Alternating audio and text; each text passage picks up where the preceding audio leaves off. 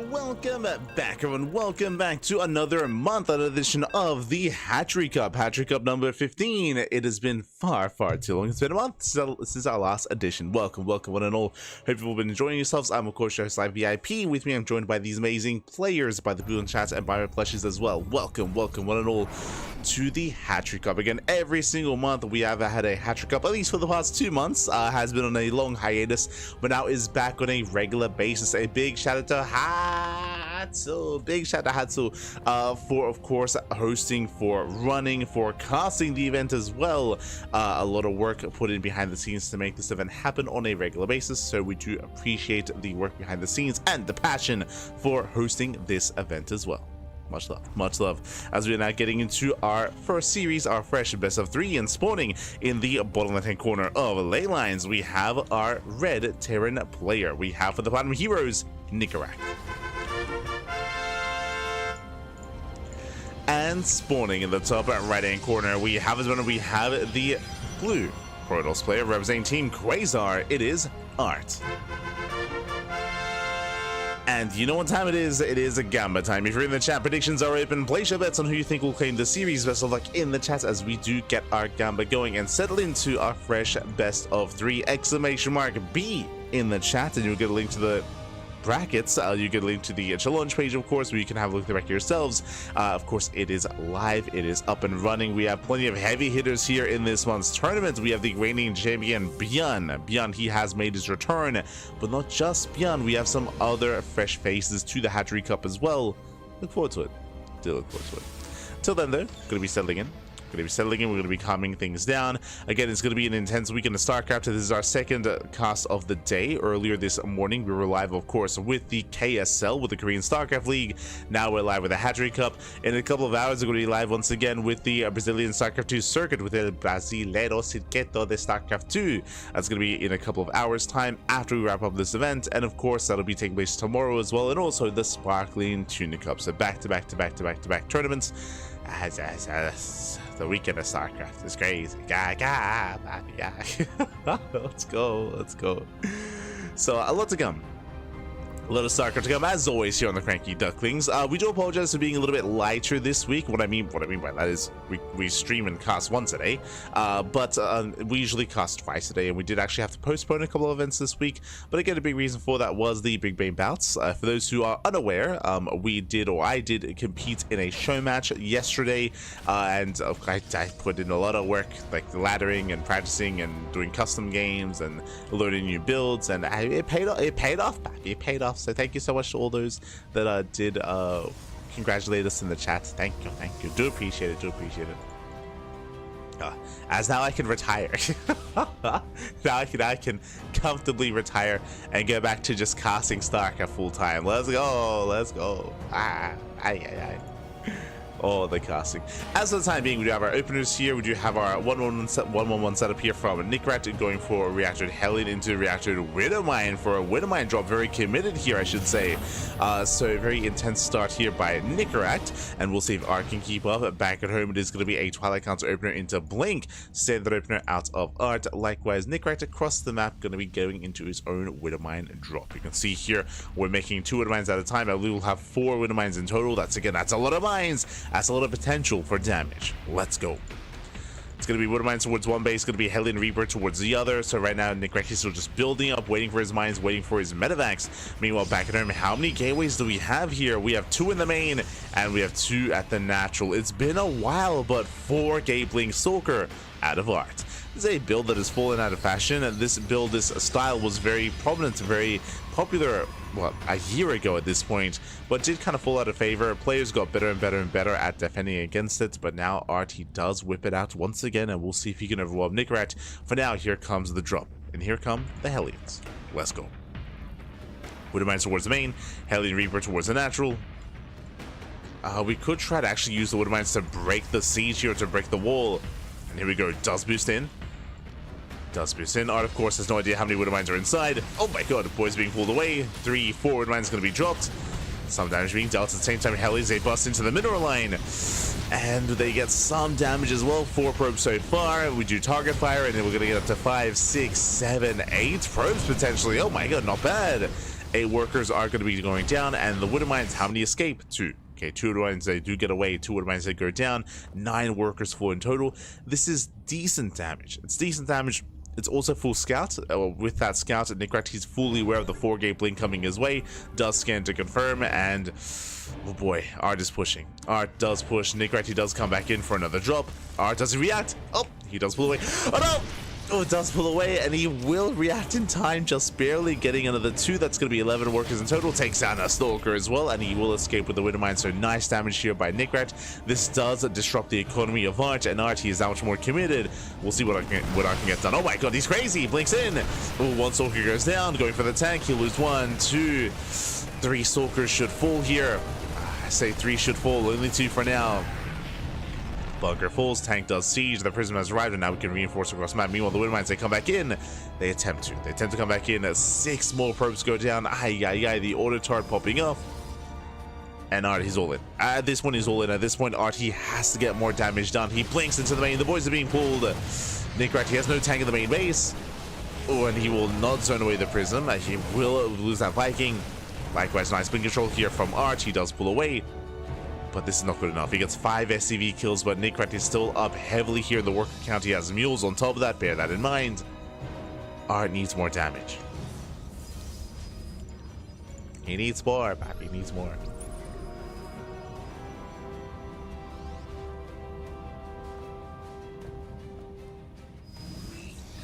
As Art rotates, oh my god, mine shots popping off, auto turret as well. 11 probes, and with that Art, he has to keep going. He does get the tank. Okay.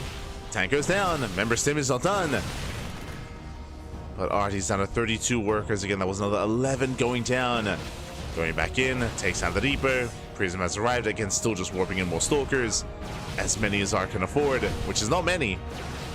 He has 4 gates, but he then warps in 3 Stalkers. There we go, another Stalker coming in. More probes going down to the auto turret. Art hyper fixated here and is all in.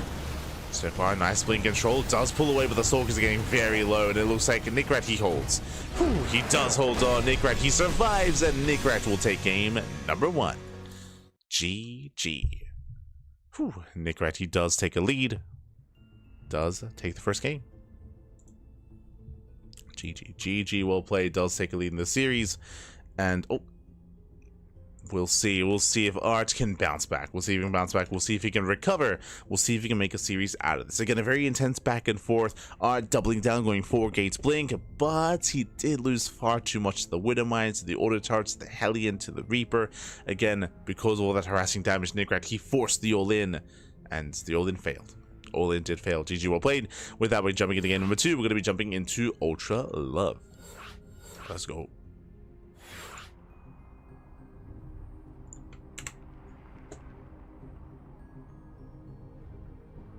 Gonna be jumping into Ultra Love here.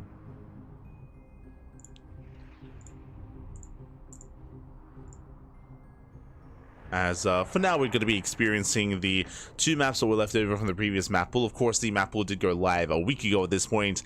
The new map pool, I should say, on the ladder. A lot of the tournaments have adopted that, of course.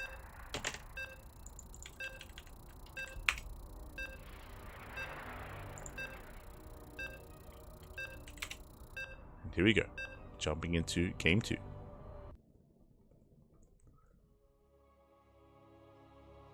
And again, we'll see if our can. I mean, personally, I'm hoping for an ace match. I'm hoping here back and forth. This is a pretty high-profile match in the first round. And we'll see how this series concludes. As spawning in the top right-hand corner of Ultra Love, we have our Red Terran player. We have our Platinum Heroes player. It is Nickrat.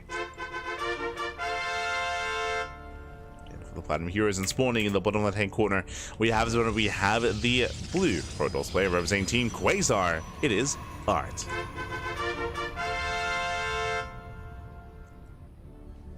So we're jumping into that second game, and I would imagine we're going to be adjusting our builds at this point. Art's being hyper aggressive, hyper committed. We might slow things down, go for a safer start into something more of an economic follow-up.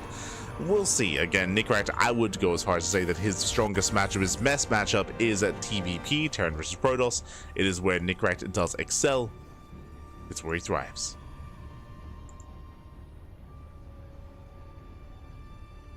Typically.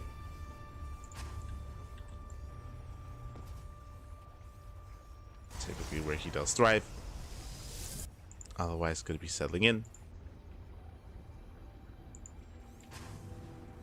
And for now, economic opener. So single gas, rack expand here by Nickeract, going for a more economic start. From Art, we'll keep an eye on his tech of choice. He can go for a Twilight Council, Robo, Stargate. There are different tech options here for Nickeract. Sorry, for Art. Of course, last game was 4 Gateblink Stalker. We're not expecting the same build 2 games in a row though. No shot. No shot. Not after revealing it here in game 1.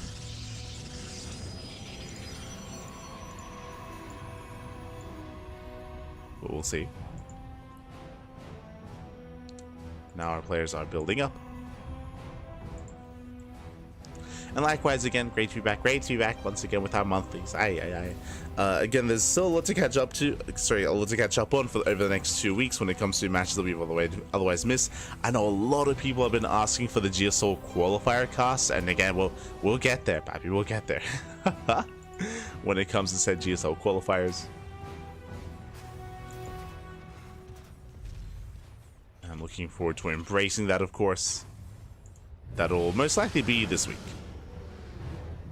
We do want to, of course, wrap up the qualifier cast before the main event occurs. Before the main event starts. And most likely we'll be covering the main event as well. I think traditionally for GSL, we typically cover the group stages. I think we usually don't cover the playoffs. So we just, you know, let the big boys handle that. It's usually how we handle things for GSL. Just group stage. For now, though, we have our tech. It's going to be a Twilight Council here from Art. No surprises so far. The real question, how many gateways? So far, 2. 2 gates in the main. From here, we can go for a 3rd gateway. We can go for a Robo. We can go for a faster expansion, faster 3rd. Technically, we can throw down 2 more gates and Robo and go 4 gate blink again. True. Could do so.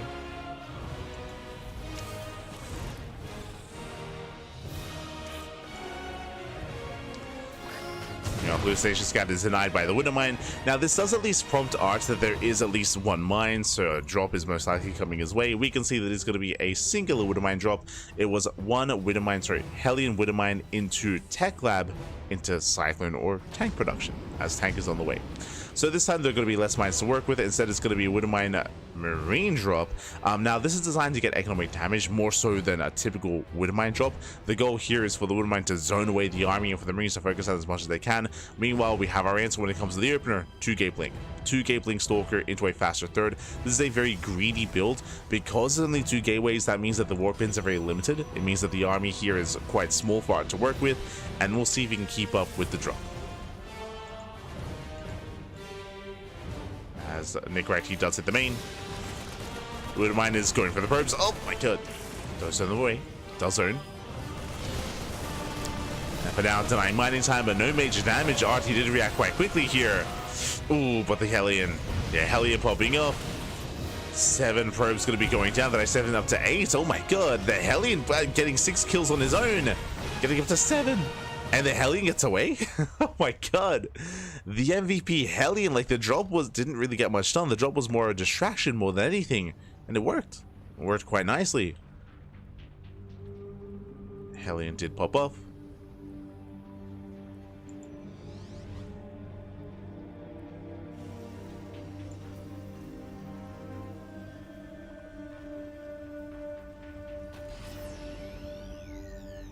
Likewise, Nickeract breaks out.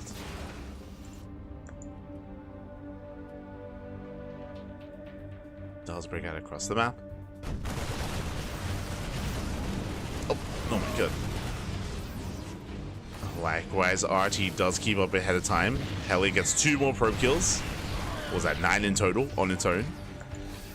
As Nickeract is pushing, but he's running out of steam, and yeah, he has to back off. Basically, the main bulk of the DPS output here for this army are the tanks. Without Marines to buffer, the tanks are quite exposed, they're quite vulnerable, so Nickeract, mature decision, does pull away.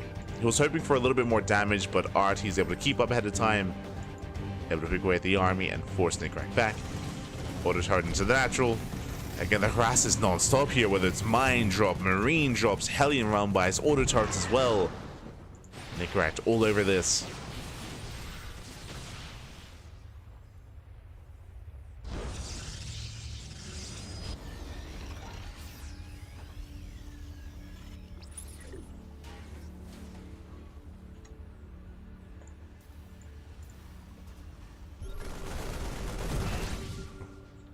So it goes down.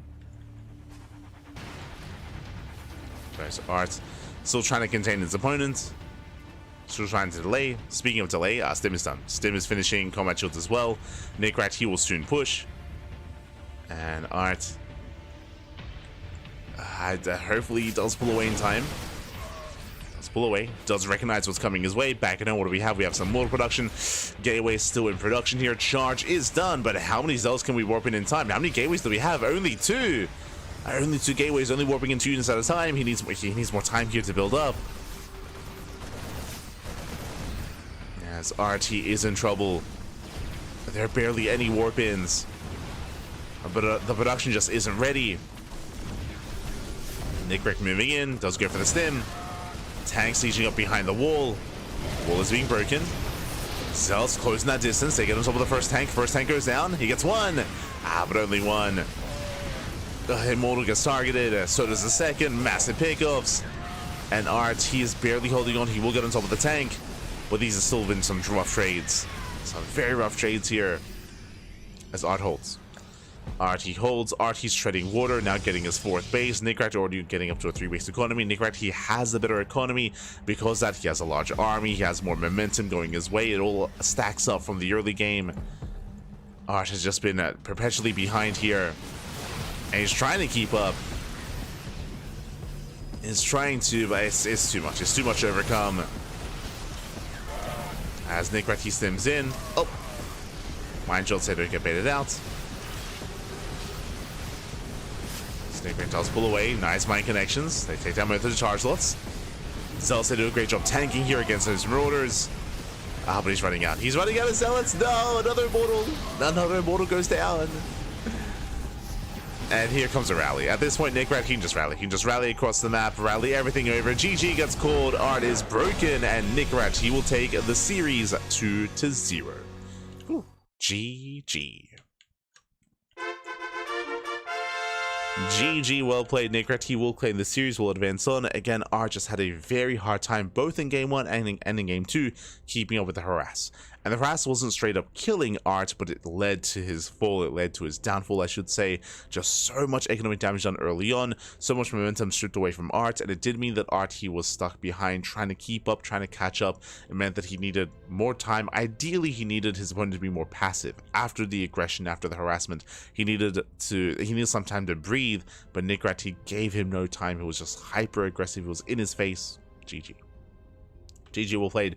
With that, Nickrat, he will claim the series, will advance on 2-0. And with that, let's follow Nickrat into the next round. Let's go. Exclamation mark B in the chat to have a look at the bracket yourselves. Let's go. As we switch our scenes over and catch up from the top, we have Gref. We have Gref versus Nishi, or Nishihi. They're facing off in the first round. They're facing off in the round of 32. Winner goes up against ByuN in the second round. ByuN is waiting patiently for the winner of that series. Likewise, Nickrat waiting for the winner of those opponents as well. Scrolling down, we have Gref. Gref takes down Mike the Mold, I believe, or takes down Mike. Does advance on to face off against Geralt. Sorry, I said Gref. Graf. Not to be confused with Graf. God damn it. But yes, Dr. Graf facing off against Geralt. Cristiano takes down Azura 2-0 in a very fast series. So congratulations to Cristiano. Waiting for the winner of Geralt and Dr. Graf. I do have the potential Polish Protoss playoff? Polish Protoss pop-off even. Facing off there between Geralt and Cristiano. Best of luck to Dr. Graf.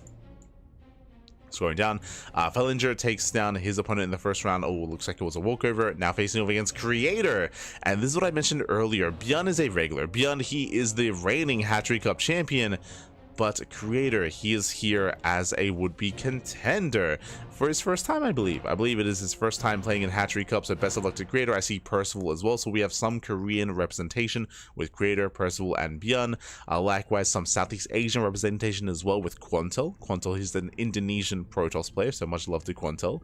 Scoring down, we have Creator versus Fellinger. We have Percival versus UAD Soldier, Strange versus Quantel, and Shameless versus Mindle VK. Oh boy, the lineups here are intense, and we'll get there. We'll get there. Again, in my mind, Nickrat versus Art was the highest profile series. But now that it has wrapped up, now that it has concluded, I would love to follow ByuN into Nickrat.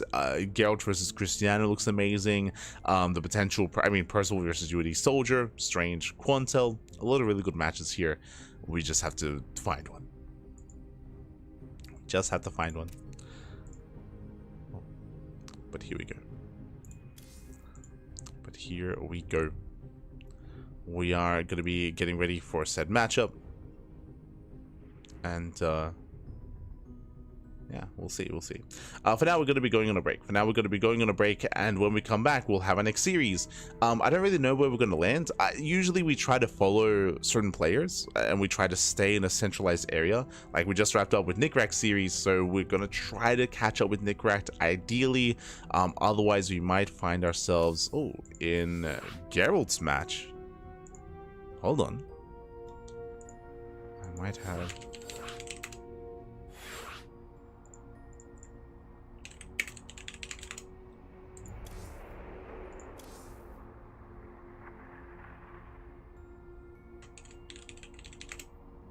Okay, hold on. I got a series, man. I got a series.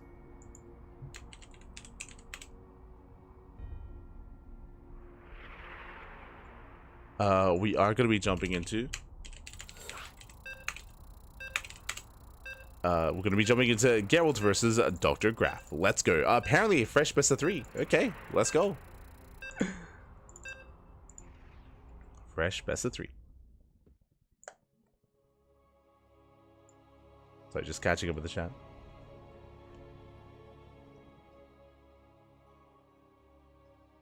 So despite quite being far behind for Art, it wasn't still looking easy for Nickrat. It's one of those things where early economic damage, the payoff for that isn't immediately apparent. It is something that does culminate and does accumulate over time, and it doesn't pay off until we get into a longer game state where that comes into play, right? To emphasize once again, when it comes to that economic damage, it did mean that the production was delayed, the expansion was delayed. I mean, the economy obviously delayed as well. Less warp-ins, delayed warp-ins, delayed tech, like it all adds up, and it did mean that with Nickrat's follow-up rally across the map, Art just couldn't keep up. Like, he just could not keep up with that rally, could not keep up production-wise because of said economic damage. So, yeah, it was insane, was intense. But here we go, we're jumping into our fresh series, and spawning in the top right-hand corner of Telkimak, we have the Polish Protoss player, the green Protoss, representing Streamer Zone. It is Geralt.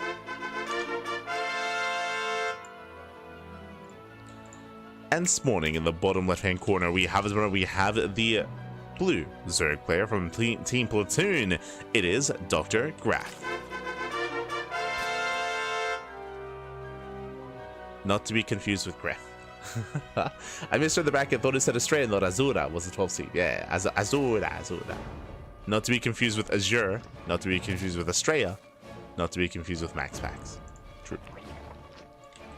As we have our initial hatch gas pool setup here from the side of our blue Zerg. Of course, like the unnatural natural. Outside of that, everything looking relatively standard. Likewise, a gate expand out of Geralt as well. Nothing crazy, nothing too wild. We're settling in.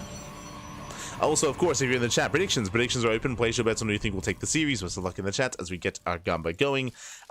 Catching him in the chat as well. Not staying very long, just testing how much watching a stream eats. All good. Take care of your bandwidth. Take care of your data. Hope everything goes well, and hope that yeah, there's no crazy permanent damage or anything. I did see Easy Fill your comments in the Discord. How there seems to be not necessarily like a blackouts, but like maybe some network outages in the area. So take care, Pappy. Take care. I'm sure it'll be okay. Single Hellion new meta confirmed. That one Hellion killed, was it 9 probes on its own? That was crazy. It was 7 initially and then 2 afterwards. It's insane.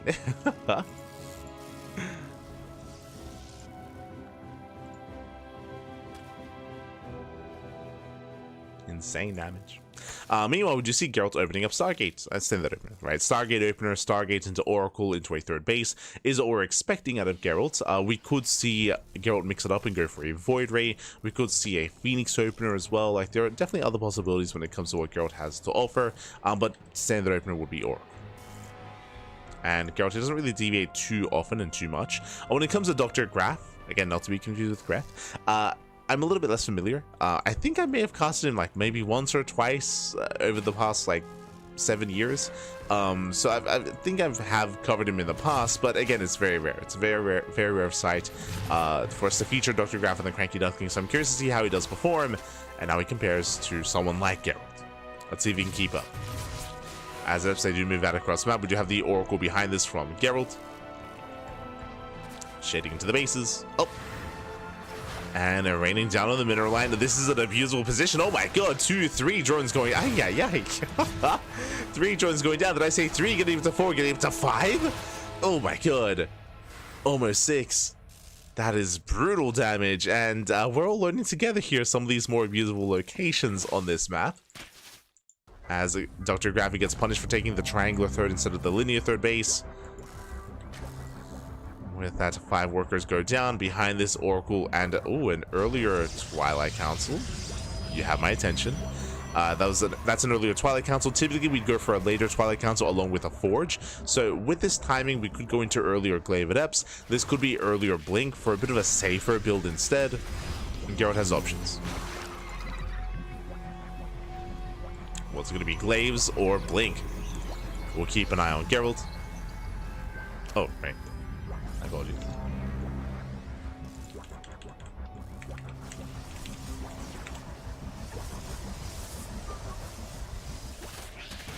Sorry, I was so engrossed. For those that are curious, there is a delay currently on stream, and I have to take that into account when doing predictions.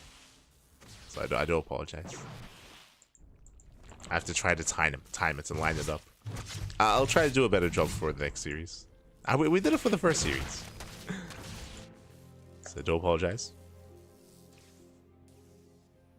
For now, though, it is going to be Blink into delayed Forge and delayed upgrades. So this is just a safe opener here out of Geralt. Basically, what this means is that Blink will finish in time for an all-in. If Dr. Graf is going for a 2-base all-in, like a Roach Walk across the map, or I should say like a German Taxi, for example, or a Queen March across the map, that does hit quite hard, that does hit quite fast. Meanwhile, the regular adepts, they have arrived, and we're getting more damage. And what do we have to defend? We have 0 Lings, 0 Roaches, 0 army units here.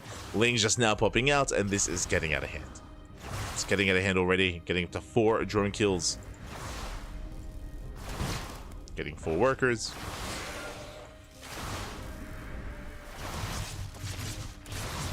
Likewise going for the Queen. Oh no, the Queen goes down as well. Ay.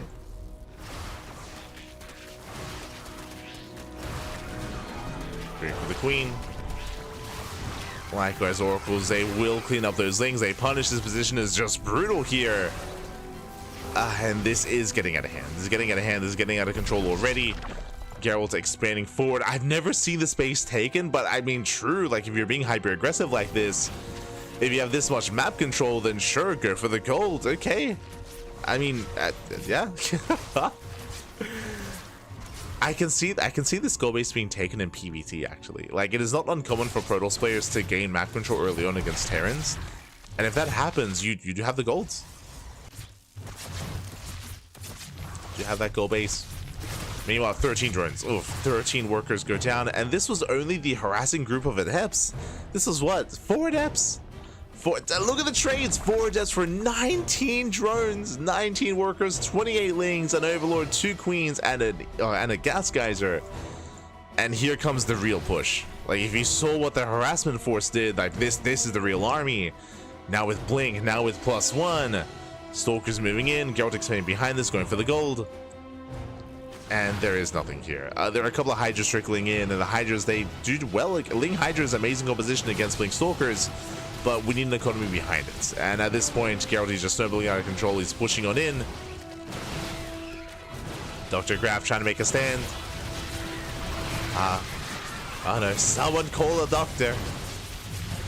For Dr. Graf. As there's no shot. Yeah, there's no shot. There's no way to get on top of this. GG gets called, and Geralt, he will take game number 1. He will take a lead in the series. GG. Whew. Here we go. See, where is Gref's Van though? Van though. I see what you did there. I see what you did there. I see what you did there.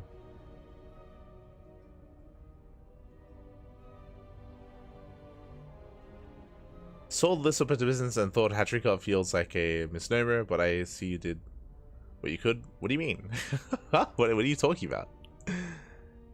We have ByuN, we have Creator, we have Geralt, Nickrat, Christiana, Percival, Shameless. Like the lineups, I would say the lineup here is pretty solid for Hatchery Cup.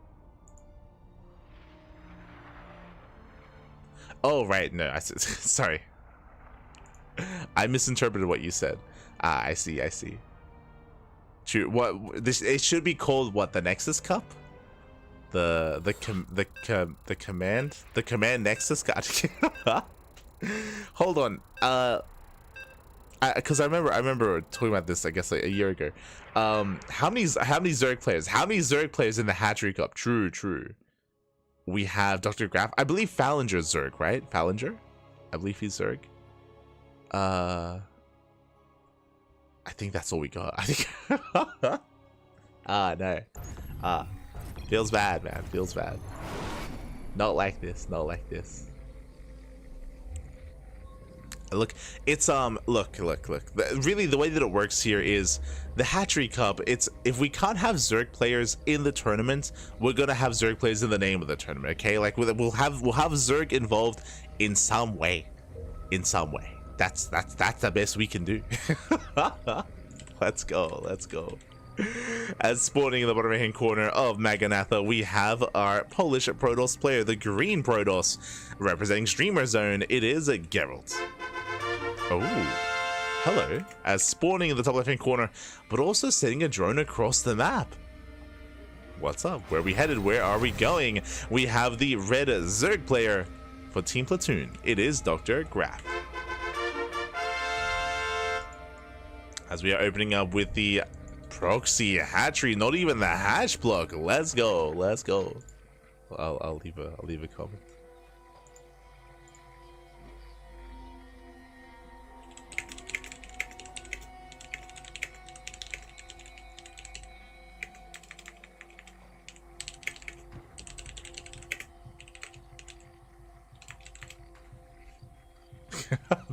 The Nexus Cup. Oh no.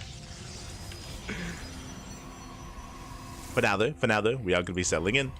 We have our initial standard opener, gate expand by Geralt, and Geralt, he has yet to even probe scout. Oh, no probe scout out of Geralt. Without a probe scout, Geralt, he sees nothing across the map, by the way. He sees nothing, he knows nothing. Very greedy choice here by Geralt. Now, welcome one and all to Maganatha. Maganatha is the largest map in the tournament map pool, or in the map pool period at the moment. You don't get bigger than Maganatha. And Geralt, he believes that he doesn't need to scout because of how large it is. And really, bam, that's when Graf pops off. The doctor is in, baby. The drones have arrived. The spine rush is upon us. Now behind this, we're pulling out of gas. We have Ling speed, no roaches. This is not a roach rush variation. This is spine rush with queens with lings. And Geralt still has no idea. Now he's going for the Stargate. Now reactively, can he survive this?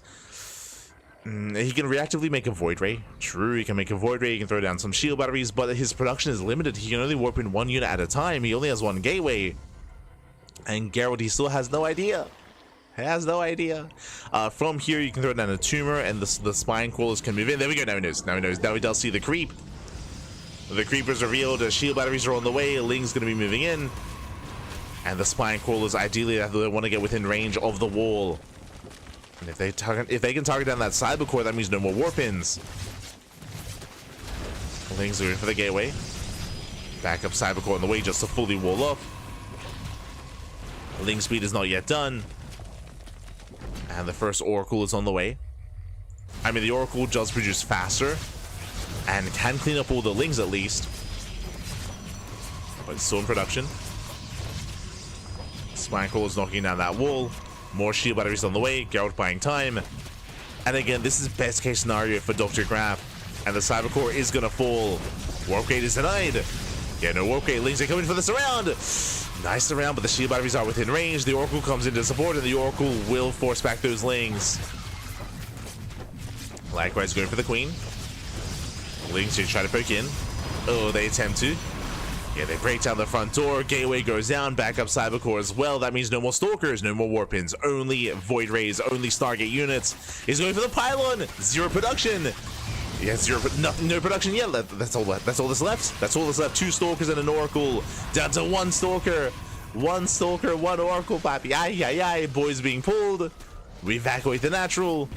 Lings, ideally he wants that Stalker. Oh, doesn't quite get it though. Again, the Oracle does have a lot of energy. But Dr. Graf for the Hatchery Cup. Let's go. For the tournament, he's here for it. And he should be able to get the surround. Yeah, he should be able to get that surround. Oracle going for the Queen. Lings, they pop up. Ooh, they will get the Stalker. Yeah, Stalker surrounded. Oh, the shield at the Stargate is repowered. Void Ray has arrived. And Geralt, can he hold on with 1 Void Ray, with 1 Oracle? There's only 1 Queen. The reinforcing Queen. Come in, baby, come in. The Spore's done. Backup Queen has arrived. A Spore will zone, and the Spore will ensure the natural should fall. As the Spore does so much damage to the Void Ray. Geralt, oh, he does leave it idle. Yeah, a bit of miscontrol there by Geralt. The Void Ray goes down. Spine is moving in. And the Queen almost takes out the Oracle. Almost. There's 1 Void Ray left. It's coming. I would love to see a backup Spore. We need another Spore here to defend. Another Queen. Drone is coming in. We need that Spore as quickly as possible. Spine Crawlers are trying to get within range of the wall. Likewise, we're moving in as well. We have 2 Queens. 2 Queens will not win this fight though. Yeah, the Queens are being targeted. The Spore will finish. Lings, they're going for the wall. Spore finishes, takes down the Void Ray. Up, doesn't escape. Lings, they get in. No shot. Lings, they bust in. Another Void Ray has arrived. And with the power of the Void Rays, Geralt holds. Yeah, Geralt, he holds on. He fully walls off. He has a Void Ray, cleans up all the Lings.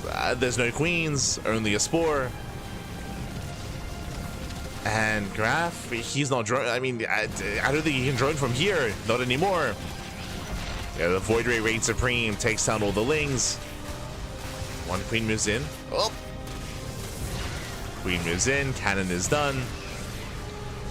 Another Void Ray's on the way.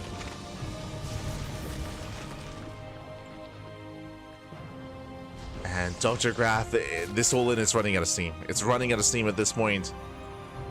Yes, more Spores, more Spines on the way. But now it feels a little bit too late for this. There was potential. If only there was an earlier Queen. If only there was an earlier Spore. If only we were able to pull back and save a Transfuse. There was potential. There was a lot of potential here for Dr. Graf. But Geralt, now he's got 2 gates. He's got cannons. Warp Gate is being rebuilt. Oracle gets across the map. Thankfully, there's a stasis. And Dr. Graf, he's running.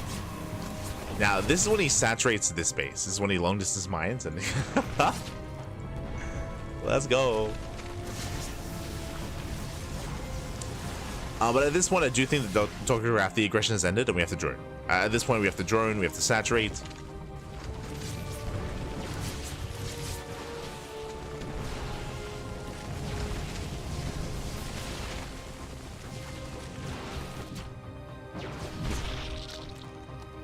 Spine does fall. Down goes the Spine.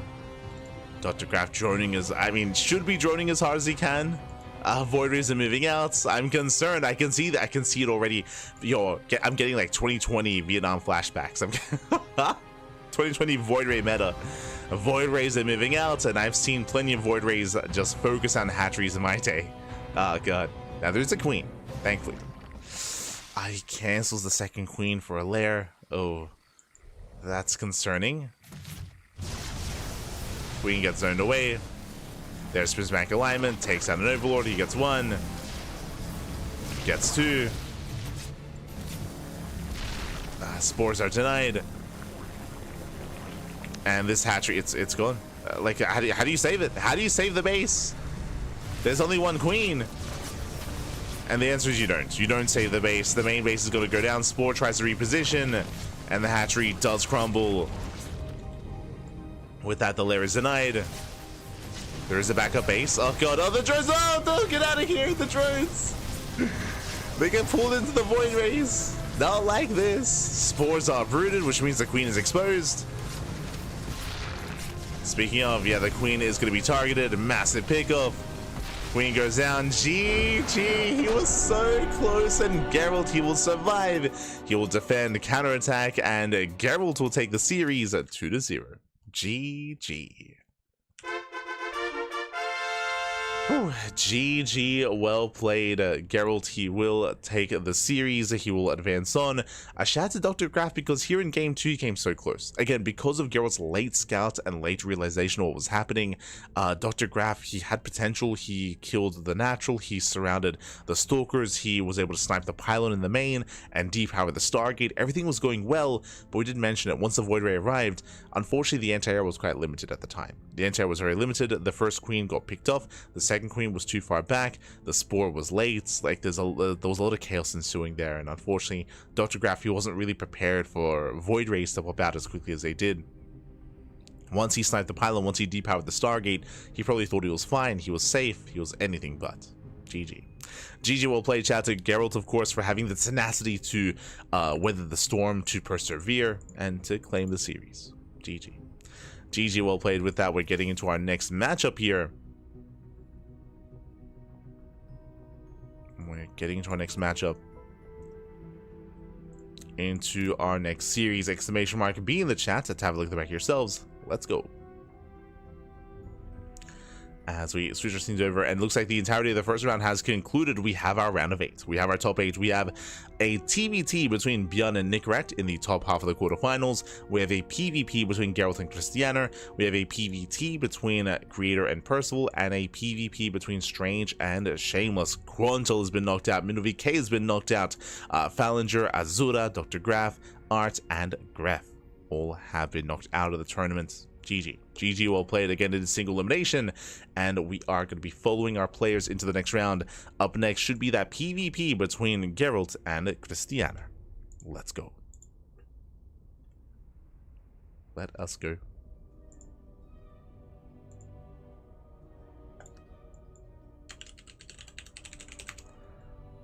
As we are getting into that next game.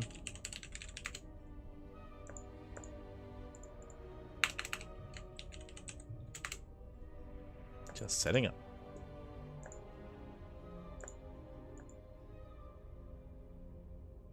No Hatchery Cup. that's a nice way to end that game. True. No Hatchery Cup. Smurge, papi, smurge. But up next we have our quarterfinals. Vitas are underway, and we'll soon jump into that PvP. We'll get there.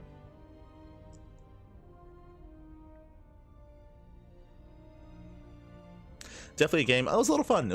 I appreciate that game for sure. Again, like, I can see that series going to the ace match. I can see Dr. Graf overwhelming Geralt and knocking him out there. Again, there was definitely a lot of chaos ensuing, and a lot of it did come down to the lack of probe scout. As we mentioned, Geralt, he did choose not to probe scout in game 2, and the worst case scenario as a result, it was crazy, it was intense. GG. GG, well played. With that, we are going to be going on a short break. When we come back, we'll have Geralt and Christiana ready for you. We'll see you soon. See you soon. Bye. See you soon. Go.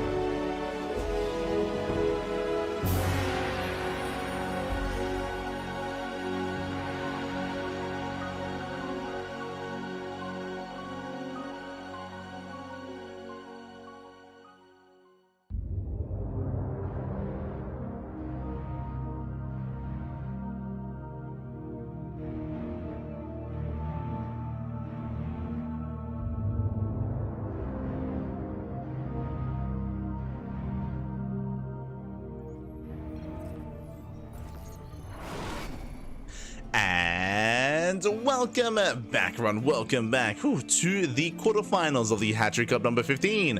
Oh, I just realized that I'm using the wrong overlays. If you didn't notice, don't worry about it. You can tell we were casting the Korean StarCraft League earlier today, and you can see down here it says Korean, it says KSL. So hold on, un momento, papi, un momento, while I fix something that I'm sure no one noticed until now. It's fine. Bam, there we go. As spawning in the top left hand corner of Persephone, we have the Polish Protoss player. We have the green Protoss representing Streamer Zone. It is Geralt. And spawning in the bottom left-hand corner, we have the other Polish Protoss player, the red Polish Protoss representing Offside Esports. It is Cristiano. And if you're in the chat, you know what time it is? It is Gamba time. Predictions are open. Place your bets on who you believe will claim the series. Best of luck in the chat, as there is plenty of history between Geralt and Cristiano. They are two of the best Protoss players in all of Europe. They have been rising through the ranks over the past couple of years, and at this point, they are very close in skill. They often go back and forth. I would say that Cristiano typically has the slight edge over his opponent, but by no means does that mean that it's typically a dominant performance. We do often see them trade back and forth, blow for blow, and we have often seen Geralt take down Cristiano and vice versa as well. So it's going to be a close one. Best of luck. Best of luck into chat. For now, 2-gate opener. 2-gate opener out of Cristiano, 2-gate opener out of Geralt. Cristiano does go for the pylon, though, out in the center of the map, setting up for a proxy. Now, this is a prime location for a proxy Stargate, if we didn't want to go for an all-in. Otherwise, we'll see if we commit to a proxy Robo. What's it going to be? There it is, proxy Robo, one base all-in from Cristiano. He is going to commit. Likewise, opening up initially, revealing his first set of units. Robo's in production. Geralt setting up for his expand, going for his Sentry Stalker opener. Standard opener out of Geralt. Cristiano, he does cancel the Zealot. Sentry is initially revealed. The Stalker is not. Once again, that's how he was able to afford that Robo. Now, Geralt, he should be scouting for the pylon, aware that the pylon is missing. Is searching. He's out on the map, fanning out his units. Pylon block designed to deny an expansion, but again, Cristiano hiding this well. The Immortal's on the way. Here comes a backup pylon. Geralt, he believes that he's looking to expand. He believes it's a standard opener. Again, it's anything but standard. No Robo expansion. Geralt is being caught with his pants. The pants are completely down, papi. Aye. The pants are down, and the Immortal is out. The Immortal is out of Cristiano. He's pushing. He's moving in. Prison behind this. Third gateway is also 3-gate, 1 base all in with the proxy Robo. And Geralt, he has no idea. He had no idea. Shield battery will help, will delay. Force fields are going to be so crucial here in the defense. But last, he locks in the Immortal, but who's locked in with who? The Immortal takes out the Sentry, takes out the Stalker, takes out everything. The Immortal will survive. The Force fields, they do nothing. They do nothing, papi. Aye. And Cristiano, he's done it. He has broken the natural, does force a cancel. Back in the main base, we do have a backup shield batteries on the way. Backup pylons as well, throwing down extra gateways. But Cristiano, he has arrived. He has high ground vision. And Geralt, again, he was just completely caught off guard. He believed that the low ground pylon was the second pylon. This was the third pylon, not the second. Third pylon was missing. And Geralt, he had no idea. He believed he was safe. He was anything but. Nice force fields holding down the Sentry. Sentry barely does survive. More Stalkers warping in. And Blink is not going to factor into this. There's only one gateway. He's working in 1 unit at a time. The gateway's about to go down. 0 production buildings, 0 gateways left. They're being rebuilt as we speak, but they're not available. They're not here.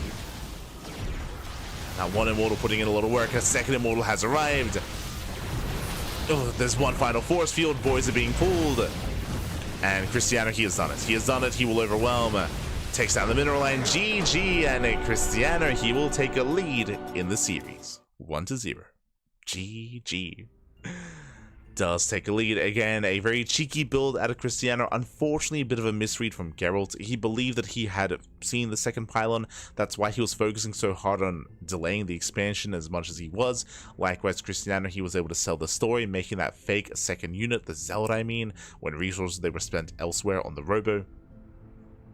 So Cristiano, he sold the story. GG. GG, well played. With that, Cristiano takes the lead, and now we are jumping into game number 2. Let's go. Jumping into game 2.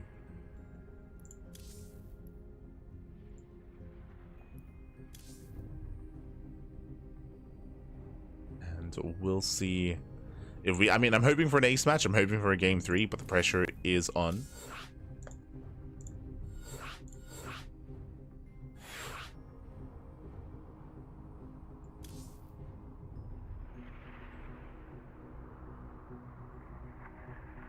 Pressure is on, and game 2 is going to be on Tokamak. Likewise, the entirety of the quarterfinals are currently underway. They're all underway, all the matches happening at once. When it comes to the semis, I know that some people typically do ask about this, whether or not we'll be covering both semifinals. If it lines up, then we might, but for the most part, we are not holding the semis. They're going to be taking place at the same time.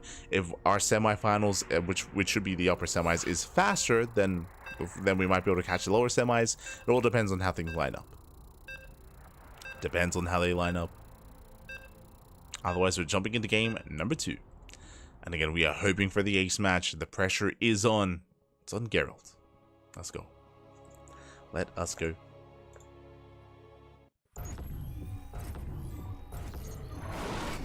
And spawning in the top right-hand corner of Tokamak, we have the Polish Brodos player, the green Brodos, representing Streamer Zone down in the series. We'll see if he can recover. Give us that ace match. It is Geralt. And spawning in the bottom left-hand corner, we have the red Polish Brodos player representing Offside Esports. It is Cristiano. Here we go. So jump into game number 2. We're setting up at the high ground, and we'll keep an eye on any pylons, on any proxies. Just catching up with the chat. How are you today? I'm very tired. Of course, this is our second broadcast of the day. We were live earlier this morning with the KSL, with the Korean StarCraft League, and of course, even earlier this morning with the Big Bang Bout show match. How did your tournament go?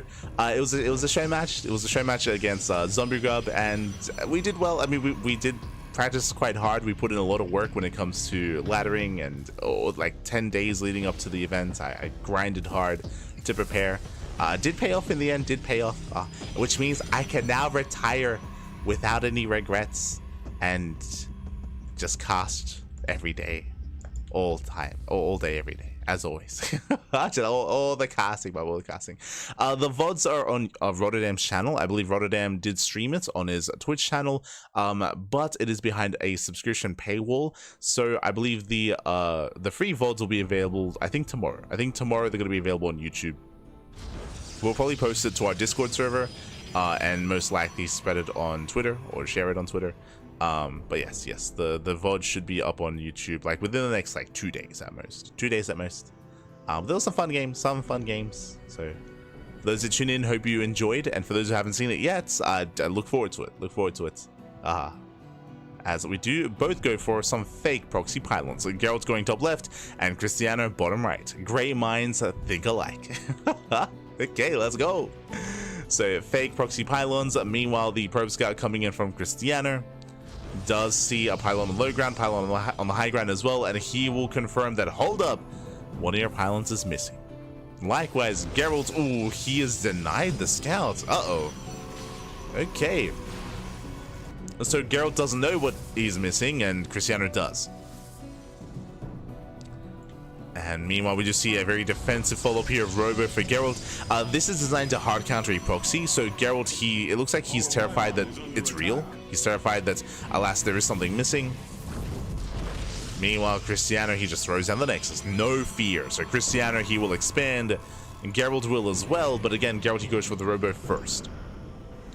So very safe response here by Geralt. Hallucinations will be moving out. Cristiano, he confirms the Robo, and he also confirms the expansion. With this, Cristiano, he has gained map control. He'll be able to throw down his own Twilight Council, get into Blink. Ooh, throwing down his own proxy across the map to reinforce. He shouldn't commit too hard, bearing in mind that there's going to be Immortal production on the way for Geralt. Bear that in mind. I'm loving the hallucinations. And moving in, very nice force field. Locking away the sentries and going for the shield battery. And the shield battery is going to go down. Nice pick up. Oh. Nice pick up, likewise collapsing on the Stalker. Oh my god, locks him in! There's no escape for the Stalker either. And again, the hallucination doing a great job just tanking shots. And Cristiano, he's overwhelming. The Immortal will arrive. It will eventually defend. But it's getting out of hand. It's getting out of hand. And one Immortal is good, but on its own, it can't do much. Thankfully, no more force fields. Shield battery is done. Hallucinations run out. He's going for the Immortal, but yeah, the shield battery is complete. And Geralt holds. Geralt, he holds on, without bleeding out another sentry, though. And again, this hold is still brutal. Still bleeding out more units. Cristiano moving in. Blink just began.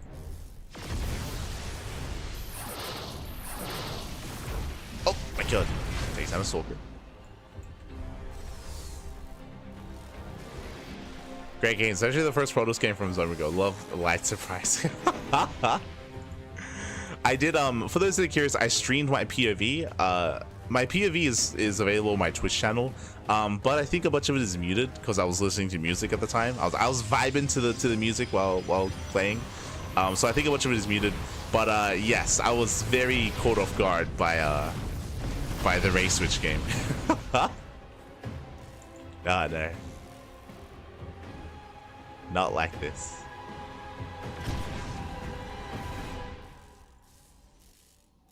As behind this, you see Cristiano. I mean, he gained a lot of value here. Look at the trades. You can see Cristiano, he was able to pick off the sentries, a shield battery, a couple of probes, a Stalker as well. Overall, did outtrade Geralt. But Geralt, he is secure, he has the Immortals, and this is a 2-base all-in. Yeah, this screams 2-base all-in. Because all the damage that Geralt has taken, he knows that he cannot get into a longer game state. What do we have? We have 3 gates on the way, 3 already done. That's going to be a 6-gate 2-base all-in with Immortals and Glaive Adepts. Glaive Adepts, they don't scale too well into a longer game. That's why, but they do fine in the early to mid-game.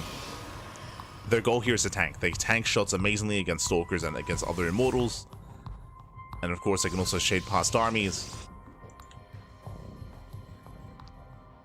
Geralt, he does take the expansion, but he's still committed. Throwing down another gateway. Jesus. Oh my, how many gates? Oh my god. It was initially going to be 6. We're getting up to 8 gateways. Ay, ay, ay. So it's going to be an 8 gates all in. Stalkers, they poke forward. They catch a Stalker initially. Not bad. Remember, Cristiano, he has Blink. He can poke in. He has control. Likewise, he gets eyes on the 3rd. Oh, going for the Immortal. He gets 1. Massive pickup. He gets 1 Immortal, and Geralt, he's in trouble. Geralt, he's in so much trouble here. Before he can really get the gateways underway, he's going to lose every single Immortal. And before the all-in hits, before the Glaive Adepts really come into play, it's over. It's over before it began. Cristiano, just too much momentum, just too much snowballing out of control. Gets into the main, going for the Robo. Robo goes down. 0 Immortals left. Behind this, taking a 3rd. Adepts, they do shade into the main. They do warp into the main. They're getting some counter damage, but it doesn't matter. It pales in comparison. I say that. It's a lot of Adepts. Jesus. It's a lot of Adepts shading in. A lot of workers are going down, just committing to the warp-ins.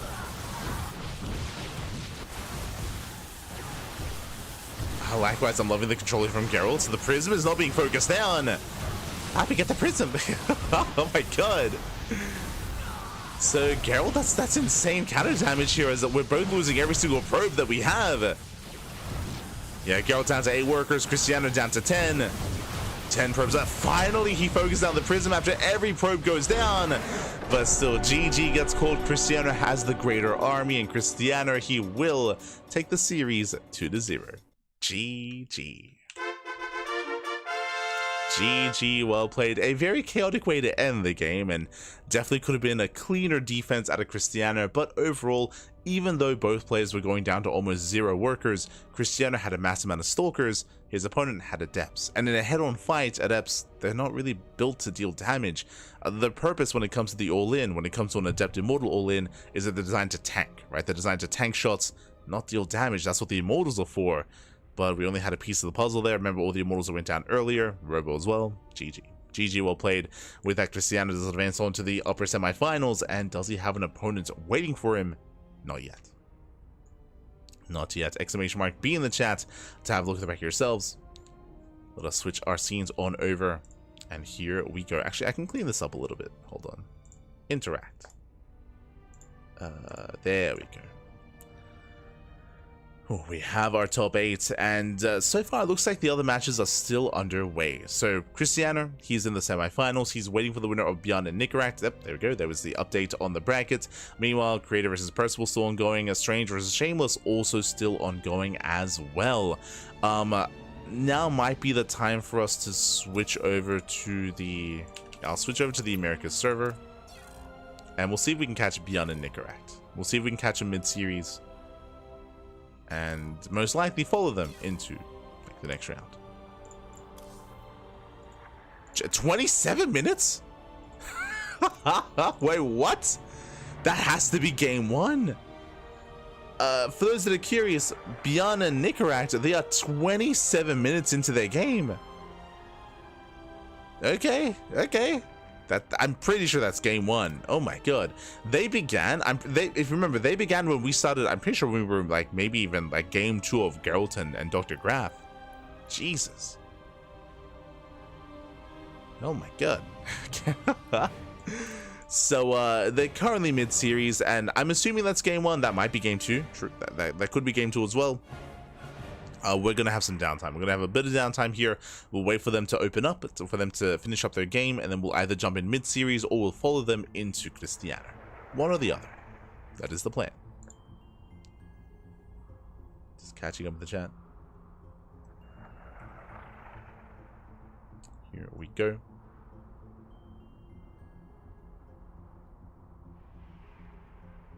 Was Cristiano really ahead? They both had equal worker counts and army supplies before he took the bad fight.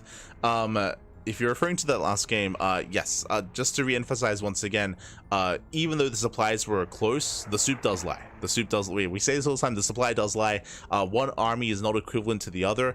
One player had Mass Blink Stalker. The other player had a handful of adepts. Glaive adepts, true, but glaive adepts do not scale well in head-on fights against Blink Stalker, so even though both players may be going down to 0 workers, Cristiano, he has more DPS and firepower to either destroy all the buildings or to just kill all the adepts. So unfortunately, Geralt, he wasn't really built to have that kind, to be in that kind of game state, to be in that kind of base trade against another army, right? So yeah. The supply does lie with that catching up.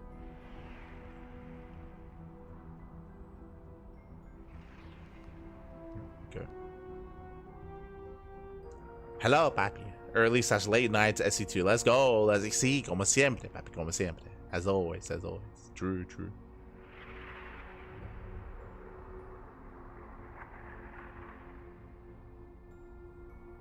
Yeah. As well as, man, I really hope the next bounce patch reduces Circle's effectiveness. The unit is way too dominant, making the meta too boring. I don't think I would agree with that. Talking about the strength of the Stalker.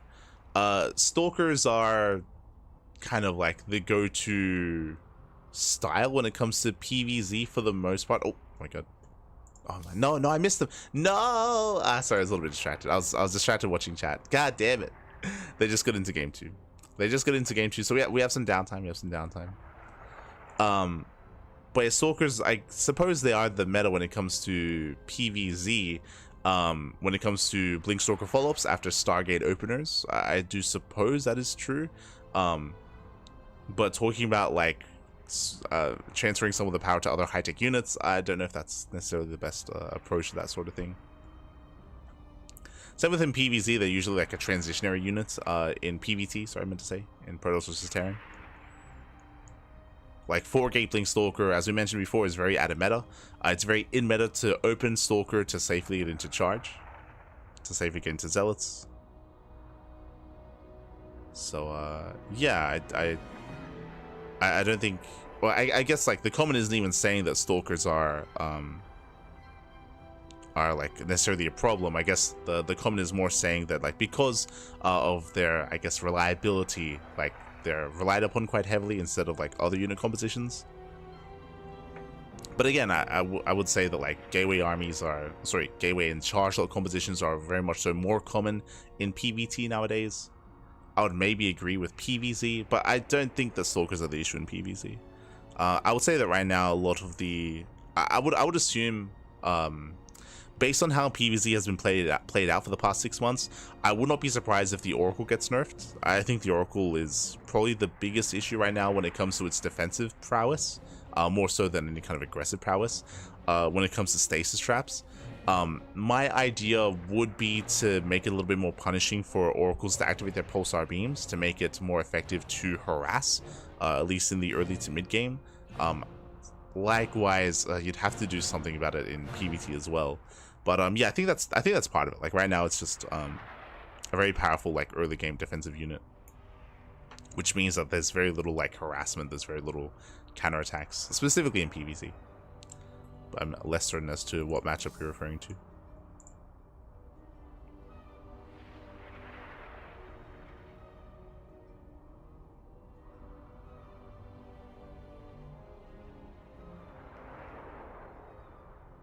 Here we go.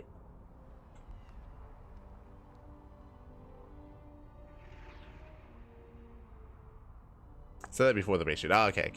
All good. All good.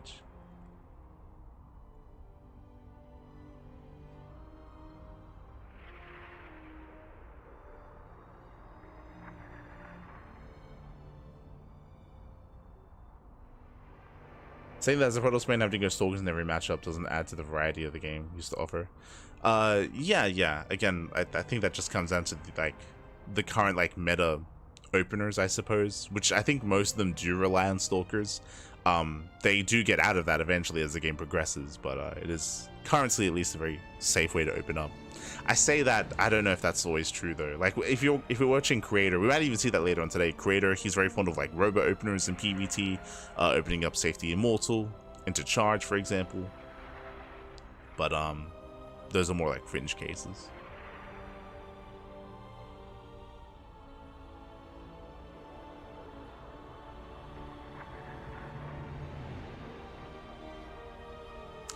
But with that, with that, we have a next series. So Vitas are underway. We're going to be going on a short break. Up next, ByuN versus Cristiano. ByuN versus Cristiano is coming up next here on the channel. Looks like ByuN versus Nickrat just wrapped up. We missed out on game 2, but it lasted like a minute. Like it was a very short game 2. Very short game 2. Just wrapped up.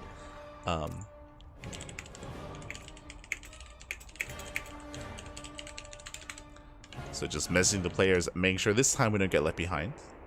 We're on it. So up next is going to be ByuN and Cristiano.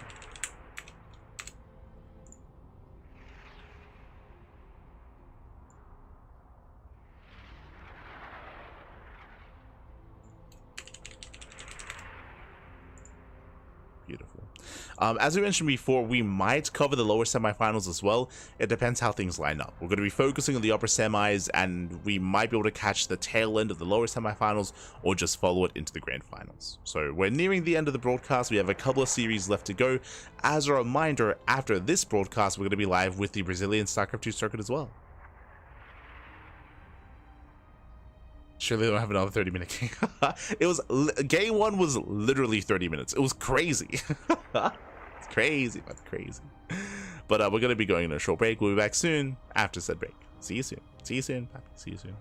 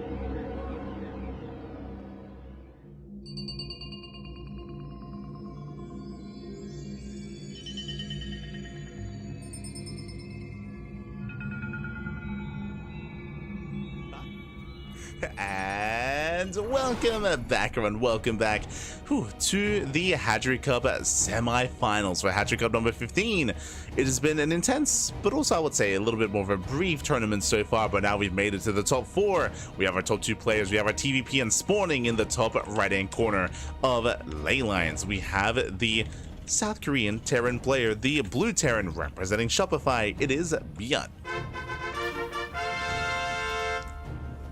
And spawning in the bottom left-hand corner, we have his opponent. We have the red Protoss player from the land of Poland, representing Offside Esports. It is Cristiano.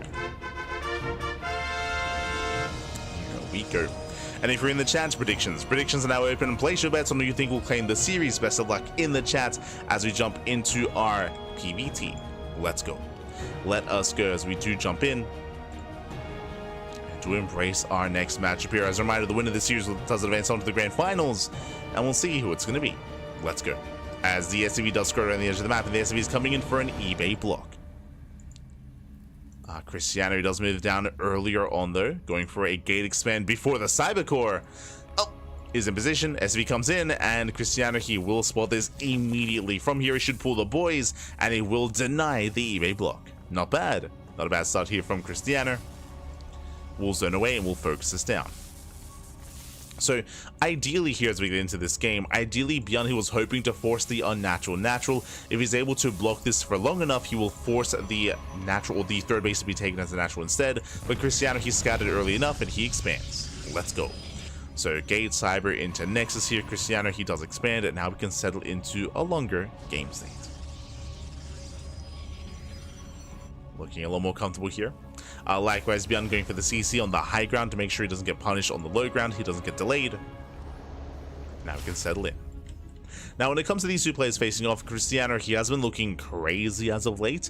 For those of you that are watching Sparkling Tuna Cup, you'll know that Cristiano did take down Cure in a very, very intense series. 2-0, actually. It was a crazy performance from Cristiano, and it wasn't any cheese either. It was solid mid-game. Like, solid mid-game here from Cristiano, mid to late game as well. So I do believe that Cristiano can bring ByuN down. ByuN is still favored coming into this, but I can definitely see this going to the ace match, and I can definitely see Cristiano bringing ByuN down as well. Let's go. Just catching up with the chat. Likewise, recalls back home to zone away the initial Reaper. Reaper does scout the Twilight Council. Reaper is aware. So go back in. Does go back in to confirm. Behind this, your next goal as a consecrator should be to aim to play and win more tournament series than you have casted so far. Cap. We've casted more StarCraft than anyone else, man. That's crazy. That's crazy. No. Nah. We retire, baby. We retire. I wouldn't be opposed to, because I know that Roddy, he doesn't like necessarily like inviting people too often or too frequently. But I wouldn't be opposed to, like, I don't know, like in like 6 months or something, coming back on for like a ZVP, like a proper ZVP. That'd be fun. Would be fun.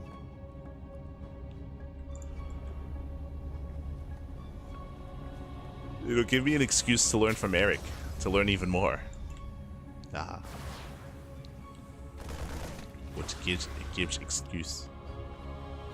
1:25 AM right now in Korea. ByuN is a monster, such a grinder. Mate, this, you ain't seen nothing yet. ByuN, he's the kind of player that does regularly pull all-nighters to play in non-stop tournaments. Every Monday. So Water TV Monday into Monday Night Weekly into Biggest War Monday.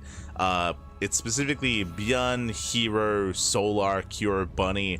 There's like an elite team of Koreans and Europeans that stay up and they play in all 3 tournaments, and they play StarCraft 24/7. It's crazy. It's crazy. Cristiano is not one of them. Geralt is. Fun fact. Geralt is. Oh no! As Module comes in, late reaction, late pull away, and with that 4 probes go down. A very chaotic defense here from Cristiano. Ay. Was otherwise distracted. And with that, ByuN even gets away with both Widow Mines. Strong start. Very strong start. Does get away.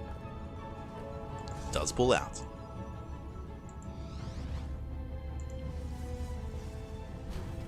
From here, we do have ByuN building up back at home, getting to a zone 3-1-1 setup.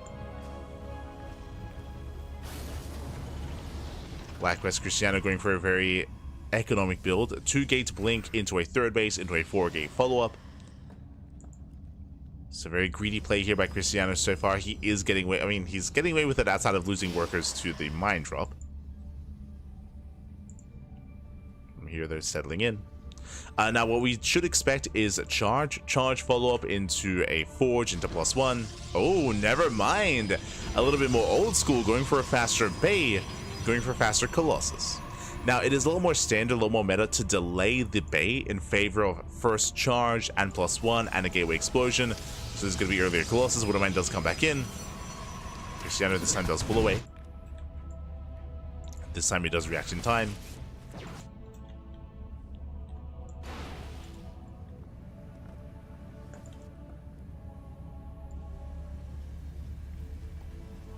Likewise, another mine drop here into the main base, and I'm loving the retargeting here, getting another 3 in total. So 2 in the main, 1 at the 3rd, 3 in total here. ByuN popping off. Getting how many? 7 worker kills so far.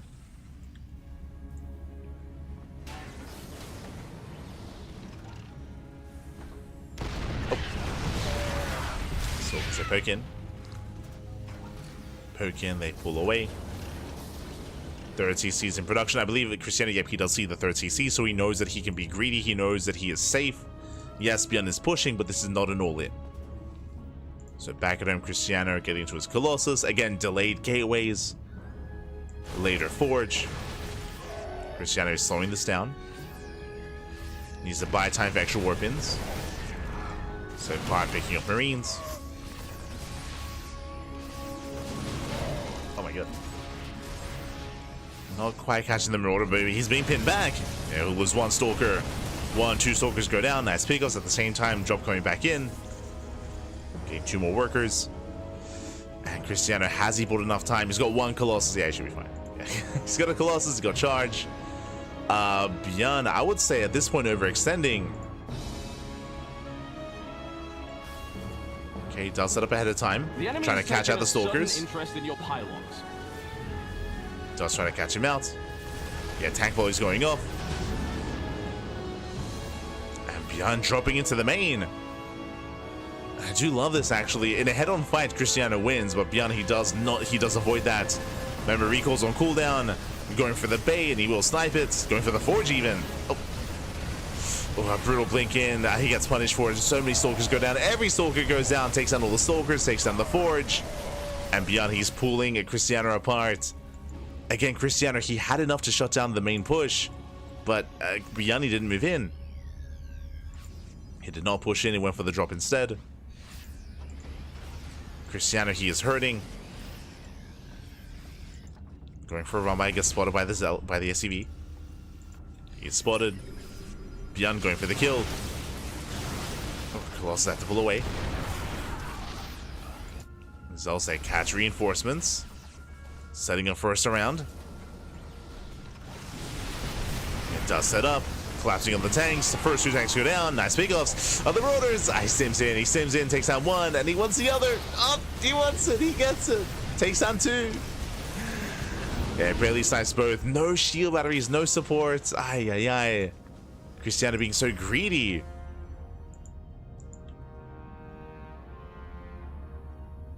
And with that, the supplies are close, but it's anything but. ByuN, he was able to snipe both high-tech units. That means that Cristiano, he's falling further behind. His army just doesn't scale as well. He does have that 1 Colossus. He needs more Colossus, more of an economy, more bases. Cristiano has some catching up to do. And again, that was a very cheap army for ByuN. ByuN did lose all of his tanks, but at this point, they've served their purpose. At this point, we are done with tanks.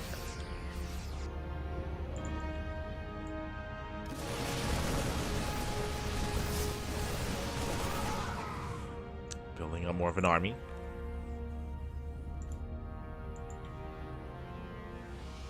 Double forge on the way for a double. Right, +1 was denied. No shot. I forgot. +1 was denied. Yes, the restart +1. Going double forge to catch up. And if ByuN is passive, then Cristiano can recover. But ByuN, he's moving out. He's moving out once again. He's got Vikings sprinkled in. He's got Ghosts on the way for EMPs. Now there's a world. If Cristiano, if he can force field this army, if he can cut it in half, then he can take a fight. Zelrame moves in. Takes down the Marauder. Catching up potentially some Ghosts. Not quite. Ghosts, they do slip away. Zealots, they bring back the army. They delay the 4th CC. Not bad. They get 3 SCV kills. Cristiano doing quite a lot here. Or doing what he can. Behind this, going into Disruptors, we have triple robot production on the horizon. Again, Cristiano, he still needs a little bit more time. Un poquito más, papi, un poquito más. He needs those Disruptors.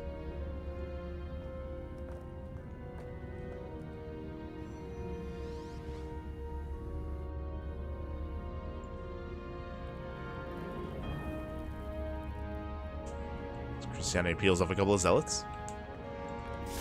ByuN does find him.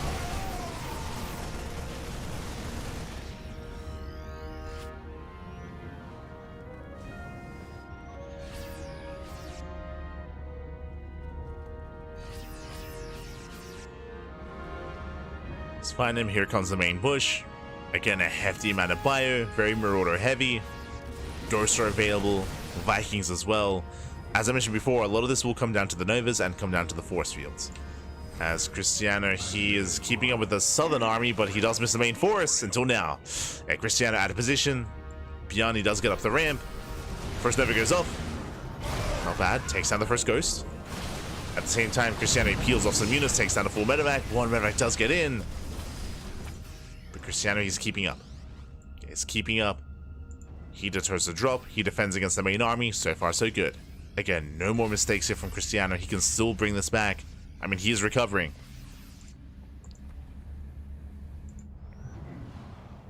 As how many Novas does he have? 6. Soon to be 8. So 8 Disruptors here for Cristiano. I'll say that ByuN, at this point, he has to rely on his multitasking. He has to rely on going for counterattacks, going for multi-pronged aggression. Speaking of, dropping to the main. Oh, Cristiano does run into the main army. There it goes off. Decent connection. So he does force field, some panic force fields, just trying to buy some time. Drop gets cleaned up. Zelda run back across the map. So he does get into the bases. See Cristiano trying to catch ByuN out. Does try to catch him out. Zealots are being cleaned up. ByuN, he had an army back at home. And both armies are maxed. Both armies are maxing out. Now, ByuN is still one step ahead because of his earlier lead. Oh! There it goes off. Good connection. Very nice. But ByuN's lead here is his tech, his Liberators. Liberators are on the way. And right now there's no good answer. Stalkers, they're a bit of a band-aid solution. But Liberation is coming. DT counterattack on the way. There is no turret. As DTs, they bust into the mineral line, they do blink in. SCV's going to be going down. Novas, they thrown away. Vikings, they bleed back the Colossus. But that's going to be 12 SCV kills. Does force out EMPs. Still trades against the army. Cristiano, he's back in this. He's getting more damage. Likewise moves in. Never goes off. And Novas, they pop off. They get into the middle line. Massive connections.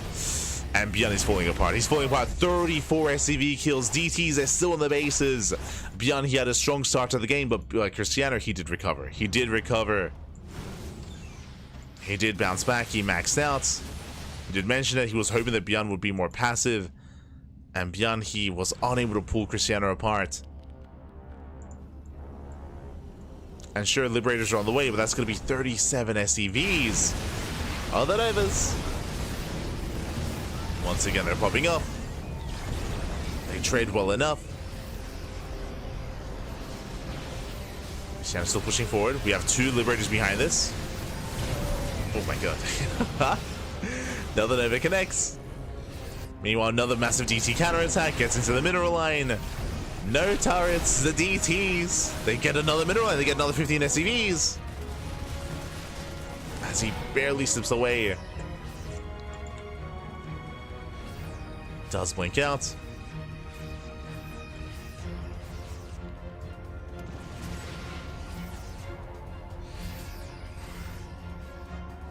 Christianity rotates. Does rotate around.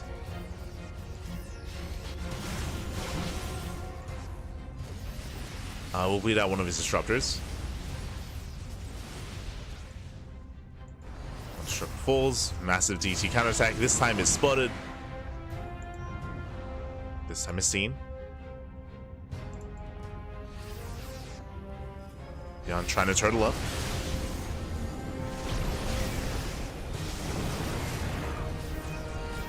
Does try to turtle. DTs, they actually come together with a main army instead. In the back line. Oh, pretty EMPs. Yeah, massive EMPs on the army. Disruptor's going to be falling.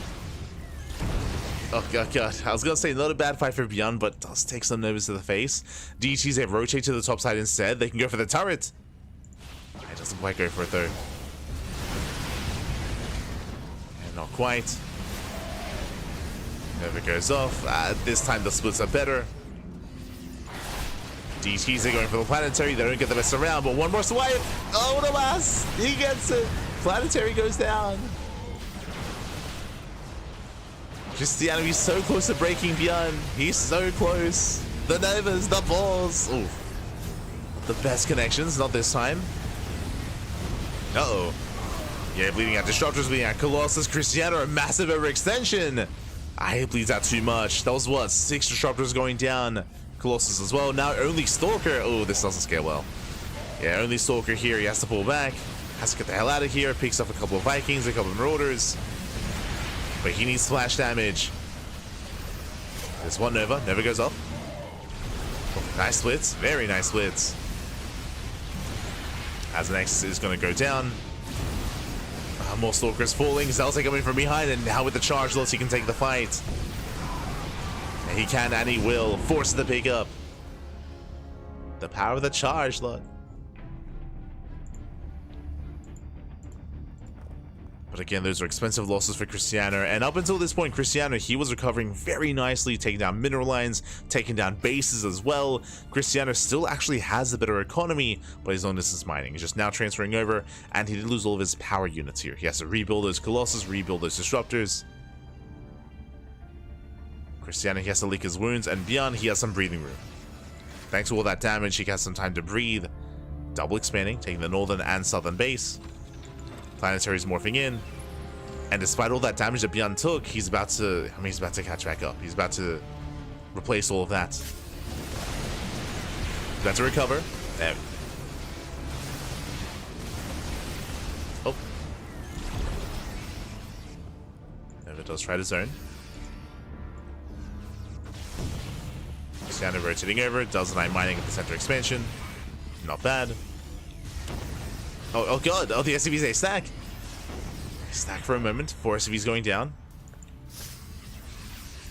Meanwhile, Liberator across the map gets 5 probe kills. Oh.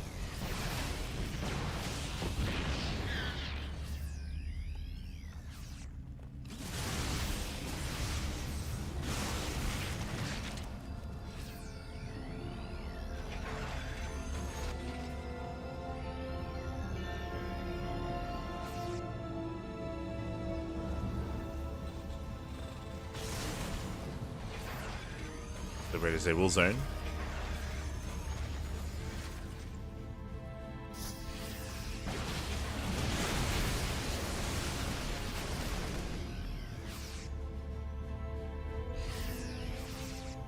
ByuN is rotating. Likewise, so is Cristiano.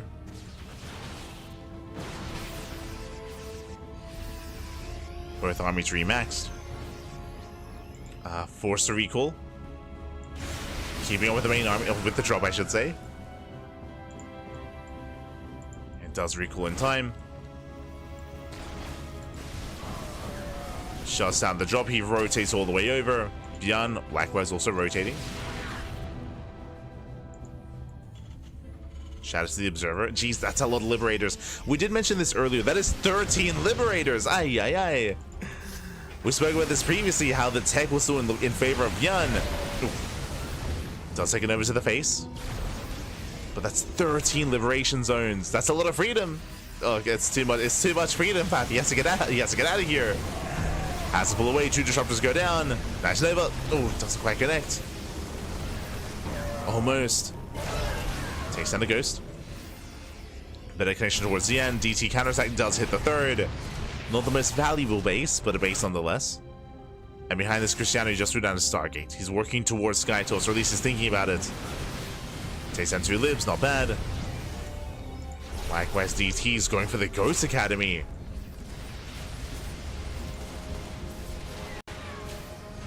Academy does survive.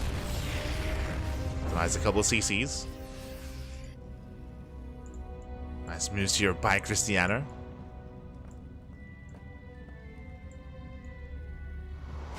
Oh, he left the Liberators alone. A no shot. 3 Liberators go down for free. Not bad. That's 5 in total. 5 went down. There are 9 left. Okay, Cristiano, we're gaming. Right now, it's all about out-positioning the army, out-positioning the Liberators. Speaking of, Liberators forced to re-siege. Another GT run by. Uh-oh. Main army coming in. Never goes up. Ooh, brutal connection. Some of these connections here, just one really does connect. The others have to pull back. Colossus, they hold their own, but there are so many Vikings. And the army is trapped. Yeah, Marauders, they stim, they win, they shut down this army. Or at least they look to, but here come the Zealot reinforcements. Yeah, Zealots, they arrive just in time. Ah, but he does fall back to Liberators. Limited anti-air. Does fall back. Still very close fight.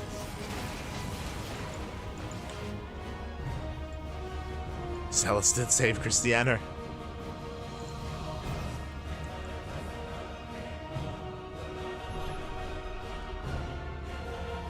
Meanwhile, ByuN down to 46 SCVs, a 2 base economy.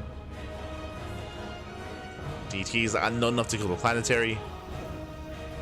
Not under 2 liberation zones.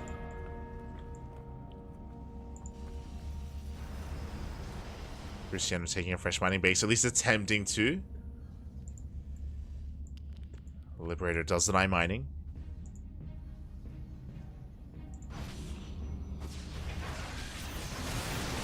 Likewise, Cristiano, he's out of position. This base is going to go down. At the same time, DT Rumby runs into the army, and oh yeah, Cristiano, he's being pulled apart. He has no economy. GG gets called as mining is denied, and ByuN, he will take game number 1. Whew, GG. GG, well played. Again, towards the end, Cristiano, he just could not reinforce his army, not anymore. He was being denied mining top left, and he just lost bottom right as well. So no bases, no economy. GG. GG, well played. ByuN will take a lead in the series, but we'll see if Cristiano can fight back. Again, we're hoping for an ace match. We're hoping for a game 3.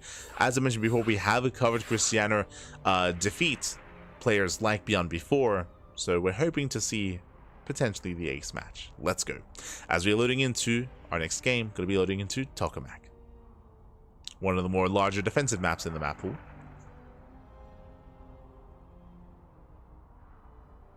Here we go.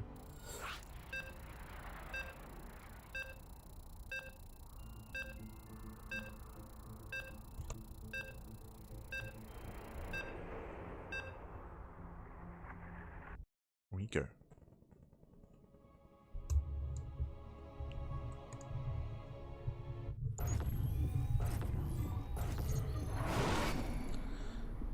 As we are getting into that game 2 and spawning in the bottom left-hand corner of Tokamak, we have the South Korean Terran player, the Blue Terran, representing Shopify Rebellion, leading the series 1-0. It is ByuN.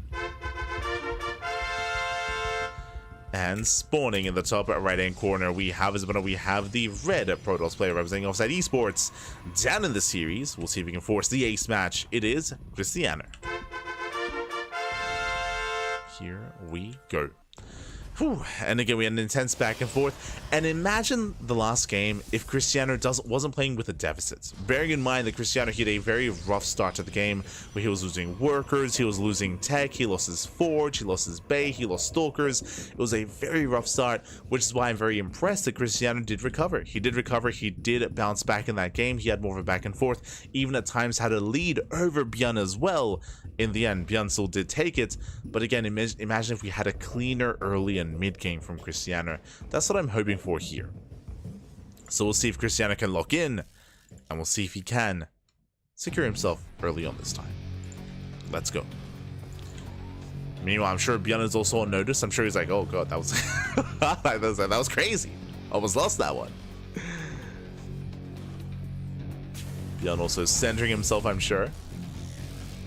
So we have our initial openers. This time there's no eBay block. This time Cristiano, he freely expands back at home. And of course, welcome one all to Tokamak. Tokamak is not the largest map in the map pool. That is of course in favor of Maganatha, but a large map nonetheless. Has a longer rush distance by ground, and of course has much more defendable 4 bases. We have our triangular third and our, of course, linear third base as well. So we have seen a lot of longer games here on Tokamak. We'll see if we can get there. Again.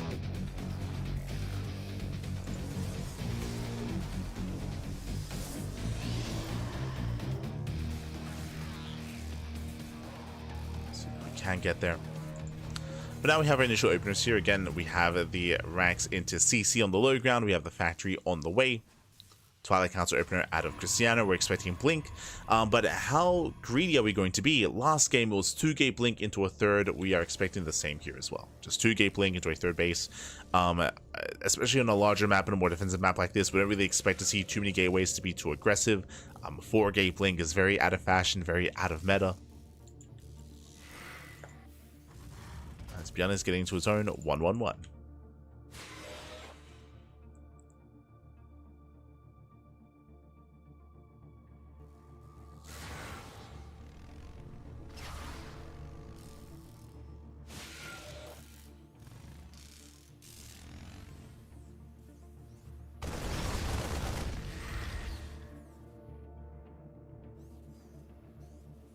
Cristiano does pull away.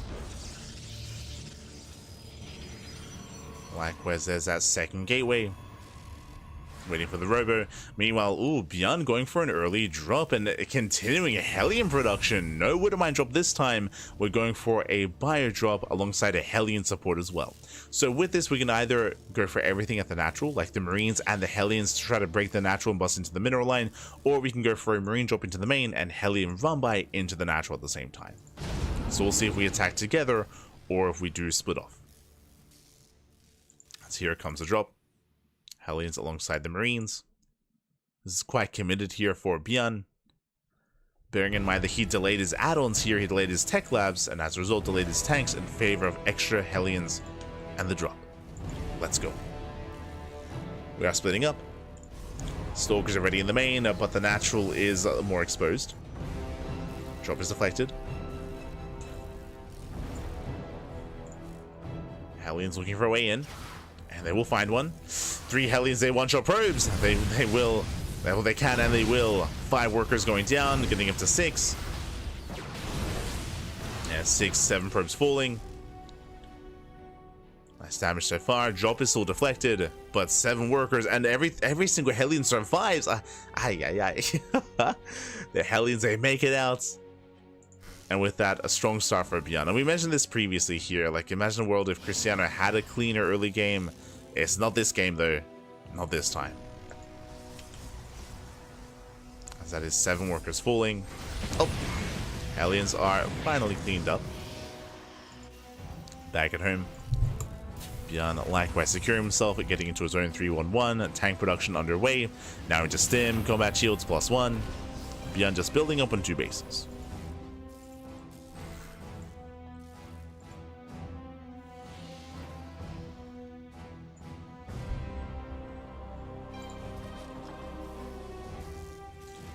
Building up on 2 bases, Cristiano claiming his third, but again, third base saturation is more delayed than it otherwise would have been.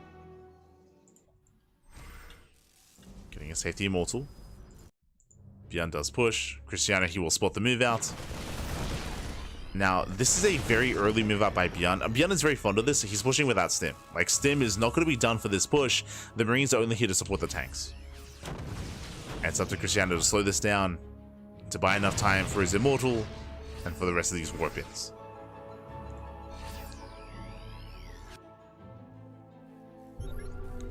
Meanwhile, auto charge into the main.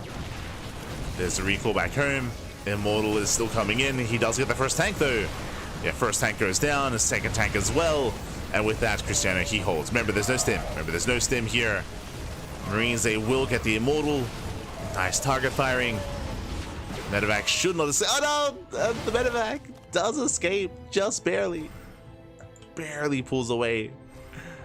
I say that, remember, blink is done. Cristiano trying to hunt him down. And one more blink, and he will not get it. Whew. Doesn't get the medevac, but does get everything inside. Now the question becomes, was that worth it? I would say not. Looking at the trades here, actually, yeah, looking at the trades, it was 2 tanks. 2 tanks, 15 Marines for 1 immortal and 5 stalkers. So it was a rough trade there for ByuN. But something that has been going really well for him, as we've seen, auto harass, Hellion harass. Over time here, we've gotten, what, 17 probe kills. That is insane damage. 1 medevac goes down, but the Marauders, they unload. And the Marauders, they punish, this time with stim. But the drop is denied. Behind this, Cristiano working towards his bay, working towards Colossus. He is getting there.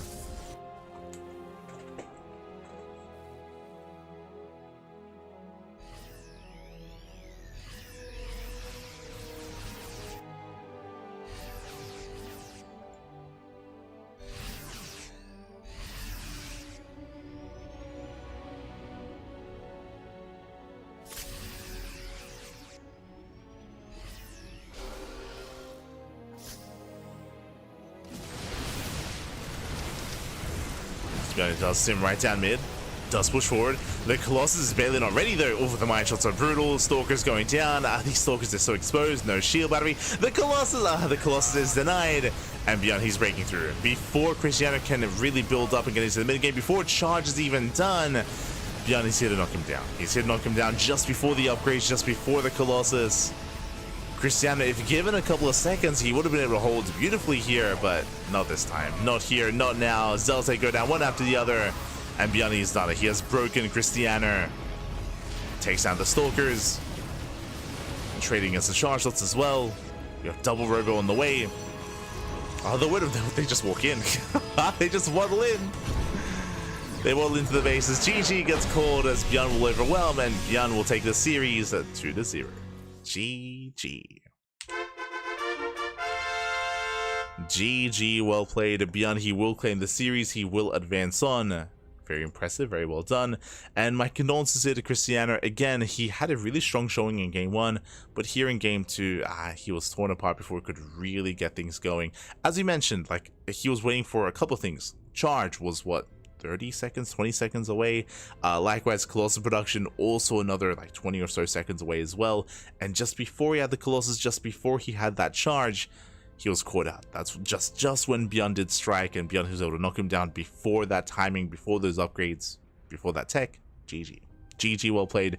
ByuN, he will claim the series, and he will be the first player to make it to the grand finals. And the question becomes, who's waiting for him?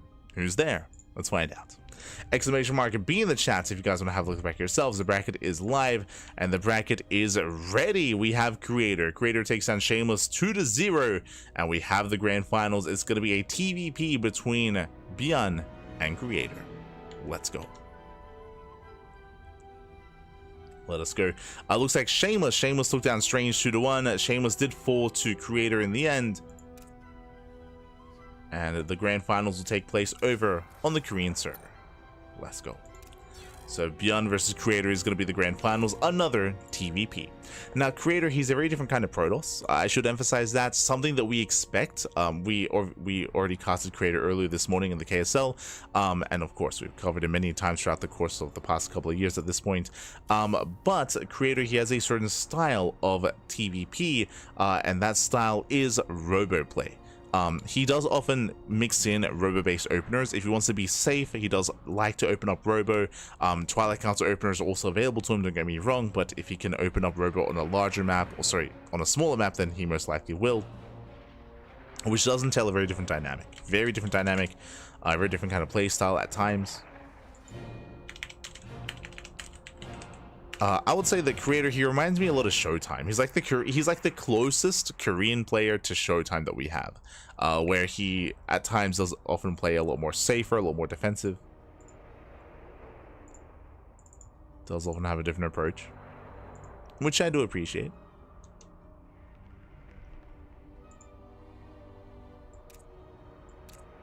And here we go. Here we go. Vetoes are underway, so we're going to be going on a short break. Here. When we come back, we will have our next series. We'll have the grand finals. So we'll see you guys soon after the break. See you soon. Bye. See you soon. Oh.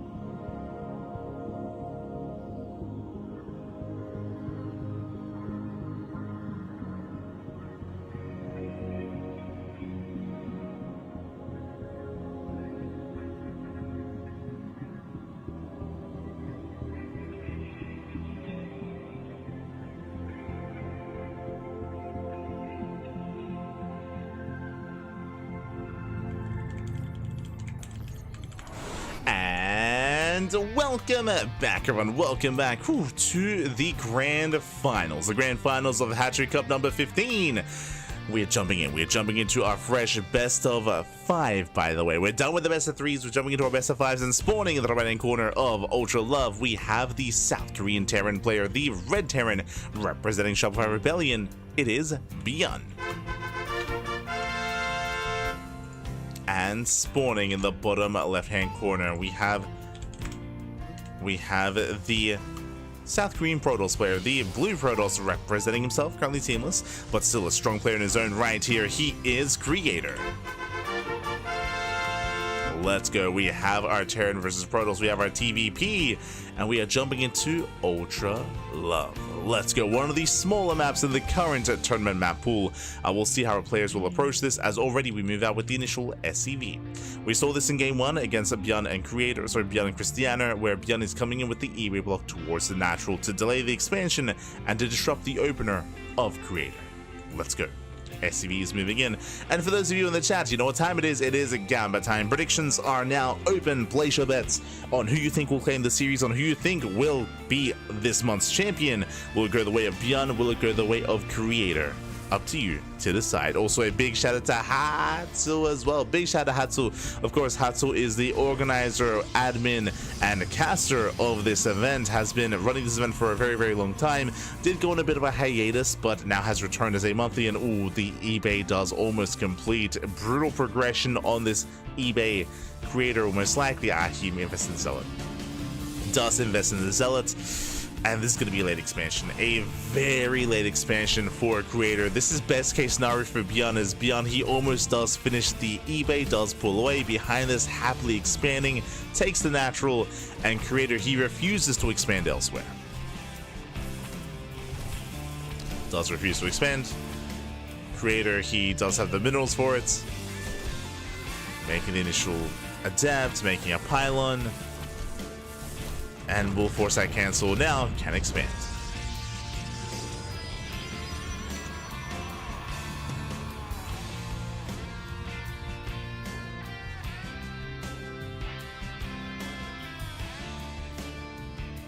Does expand.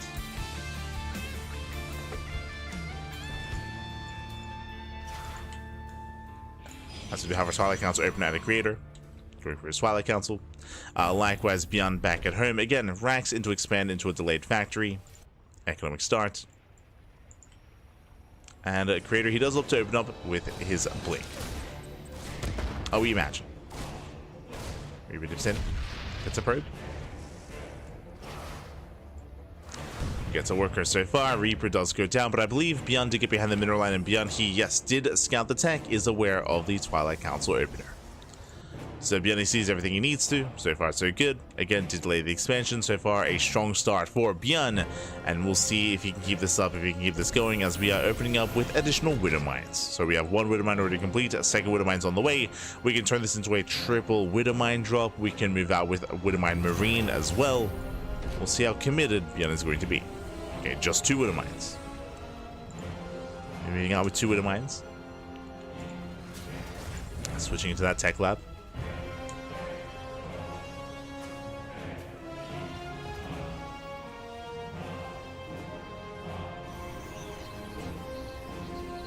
Let's go for the switch. Creator throwing down extra gateways, and we actually have a 3-gate blink setup here, so very safe play here by Creator. With this, he can now look to expand and get a 3rd after he deflects the initial aggression. Here we go. ByuN is moving out and following this up with not just early tank production, but going for the Liberator as well. Okay, ByuN, he's not stopping. Now heads for the natural. Widow Mine is going to be targeted down in time. Nice cleanup there by Creator. Nice reaction. Marine drop into the main, but it's only Marines. Medevac's being zoned away. Creator coming in for the sandwich, and it looks like he will not be able to DPS that Medevac. Gets it low, but does escape. ByuN pulls. Oh, the intercept! Intercept comes in, but there's a boost. There's a boost available. ByuN does slip away. Behind this, the Widow Mine does delay the 3rd. Third base is delayed. ByuN moving out with that Liberator. Setting up back at home.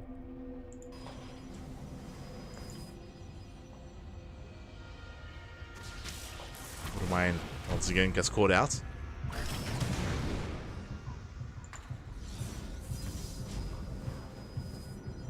Mine gets caught behind this, I believe. Still in 3 gateways. Getting ready for his counterattack. Remember, he was forced to delay his expansion, so he just commits. And what do we have at home to defend? We have 1 tank per base. No bunker. Liberator into the main. Creator tempted to dive. Goes for the tank. Tank is going to be targeted. Nice control. He doesn't lose a single stalker. He gets 1. He gets 2 tanks. Yeah, very nice pickoffs. Marines are trying to keep up. Remember, there's no stim. Creator, he does pull away. Creator distracted. Back at home. Forced to warp in. 6 probes go down. Brutal damage. Losing 6. Losing 7 workers. 7 probes and 2 stalkers. And with that, ByuN, he holds. ByuN, he's holding. Does some nice counter damage. So Erik gets caught out.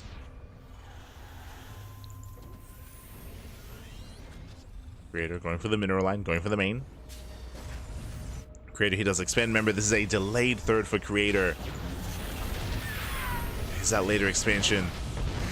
Deny some add-ons. Denies a couple of add-ons. Gets a couple of Marines. Nothing major. Ooh, this is risky here, but I do like this. I mean, in general, Creator, he has to take risks. He has to take risks, he has to take chances. That's a kill on the reactor. And what I mean, we're going for Storm. We're going not for Colossus, but for Storm as a follow-up. Storms, of course, are limited. Limited to how much energy you have.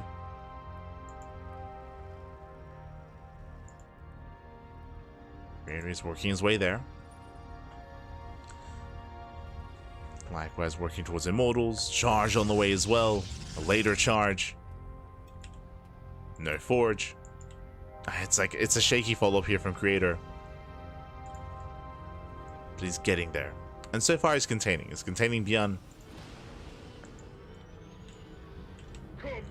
ByuN, he doesn't know where the 3rd was taken. He's assuming it's here towards the right-hand side. Over towards the left. If you recall, that that assumption was predicated on the Widowmine delay earlier, the Widowmine block that ByuN did have.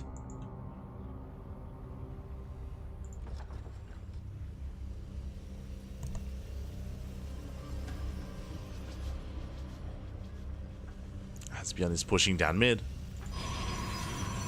Creator claiming his 4th. And Storm is ready. This will come down to the Storms. But even then, I'm not so sure it's going to be enough. That's a lot of Marauders. Speaking of army moves in. Creator trying to respond. Now he pulls away. ByuN still has that drop ready for the natural. My shot goes off. And he stims in. Does go for the stim. Storm will zone. Storm zones away. ByuN does walk into the mineral line. Probe's going to be going down. And Creator's just being torn apart here. Storm once again zoning. Oh. Drop. They'll slip by. Decent Storm in the bio.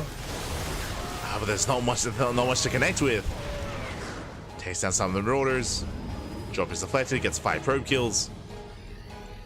And ByuN doesn't gain ground. Creator, he saves the 4th. Like, he defends the 3rd, he gets his 4th base up and running. A 2nd wave of reinforcements on the way. That's a lot of Marauders, that's a lot of Widow Mines. Creator trying to break this. Coming over behind, Widow Mines are filing forward. Where are the Storms? Good storming on the army. Very nice Storms. But the Marines do survive. Does them in, takes down the Marauders. And ByuN, he barely has enough. Yeah, breaks through the main army. We needed 1 more Storm on this bio. And did not connect. And ByuN, he's done it. He has done it at this point. Now we get the Storm, but it's too little too late. Just rallying across the map, catching out the Immortal. Nice control. Creator, he saves the Immortal. He saves whatever he can. But once again, ByuN just still rallying. He knows that the creator, he just cannot warp in time, cannot warp in enough. Oh, there's one storm. He's holding on to it. Up. Oh my god. Prism gets low. Drop into the main. Medevacs are going down though. That was a full medevac falling. ByuN just picking up whatever he can, as he will lose everything here. The army is being cleaned up. Now, this is where I have to question, has ByuN done enough? Oh, doesn't mind mining. ByuN, he breaks the main army, that is true, but he doesn't get too much economic damage. He got a couple of probes earlier, got 5 workers in the main push. Now another 2. Creator, he saves the expansion, he saves the 4th. But alas, he's lacking gases, warping whatever else he can. Still reliant on that storm. There is a chance for Creator to recover in this game, but he has to land that storm as best he can. Even then, I gotta. It's not gonna be easy.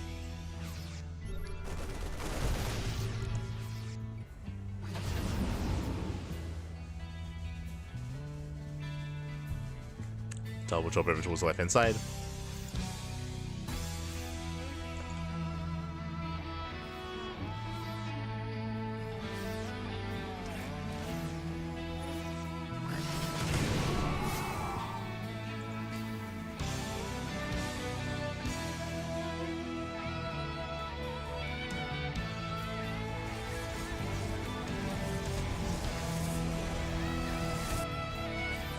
ByuN is still pushing.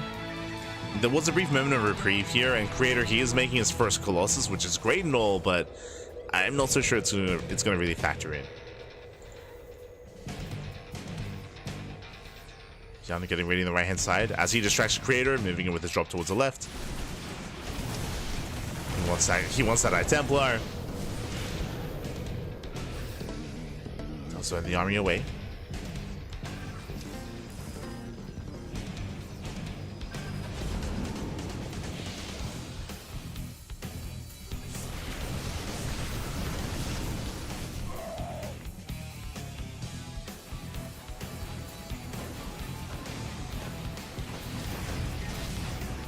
Now it does zone.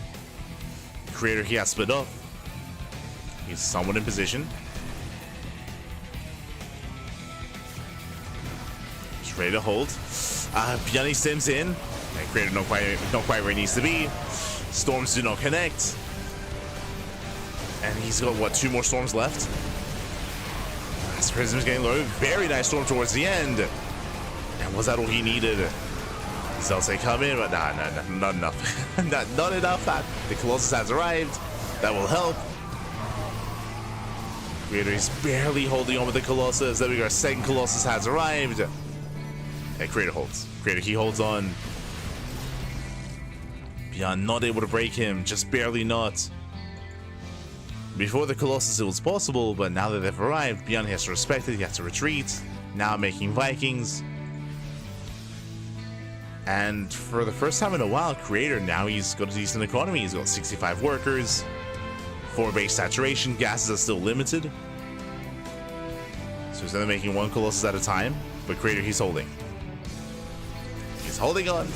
Oh my god, Brutal EMP. And Brutal EMP connects, another EMP towards the left hand side, takes down a Colossus. He gets 1, gets 2. Now going for the final Colossus as well. Yeah, Marines are coming from behind. They're coming for a surround. Barely not enough. Creator, once again, he's barely holding on. Nice control out of Creator. He juggles. He bounces back. GG gets called. Creator, he survives. And Creator, he takes game number 1. Whew. GG. A very intense back and forth. Oh, back and forth. Very intense. And with that, Creator, he survives. GG, well played. Again, what's important about all the trades that were happening is that ByuN, he wasn't killing workers. He wasn't crippling the economy that he otherwise would have wanted to. ByuN, he was playing to end the game, and he wasn't able to break the economy. He wasn't able to stop the reinforcements, the warp-ins. Again, Creator hit a much stronger defense towards the end, and Creator takes a lead. Whew. Does take a lead. And now we're getting into game number 2. And we'll see if Creator can keep this going. We'll see if ByuN can recover. Let's go.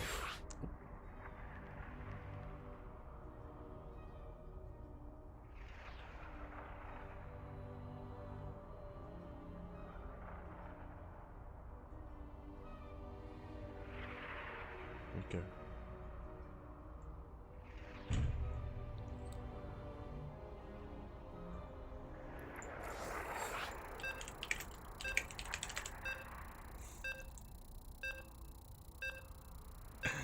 But here we go. We're getting into game number 2, and we'll see if we can force the ace match. We'll see if Creator can continue his run here. Again, hyper aggression out of ByuN. I'm very impressed that Creator was able to survive said aggression as well. Like, he was barely holding on, barely surviving. It was not easy, papi. But here we go, spawning in the top right hand corner of ley lines, we have our South Korean Terran player, the Red Terran, representing Shopify Rebellion down in the series. We'll see if he bounces back. We'll see if he can recover. It is a ByuN. And spawning in the bottom left-hand corner, we have his opponent. We have the blue Protoss player, the blue Protoss himself. Ooh, leading the series 1-0. It is a Creator. Let us go. We are getting into game number 2. Again, Creator surviving the aggression of ByuN. He survived. He held on. We'll see if we can do it again.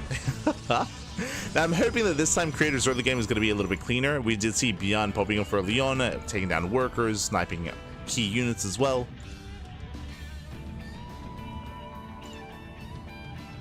So we'll see if Creator can get that cleaner start, as ByuN is moving in once again for another eBay block.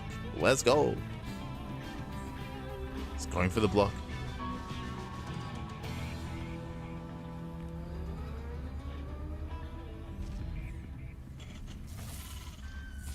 Why the supply was good. I should have shown something off earlier, actually. So something that I wasn't showcasing was ByuN's economy.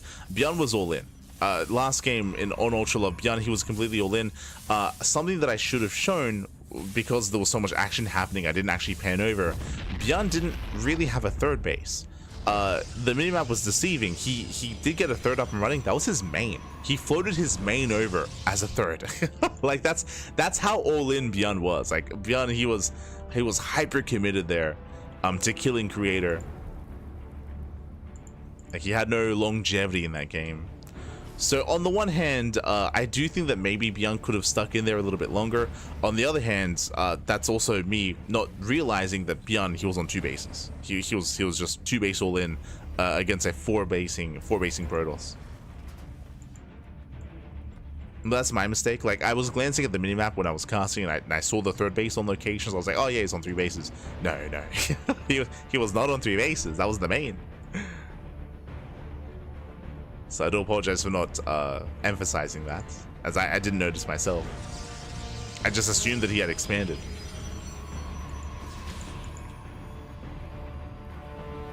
So that's my bad. That's my bad. He had actually floated his main, and he had floated his natural. Like, I assumed he was getting a 4th on location. That was his natural that he had floated over, by the way. Jesus. Like, ByuN playing like Maru. It's crazy.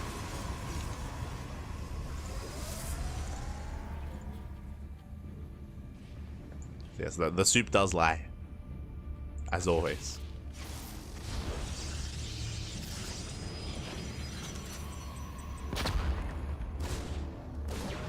As ByuN does slip in.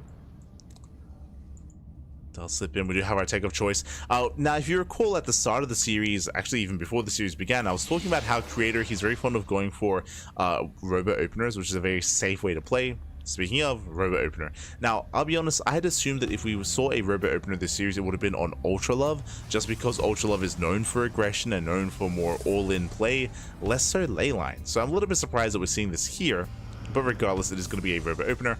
Now, if you're curious, what does a robo opener entail? Robo openers mean earlier observer for scouting, for detection, early immortal production as well for earlier defense against all-ins, and also earlier access to a bay into Colossus production as well. The downside is that Blink is late, so Blink is going to be delayed here, which means map presence and map control is non-existent for Creator.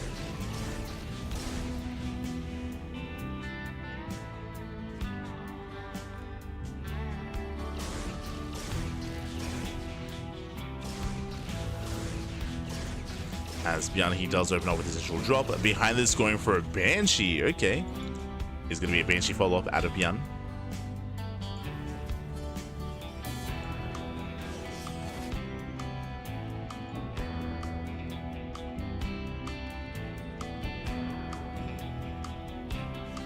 So ByuN committing a little bit harder here.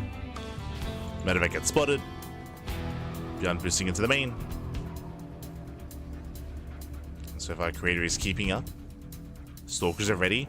Ooh, and this is not a Blink Stalker opener here, or I should say it's not a Blink Stalker follow-up. It's going to be Robo into Charge, not Blink.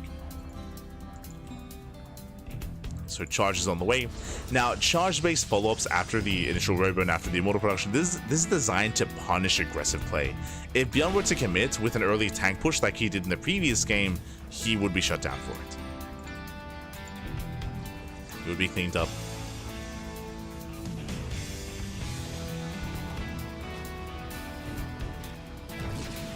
As the Banshee does hit the natural.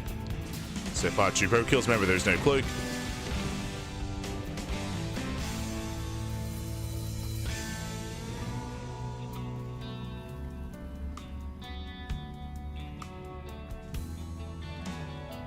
Why use many bases when few does the trick? True, true. I mean, it didn't, but... yeah, it's something that we didn't show off on the camera because we were hyper-fixated on the aggression, but ByuN, he had floated his main over as a third, and he had floated his natural over as a fourth, which was crazy. So far, ByuN is not really finding too much. The Banshee has gotten a couple of probe kills, but outside of that, Creator is going for extra gateways, going for the Templar Archives into Storm. ByuN is being active. Likewise, so is Creator, getting ready for a Zealot drop. Ready for a Zealot warp in across the map. We'll see if Creator can survive this. We have a tri-pronged attack. We have Banshee towards the natural. We have double drop towards the natural as well. Single drop into the main. And Creator not quite in position. Goes for the Zealot warp in. Gets across the map, but he's vulnerable back at home. He is vulnerable. Going for the pylon. Potentially the Robo as well. As SCVs are going down. Creator, he commits to the warp in across the map. Oh, sentries are falling, and we need that warp in at home. Yeah, only one Zealot, and one Zealot is not going to be enough. The Marauders, they overwhelm, they snowball out of control, they take down the Stalker, they're going for the Robo. And it looks like they will get it as well. Massive pick off. Robo goes down. And Creator is being pulled apart here.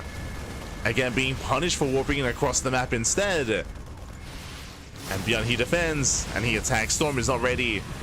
Storm barely not ready. GG gets called. And just like that, ByuN ties up the series 1-1. GG. ByuN does tie the series up.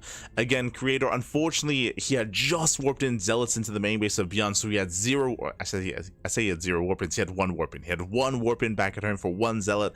That was nowhere near enough. Everything just snowballed out of control. Real fast and real quick. Creator punished for being aggressive, and ByuN does tie things up. Let's go. We're getting into our next game. We're getting into game number 3, and we'll see who takes the lead in the series. Again, a very abrupt end to game number 2. A lot of it just came down to the warp-ins. It comes down to the production capability there of Creator. He just could not reinforce at home. And with that, we're loading into game number 3. Let's go.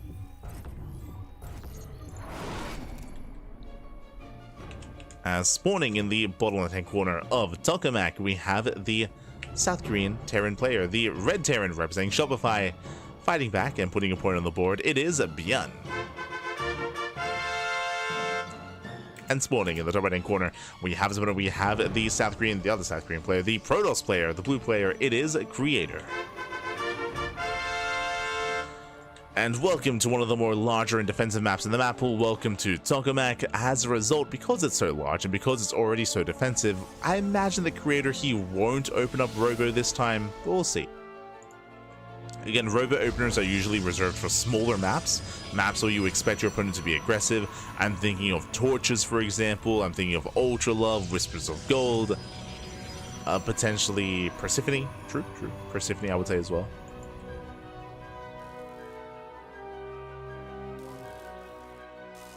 But we'll see what creator goes for this time. Game 1, Twilight Counter opener. Game 2, Robo.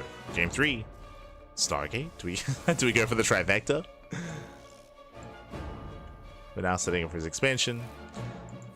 This time there's no SCV moving out across the map. This time there is no eBay block. Calming down.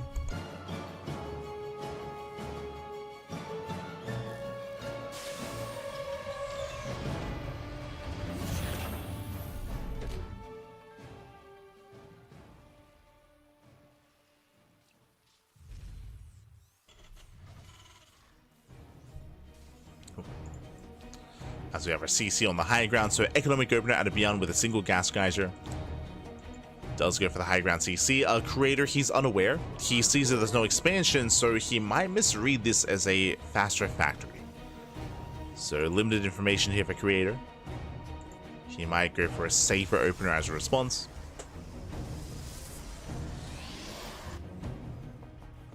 Now that we're calming down.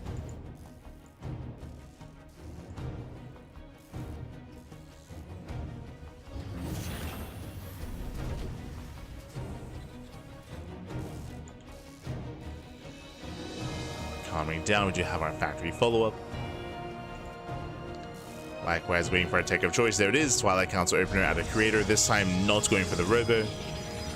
And this may just be 2-gate blink into a third. Again, because of how large the map is, because of how defensive it is, we might just see a more economic or greedy style here from creator. Would make sense.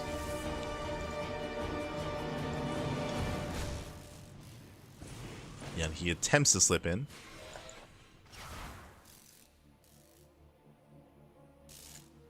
Is denied. Behind this, going for a Widowmine follow-up. Getting ready for some drop play. Designed to get some damage, but also more importantly to scout. To get a read on what's happening, how many gateways, whether it's a Robo or not. ByuN piecing together what's going on.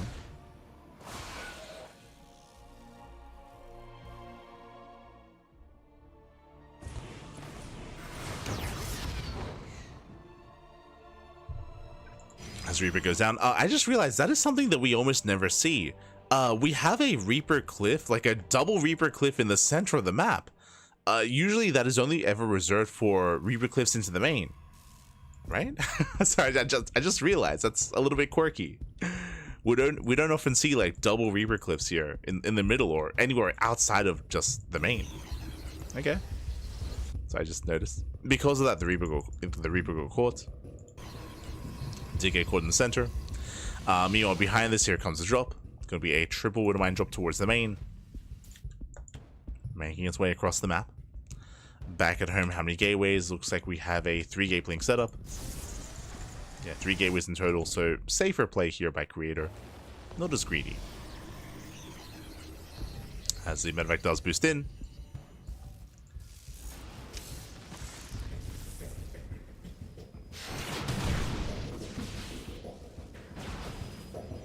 Does boost in. Dropping from the main. Likewise, so far, no major damage. One of my shots spent into the gas geyser. Gets 2 more probes, 3 in total. Not bad. 3 workers for 2 Widowmines, as 1 Widowmine does get away and does survive. From here, we're just building up. Creator claiming his 3rd base. Likewise, ByuN also setting up on his own 2 bases. Building up his tanks, throwing down his bunkers. Creator getting ready for a counterattack. Remember, this is not an all-in. Creator, he is expanding, but if he sees an opportunity, he will go for the dive. Oh, Jesus. As my shot goes off. Only gets 1. Tank is ready.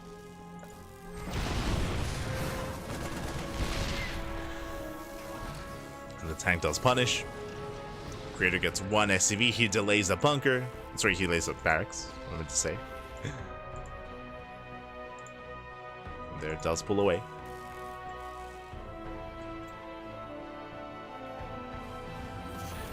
So again, nothing too crazy. Oh my god. As we do get the medevac just barely. Medevac for a Stalker, not the worst trade for Creator. Likewise, dropping back into the main. Just picking up Marine, keeping ByuN busy. Nothing major when it comes to damage, but just keeping the attention or keeping the Terran player pinned at home. Meanwhile, Creator getting fully saturated, building up towards +1. Charge, standard follow-up here, going for delayed Colossus and delayed Bay. In favor of extra gateways and +1. And again, this is designed to punish an aggressing Terran player. By the time this army gets across the map, charge should be kicking in. So thankfully ByuN, he isn't pushing. Not yet.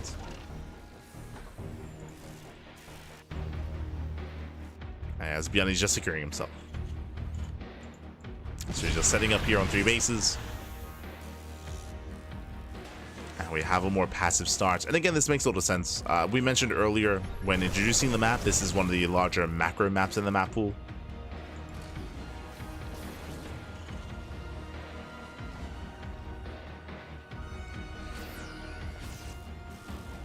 And I don't see ByuN achieving too much with this if he gets scouted. Creator, he's lacking a lot of scouting information. There are no spotted pylons or zealots or probes. He's getting a 4th base, and he does have a robust army, but he does not see this move out. Again, where are the hallucination scouts? Likewise, no observer outside of the base either. Creator, he's playing blind. And ByuN, he will deny the 4th. Well, I say that. Creator, he spots the army. Yeah, there's a cancel.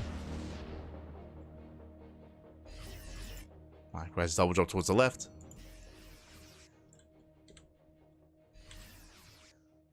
The observer was sniped earlier, and it wasn't replaced. Drop gets spotted. Oh, the tanks that within range of the gas guys are here. Okay. We have some tank spots. ByuN does drop in. We'll lose 1 medevac. Army gets cleaned up. Ooh, brutal tank shots. Brutal shots nonetheless. Mobile getting caught. And Creator, he should be able to hold on here. Catching reinforcements. Mine shots take. Oh my god. Take down one of the sentries. Just the one. But this tank positioning is brutal here. It's brutal outside of the bases. ByuN dropping into the main. Still maintaining this position. And ByuN just rallying in. Just rallying across the map. Ghost Academy's on the way. I just still think that Creator, he has what it takes to take this army. Oof, now chasing this down. Mine shot goes off. Blinks on the tanks. Not a pretty trade here. And he will barely clean this up. I say that reinforcements, they come in from behind. He collapse on the Immortals. The Immortals are going down. Barely not. Whew. Creator holds. Creator, he holds on. Again, he barely saved his robo units. They all just barely survived. Clutch micro out of Creator. He saved the Immortal. He saved the Colossus. And he saves his 4th. Whew, okay. So Creator, he survives. He survives. He claims all the bases. He expands. It was a messy defense here by Creator, but he holds nonetheless. ByuN back at home. Now he has lost map control. Now Creator's one moving in.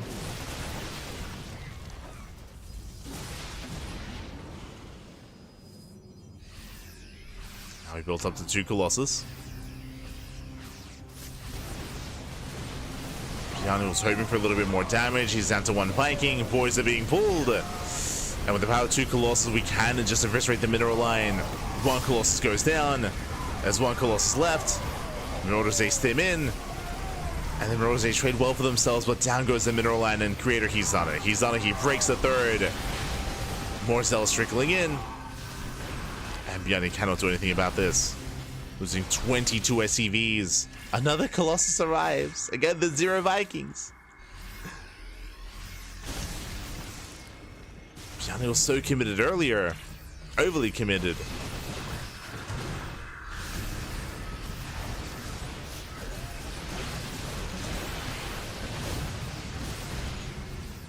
As Creator, he has that Prism, is still reinforcing, still warping in, going for a 5th expansion.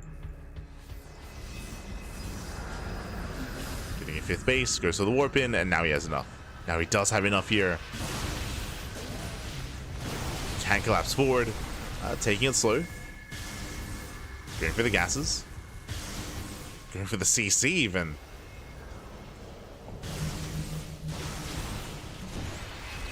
As the third Colossus has arrived, Creator, he's almost maxed out. Again, that 4th base kicking in.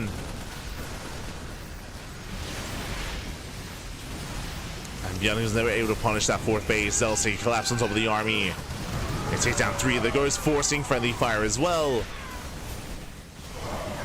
And ByuN, he might barely hold on here, but he will lose every single worker. The SVs, they go down. GG gets called, and Creator, he will take a lead in the series, 2-1. Whew. GG. He will take a lead again. ByuN, similar to the previous game that we saw in Ultra Love, similar to game 1, where ByuN was overly aggressive, he was hyper aggressive, trying to break his opponent. He failed to do anything about the 4th base or any of the saturation that was going on there, any of the economy. His army got cleaned up, and very quickly everything snowballed in favor of Creator. GG. GG, well played with that. Creator does take a 2-1 lead, and we'll see if Creator can keep this going. We'll see if ByuN can recover and force the ace match. Let's go. As we have our next game, we have our next map. Where are we loading? Where are we dropping? We are loading into... Oh.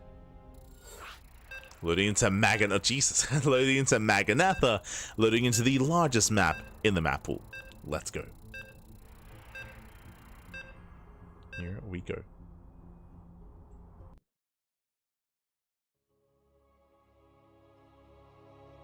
Here we go.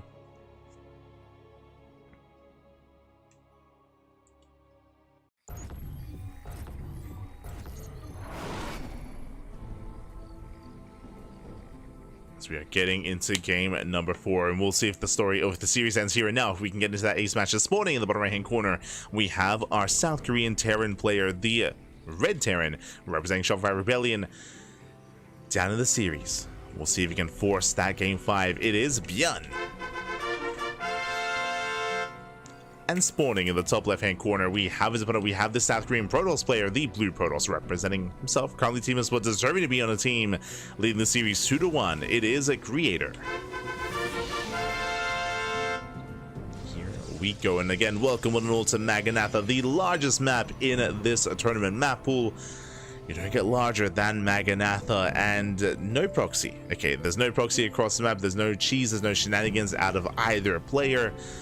And we may just look to embrace a longer and later game. I spoke too soon. Double gas opener out of ByuN. Double gas means a faster factory, a faster starport. Going to be a delayed CC here from ByuN, and from here we can go into with a committed mind drop play. We can go for a committed tank drop, cyclone drop. This can lead into cloak banshee. We saw some banshee play earlier, but not cloaked. We'll see how ByuN does play this out. Meanwhile, from the side of Creator, we expect something greedy. We expect a Twilight Council opener, 2 gates into a 3rd. That's what we expect out of Creator on a larger map. We'll see if he does play things out safer than otherwise expected. For now, standard open. Now the openers are standard, we're keeping our eyes open for the tech of choice. Creator, he comes in with a probe scout. He has denied the scouts into the main. Factory is on the way, but the factory is far enough away where Creator, he doesn't see this. He doesn't know.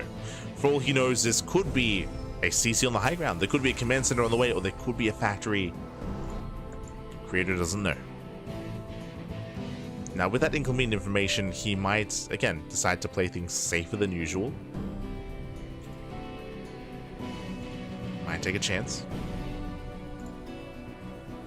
ByuN now going for the delayed CC on said low ground.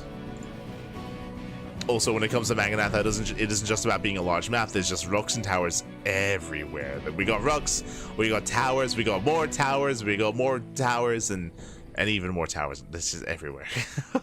It's a bit of a meme with just how many destructible towers there are on Maganatha. It is crazy.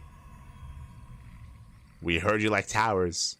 So we actually allow you to put towers on towers. So you can knock down and destroy the Zelnaga tower by knocking down the rock tower.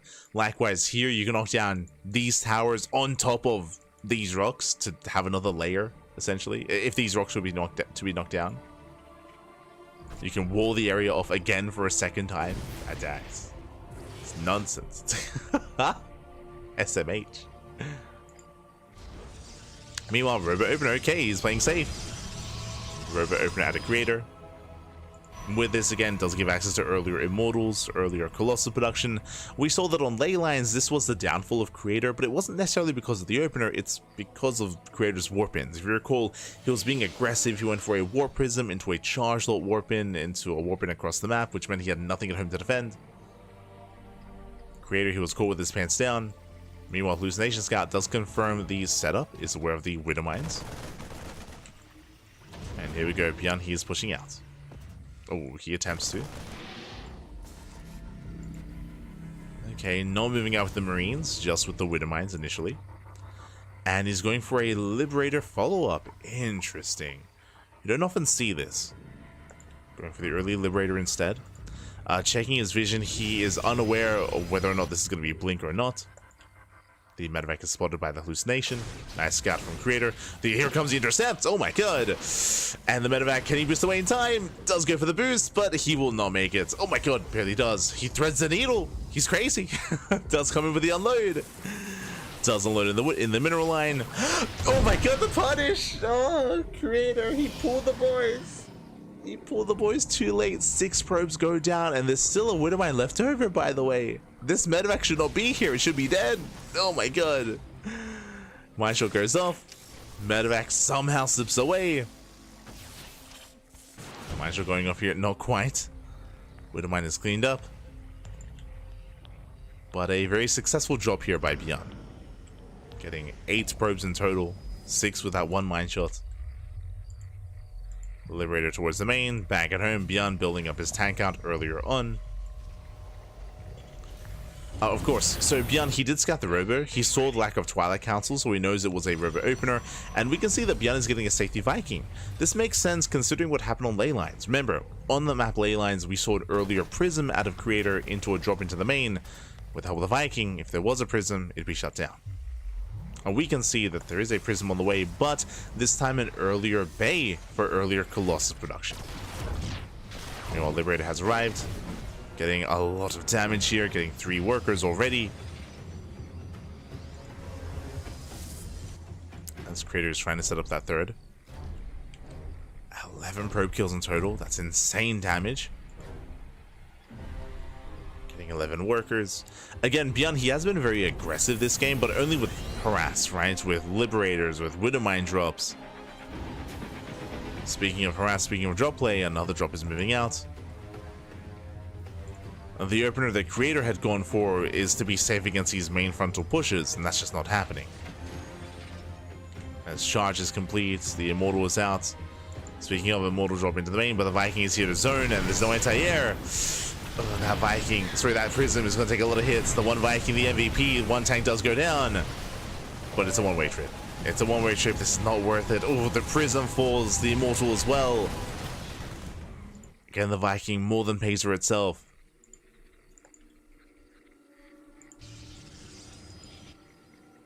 As the Colossus are amassing. ByuN in a much more comfortable position. Getting 11 workers early on, sniping the Prism, the Immortal. Here comes the move out, it is spotted by the Observer. Now, because the map is so large, Creator, he will have more time to warp in and to reinforce.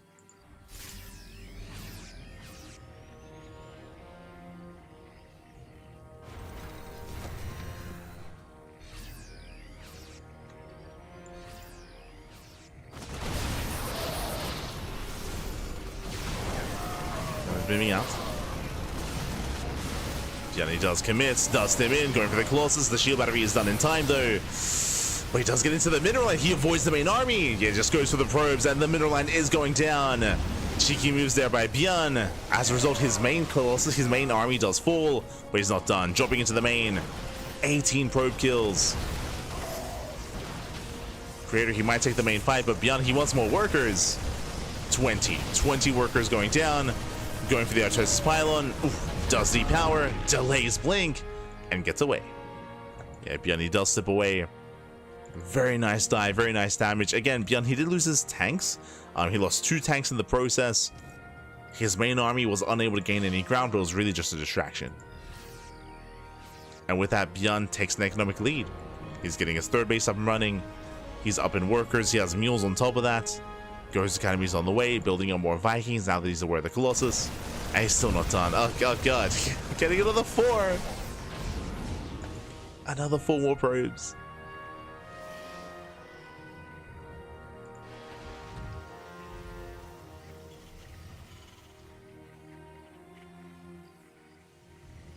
Rocks, paper, scissors. No, just rocks, rocks, and more rocks, baby. Ah.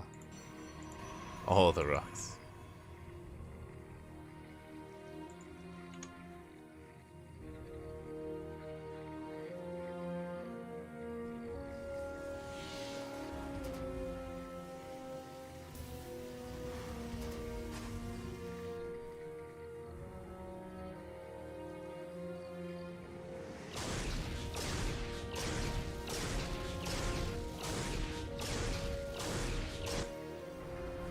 Yeah, as with the lead that ByuN has had, I mean, on the one hand, ByuN has been very passive afterwards. He's been collecting himself. That has allowed Creator to build up his own Colossus count. That is true. So he's up to 3 Colossus. But what does ByuN have? Well, he's got Vikings, he's got Ghosts, he's got EMPs. He has a massive supply lead. Here, the soup is not lying. It's like, not this time. Oh, but ByuN focusing on the rocks. We'll lose a Ghost. We'll lose one of his Ghosts. Leaves out a portion of his army. Creator moving out. We need those force fields. So far, nice swipes. He will get another Ghost. Second Ghost goes down. There's 2 Ghosts left. He once again he slips into the mineral line. Once again, another 4 probes going down. Not like this. Every time. The same mineral line. Leave the probes alone. They just want to get to work. Ay, ay, ay.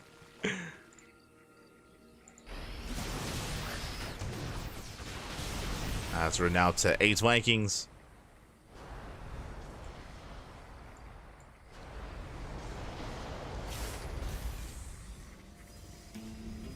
Creator, he can still look to take the main fight. But he has to respect those Vikings. Speaking of, EMP goes up. Nice control here from Creator. He pulls back those Colossus. Very nice control, but they're still getting low. Creator diving in. Boys are being pulled. And again, Creator, he's all in. Like, Creator, at this point, he's not reprobing. He's not reprobing. He's not resaturating. He's going for the dive, going for the kill. 1 Colossus finally goes down. He gets 1. Oh, he doesn't get the other. The control. Oh my god. Finally down to 1.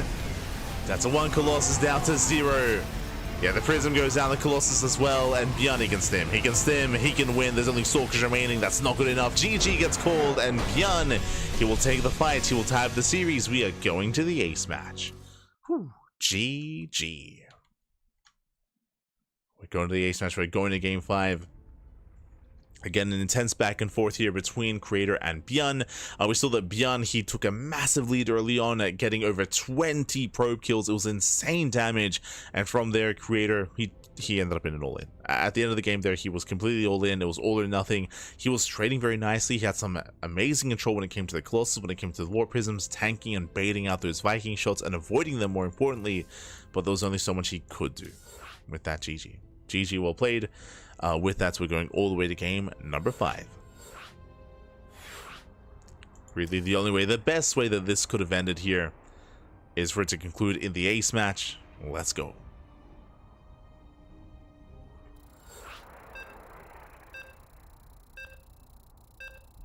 So we're getting into game 5.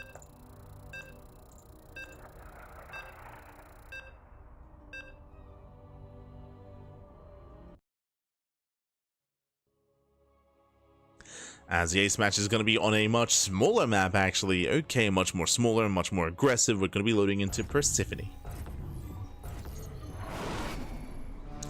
And, oh wait, ByuN. Jesus. Calm down, Bobby, calm down. As spawning in the bottom left-hand corner, we have our South Korean Terran player. Maybe getting a little bit nervous, maybe getting a little bit jittery here coming into the ace match. Calm down, Bobby, calm down. We have for Shopify, it is ByuN. It happens to the best of us. It happens to the best of us. As spawning in the top left-hand corner, we have his opponent. We have the South Korean Protoss player, the blue Protoss, being forced into the ace match. We'll see if we can bring it back. It is a creator. Here we go. As we do need to take a moment here, and again, ByuN, he had a disrupted start to the game, but he should be able to recover from that. Unfortunately, did accidentally lift at the start, but we'll be back to saturation, and we'll be able to settle into his own game state. Now, this will mean that, in general, ByuN's build is going to be slightly delayed, just because his economy is slightly later here. So that is going to potentially be a factor when it comes to how aggressive and the timings that ByuN wants to go for. Coming into this smaller map, I'm expecting a robo opener out of creator, but we'll keep an eye on him. Otherwise, we could see Twilight Council into 3-gate blink. We'll see. As ByuN is going for an economic start, he does go for the single gas. So one gas geyser into CC on the low ground. The CC is a little bit off center, but you can always lift and land. So the command center is going to be delayed, but not too heavily. As creator pulls away. And from here, welcome one and all to Persephone. Persephone is a smaller map of the map pool. The rush distance by ground is a lot shorter. It's very direct as well. There are some other factors here, like the healing pad, for example, or the goal bases, or the speed zones. There are other factors, but for the most part, we are settling into the left-hand side of the map, going for a faster concussive shell. Okay. Interesting. Now, concussive shell openers are designed to punish aggressive early game like adepts and stalkers. So if creator does move out, if he's not too careful, he will bleed out some units early on. Meanwhile, it is going to be a Twilight Council opener out of creator, not robo. Does open Twilight Council instead.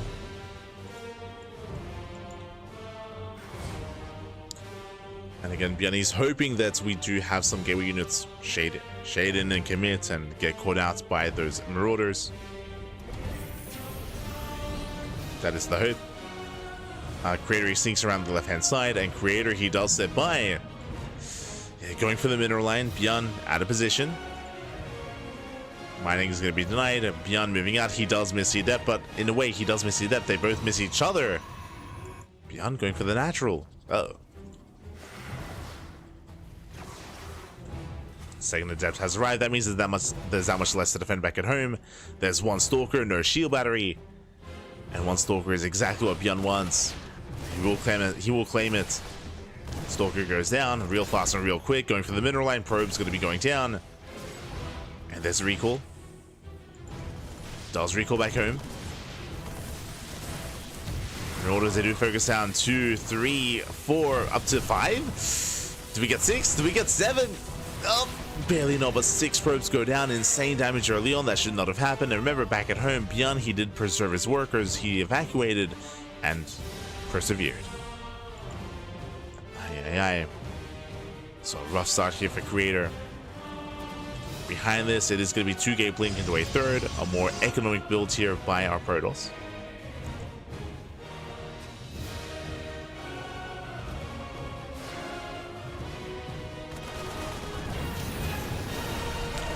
It's going to be more economic. Likewise, the bunker gets delayed for a moment, picks off a couple of Marines, dives into the mineral line, denying some mining. Only for a time, though. And takes down 3 SCVs. Oof. Will cost a creator his stalker, though. Stalker the adept. Behind this creator building up, going for the robo follow-up.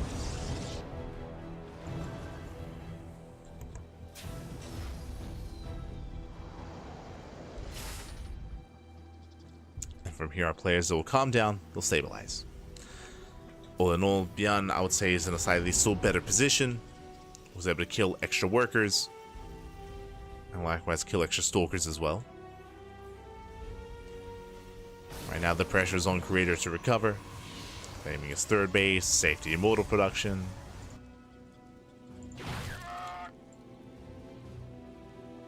He's at least being active with those stalkers, containing his opponent.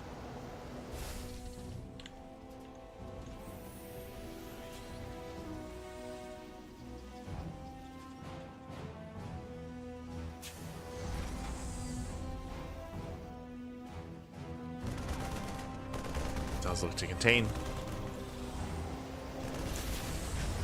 Likewise, charge now on the way for Creator. Getting to charge, I believe delayed forge. Yeah, delayed forge, delayed upgrades from the Protoss.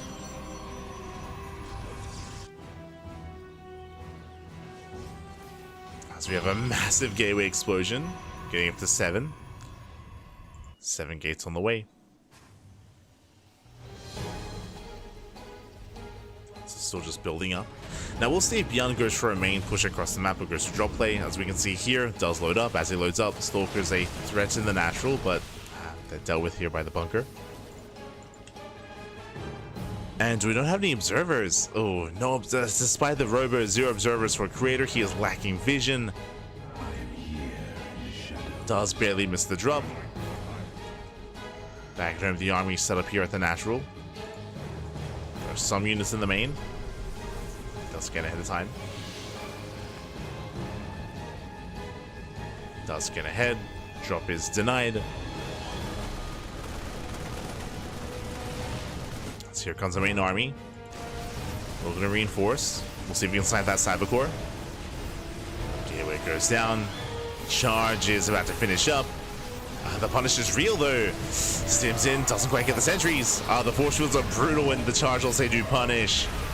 And Creator, he will shut this down. Insane force fields. And ByuN has to get the hell out of here. Does pull away, dropping into the main. Oh my god. Stalkers are ready. Stalkers, they punish. Full medevac goes down, and ByuN, he bleeds out too much. He bleeds out far too much here. This push, this attack was not successful. Oh my god, Creator. saving the immortal. Does better at the mine shot. And more medevacs are going down. More medevacs, more marauders. Ay, ay, ay. Brutal losses here for ByuN. And ByuN, he plummets in supply. Despite not having a bad start early on killing those probes. Here, ByuN, he bleeds out a tank. 3 medevacs. 13 marauders in total. Just brutal losses. ByuN, he got too excited. He got too excited, man. He got too excited.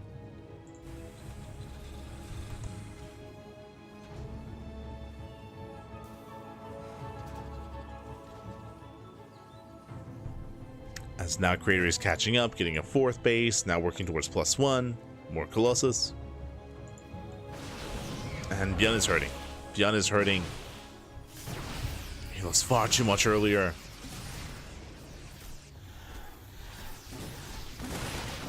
Likewise, Creator pulls away. Celsay coming from behind. Yeah, the dude come in, Celsay punish the Marines, they punish the Bio. Creator, he wants that medevac. So if I get it. Does zone the army away. Celsay go for the CC and they will force it. It's almost finished. No! It was almost complete. CC gets denied and ByuN, he's just being outscaled. He's being completely outscaled. Creator claiming and fully saturating his 3rd base. Now getting a 4th base fully saturated as well. Building up Colossus.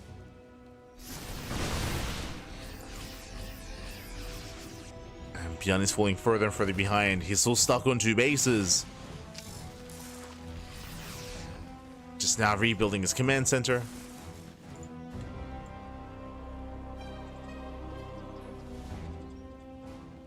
Let's see if he wants to drop into the main. Creator, he's ready. He's ready in the main base for some drops.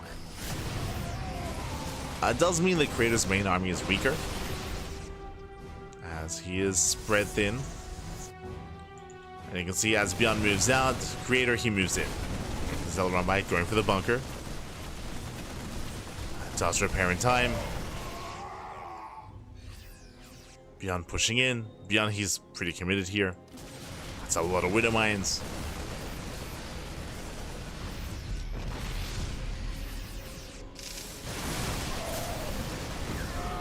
Trying the expansions.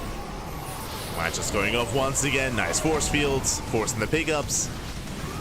And the Widowmines are isolated. They're all going to go down. Once again, a very nice cleanup here from Creator. Cleans up the army. Prism still just warping in non-stop.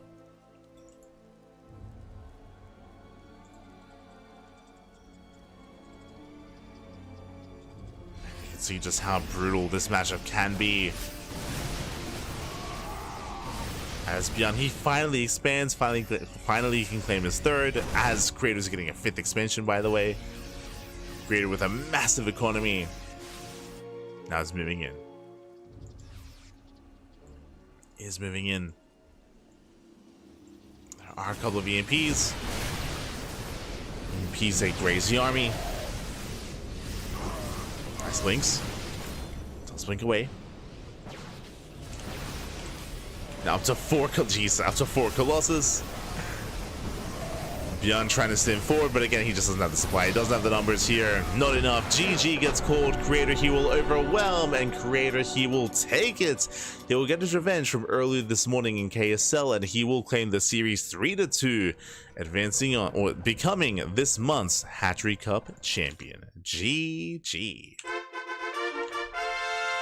GG, well played. ByuN, he was last month's champion, but Creator, he will pop off this month. He will claim the win. Went all the way to the ace match, was very intense. When it came to this game specifically, ByuN, he did have a decent start to the game, but unfortunately he was torn apart when it came to the follow-up. We saw him bleeding out drops, bleeding out too many units. We saw that Creator was able to take up better fights, better engagements, and able to snowball, and more importantly, deny the third. Remember, that third base was so close to finishing, so close, but was a brutal denial, a brutal cancel. From there, he was able to gain map control, mass expand, and reap the rewards there. Reap the rewards of the greater economy. GG. GG, well played. With that, Creator, he will be our champion this month. Congratulations. Congratulations here to Creator. My condolences to ByuN. Again, these two did compete earlier this morning in the Korean StarCraft League. Of course, the VODs are on YouTube. The VODs are available here on the channel, as we were all over that. And this is a rematch. Fun fact, this morning, Creator, he almost 2-1'd ByuN.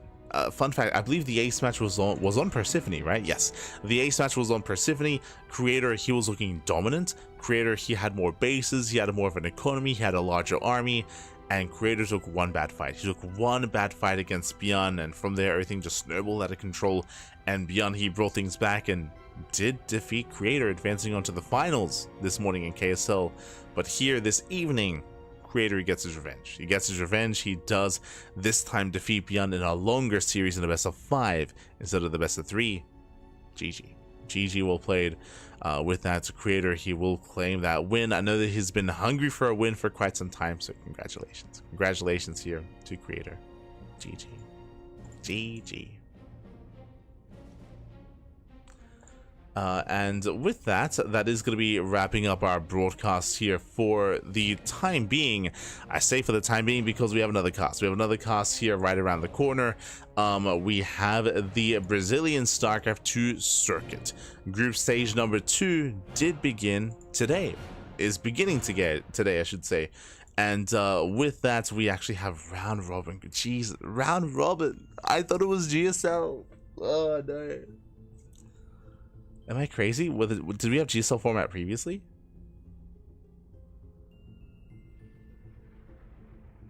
Five,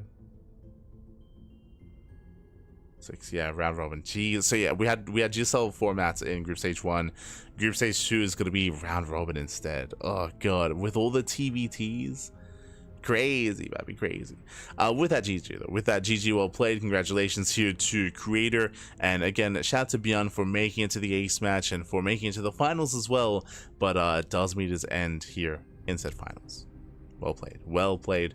And as I was mentioning, with that does wrap up our second broadcast of the day, and we have another broadcast right around the corner. Let's catch up here on our schedule and catch up on where we are. So we just wrapped up with Hatchery Cup. You can see this morning was, or this afternoon was the KSL, the Korean StarCraft League. That was Saturday afternoon. Then coming into Sunday at midnight, we just wrapped up with Hatchery Cup.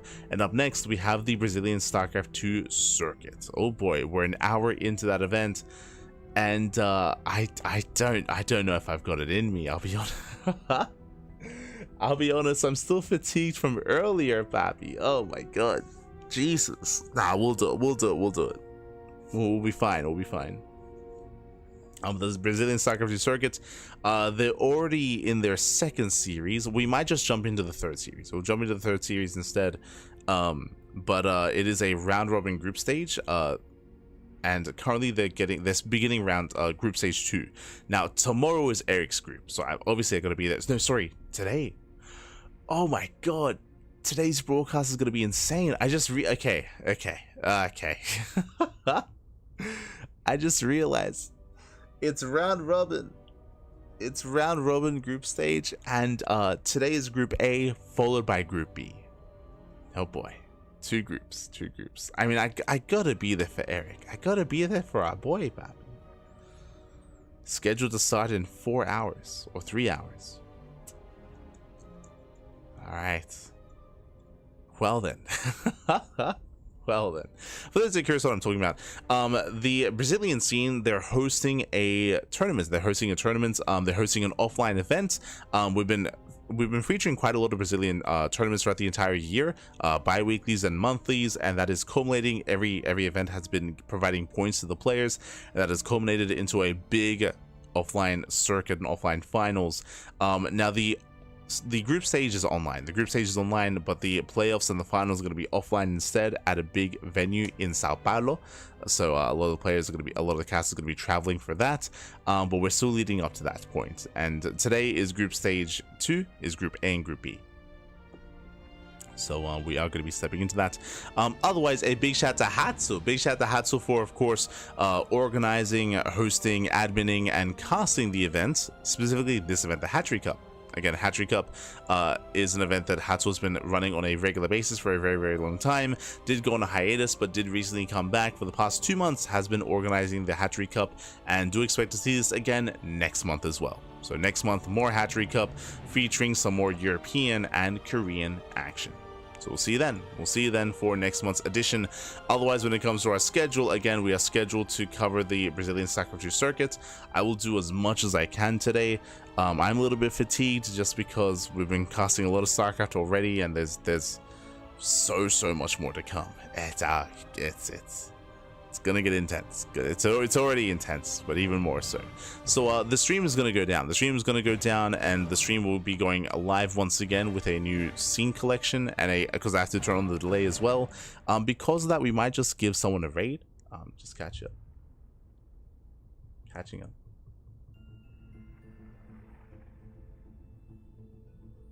F's in the chat for sleep. Go sleep quick. No time to. The event already began. The event, the group B is in 3 hours, but the Group A is right now. So Group A has already begun. Regardless, GG. Just catching up with the chat.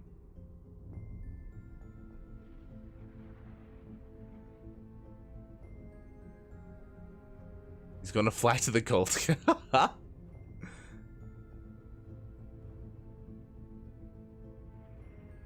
no. Kind of remember it happening a couple of times back in Heart of the Swarm. It happened in Legacy of the Void as well. It's the Gangnam Terrans when you float over to the gold. Usually that is only reserved to maps where the gold base is close by. If the gold is close enough to the main that you can just float over. I'm sure we'd even see it in the current meta if we had maps for it. But with that we're gonna be heading off. I guess we may as well raid another channel, I suppose. Because the stream is going to go offline and then go back online, and usually whenever we do that, like, people leave anyway. The stream is going to be going offline for a moment before we come back. Actually, could I just do this? I could. Okay. But with that, we're going to be heading off, and we'll be back soon with some more StarCraft action. See you soon, Pappy. See you soon. With the Brazilian StarCraft 2 circuit. Thanks for watching.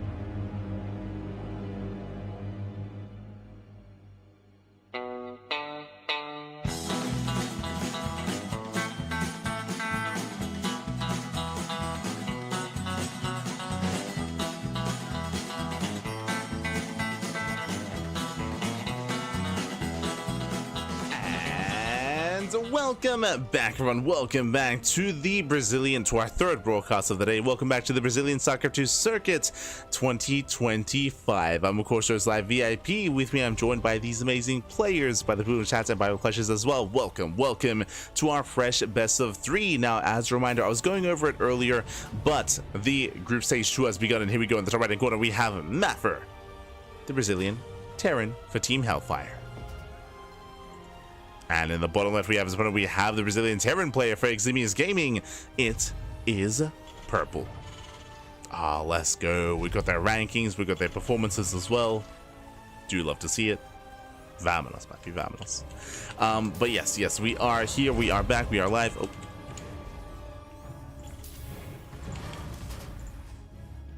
There we go. Sorry, just setting things up. But we are back, we are live with our third broadcast. We're live with the Brazilian StarCraft Circuit. For those that are curious, again, we'll reiterate what is occurring here. There is an offline event happening in Brazil. There is a big offline event happening in Sao Paulo that is going to be in a couple of months. Again, the Brazilian scene has come together, has crowdfunded, and has been hosting and organizing events all year. We've been covering them here on the channel, so if you've missed out on some Brazilian StarCraft, we have so many VODs on the channel of Code for Giants Cup, of Host Masters, of Host Gaming, the Host Opens, I should say, and of Amantes StarCraft as well. Again, many events throughout the course of the year, all providing points, all leading into this big offline event. Currently online, I should emphasize. Group stage 1 did conclude a couple of weeks ago. Now we're jumping into group stage number 2, where we have the best of the best in Brazil facing off in said group stage to make it to the playoffs. Now, tonight we have Group A and Group B, by the way. We have both groups available to us, and it's a round robin groups. We'll be going over the groups after this series. Don't worry, we'll get there. We have plenty of time tonight, plenty of content, plenty of StarCraft on the horizon. Let's go. Let us go. But again, we'll be going over that after this initial series. Now, this did begin an hour ago, so we actually already missed 2 matches. We missed 2 series already. We missed some TVTs. This is the final TVT of Group A, and we'll see how Maffer and Purple do compare to each other. For now, we do have our initial openers. Double Reaper here from Maffer is going to be able to save his CC, is going to be able to zone Purple away. Coming into this, Maffer is slightly higher ranked than Purple. That is true. These 2 players are more semi-pros or more amateur players kind of stepping into the ring here. We do have pro players involved when it comes to the group stage, but remember, this is still the group stage. We still have some more amateur players mixed in amongst the pros. Just as a heads up.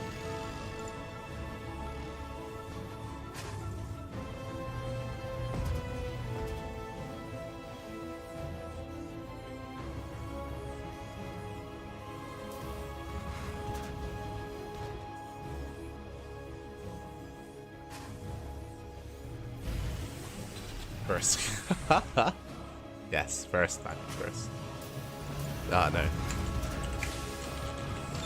But I should hold on. I should fix up the Team Hellfire and Eximius Gaming. I should fix up the title as well. I will get on that.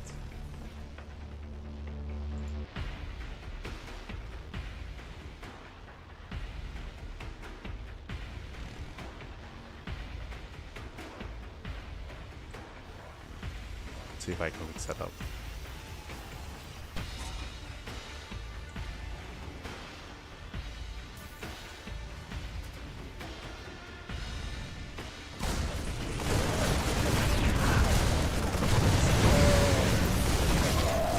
Tournaments. Oh, do apologize as we're dipping in. Sorry, just setting up the update title. Beautiful.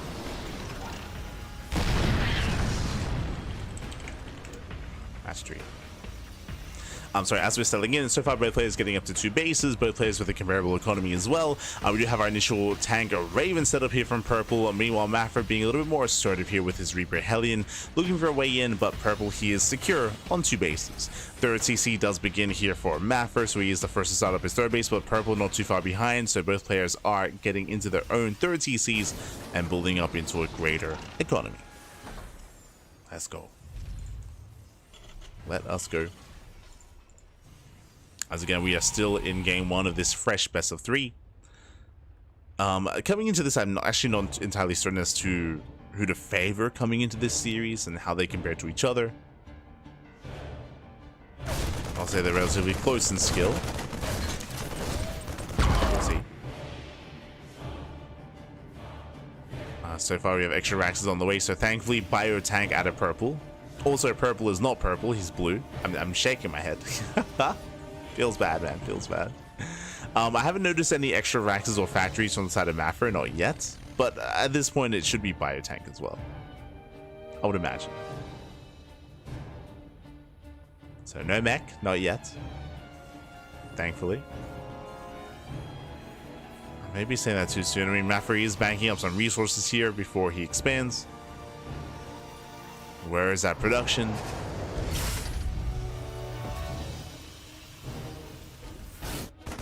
Players are still building up.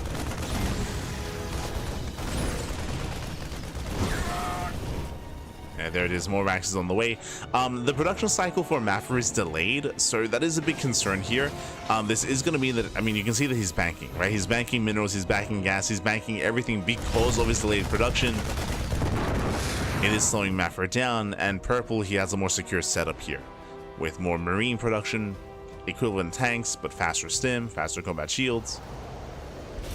Everything is slightly faster for purple is a concern.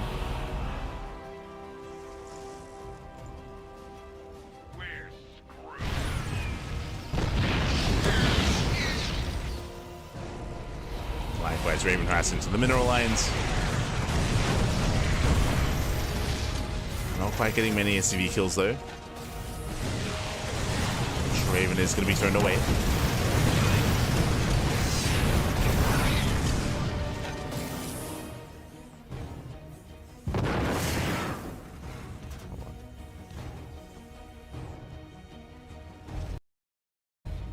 Beautiful. Shout out to Ice God, by the way. We are casting from a clean feed, so I'm not in game. I'm not observing.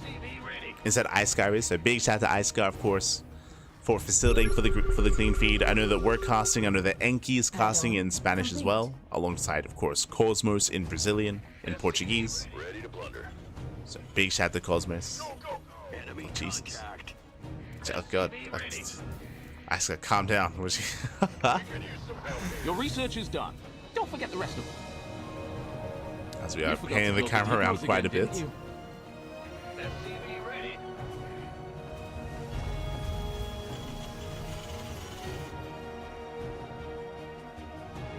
But for the time being, we're now securing our third bases. I do give the edge to purple again when it comes to the faster production, the faster upgrades is all slightly in favor of purple, but there are no major engagements yet. No major clashes. We're still just building up. I mean, again, we missed out on some of the TVTs earlier. This is the final TVT of the group. They say we're here for a long one, Pappy. No, no.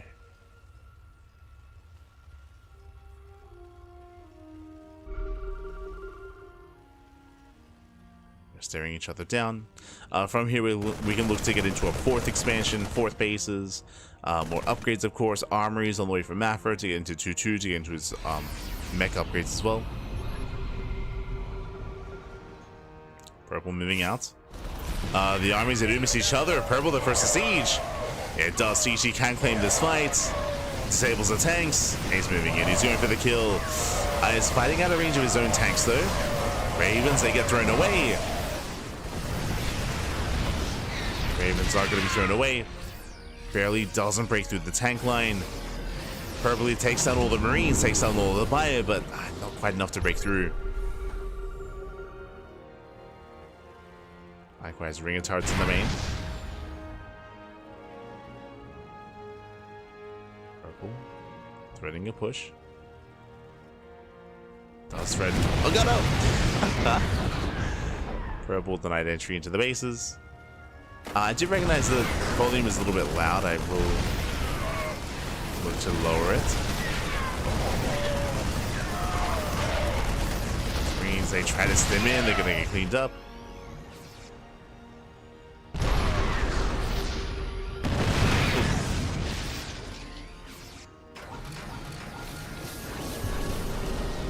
Tank goes down and Maffery's holding. Despite having the smaller army, he does hold on with his tank line. And we back off. We back off. We claim more bases, getting a 4th base up and running for both players. Purple could have attempted to rotate into 9 bases, but remember, he's the one that did try to go for the kill and go into the main. It's not worth it in the end.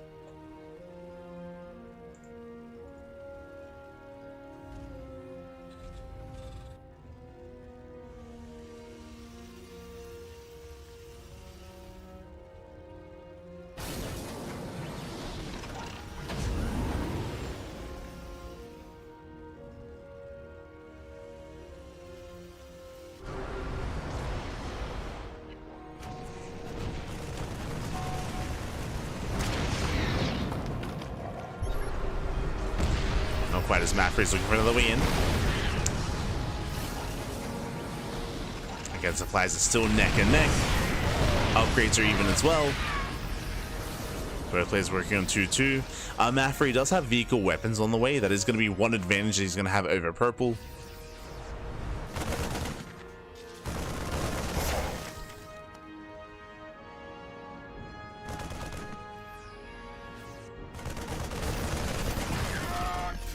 See Maffer going right down mid, forcing his way into the bases. And tanks are sieging, they lock him down. Oh my god. And he's just going for the kill from here. At Purple, he's out of position. Marines, they bust into the bases. Bust into the mineral line. Okay, 10 SCVs.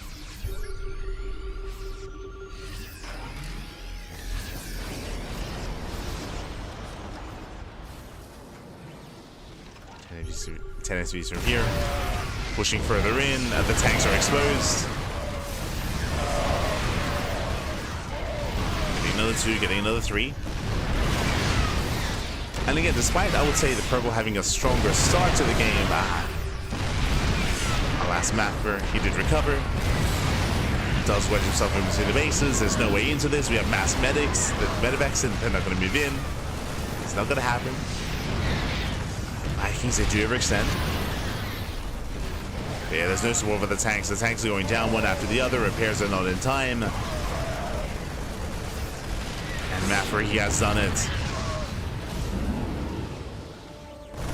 He's shutting Purple down.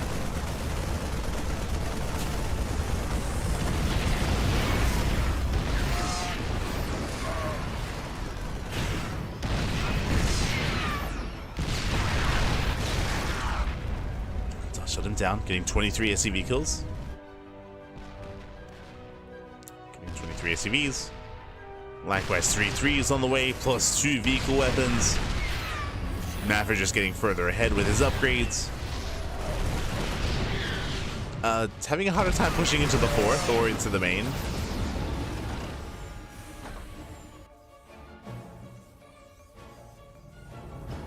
But regardless, Purple, he's on a 1 base economy. He's stuck at his 4th base is the only base mining. His main is running out. Now let's go, getting a 5th. Getting another expansion.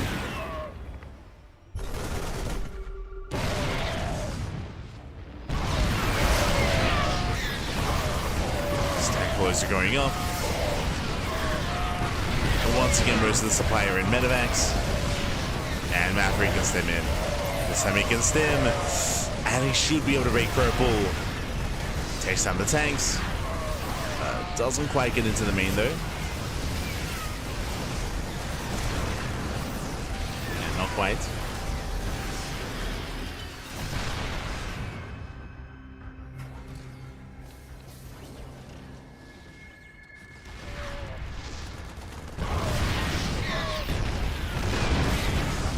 Forward. Oh god, still rallying in. Still rallying in more tanks. Again, a little bit of a messy conclusion to this game from Maffer, but overall, like, he's still in a good position.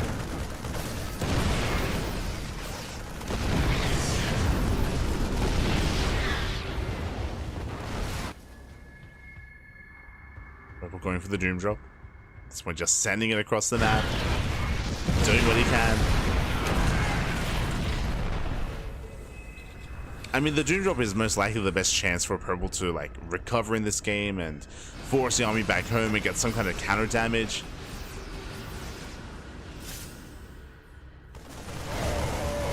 Jesus.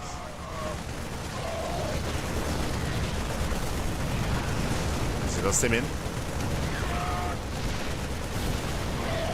Sims into the bases.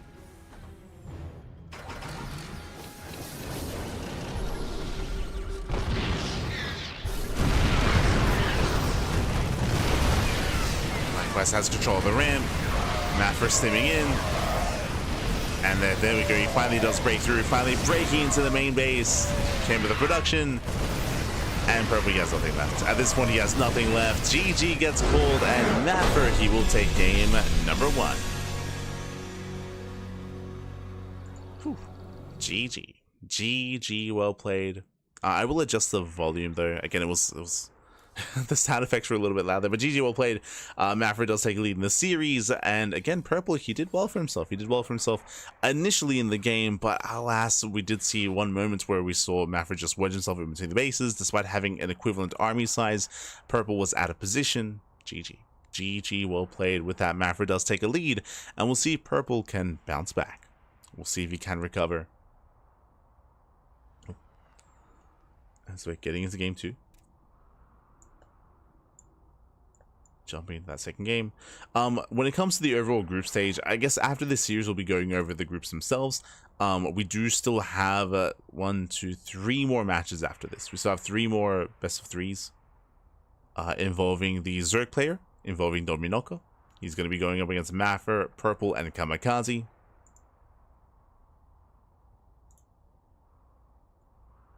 May as well start setting up for that.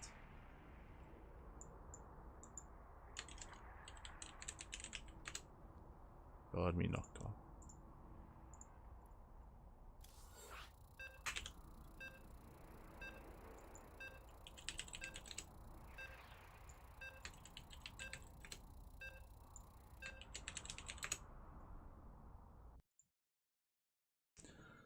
We'll be getting all that ready.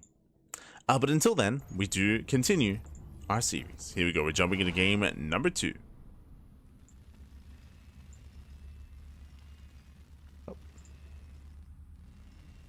Jumping into game 2, and in the top right hand corner, we do have our Brazilian Terran player, the red Terran for Team Hellfire. It is Maffer.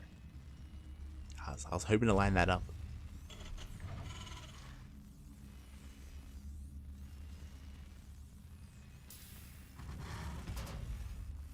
There he is. Ranked number 18 in the overall circuit. And spawning the bottom left-hand corner, we have the Brazilian Terran for Team Eximius Gaming. It is Purple. Rank 17. Oh, let's go. Didn't realize we were that close. Yo, we got seed 18 and 17 facing off. Love to see it. Do love to see it. Once again, we have mirrored builds. We have double gas opener out of Maffer, double gas opener out of Purple as well. You see Maffer is scouting for proxies nearby. He does lead the series, of course, so playing a little bit safer here.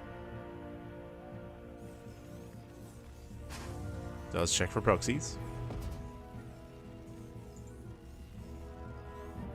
And again, shout out to Cosmos. Cosmos, of course, he is the main organizer and caster for the event. El Cosmos, papi. A lot of love for Cosmos. Likewise, of course, we do have a lot of love for the Brazilian scene in general. Again, this event is crowdfunded. It is crowdfunded. They have their own equivalent of Indiegogo to help support the event. So they've been doing a lot of crowdfunding to actually book the venue, and not just that, but also to actually allow for travel costs for the players to bring them in. Brazil is a very, very large country, and because of that, it actually takes quite a bit to actually travel within the country to actually get to Sao Paulo. So I know that a lot of crowdfunding was done to actually help with that.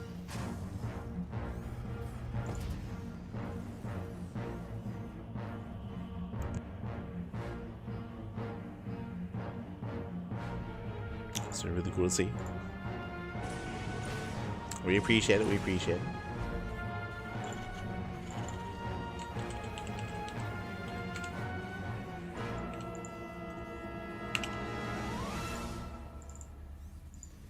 So selling into our game. So far, again, nothing too crazy. We had double gas opener from both players. From here, we can go into Reaper Hellion into our early game.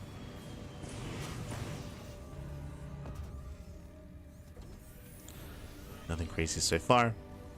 You see both players being more defensive back at home. It can be really risky moving out in the early game of TVT just because you don't know what you're moving into. You could be moving into someone who's going reacted Reaper Hellion and who's not stopping Hellion and Reaper production, so you could just lose your army early on. So it is very standard to be more defensive with your first couple of units. It is typically considered risky and illegal to be overly aggressive with them, to move out for a scout even. So with that, everyone's staying at home.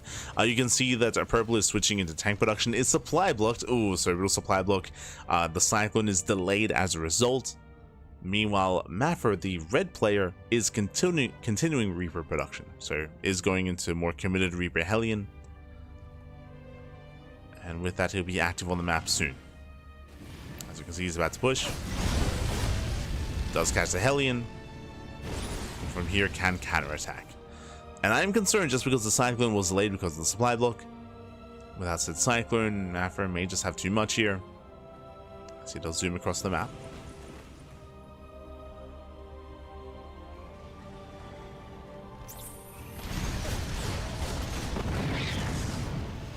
So does move out.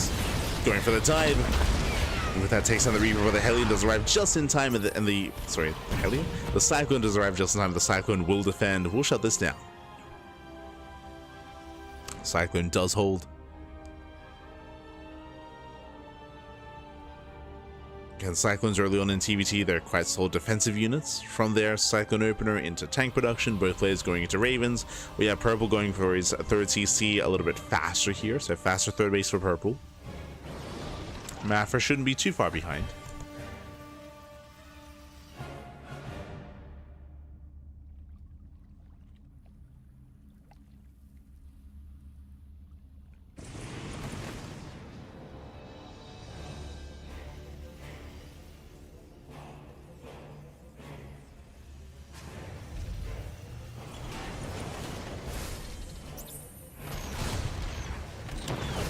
Say that Reapers are going to the main. They do scout the timing of the third CC, and Mastery has to make a choice. Oh, sorry, Maffer has to make a choice here. Does he throw down his own third, or does he commit?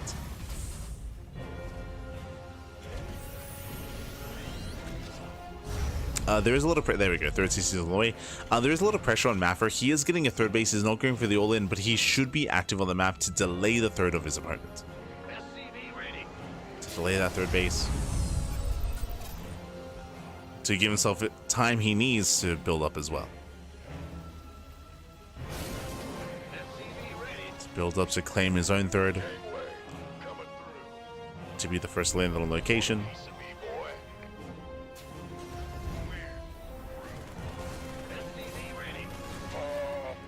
I say that Purple's the first to move out.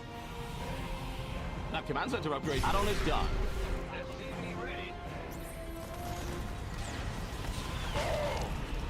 Does push.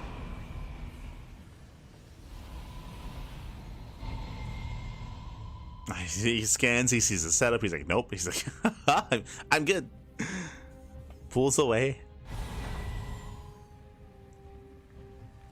But because Purple was the player to be active on the map, it means that he's free to expand, to take his own third base. Maffer's being more passive, more defensive. And this will mean that Purple is allowed to expand and allowed to gain a greater economy. Now, what I will say is that we had a similar setup in Game 1. Like, Game 1, Purple, I would say, had a stronger early game. Things did snowball out of control in favor of Maffer as the game progressed, but it was a stronger start for Purple. Similarly here as well. Where Purple, he has a greater economy. Yo, shout out to the logo. And to the Marine. Do appreciate it.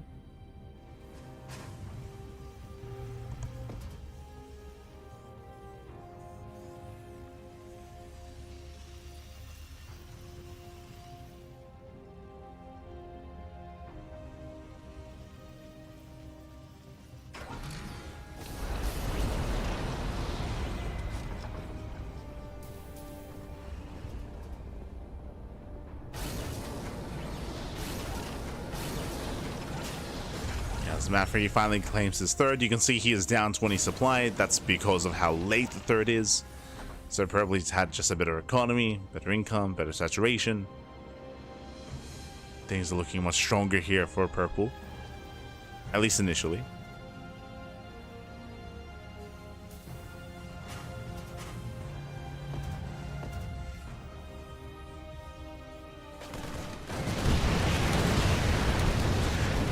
Alright, does sit by. Heads into the mineral line. Getting about 5, 6, 7. Oh, Jesus, this is getting out of hand. Getting up to 9. 9, 10 SCVs go down. Getting up to 11. The Marines are cleaned up. Again, that is 11 SCVs. Alright, nice damage here from purple. He was already ahead economically, so now he secures his lead. And at this point, Maffer, he has to hope for mistakes.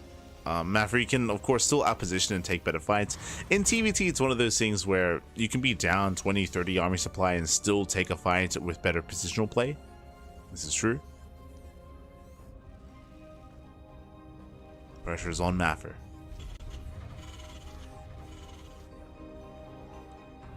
Does have to bring it together.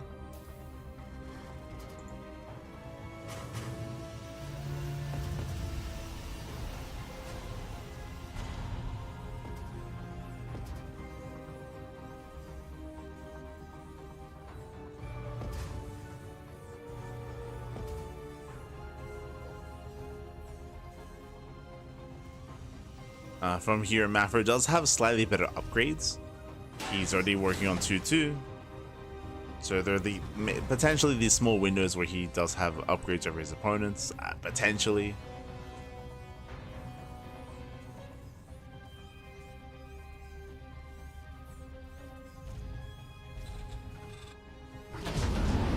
Chat to Ice Guard just pointing out the lack of combat shields.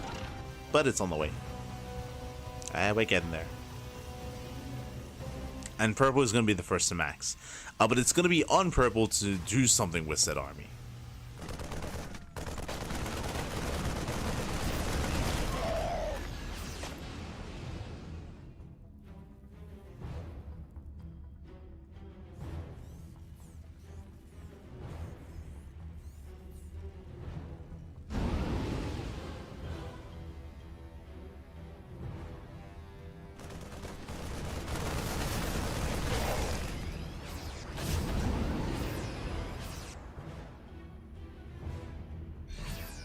There we go, Maffer, he's maxed. He's maxed, he's at 200 supply. Again, there's a lot of pressure right now on purple to do something with this. Right now he does have a nice lead, but that lead will close. It will close here, and Maffer, he's already like hot on his tails. You can see 2-2 is now wrapping up for Maffer, getting to 3-3. Claiming another expansion.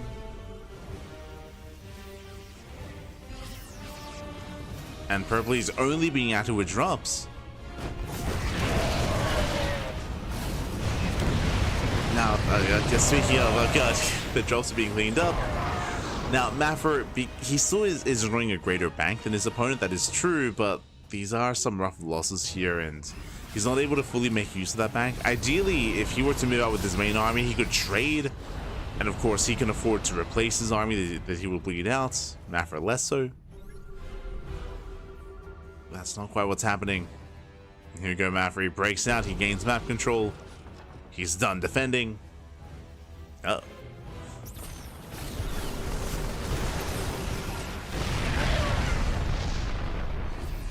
He's out of cycling.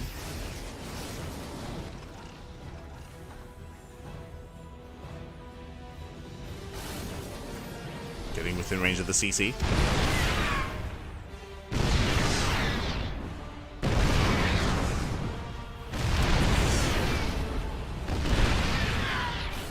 CC's under fire.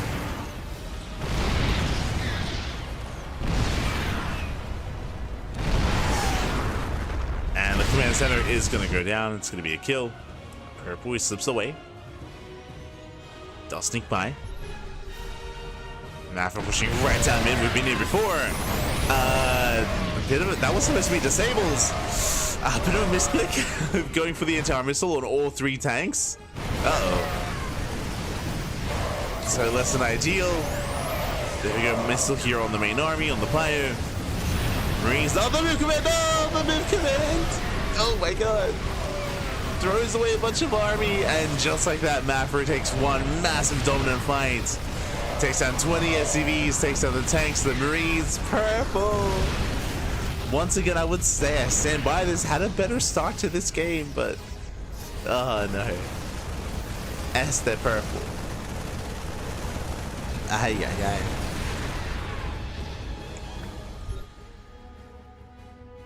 With that Maffer, you can just keep going. You can just keep pushing. Shout to Maffer for pointing out that he does not F2. The rest of his forces out on the map. Still not coming together, not quite. Maybe a little bit paranoid about a counterattack.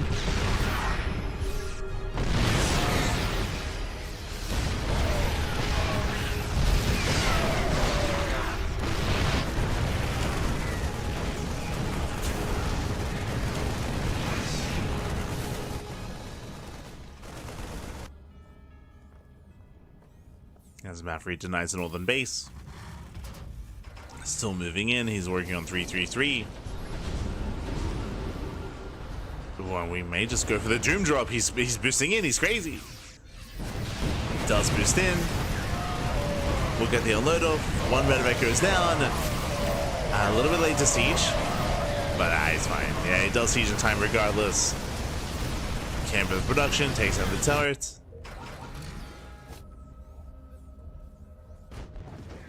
Likewise, just sending it right down mid as well. The army sends in. Tank within range of the planetary. Oh god. And purple is going for the base trade. It's, oh god, there's nothing to trade. There's nothing left. The wall of bio defends. Maffer holds back at home, and across the map everything is flashing red. The main base, the fourth, the third. It's all red.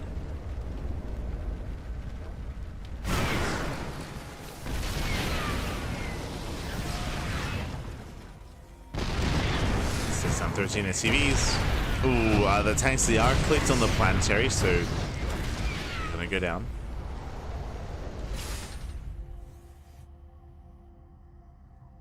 Okay, but here comes the next wave. Again, Maffer still got 2k minerals in the bank, 3k gas. Production, I don't think keeping him at bay.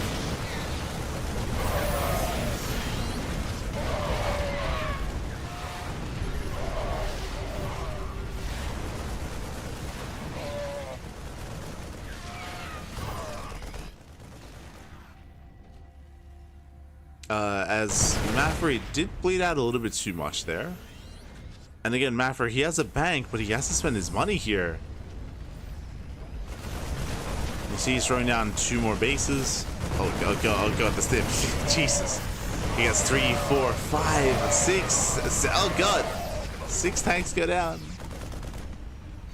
Nice big ups.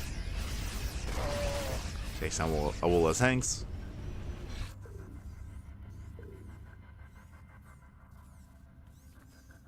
Likewise, more bases on the way.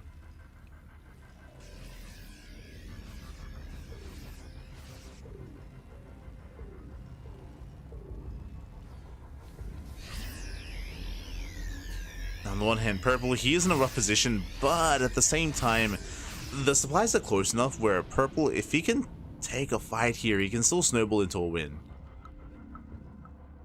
Can still pull this off. This better be good. Mineral field depleted.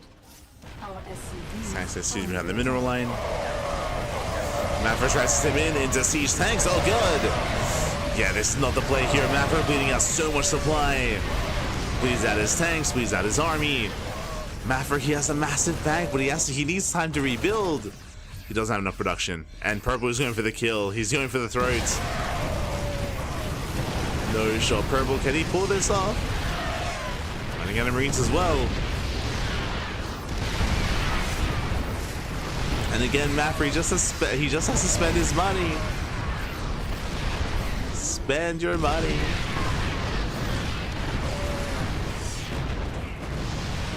jump in. Oh god, they're just getting picked apart.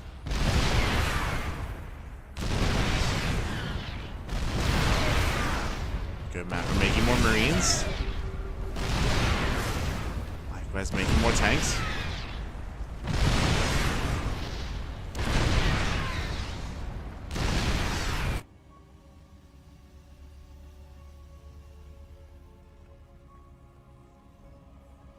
Likewise, we have more of these starports on the way. From here, we can maybe try to go into Liberators. Adjusting the Matt's Viking.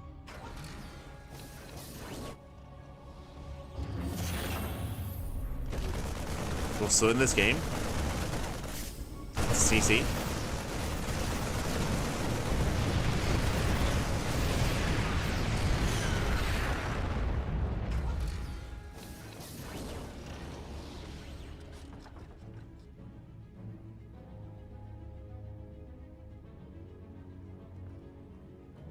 CC pulls away. Supplies are still neck and neck. That massive bank that Mafra once had, it's not there anymore. Banks are comparable. Oh no.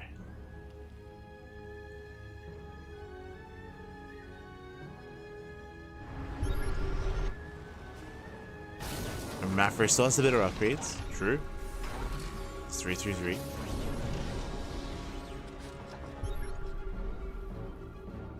Rotating in. Mafra, he's late to respond. Oh. He's gonna be later to respond. Purple should be the first to siege. They're going for the natural hit, they'll siege up. Mafra trying to stem in. Just getting some of the tanks, and it looks like he will take the fight. Purple just doesn't have enough of an army here, none of supply, none of support. Tank count goes down. Purple. He almost caught his way back into this. Almost. Almost.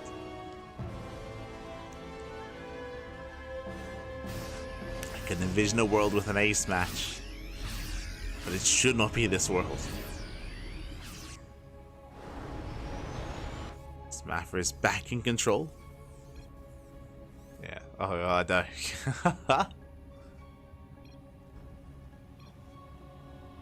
Oh no! Apparently he had 8 tanks that weren't doing anything. I think they were stuck in the main. No. So I mean now they break out, but he had 8 tanks not doing anything. No! Purple!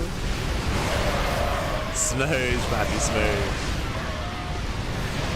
Yeah, as Mafra is forcing his way up the ramp. Not a pretty trade here. Going up a ramp into a concave is never an easy thing.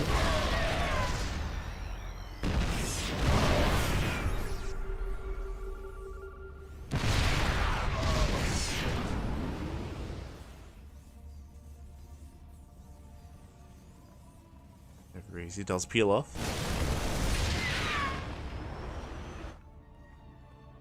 Peel off towards right hand side.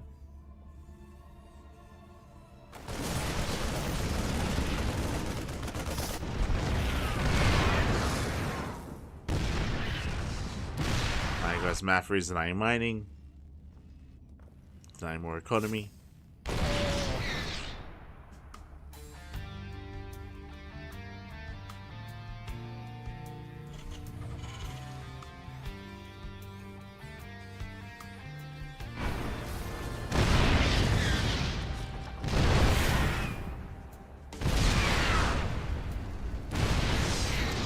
No repair.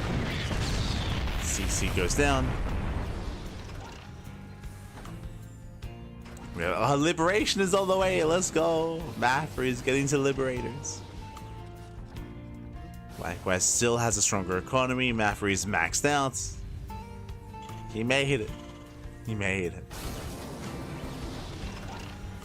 And Purple is still not quite there yet.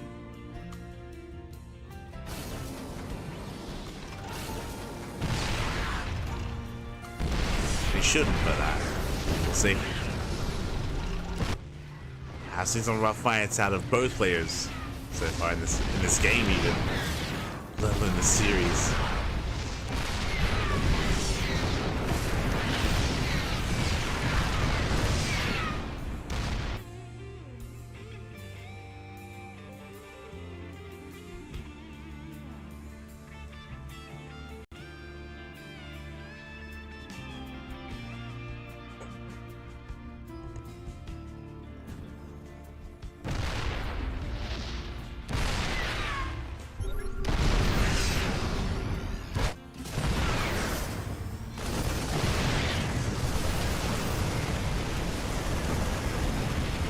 As with this, I mean, this unfortunately, purple just doesn't have the supply to defend multiple locations at once.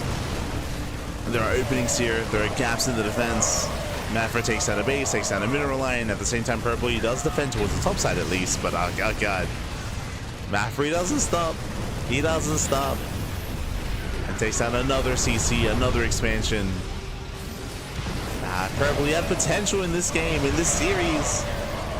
I could definitely see a world where we would have had an ace match, but no, not this time. I say that purple does take the fight. Takes the fight, cleans up the army. If only he had an economy. Likewise, if only Mafra could actually spend his money. I think. Oh no. It's probably going for the counterattack. Oh. Pushing into liberation though.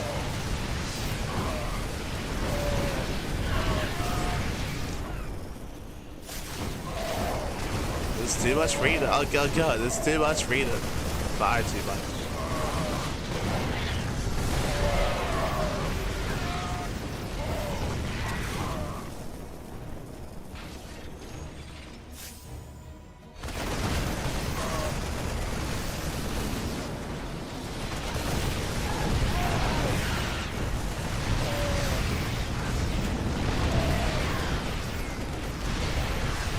As I mean, purple is like actually achieving quite a bit of damage here, getting 15 SCVs.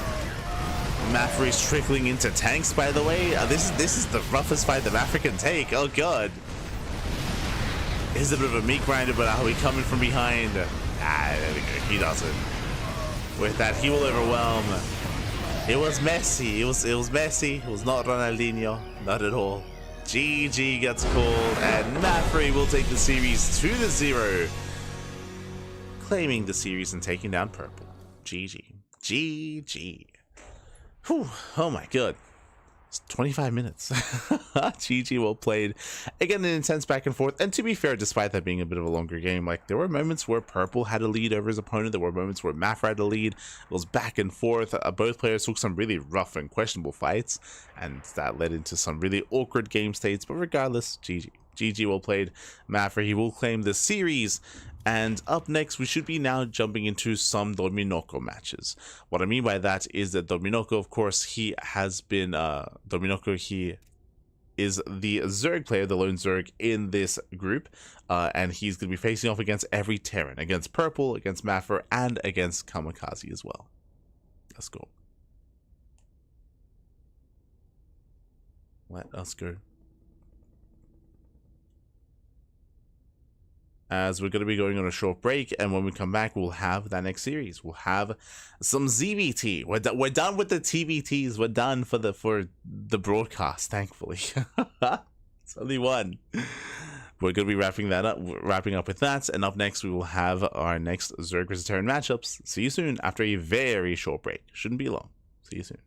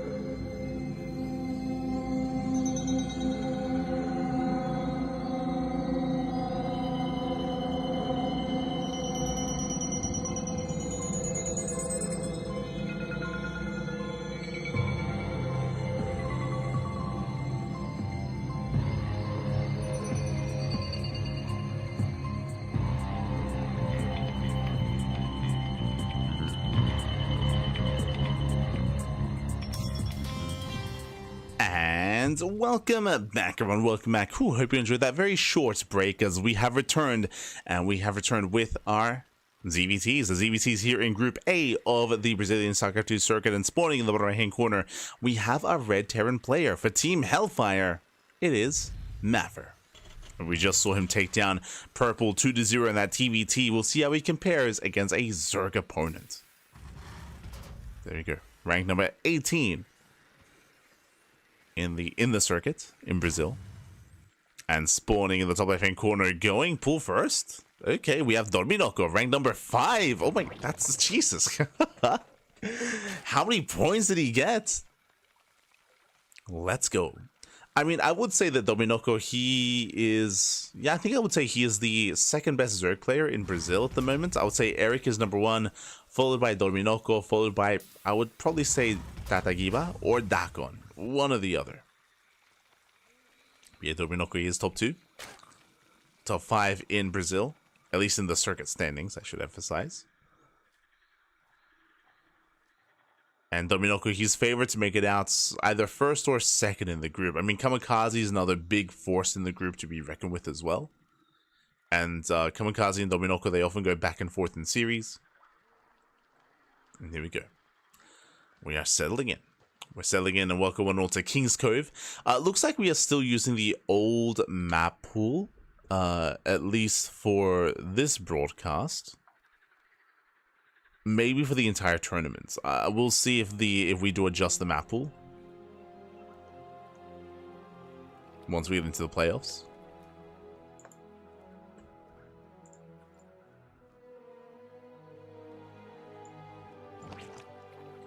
As he's one of us.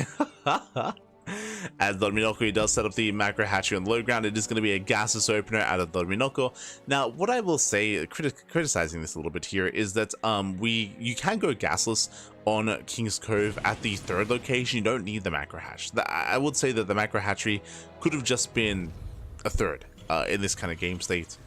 It is something that Dark is very fond of, and Cyril does mix in as well. Even Lambo. Meanwhile, Lings, they get across the map, they will delay the CC and can even force a cancel. The Reaper's completely out of position. Uh-oh. And instead of 2 Lings, we have 6 Lings across the map. This is a hefty amount of damage. This is getting out of hand. It's getting out of control. No safety Marine back at home. The Reaper's racing back, and that is going to be a cancellation. Ay, brutal pick off. CC is denied. That Maffery does race back. And Dorminoko has a very comfortable start. That should not have happened. You can see he's double expanding. Oh god. He's stuck on one base. He's forced to double expand. A very rough start here for Maffer. Also, I apologize for the delayed predictions. Do apologize. I was a little bit engrossed in the match itself. With that, Dorminoko is droning and setting up. Now, personally, I'm not too fond of these gasless openers in ZVT in this such a way, just because it feels quite difficult to get away with. But you can do this on these larger maps. King's Cove has a very narrow ramp coming into the natural. Likewise, very long rush distances by ground. So these are the kind of maps where you can get away with this kind of play on. Likewise, Lair is on the way, Rotorn as well. This could be for 2-base Muta, or this could be for Roach play. We'll see what Dorminoko does go for. We'll keep an eye on him. Do we go for the Mutas? Do we go for the Roaches? You can see the SimCity here is to make sure that Hellions do not get into the bases, and that scouting is denied. Also economic damage denied as well.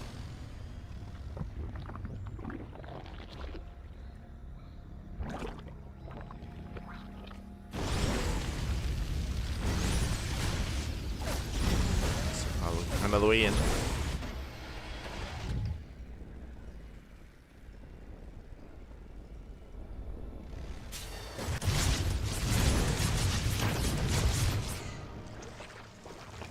Another way in. Maffer, we didn't see Mech in the previous TVT, so I thought we were safe from that. No, we're never safe.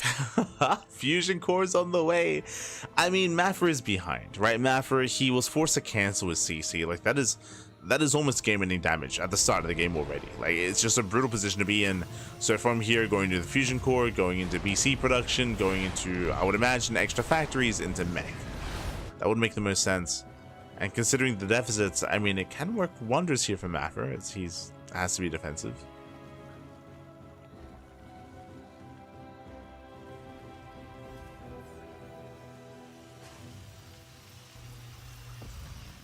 As we do have roach production on the way here for Dominoko. Lair is done. We can see that the lair was not for Spire, was not for Mutas, otherwise you'd already see them by now. It is going to be for Roach Ravager.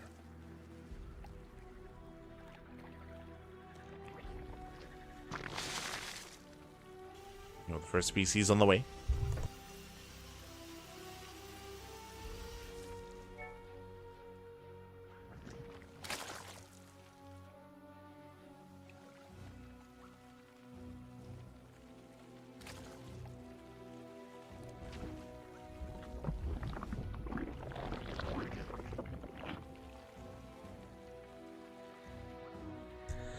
First species on the way. Likewise, what's the queen count looking like, actually? The Overseer attempts a scout. And the Overseer will slip in. You're engaging the opponent. I'm actually looking at the POV here of Dominoko. Looks like he does not notice the fusion core. Add-on complete. And again, with a lower queen count, Dominoko, he's going to be in a bit of trouble here. Hive is on the way. Mineral field depleted. Maffer setting up, embracing his mech, of course. 2 more factories being thrown down. The first BC has arrived. And we'll see if he teleports immediately across the map, or if he does go for some of the, or does float instead. So Queens are spreading out. There it is, there's the teleport. Does head across into the main, no spore! No spore in position. Queens likewise, they have to rotate over. Scouts the hive, it's going to be 4 drone kills so far, and the spore. Queens are moving in. And there are enough queens to zone away. Yeah, they zone. No, okay, there's thankfully 1 spore at the 3rd. There's that 1 spore. It's going to be targeted down even. Jesus. Yeah, the BC doesn't care. Takes down the spore. Queens takes a long time to rotate. Another couple of drones go down. And despite Maffer having a very rough start to the game with the cancellation on the CC, I mean, he bounces back. This isn't enough to fully recover, but it's a nice start. Takes down 6 drones. Takes down a spore. 2 spores even. Another drone kill. 11 kills on the BC, and he should be able to float away. I'll get out of here. Oh no! The BC cannot fight the Queens head on. There's a teleport. Does teleport away in time. Whew. Does make it back home. And now the game will continue.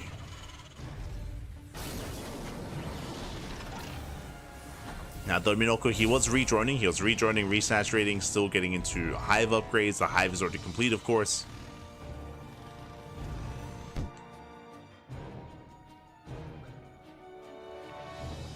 Getting into Adrenal.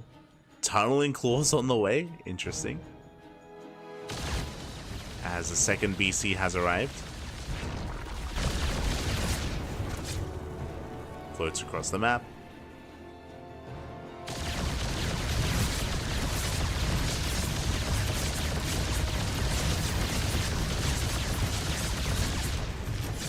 Float across.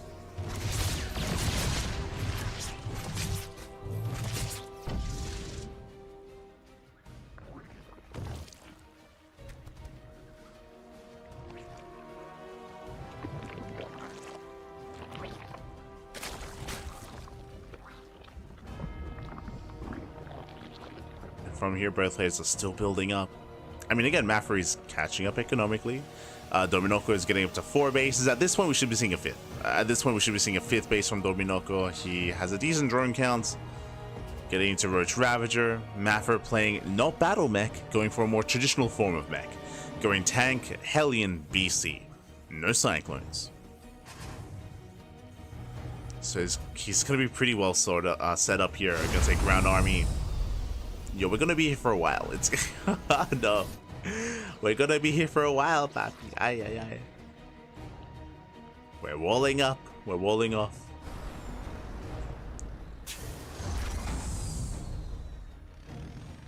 Shout out to the Tulling Claw Roaches, though. I don't see any turrets yet. Oh, no, he notices. Yeah, there's a skin. Does notice the shade. And he will completely shut down the roaches. Maffery's popping off. Despite the shaky start. Takes down the roaches. Did well with the BCs. Didn't lose any battle cruisers. The Minoko does run up to 91. It's a lot of drones. I'm sure part of them are going to be morphed into static defense though.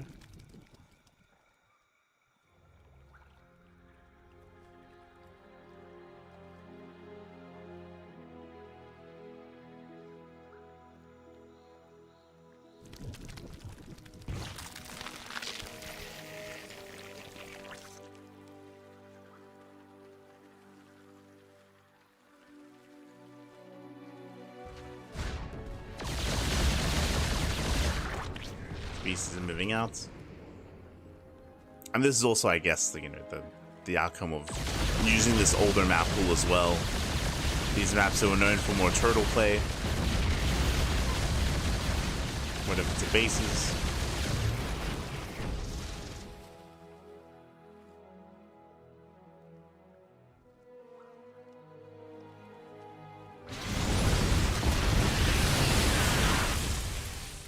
As Dominoko, he's going to be the first to max. Taking it to ultras if need be.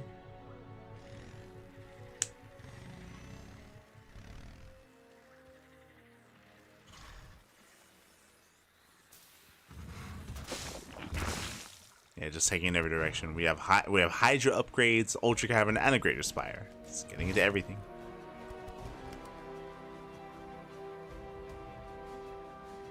Getting into it all.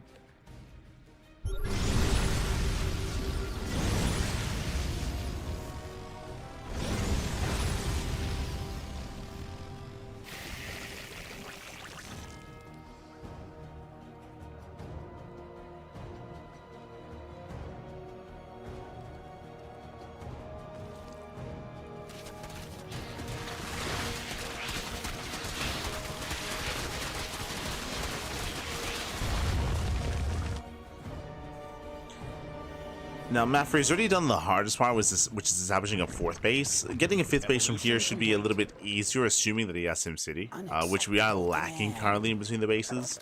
I can see a world where Dominoko can just roll over the fourth, and he's maxed. He's getting ready to do so. He has a bank built up as well. So let's see if he can claim that fourth.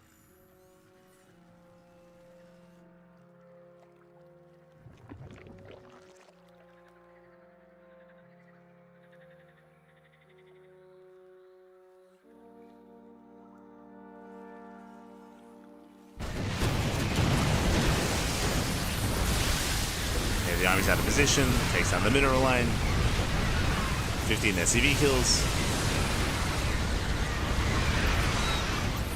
Takes down 15. Does waste a lot of banelings though. It's a lot of banelings being spent trying to push into the siege line. So army or Maffer, he will defend, but he will lose a base. Lose a base, lose an economy. Does 4 in supply, and Dominoko with the insta remax on ultras. Okay, let's go. We got 6 ultras on the way. We got 10 zerglings. Here comes that remax. Ideally, you would have Vipers with this to help when it comes to blinding clouds and breaking through these siege lines. But no spellcasters yet.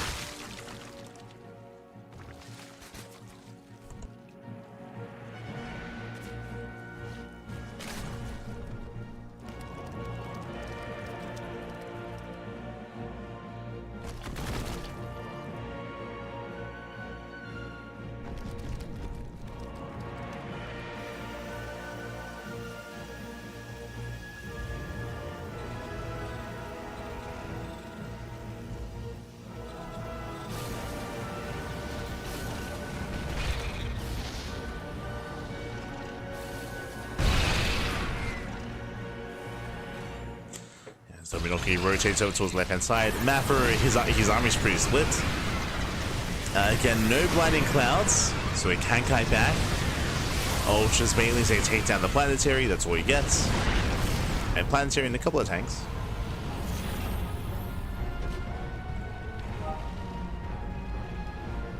So Maverick will retake the base. Didn't really lose many SCVs there. Maverick getting to a super maxed army. That is a concern.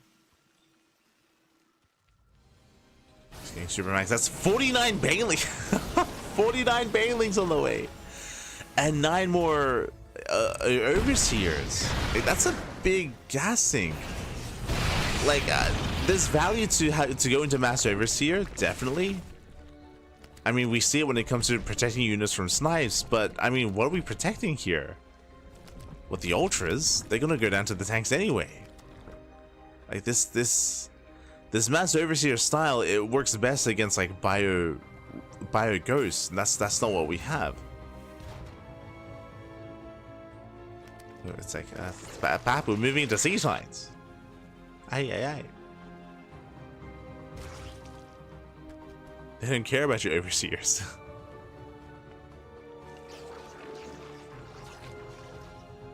But there's potential for some changeling shenanigans. Of course, night display, more importantly. Evolution complete. Make his way into the main.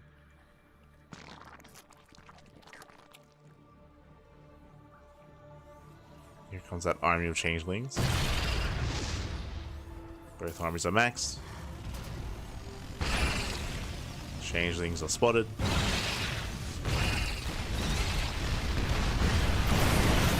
Guys, here comes Ominoko going for the dive. You can see the ultras die instantly. Yeah, that's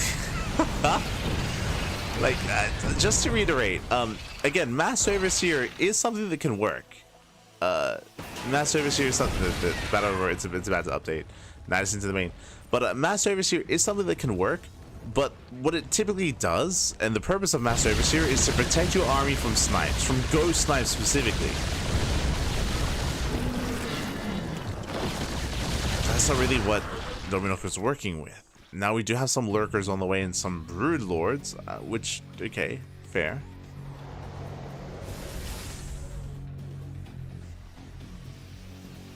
He's moving in.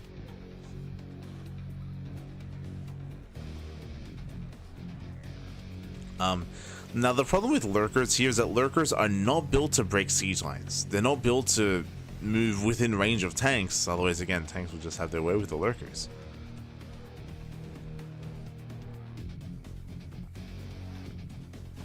So I'm not really convinced with the tech switch. The one thing that lurkers do quite well is they take control of certain areas, and a Nidus into the main with lurkers within said Nidus Storm can end the game.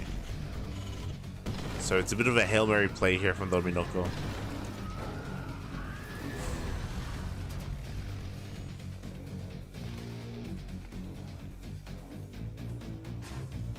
So nice towards the left. Changelings moving in.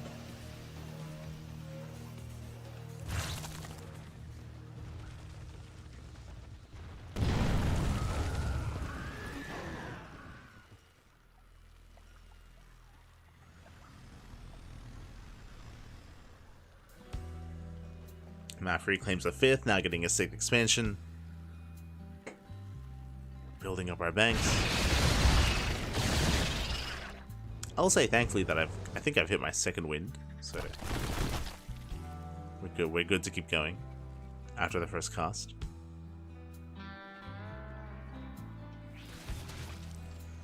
We just keep going.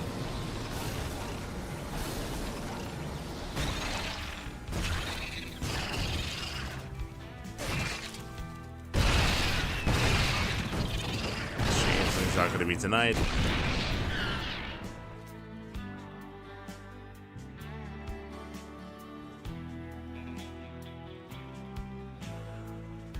Structures into the bases. Again, the lurkers, I believe, are inside those Nidus worms. Yeah, they are. And the Lurker's into the main. He's going for it.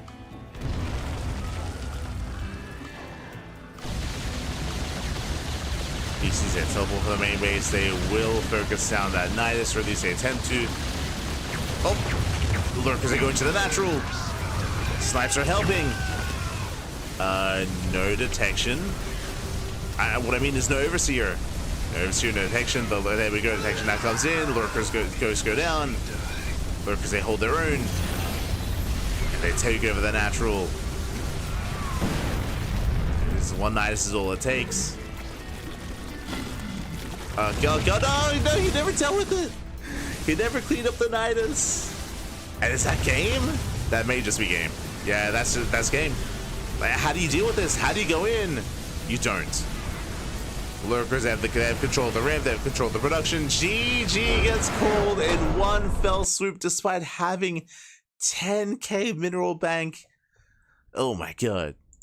GG, well played. Again, that is the power of Nidus Lurker. You can straight up end the game in one fell swoop just like that. GG, well played.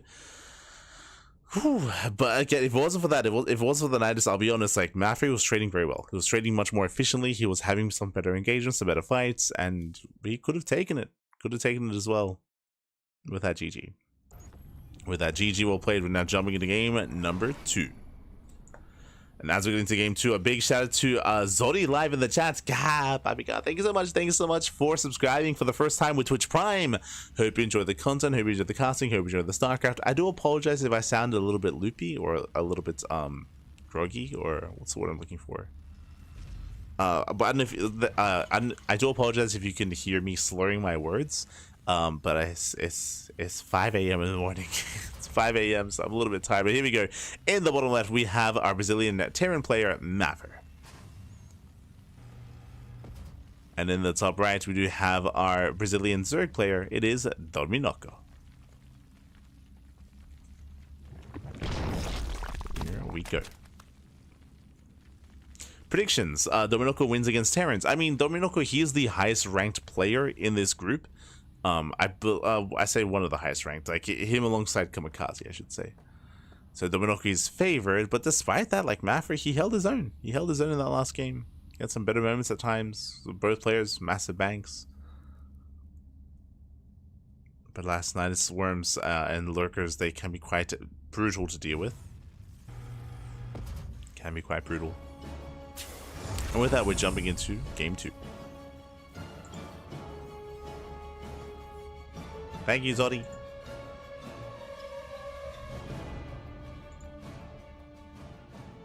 Do appreciate it. As we're jumping into game 2, for now, hatch gas pool. This time, no gases. As a reminder, last game, Dominoco did go for a gasless opener. This time, standard, out of our Zerg player. Likewise, we do have a standard opener out of Maffer as well, going for a Rax expand.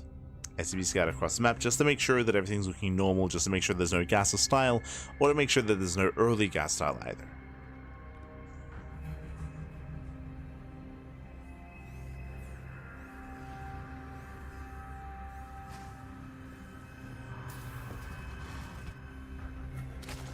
So players are settling in.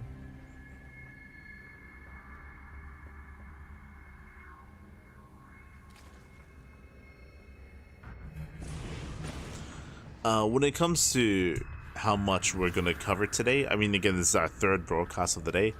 We just covered KSL and the Hatchery Cup. We're going to wrap up Group A. So we have still this series and then 2 more. So 3 series in total remaining in Group A. It's going to be Dominoco versus Maffer, Dominoco versus Purple, and Dominoco versus Kamikaze. Once those 3 matches wrap up, then we'll judge kind of like how we're feeling, and we might wrap up then and there, or we might keep going. We still have Group B after this, like a whole other group with 6 best of 3s, which is crazy. It's a lot of StarCraft, it's a lot of StarCraft, which I think I could handle if I didn't already cast Hatchery Cup is the problem.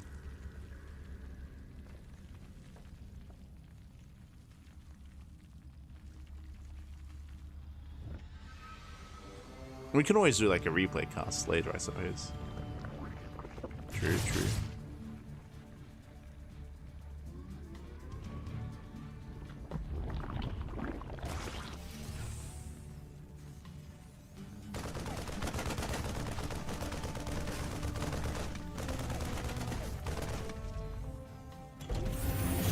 As the monkey goes in for his scouts, tells ensure that everything's looking as it should.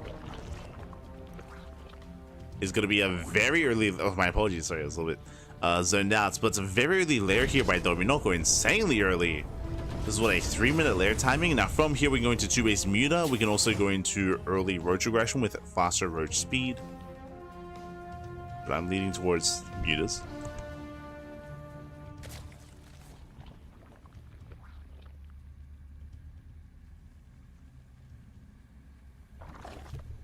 There it is. There's that roach speed. Oh, hello. I know what you are. It's doing it in his own way, I will say. But yeah, we're going for the queen drop.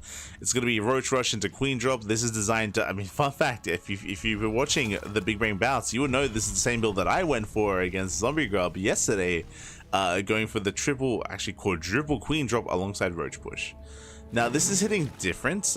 This is hitting later because he did invest into an Evo chamber. Late third means less larva, but also going into roach speed as well, which is often not researched with this. So this is his own twist on things. This is a later push, but we'll see what he can get done with it. As Dominoko does cut workers earlier, actually.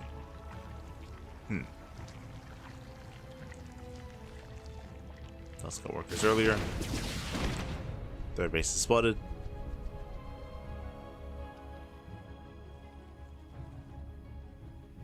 Dominoko moving in. Here comes the initial in. Now behind this, Dominoko should be joining. He should be joining up. Jesus, morphing in 5 Ravagers. Takes control of the low ground. Does take control. Spreading that creep. Pushing forward. With the help of those piles, they can knock down that bunker. Can and will. The repair's not good enough. Another Banshee. Banshee does rally in. And there's just nothing here at the natural. There's nothing on the low ground. From here, the Dominoko should be droning, but he can just keep making units. Do whatever he wants. There we go. Droning up. Piles on the CC. Voids are pulled into the Ravagers. Dominoko, he will claim this. As the queens make sure that everything gets turned away, we have some liberators in production. But there are Ravagers to deal with that. What can you do, Bappy? What can you do? We had the attempted BC opener with the fusion core. From here, Dominoko going for the Spire just in case. Everyone's just spreading more creep.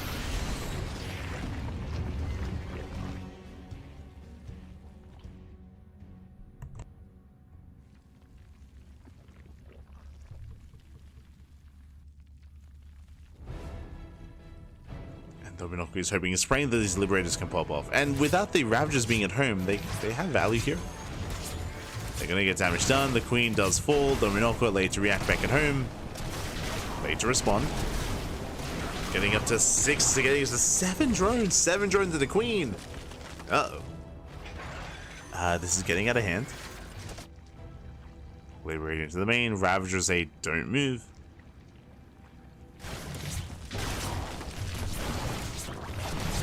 Getting up to 10 drones. Getting up to 10 workers. Liberators are finally dealt with. Dominoko still has the economic lead. Despite all that damage. It's on 55 drones. And you can see here, Mafra forced to make a Raven, forced to clear up all this creep. This is heavily delaying the third and the natural as well.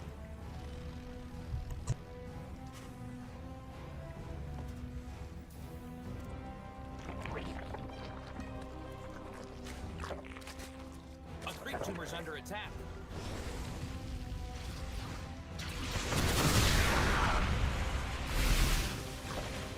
Mineral field depleted. Mutation complete. Every time. Shout out to Tastosis.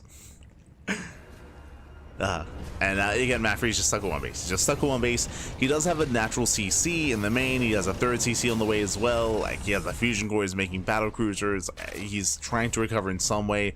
From here, all Domino has to do is just drone. He just has to drone, just has to saturate, take his bases, take his gases, drone up to 80. There is no rush here for Dominoko. Of course, the one concern is BCs, and from here he does have a Spire, so he can make Corruptors. He has a massive bank. He has been not spending his resources.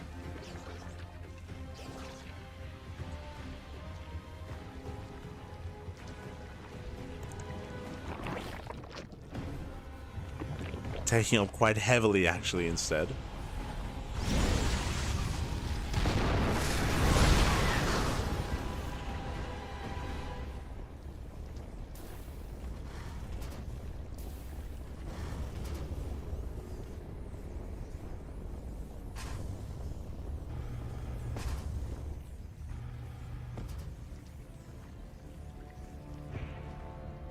Does tech, still holding on to that bank. Again, they might just be concerned about not knowing what to produce as more BCs are accumulating.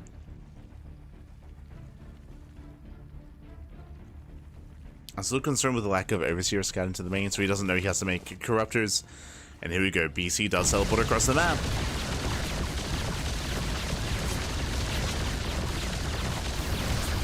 BC teleports, gets a couple of drone kills. Okay, Corruptor production has begun.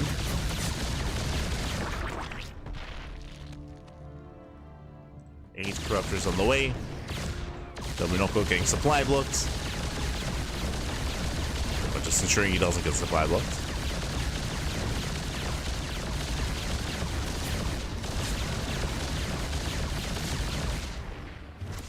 And the BC damage is good, but it's nowhere near enough. Unfortunately, the deficit is just too great. It's just too much of a deficit.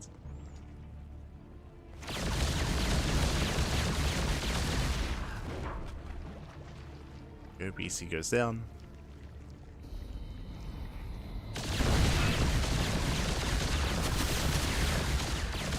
Oh. Raven's on the way. This second BC does have teleport available.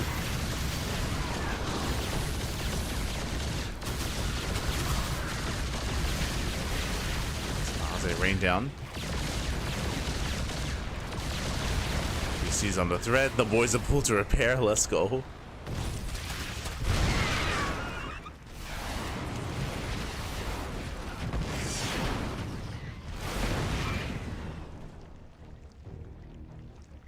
We're up to, I think, 2 BCs, looking to get to 3.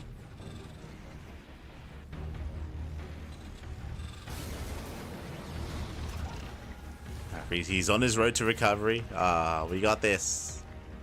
We got this.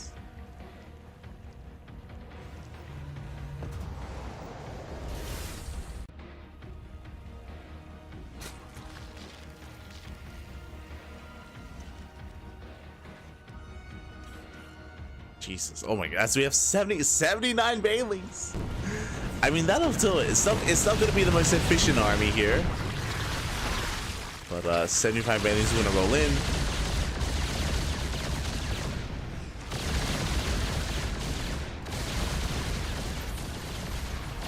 We'll just chase down his BCs. Maestro, oh my god, Maestro goes up for the Banelings.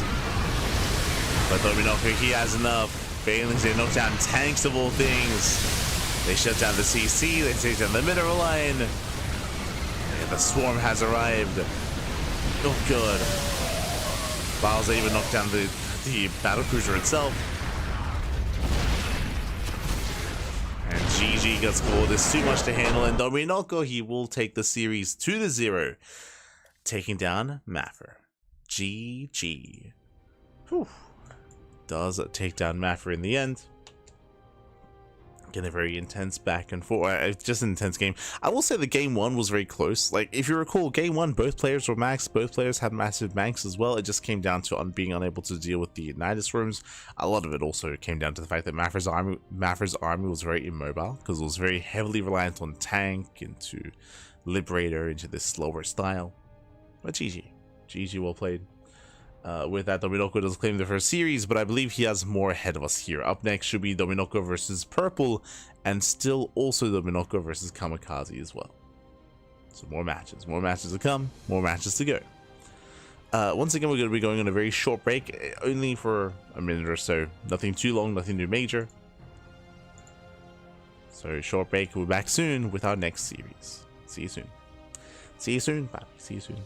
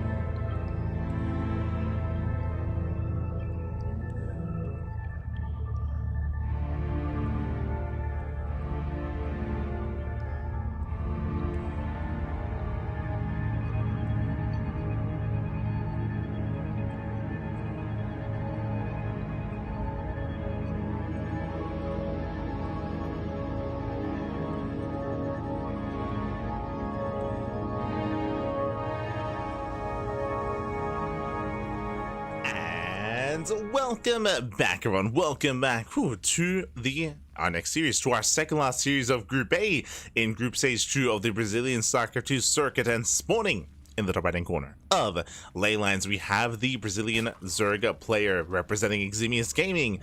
It is Dominoko. I was hoping to line it up. God damn it. There we go. Beautiful. Rank number 5 in the Brazilian circuit rankings. Let's go. And spawning in the bottom left-hand corner, we have the Brazilian Terran player, also from Eximius Gaming. It is Purple. Rank number 17. Let's go. Dominoko just took down Maffers 2-0 in a very intense TVZ, with Maffers actually having a pretty strong showing in the first game, especially with his initial mech style, but he was caught off guard, caught with his pants down by lurkers, by the Nine storm into the main. We'll see if Purple can fare better, as we do have a pool first opener out of Dominoko. Let's go. For those who are curious, I should also mention Dominoko. What does that mean? That stands for sleepy. Or dominong in Spanish, Dominoko in Brazilian, and sleepy in English. Very sleepy, I can relate a little bit. Someone's asking in the chat, are there any other CranKy Duckling casters that can step in whenever you're tired? I've never been tired before, but I guess today is an exception, or I guess this week in general has been a little bit more awkward for us, just because of our schedule, just because of the big rain bouts as well. Like, it's just been a little bit different, but you know, I'll do my best to cover everything. Actually, I'll do my best. I got you. What do we do when Light's tired? That's when we crack open a bottle of Dare Iced coffee. That's when let's go. That's when we coffee it up. As Dominoko, remember, he did open up pool first into his own double hatch opener, natural and macro hatchery as well, all gasless here from Dominoko. It's gonna be gasless. You see Purple is staying back home waiting for the lings that won't arrive, as Dominoko, he is of course aware of that the Reaper didn't move out, keeping lings close to the chest. Here we go. Oh right, also before I forget, it is Gamba time. Predictions are open. Place your bets while you can on who you think will claim the series. Best of luck in the chat. Best of luck.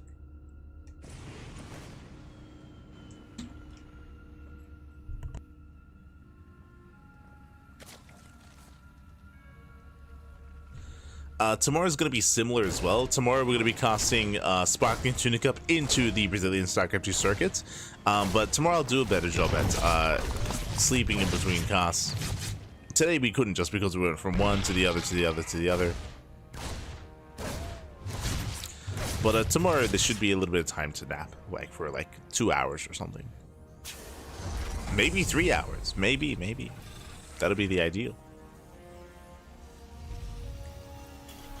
For now, we do have, once again, at 3:20, we have the early lair here from Dominoko. Does open up lair first, and this can once again lead from early there. We'll keep an eye out for Overlord speed, and if we see speed on the way, then we should be expecting roaches into queens into a drop across the map, which is what we saw last time on this map against Maffers. Into like a roach queen all in. As Reaper dips in. If that was the case, we should be seeing the Roach Warren by now, and I don't think we've seen one. There we go. Roach Warren now gets thrown down after the death of the Reaper. So Roach Warren is on the way. Extra gases can soon be taken. It's all up to Dominoko to drone up as heavily as possible. Droning up as much as he can. Oh, meanwhile, Purple going into earlier stim, a later starport. No overlord speed out of Dominoko, not this time.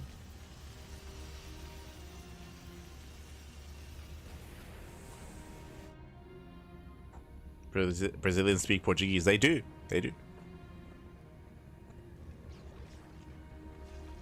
It's crazy. When Ladder's tired, he plays 1,000 ladder games and can't sleep because bro hurt us. What are you on about, me? What are you on about?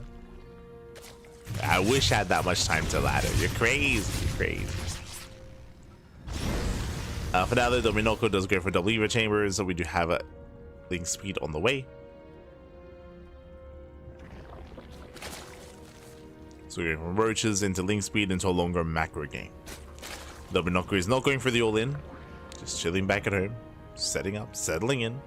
Likewise, Purple going to his own bio composition. It's been a while. We've seen a lot of mech here tonight, from Maffer at least. So thankfully, we can embrace some bio from Purple. Do appreciate it. Kamikaze, he's known for mech as well, so we're probably going to be seeing some mech in the last series of the group. Aye. We'll get there. As Hellions are focused down.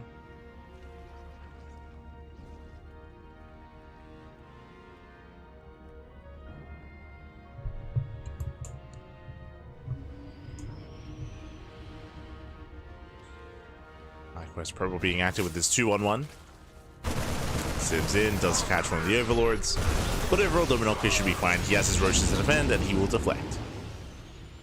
As long as Dominoko is able to keep up with the drops, he should be able to maintain his bases. Should be able to deflect. Ooh, as Perfully does unload over the army. Bleeds out a lot of Marines.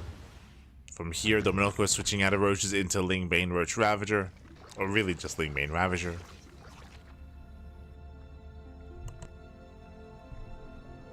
Oh, hello, high five. Hello. Bienvenidos, bienvenidos. Good to see you. Bom dia, papi, bom dia. Ah.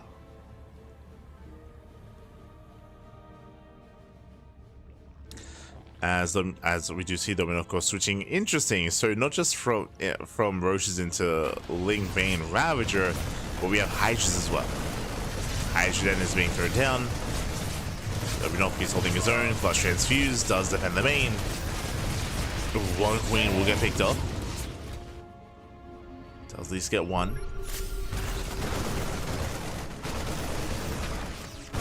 Purple claiming whatever he can.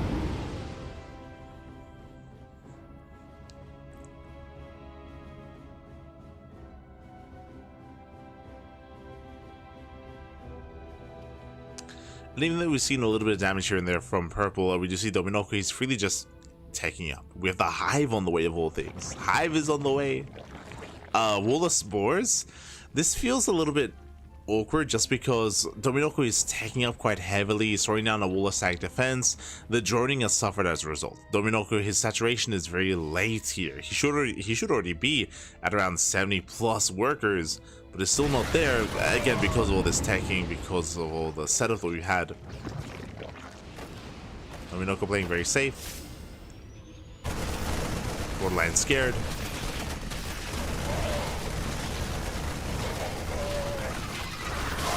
He's keeping up. Will still lose the Overlord. Overlord goes down, supply blocks with Dominoko. 7 Overlords on the way. Is slowing him down, is allowing Purple to build up. And Purple actually has a supply lead here. Jesus. That supply block is brutal. And Purple knew, like, if he pushed out here and now, I think he breaks through, by the way. Like, there are no Banelings ready for this. There's barely any Roaches or Ravagers. Like, the army is insanely small for Dominoko. But Purple doesn't know. He doesn't know how vulnerable Dominoko is right now. Instead, going for drop play.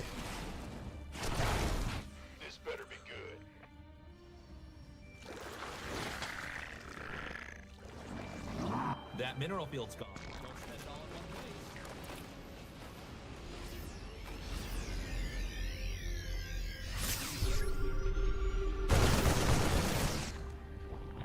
This Purple is being active. I mean, he trades well with the bases. He does get a kill, not a cancel. Takes down the expansion, pulls away. Again, Purple is going to be the first to max out. Dominoko, he finally drones up to 80. But again, these are late workers for the Zerg. And now here comes the push. And there's a lot of potential with this move out.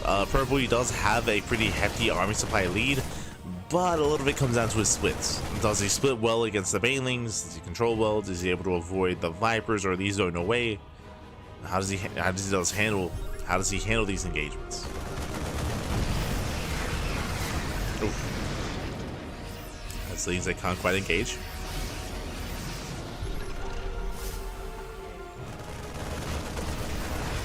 Moving in, liberation is set. Oh, the Baileys though, they crash in. They smash into most of the player. Splits were not there. Also stepping forward. Still go forward.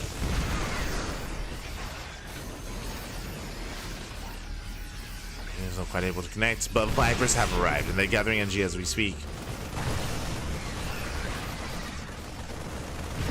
Vipers, they should be here. Ooh, as Bailey's they crash into the fire. Nice connections.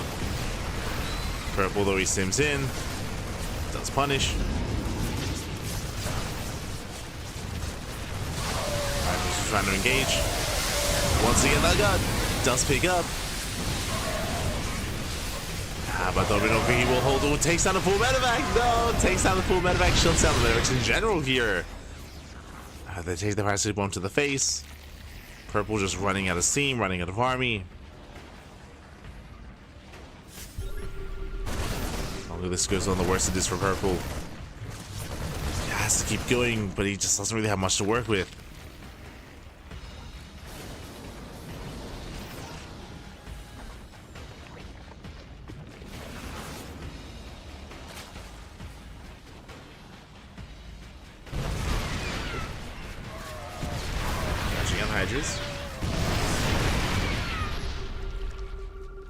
Nice free pickups. Some pickups here and there. Blinding Cloud's going to be coming in. And without the Blinding Clouds, the tanks are all going down. Takes down the tank line. Travel across the map, but the medevac is not long for this world. Oh god. Bailey's underway.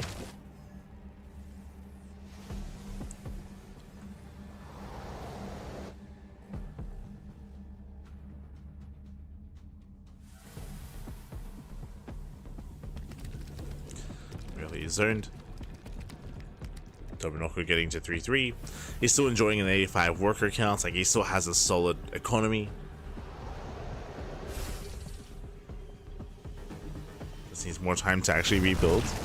Potentially missing injects as well, as we have over 1,000 minerals in the bank.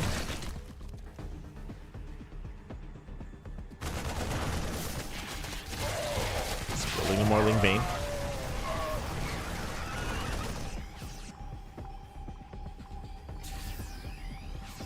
And now Dominoco is looking secure.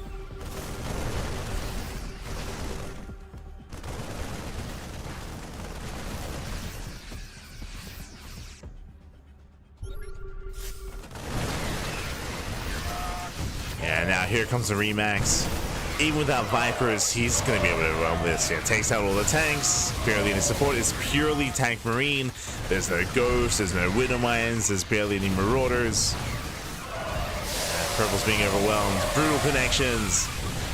And Dominoco is finally done it. He did have a shaky early to mid game is what I will say. Purple, he was holding his own, but GG gets called. And Dominoco, he will take game number 1. GG. Dominoco does take a lead in the series, but again, Purple, he actually had a pretty nice early to mid game. Like, he was in better positions, taking some better fights. A big reason for that, I feel, the big reason for this was I feel like that Dominoco was playing just overly safe, overly defensive, throwing down extra spore crawlers, taking up quite heavily, not really embracing his economy until the very end. Yeah, because that a lot of things were closer than they should have been. GG. GG well played. With that, Dominoco does take game number 1, and now we're getting ready for game 2. Game 2 is going to be on what looks to be King's Cove.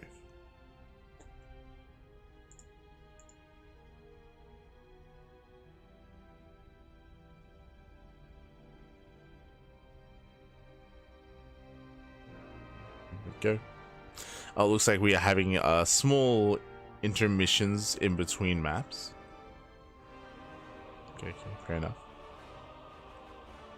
I mean, I'm sure I'm not the only one being fatigued here, but some of the other casters as well. Shout out to Cosmo, shout out to Enki, of course, for casting in Portuguese and casting in Spanish. But I'm sure they're also feeling it a little bit. A little bit. They didn't cast Hatchery Cup, I will say. No. But yes, looks like they do need a small break here, so we're going to be going on a short break ourselves. Oh wait, no. Okay. Break is over. Jumping in. We are now jumping into game number 2. Again, on King's Cove. Let's go. I'm ready. I'm ready for another 30-minute game. As in the bottom right-hand corner, we have the blue Terran player. It is purple. And on the top left, we do have our red Zerg for Eximius Gaming. Dominoko. We're doing the intros. Are we seeing the scores, the rankings? Gibbs? Gibbs.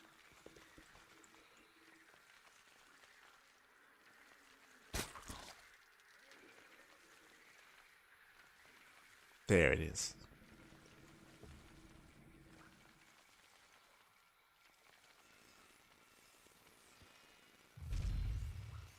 Likewise, bottom right is going to be purple. Let's go. We're getting into game 2. Of course, Dominoko is leading the series 1-0. Now, the last time we saw Dominoko on this map, we did see him opening up gasless. He went hatch. He went pool first. I believe it was pool first into hatch. Likewise, we're seeing something very similar. So once again, gasless opener. And again, these openers are more viable on these larger macro defensive maps, just because it is harder to punish this sort of style. As is the initial expansion, and we're expecting a macro hatchery at the natural. Is what we're expecting. Spawning full finishes. A queen is on the way. Just the queen. Oh, I spoke too soon. 6 lings as well. That's a big commitment. 6 lings also in production. They're going to be making their way across the map. Ideally, they avoid the Reaper. Ideally.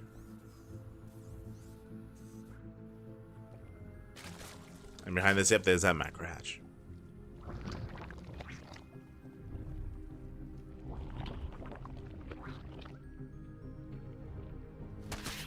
They've just spotted.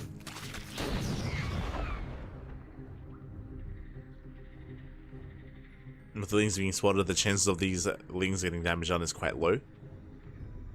Again, Dominoko is joining up.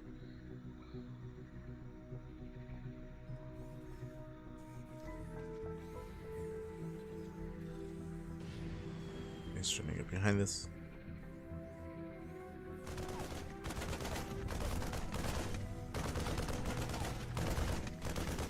Lings, they will threaten a dive. Never mind. Now slipping in. Can they delay the CC? With 6 lings, like, they should be able to. Never mind. There we go. There we go. Does peel up a couple of lings. Heads for the CC. Ooh, takes down the Reaper. That should not have happened. A bit of miscontrol, and that means, can he force a cancel? No shot. He should not force a cancel. Another CC comes in. Yeah, there we go. SCV comes in and the CC will survive. Thank God. So the command center will live. And the game will continue.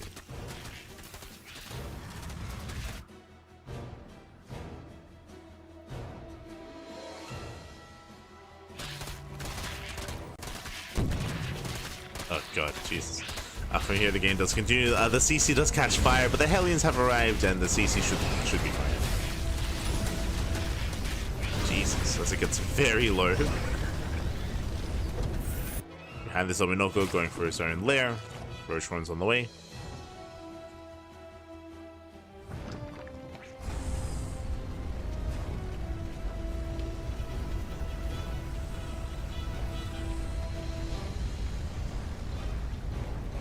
Virtual lair setup. Likewise, 3rd CC in production for purple. So purple just getting into a 3CC 2-on-1 setup. Going for delayed starports into faster stim. Meanwhile, Dominoko is just also building up into delayed link speed into roaches. See in chat. I feel like I don't see this kind of third hatchery in the wall build very often. Is it specifically an anti-Terran build? Not really. It is a quote-unquote greedy way of opening up. It is a safer way to go gasless. What I mean by that is that traditionally, if you a gasless opener is a viable build in this matchup, and you often, instead of going for the macro hatchery, you just take it as your third base. So you just take it on your third location. This is a safer variation because, as you can see here at the natural, the SimCity, and you actually wall off with your Evo chamber and your Roach Warren. So you wall up, and it means that Hellions can't really be aggressive at your natural, so they cannot get any economic damage, and you're safer on two bases, and your third base is later as a result. At higher levels, so players like Dark, players like Serral, players like Raynor, they can take, instead of going for the macro hatchery at the natural base, they just take it as a third, and their queen movement and queen control and queen placement is good enough where they deny Hellions anyway, and they get away with that faster third, and they get away with that gasless style. So I would say that this is like a quote-unquote safer way to go gasless. It's safer just because, again, you have that SimCity, you have that kind of setup back at home. It is easier to defend against like Hellion aggression. A new queen has emerged. So this style of gasless opener in ZVTs is more uncommon. I would say it's more uncommon. But I understand the logic behind it.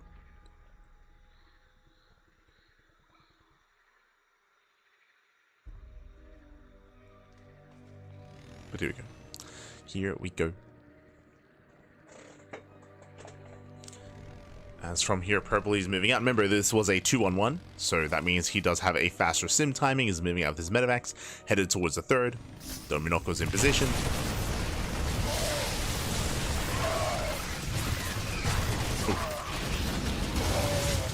As the Roaches, they do deny the Marines. They shut them down very hard.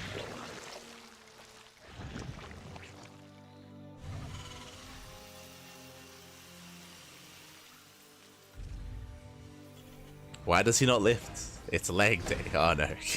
God damn it.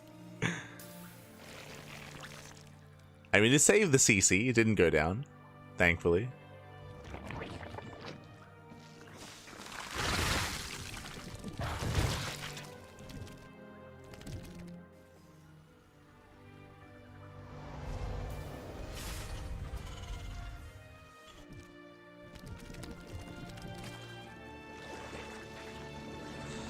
From here, we do have once again very fast hive out of Dominoko.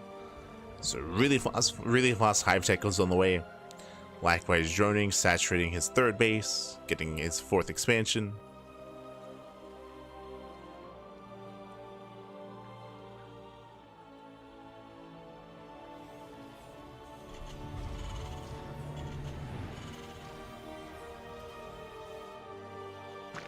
The game does continue.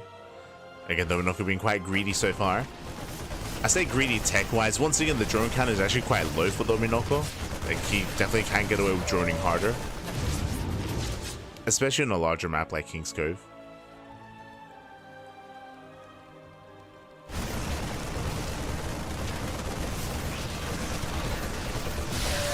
Drone up. Oh. Likewise, 6 workers going to be going down. Brutal losses there for Dominoko.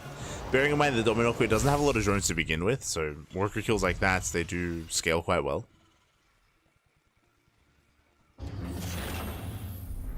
As Purple does take that supply lead, now getting a 4th command center.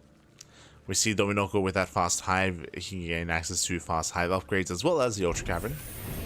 We're rushing into Ultras.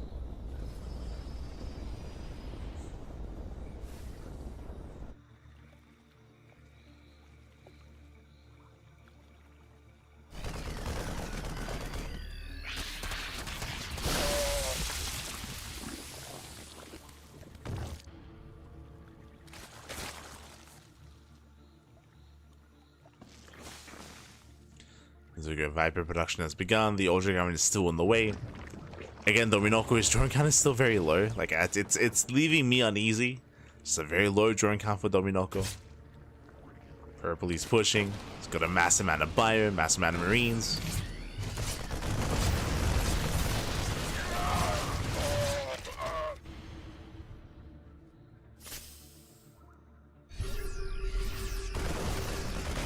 It's Purple sims in.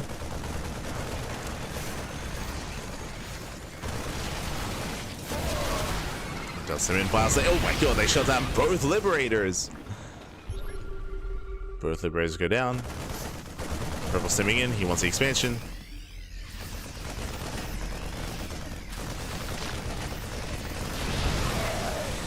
Back committing. Likewise, Marines, they pull back. Decent stutter stepping. Files, they shut down one of the tanks. Purple, not bad. Stimming on forward. Chases down the Bailings, going for the expansion, but the tanks are exposed. The tanks, no! The tanks, save them. Oh my god. Picks up one. And Purple is going for the kill. He's going for the throat. He's down to 2 tanks. The Wilds, they deal with one of them. Now there's 1 tank left. The Ultras are reviving. The Vipers as well. Purple just taking a little bit too long. The Ultra, he just wants a big hug. Oh god. He takes out the tank. Takes out the tank. Again, Purple, he was so close to breaking Dominoco here and now, but alas, barely not in time. Really not. With that Purple force all the way back. He's forced back, and even though he killed an expansion, even though he traded well, the problem is he's being outscaled. He has a mainly Marine tank composition, and he's up against now Vipers and Ultras. This is where Marauders are necessary. This is where more gas income and Ghosts as well. Ghosts, Liberators, Marauders. Purple, he isn't quite making that switch. Oh, it's because the Ultras were stuck in the main.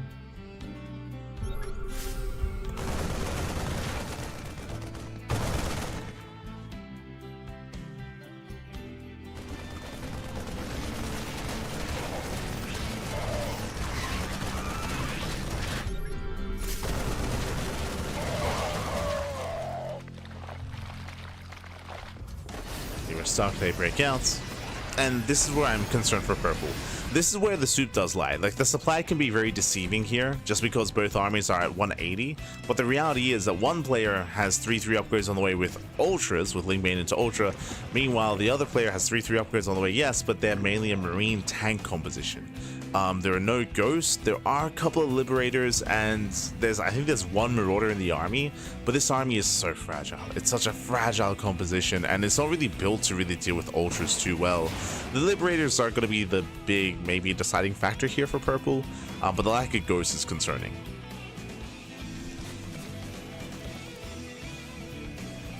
So in a head-on fight, I do favor Dominoco's army composition.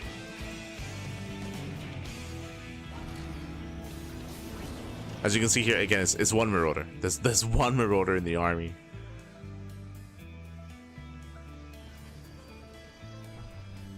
Dominoco doesn't see the force, not yet. Oh! Tanks do siege. I mean, from here, Dominoco, you can just ignore the army and just go for the bases.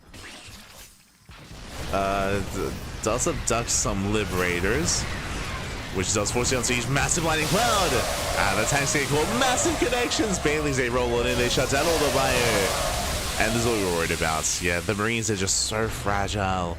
There was only 1 Marauder in the main army, and with that, Dominoco stumbles out of control. He from here can just counterattack and just knock down the bases. That'll be fine from here. As Bailey's, they crash into the bases, into the 3rd. Ultra's going for the planetary. I believe repairs are going to be good enough to actually keep that base alive. He has to go for the mineral line. There we go. Goes to the repairing SCVs. Purple trying to make a stand. And it looks like he might be able to take down these ultras. It's going to be close. Oh god, the planetary falls. Dominoko got what he wanted.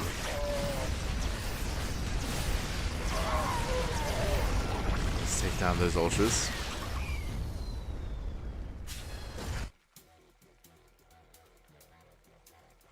It does survive. But again, purple is down to, what, 44 workers. That's 40 workers. Likewise, now getting back into marauder production, or getting into it for the first time.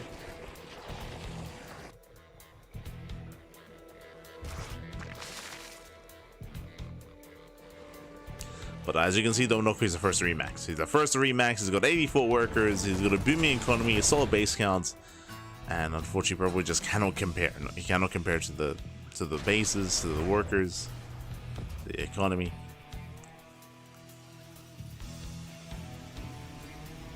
There are definitely opportunities where purple can go for drop play. True, you can go for drop play. You can get into bases and slide mineral lines and buy time. But the pressure's on purple to make something like that happen.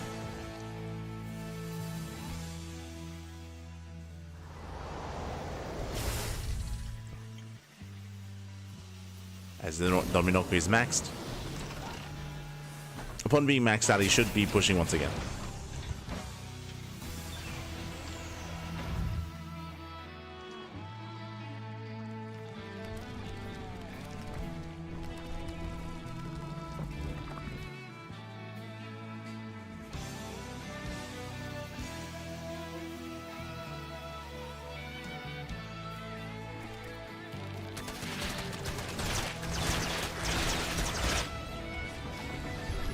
And speaking of, here he comes.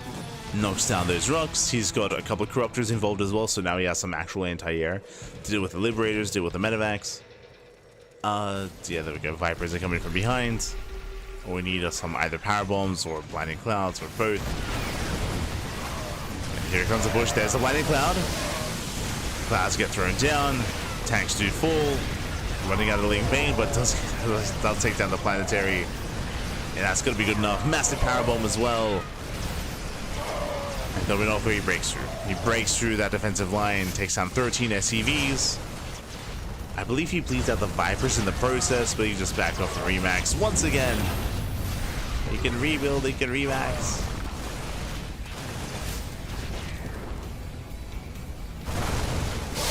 Okay, let's say 2 roll in. They catch up, they keep up with the Marines. And GG gets called purple. He has been broken. And Dominoko will take the series 2-0. GG. Whew. GG, well played. Dominoko, he will claim the series. Again, it was just... I mean, I would say that the early to mid game was relatively close between the players. If you remember, purple, he had some nice moments when it came to his push across the map, when he was getting onto creep and he was breaking through those initial bailing lines of defense. But as we saw as the game progressed, he did not do enough damage. As we saw, Dominoko, he was able to outscale him, able to have a superior economy eventually throughout the course of that game. And alas, with that, GG. GG, well played. GG, well played. Dominoko, he wasn't quite able to... Oh, sorry, purple, he wasn't quite able to keep up when it comes to the scaling of Dominoko, as we're now getting into the final series of Group A. The final series is going to be a best-of-3 ZVT between Dominoko and Kamikaze. Let's go. I believe Kamikaze... Actually, we'll find out when it comes to the overall rankings. I want to say that Kamikaze is ranked above Dominoko, but we'll see. We'll see what the seeding is looking like between our two players, as we will soon be jumping in. For now, though, we are going to be going on that short break. And when we come back, we'll have our next best-of-3, the final best-of-3 of Group A. See you soon. See you soon, Bappy. See you soon.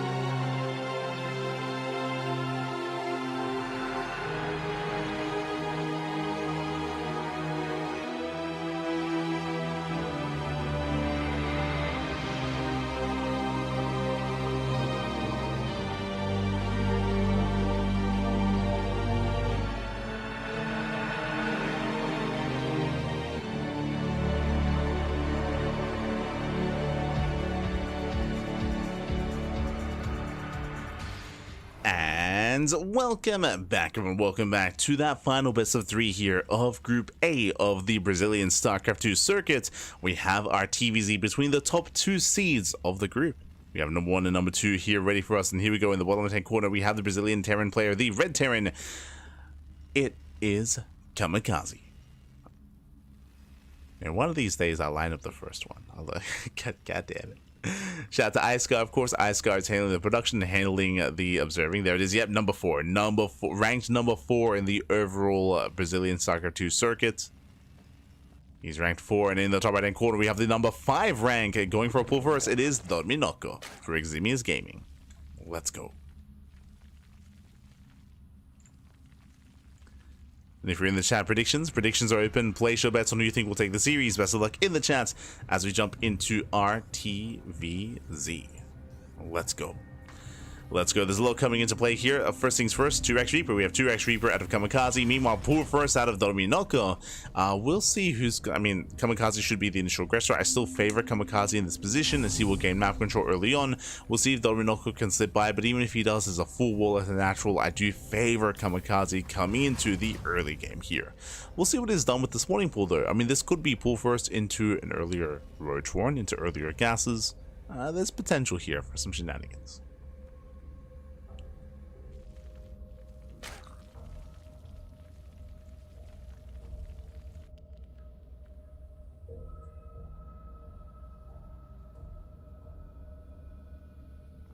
And with that, he does open pool first. It doesn't make any lings, just moving, or does start and prioritize that queen.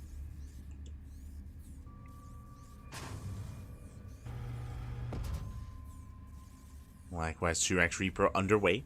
The initial Overlord will confirm this, so once Dominoko sees, once again, gasless. So pull first into Hatchery here from Dominoko. We saw this opener last time. For those that were curious, I did emphasize how this is a variation of gasless opener. There are some big pro players that do go gases from time to time in this matchup, going for a faster third, but they don't quite do it quite like this, where instead of a third base, it is going to be a faster macro Hatchery. As you mentioned, this does allow for greater SimCity at the natural and earlier larva as well, and just earlier defenses.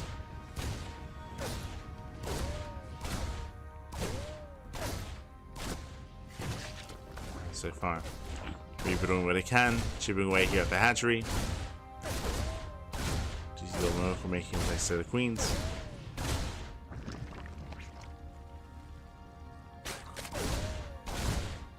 Speedy at.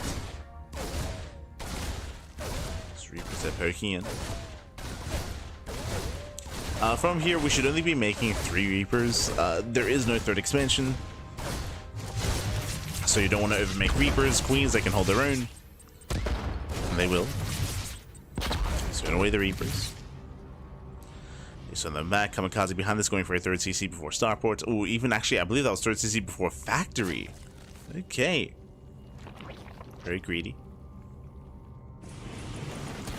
Reapers, they poke in. Lings are somewhat waiting for him, but they're all gonna get cleaned up. Yeah, every ling goes down. We got a full scout of the main. We got eyes on the lair. Drones are boys are being pulled. Oh, this is too much. This is far too much damage at this point. CranKy gets away. He bleeds out 1 Reaper for 2 drones for all those lings. He rotates back over to low ground mineral line, gets another drone.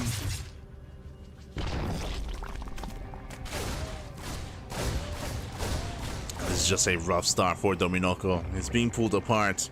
Now, the 2-base lair has potential for something like 2-base Muta play, something more aggressive, something more assertive, to get some counter damage done, but it's not going to be Mutas. We have Roach Warren.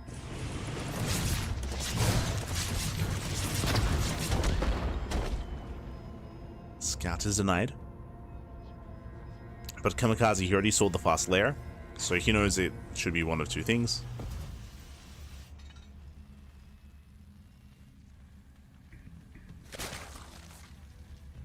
He pulls away.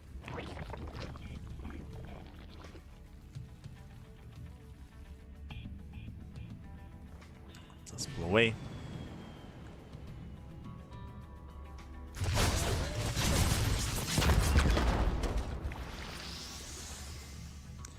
Likewise, getting to Stim, getting to his own after the 2-rank Reaper, getting to his own 2-on-1.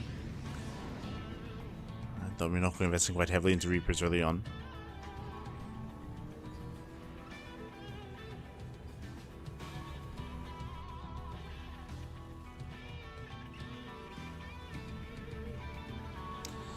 And so far, he is just building up. We have 9 roaches in production. That's a lot of roaches. I believe still no Ling speed. Flora's on the way.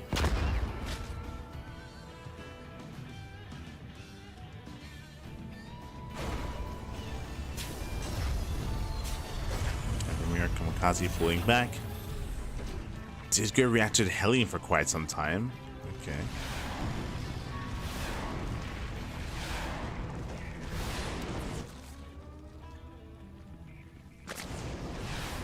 Let's sound the Overlord. Likewise, behind this, tunneling clause is done. We have Burrow being researched. There's a lot of cheeky potential here for Dominoko with his roaches. Yes, he may just deny combat shields, just straight up. Combat shields is gonna go down. Let's chase roaches with whatever he can. Just still routing in more roaches, takes down all the Hellions, and he's just overwhelming. He's just overwhelming the army without tanks to support, without tanks or Banshees or BC even.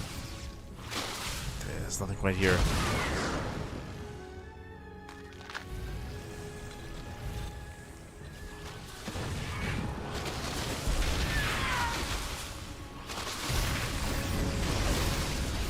Roaches, they're just knocking down that front door. Again, there's just nothing really behind this. There is one tank on the way.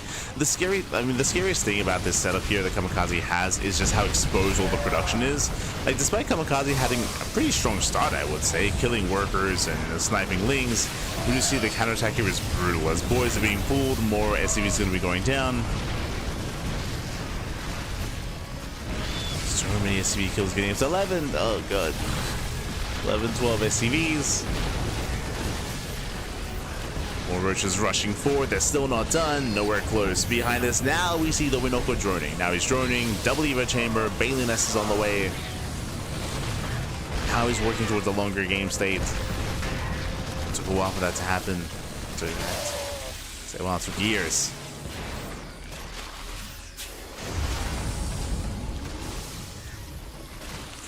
As that is 28 SCVs. Kamikaze down to 27. Down to barely an economy. And I can sense those frustrations. Didn't have a bad start. Not at all. Oh, the burn. It's crazy.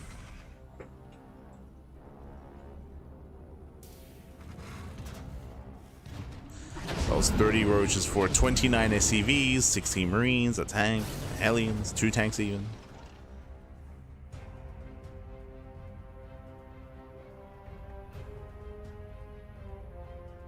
Now it's time for the counterattack. It's always potential.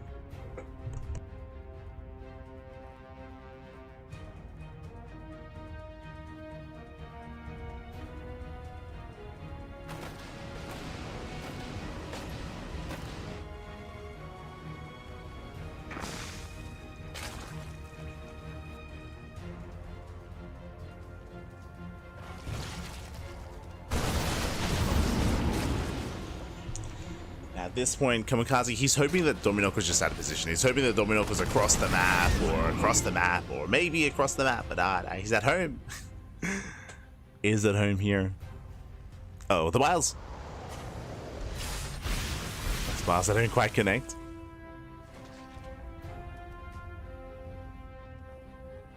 Again, from this point forward, Dominoko should be free to just drone to saturate up to 70-ish workers. And then focus on the main road capture. That'd be the hope, at least.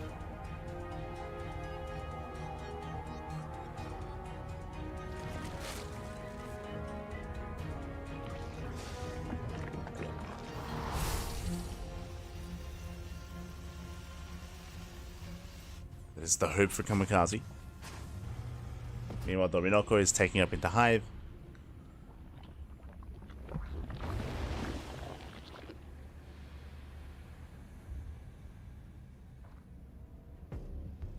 He's droning up. He's droning up as well. Kamikaze pushing with his main army. Okay. He's got 3 tanks.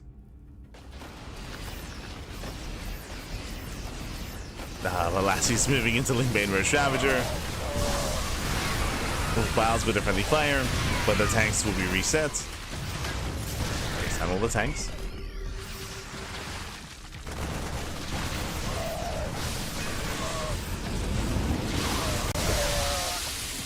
Trays all against the ByuN. Kamikaze still trying to micro his heart out, but did just lose his tanks.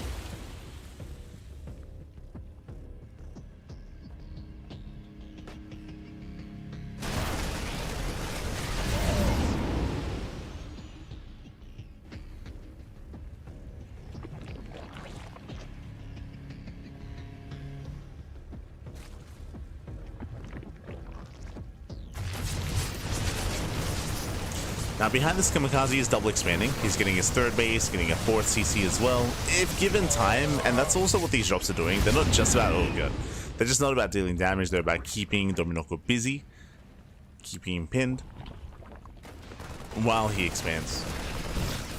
I mean, we have 3-3 on the way for the ByuN, true. Getting to 3-3 upgrades.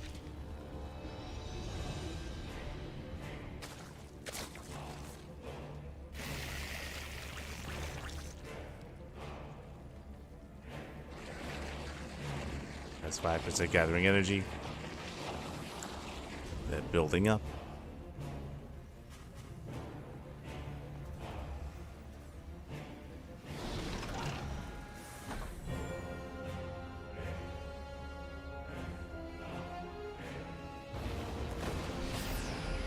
Hive is done. Ultra's on the way alongside Kindness Plating. Without ghosts, without a heavy marauder count, it's going to be difficult to deal with. We've been here before.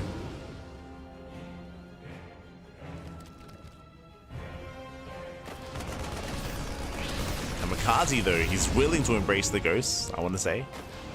I want to believe.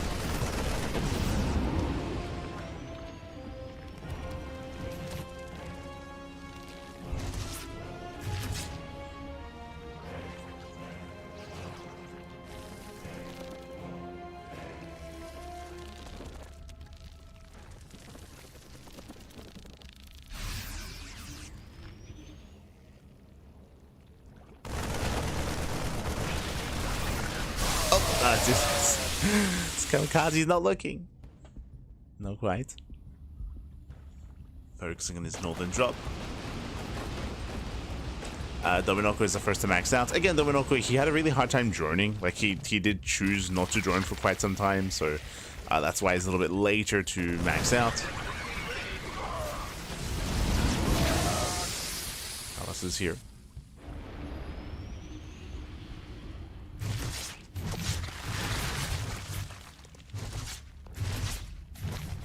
Headed towards the main. With the help of Vipers, these medevacs should finally go down, as we finally have some anti-air.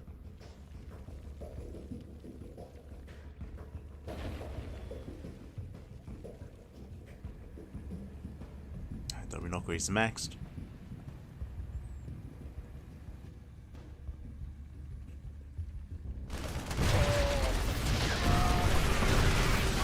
This one maxed out, now moving in. This time he's not stopping, hitting up those tanks, chasing down the ByuN.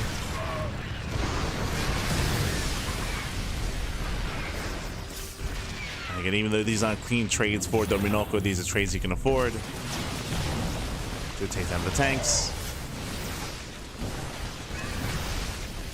Going for another blinding cloud. Doing what he can.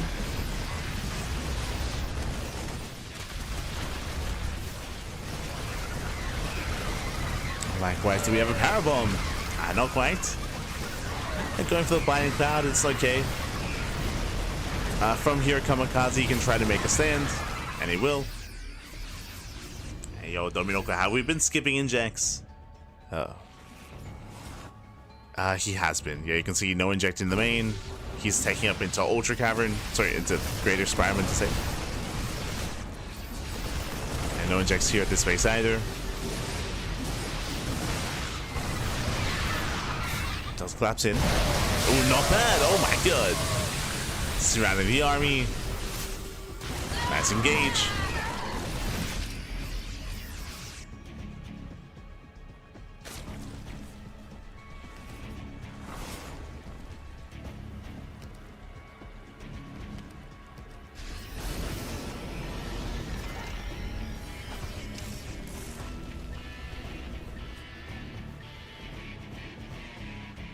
Kamikaze still hanging in there.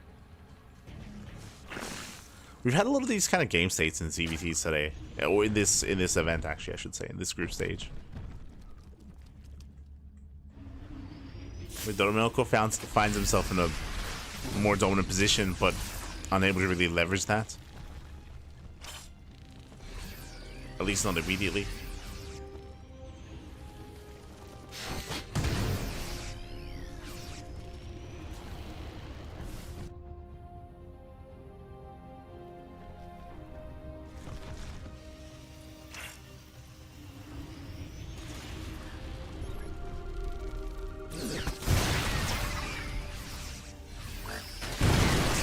He's catching up. Snipes going up, but other goes. Yeah, ghosts are exposed. To get a powerbomb towards the end. Nice snipes on the Vipers. He gets one. It's one snipe off. Ultra run by here towards the center.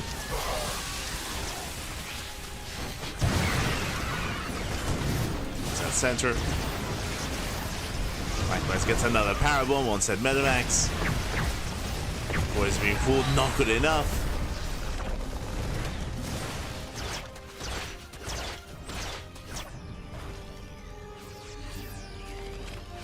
And that's going to be 14 SCVs. So we're not good. He will bleed out these ultras. These are, in a way, expensive losses. But he can afford it. It's okay. It's okay.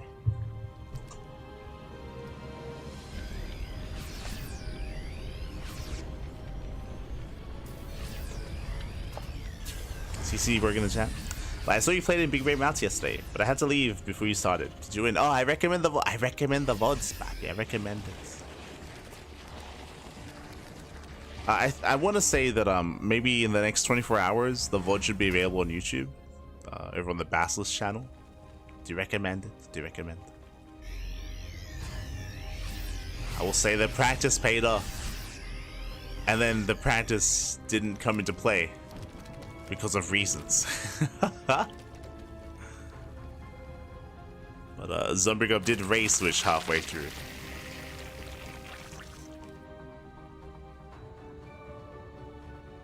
Did race switch.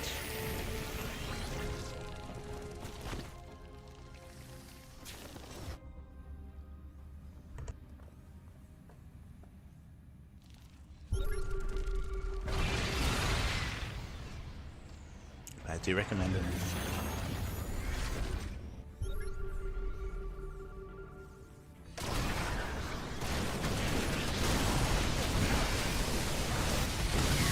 So Kamikaze trying to hold on. Alas is being torn apart. Again, he just doesn't have the supply to defend multiple occasions at once. And he will trade against the Banelings, but he will lose the expansion. Mineral line goes down. 24 SCVs. And GG gets called. Kamikaze finally broken, and Dominoko takes game number 1. Whew. GG. GG well played again. Kamikaze hanging in there for as long as he could despite the deficit. I mean, again, when it comes to these bio compositions, they can be very efficient. They can be very efficient, especially with ghosts getting involved. So you can be down 20, 30, 40 supply, and you can still take these better fights. And he was in a way trading somewhat efficiently. But the problem is that because of the greater economy, it didn't really matter as much. Dominoko, he could afford to be inefficient. He could afford to throw away Marines and throw away Ultras and throw away Lings, Banelings, and Ultras. He could still afford that. GG. GG, well played.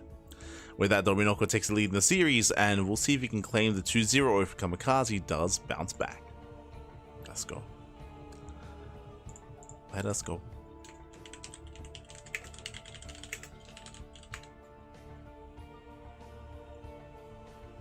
Oh, actually, hold on. Let's go. Sorry, I just said it should be up within the next like 24 hours. It just went live. I got you, Papi, I got you.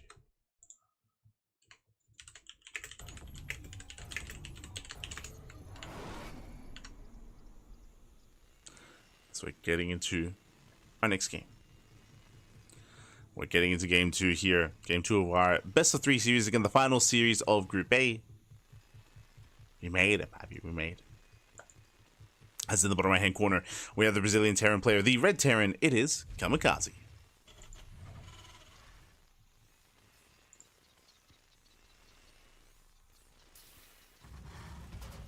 For Team NWC. Sorry, Eximi's Gaming. My apologies.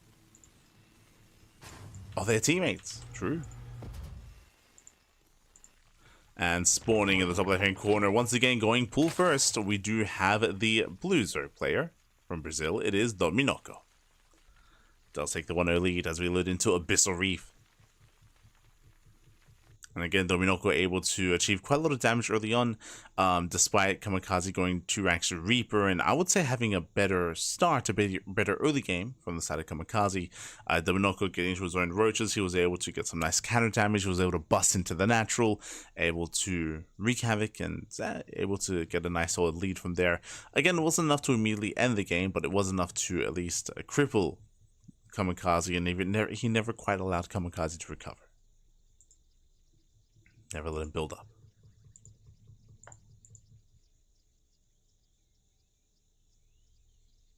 So what he's saying is I should start watching the stream and check out the VOD out instead. Okay, you should. This is when you open up multiple monitors. You watch everything. Let's go, let's go. But I'll probably like tweet out about the VOD and post about it on Discord and stuff. True, true. We'll get you there.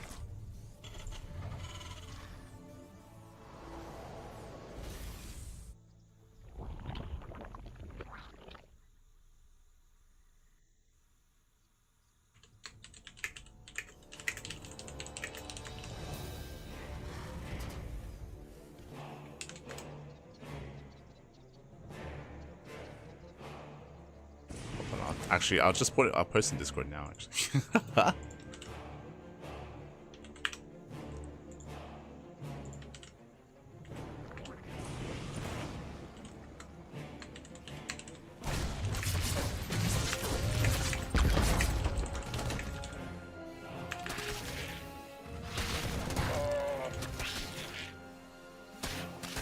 And so now with the initial pool first opener, the Sixlings that do move out across the map, they don't quite delay the CC, but can they get some SCV kills? Oh, they get one. One SCV. They do deny some mining time. It's some damage here in the main. A little bit. Gets one. Oh, can he get another? He delays the factory. And gets 2. That's 2 SCVs for 6 lings, back. 6 lings. Oh, God. So it was a trade, to say the least. The problem here is that this didn't delay the command center. So the command center still gets up and running at a reasonable time for CranKy. So his own economy is still looking quite solid. Did lose some workers, that's true, but overall can still keep up. Meanwhile, across the map, once again, Macro Hatchery, once again, Lair is on the way. Dominoco is going for the same opener every game so far in this series. So Lair into Roach Warren, not into Muta play.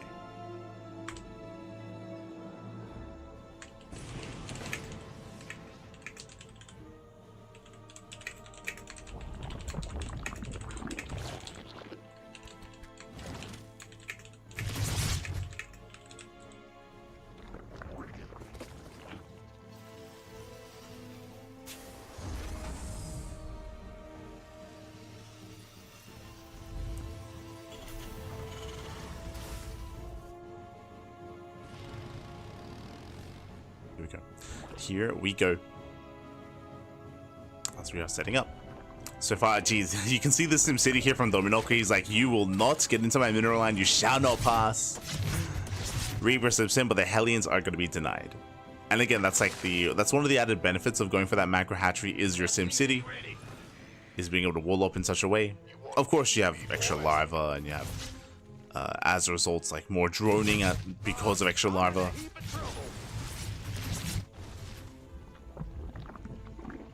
Oh, the Reaper, the Jukes.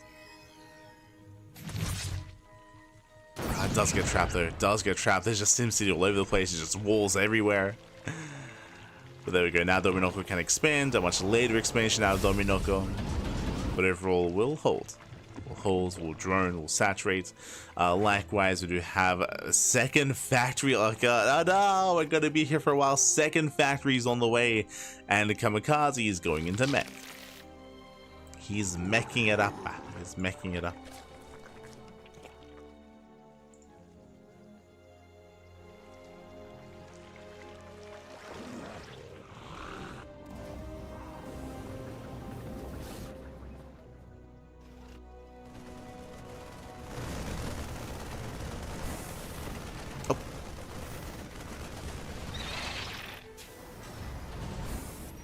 Not just mech, there's a third factory going into battle mech, going into blue flame and macro accelerators.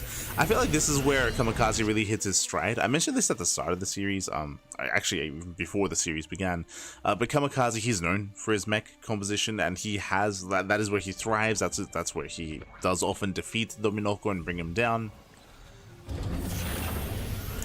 And these older, larger maps and more defensive maps are ideal for mech as well. The maps like Abyssal Reef, King's Cove, Neo Valley Square. Mech can thrive, and mech is here. Now, seeing a Cyclone is very suspect. There we go, does go in for the scout. He does see the research on the tech lab on the factory, so he knows. At this point, Dominoko should be 100% aware of the mech that's coming his way. Oh, we have Burrow being researched. Interesting upgrade choice here on the side of Dominoko. There's definitely a lot of potential for like micro when it comes to lock-ons and trying to break lock-ons with Burrow and trying to force out scans. Like, there's potential. You see here in the history of these two players, Kamikaze does have a 76% win rate. So Kamikaze does often come out on top. We've seen them trade maps, but overall series is in favor of Kamikaze. Hellions, yeah, denied.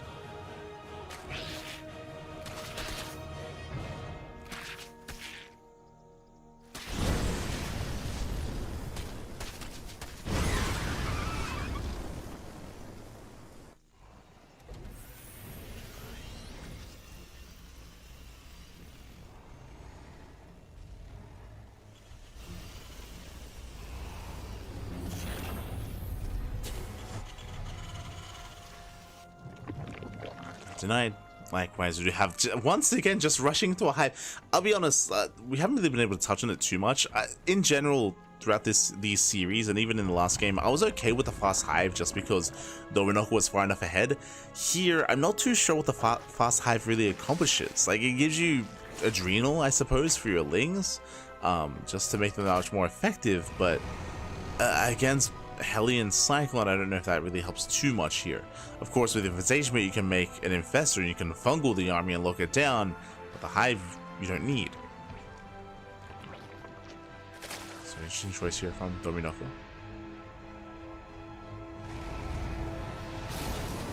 Going to the Hive before proper 4-base saturation. I mean, I guess Vipers can help break siege lines.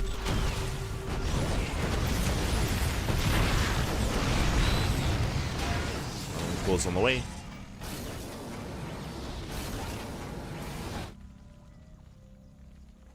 Okay, we're going into Lurker Tech. Okay. That I wasn't expecting.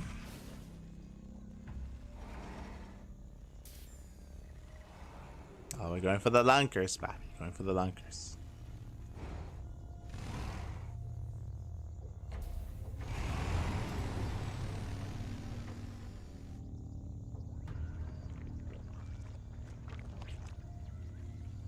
There's that Viper production now that the Hive is done. Dominoko finally joins up to 81. Again, joining has been a little bit more delayed.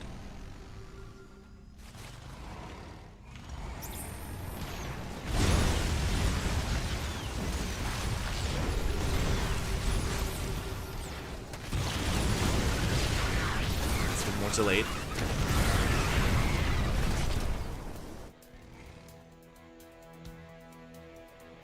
Meanwhile, Bailey run by, slipping by, question mark, where are we going? Going the long way around, runs into the army. Bailey's cleaned up.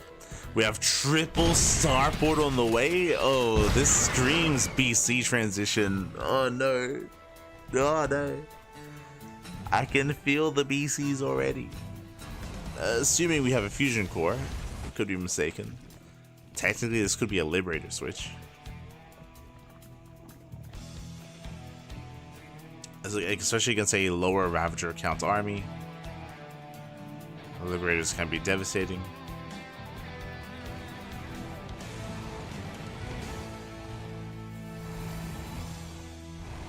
Let's see what's it gonna be. Starports have completed. There's that fusion core. Technically, it could just be for Liberator range. True.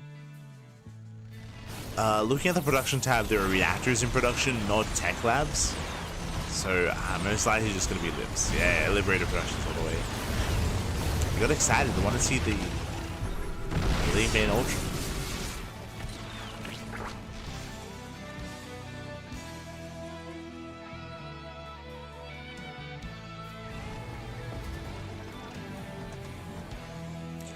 As we're rolling up, yeah, we're making 4 Liberators at a time.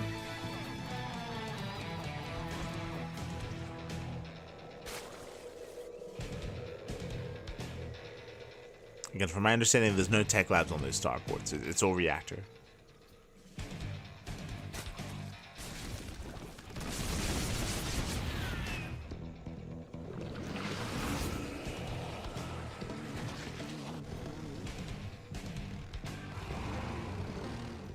So far, Dominoko is maxed out, but he's having a hard time actually making use of the army. It's a very Frankenstein composition.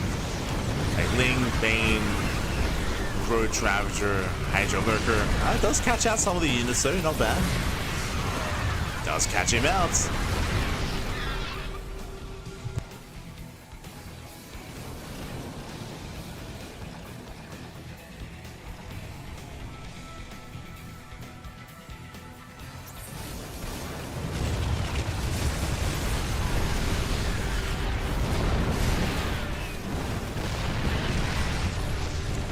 Popping up. Tanks trying to make their way onto creep. I mean, the tank line is solid, but that's a lot of links here waiting for them, and there's not much support here for the tanks. Honestly, Dominoko, he can engage. He can engage, and he most likely can clean up all the tanks. Not from the same angle, though. Oh, Jesus. So he doesn't make it easy on himself. It breaks through the siege line. Lurkers Zubaro. We'll clean up all the tanks.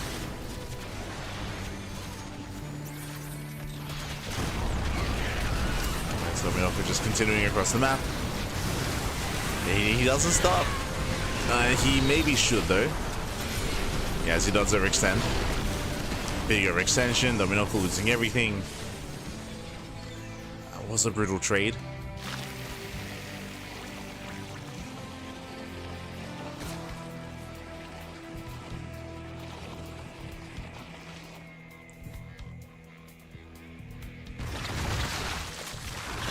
Does trade. Still building up his own Ling Bane Hydra. Lurker Viper.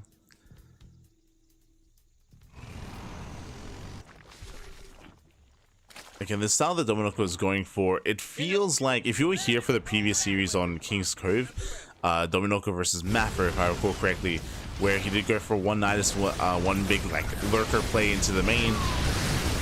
Feels like that's the direction we're heading in here.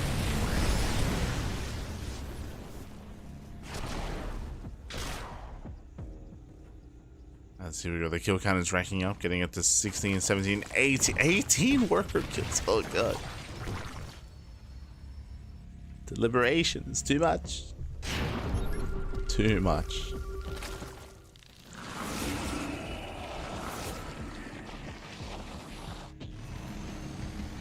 Jeez, that's 20 lurkers are morphing in. 20. Where's the Nidus? That's all I want to know. As that also means there's that much less Hydras to deal with these Liberators, and I don't believe there are many Corruptors, if any at all. Yeah, the Lunkers are done. 20 Lunkers.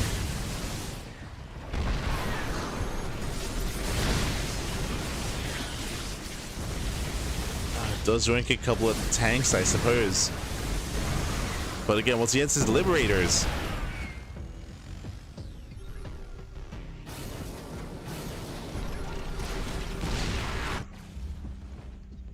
so the pair of lurkers go down.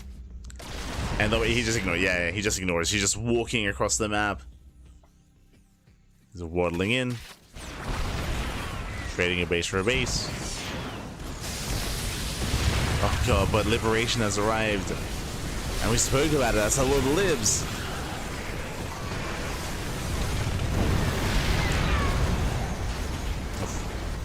Does punish the army. At the same time, Blue Flame Hellion Run by does get into mineral lines as well. Let's move back and forth.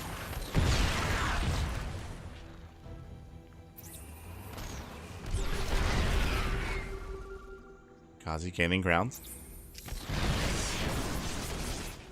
Round takes on some of the bases. 13 corruptors on the way. And the corruptors will help somewhat. Dominoko no longer has a bank to work with, which is concerning. The mass lightning clouds.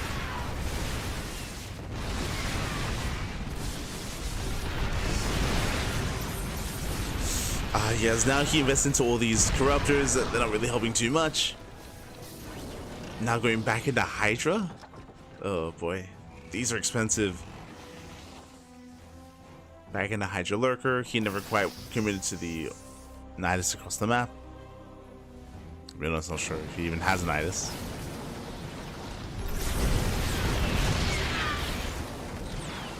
As Kamikaze rotates, he does siege up all the liberation zones. Corruptors, they can deal with them though.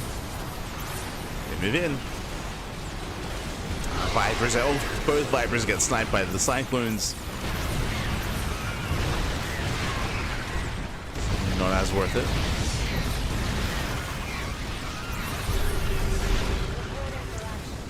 So Renoko tries to break out. He's burned through his bank. Lurkers, they coming from behind. Let's go.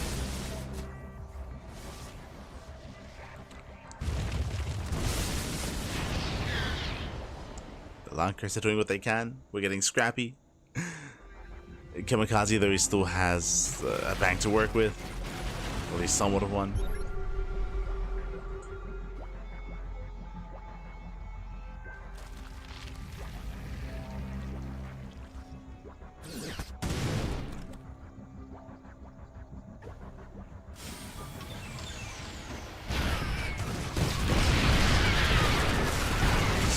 Let's find a couple of tanks, not bad. It's 1, 2, 3 tanks. A couple of tanks almost for free.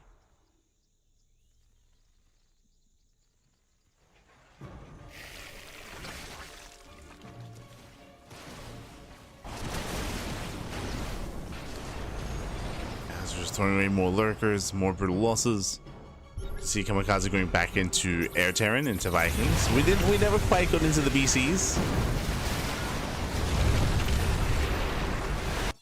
Oh, but yeah, there it is. GG gets caught. It's just too much. Kamikaze snowballs out of control, just out trading, and in the end, it does break Dominoko. GG again. He was just burning through his bank. Just really expensive tech choices from Dominoko, where he was going into like Hydra, Lurker, Viper, but then into Corruptor, then back into Lurker. Like just really expensive gas wise, especially compositions. And in the end, he just wasn't quite able to achieve much with it. We saw with the 20 Lurker Morphin, we expected like counterattacks and Nidus play across the map, but even that didn't really come to fruition. The Mass Liberator was more than ready, and GG, well played. With that, so we are going all the way to the ace match. We're going all the way to game 3. One way or another, the series will end here and now, either with Dominoko or with Kamikaze as the victor. Let's go. And again, this is the final series of Group A, the final one.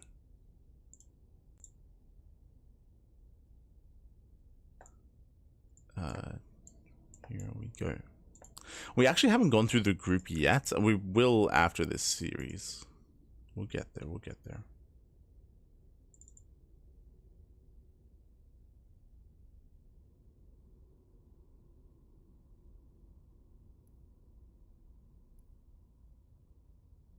I'm sure.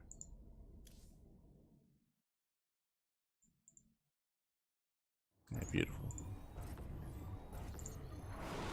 And so now we're jumping into the ace match, jumping into game 3. And spawning in the top right hand corner of Frostline, we have our red Terran player from the land of Brazil, representing Eximius Gaming. It is CranKy. And bringing us back here to the ace match. We're back to game 3. Vámonos. Vámonos, papi, vámonos. Also, I don't apologize if I never started up predictions of the series. Ah, there we go. Rank number 4. And spawning in the bottom left-hand corner, we have his teammates, also from Eximius Gaming. We have the Brazilian Zerg player, the blue Zerg. It is Dominoko, ranked number 5. I believe 1 and 2 are Master and Erik, and I believe number 6. That would be. Wait, though, yeah, Master Erik. And number 3 would be Inexorable. It'd be number 3.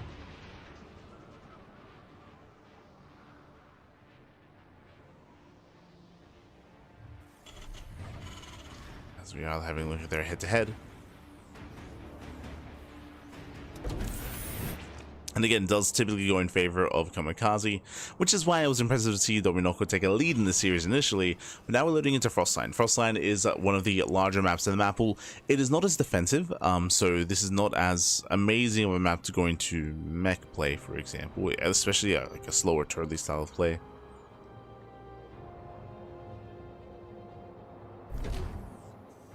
We'll see. See where it takes us. Likewise, once again, it's the same build, so we have the pull first into 6lings, into macro hatchery, into 2 base lair, into 2 base roaches. 6lings are on the way. Oh, meanwhile, CranKy throwing down another Rax already. Going for a 2-on-1. At least what looks to be.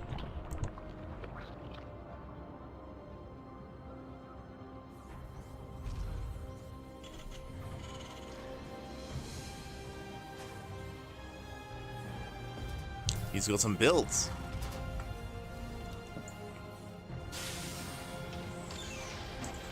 So as opposed to the previous game where we did embrace mech, this time it looks like a more bio composition from CranKy. So going for a faster second Rax into that tech lab.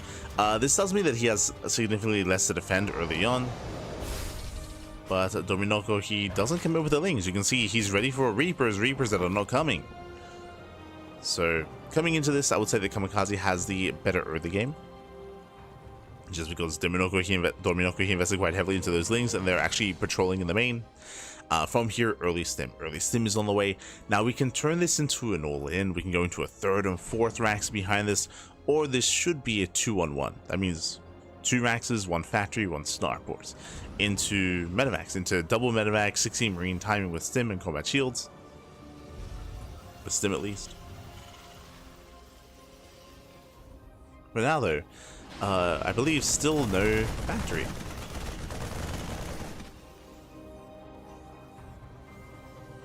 SCV ready.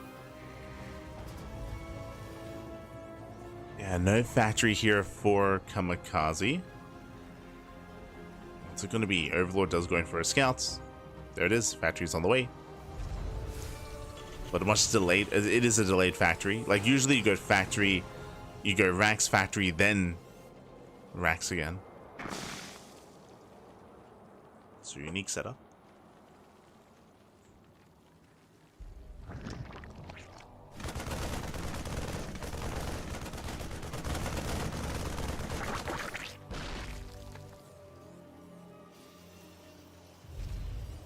The reason for that is it does allow you to make 2 Hellions early on to get some scouting information.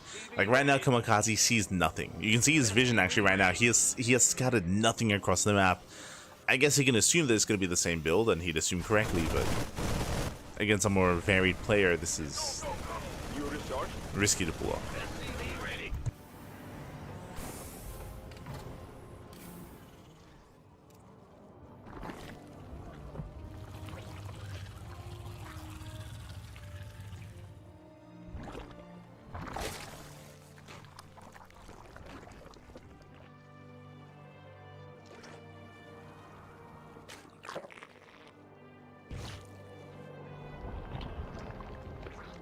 There could be an actual all-in coming his way. There isn't, but could have been.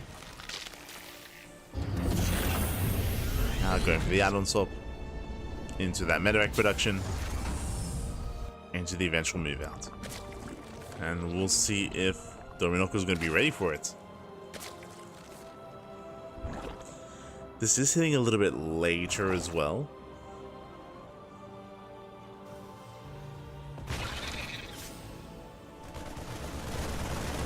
Does hit a little bit later. Ursa being hunted down. And Dominoko is fully aware of the build at this point.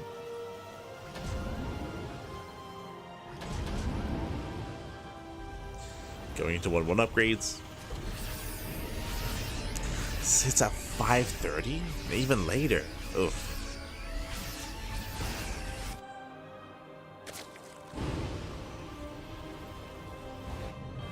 So here we go, double drop across the map.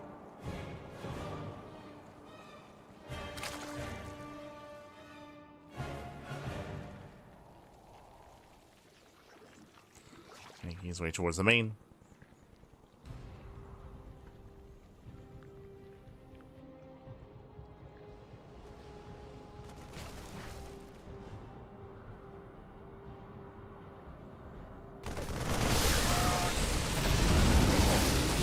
Make his way in so far. Dominoko is keeping up with the drop, and again, this is a very delayed drop. This is hitting past 6 minutes,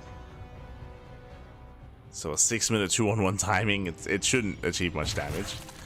Thankfully, what I will say though is the Kamikaze preserves his army. He does preserve the Marine, so he can always go for a later push instead with +1, with better upgrades, with more bio. As long as he retains the Marine count. Oof, as he bleeds out a lot of Marines here.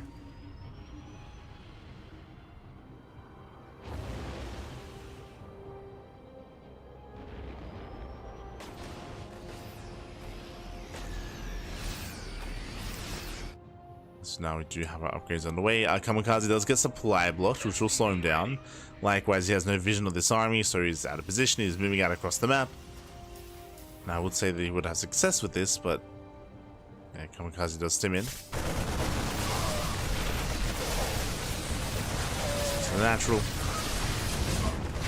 At the same time, Dominoko, he just doesn't care. He just commits. He commits to the all-in. How many drones? 39. 39 workers. Boys are being pulled.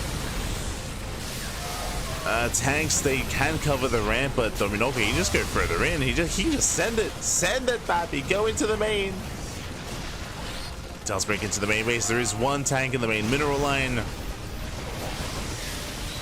the tank shelling away the army. Oof. Dominoko trying to close that distance. Will pick up the final tank. He's having some brutal trades, and is this enough damage? The answer is no. Yeah, this is nowhere near enough. Does he get any SCVs? Not yet. Roaches, they do hit the third TC. Now some more economic damage. This is okay, but not amazing.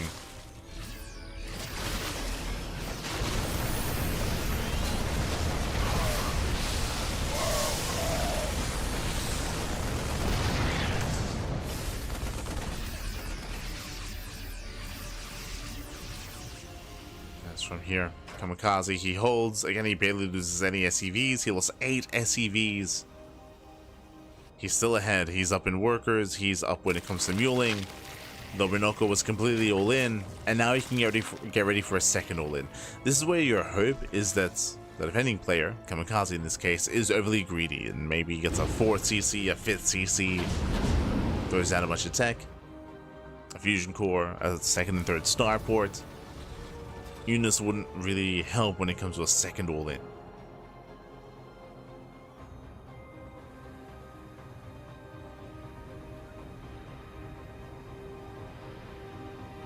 So here we go. Here comes the second wave. Here comes the second all-in for Dominoko. It's all or nothing.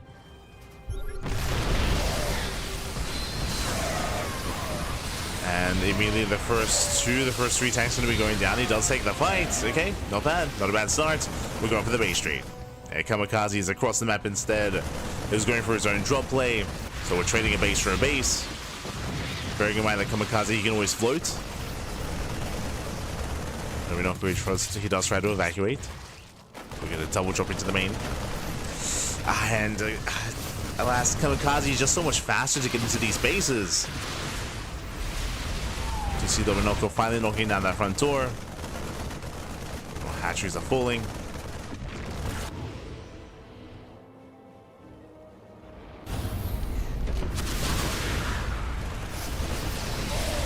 As alas, the CC does go down. True. Takes down the natural. Boys are being pulled. Can he take down the final tank? The Biles! Up, Uramas! Does get the tank. Brings down the tank, but does he enough to fight the Marines though? Looks like he doesn't. The Marines will hold. The Marines will defend. They will survive. They shut down the Roach Ravager.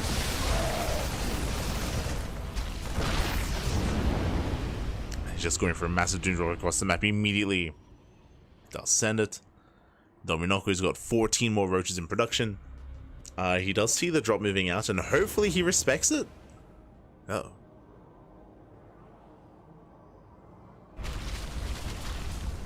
So now goes to the natural. Oh my god, going further into the main actually, not bad. Getting more CV kills. At the same time, does commit. There are some reinforcements back at home. Boys are being pulled. Oh, Dominoko can't afford too many worker losses though, as he will lose all of his drones. 17 drones go down. 5 fights across about 13 SCVs.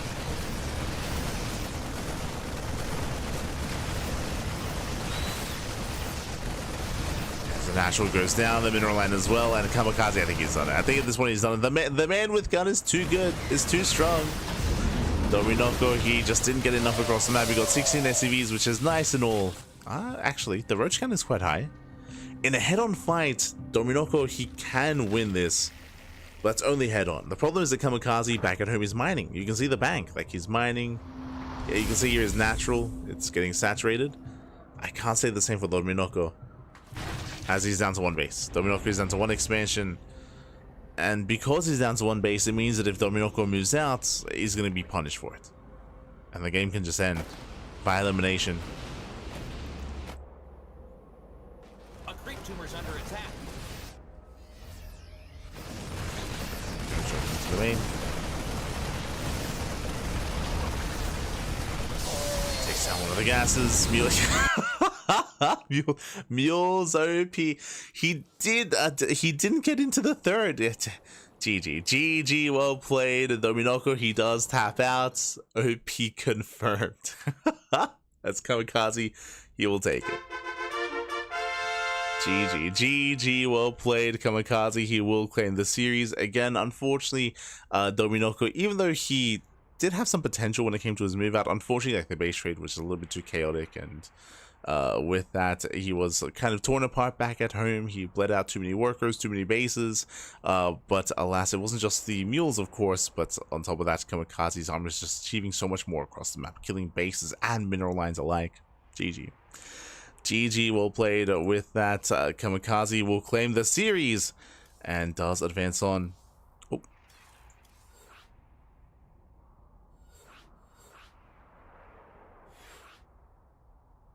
Does advance on, as I believe we are getting ready for our next group.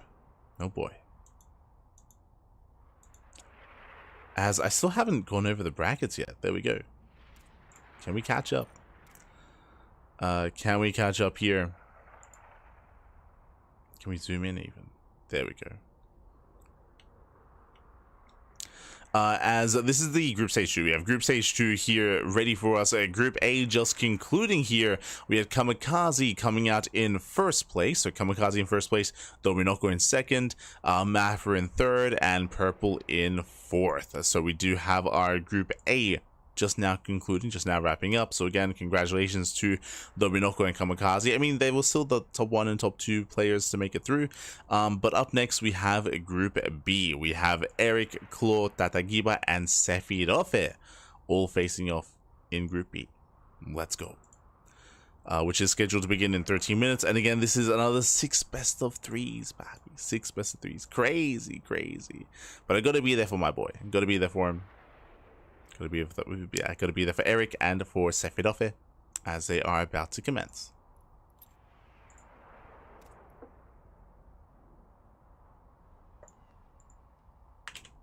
Match 1.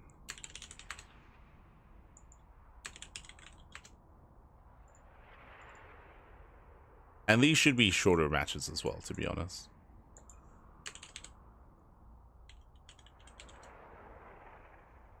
They should be shorter matches.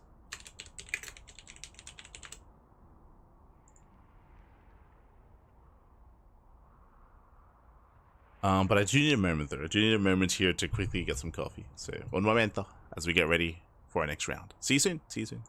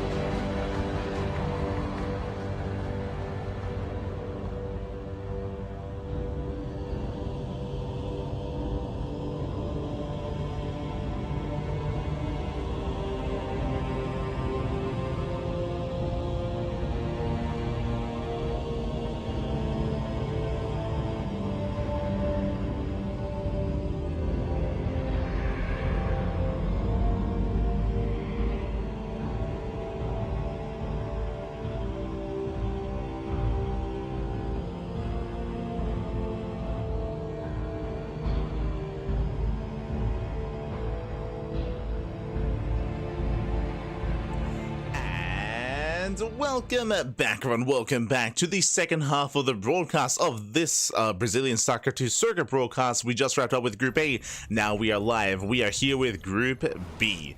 And Guy, the chat, ¿qué tal? ¿Cómo estás? Bienvenidos todos a Enki's stream. Good to see you, Enki. El hermosos. Ay, papi. Oh my god, este hermoso. Good to see you. Good to see you. Hope you had a great time. Hope you had a great cast over on your channel. Bienvenidos todos. Aquí estamos haciendo en inglés. Aquí estamos en inglés, no en español. Just as a heads up, as we are jumping into our fresh best of 3 and spawning in the bottom left-hand corner, we have our Brazilian Zurich player, the number 2 seed. It is Erik for the CranKy Ducklings. For Los Patos, papi, Los Patos. Let's go, let's go. And spawning in the top right-hand corner, we have the Brazilian Terran player for Team Hellfire. It is Sefirove. Let's go. just catching with the chats. Who are the favorites for this? Probably Erik, Master, and Inexorable. Yes, they're the 1, 2, and 3 seeds. So Erik for Zerg, Master for Protoss, and Inexorable for Terran. What I will say is that we have seen players like Allison, like Dominoko, like Kamikaze. We have seen Shakti as well. There are players that have caused upsets and that have brought them down in the past. But yes, there are some heavy favorites, and of course we are here for our boy. We're here for Erik. Shout out to at Enki. There we go.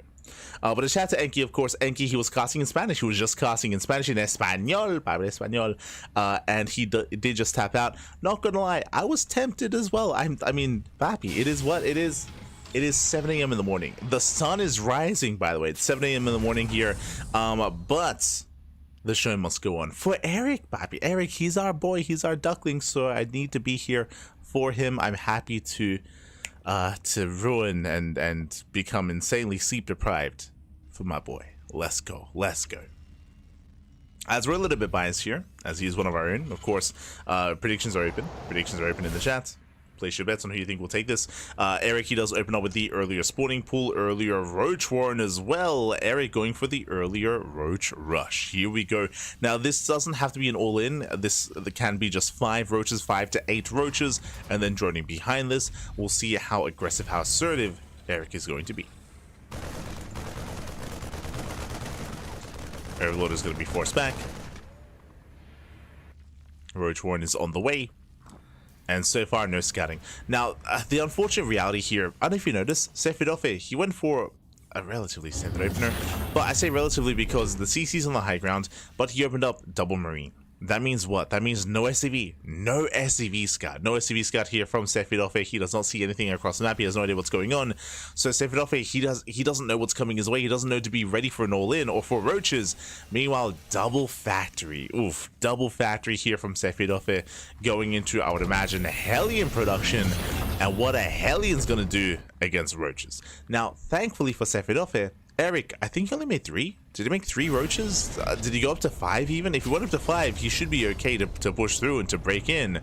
But I think he did stay on a lower roach count. I think 5 though. I think it's 5 across the map. From here, Erik is droning. Erik is droning. 4, okay. So 3 roaches and 1 ravager. Again, there we go. That's La Musica. As he's going to be moving out across the map. 5th roach is on the way. He's waddling it.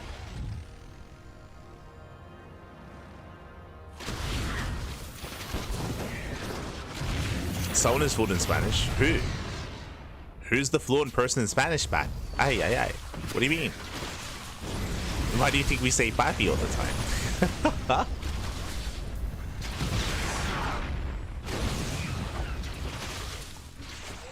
As for now, the initial deepers are going to be knocked down. Oh, the bile and the Widow Mines! Oh my god. Okay, takes 2 biles. We'll take a second bile. So far, takes down both depots. Oh, that will supply block Sefidofe. There we go. The first Widow Mine is going to be sniped. There's the second Widow Mine towards left hand side. Tank has right with the help of the tank. Sefidofe, he holds. He does hold, he does defend. But what's important about what's happening here, as he does shut down a hefty amount of roaches, is that he's contained on 1 base. And remember, Erik, this is not an all-in. He went for 4 roaches at the start of the game, 1 ravager, and he has been droning. He's been droning the entire time. 3rd base is on the way. Lair is on the way. Link production has begun. I don't think he has link speed, by the way. That's something I'm a little bit concerned by. If he had link speed, I'm sorry if I missed it. But regardless, Erik still has a better economic game state. Tank is going to be piled down. He gets 1 bile up. He's going to get a 2nd bile as well, and the tank will fall. Yeah, there's no holding here. Not the natural. Oof. Bile even taking down the SCVs. No, the SCVs go down as well. GG gets called, and Erik, he will take game number 1. Whew. GG. Short and sweet, papi. He knows. He's like, yo, Light has been casting for 24 hours. It would be nice if he got some rest. Erik. He knows, man. He knows. GG. And again, a lot of this game came down to lack of scouting. Unfortunately, Sefidofe with his opener, no Reaper scout, no SCV scout, so he had no idea what was coming his way. He didn't know what to get ready for, didn't know what to prepare for, and as a result, it was a rough early game, I should say, for Sefidofe. With that, GG. GG well played. Erik does take a lead. Now we're getting ready for game number 2. Also, I don't know if you could tell, but I don't know if you can tell, but I did just have a sip of coffee. That's let's go.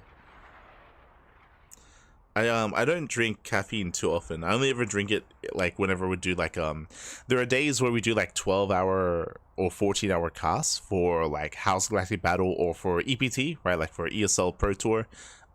Those are the days, and this constitutes as such a day where getting into 7 hours into the cast. It counts. It counts. Aye.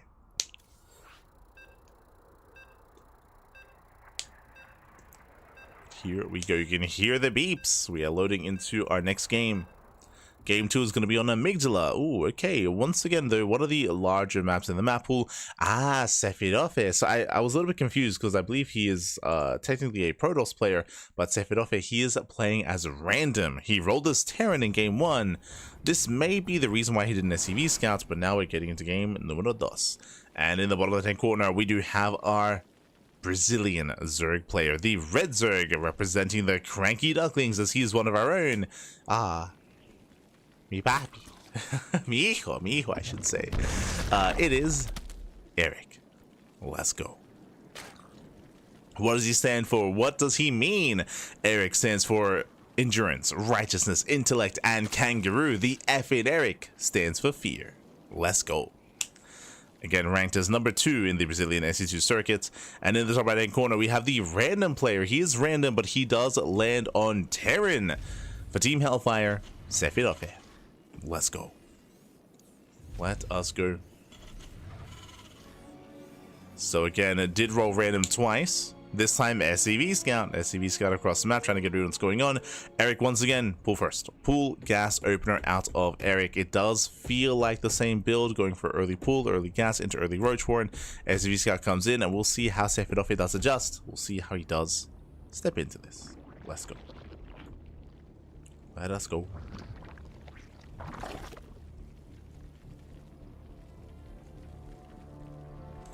As he breaks in, he does confirm the earlier gas and the earlier pull and the delayed expansion. So he's aware that aggression is coming his way. From here, we can go into an early Link Flood, into early Bane Bust. This can be early Roach Rush. This can be early Lair. There are options. There are options with how Erik can kind of come about this build and come about this opener. It is up to Sephiroth to confirm.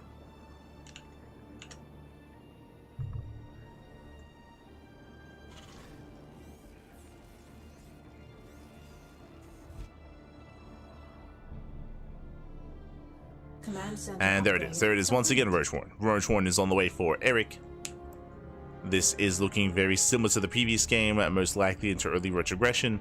Remember, last game, it wasn't initially an all-in. It was, what, 4 Roaches? It was 4 Roaches, and from there, Erik was droning up.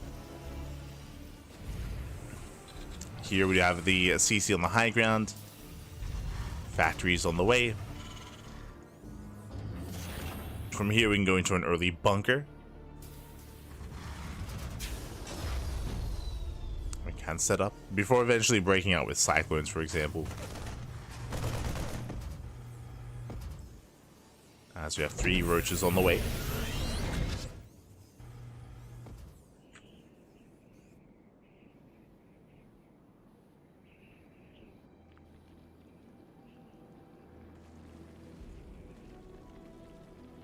Have 3 Roaches.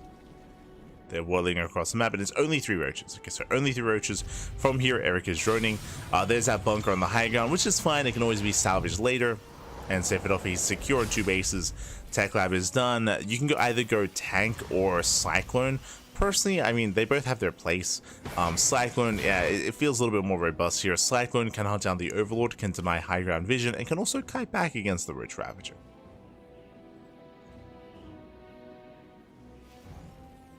So initially Cyclone here from Sephiroth. Now I can look to land and look to expand.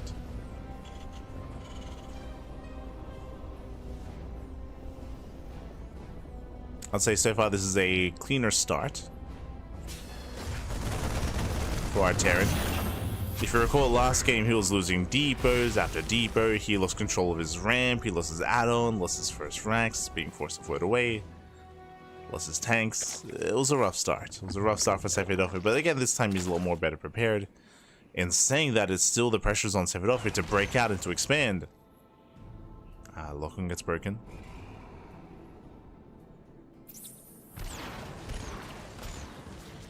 When it's broken, Sephiroth playing with fire. Tank is on the way. A lair is almost complete for Erik. Rushing into the lair. With this lair, we'll see what we go for. We can go into 2-base Muta. We can go into 2-base Swarm Host. Erik and Drone. Where are we dropping? How are we headed? And we have the answer, 2-base Muta. So 2-base Spire, 2-base Mutas here from Erik. As he does get eyes on the 1-1-1.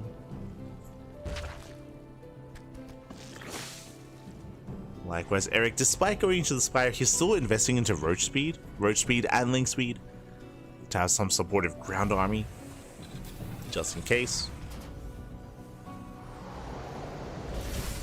There's the third command center for Sephiroth. The Liberator does move out, and we'll see if Erik can keep up.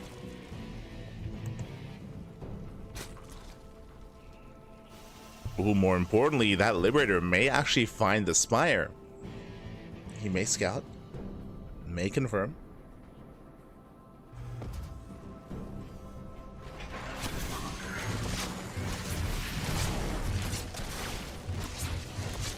This Liberator does arrive and will hunt down the Queen. Ooh, Queen goes down. The Liberator will survive. Does get away.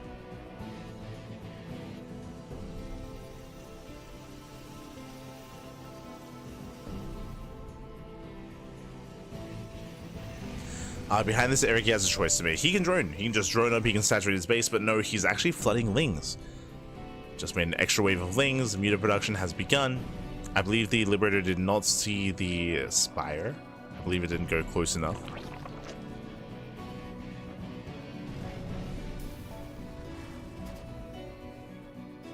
There is 6 Mutas on the way. That is more than enough to one-shot. More than enough.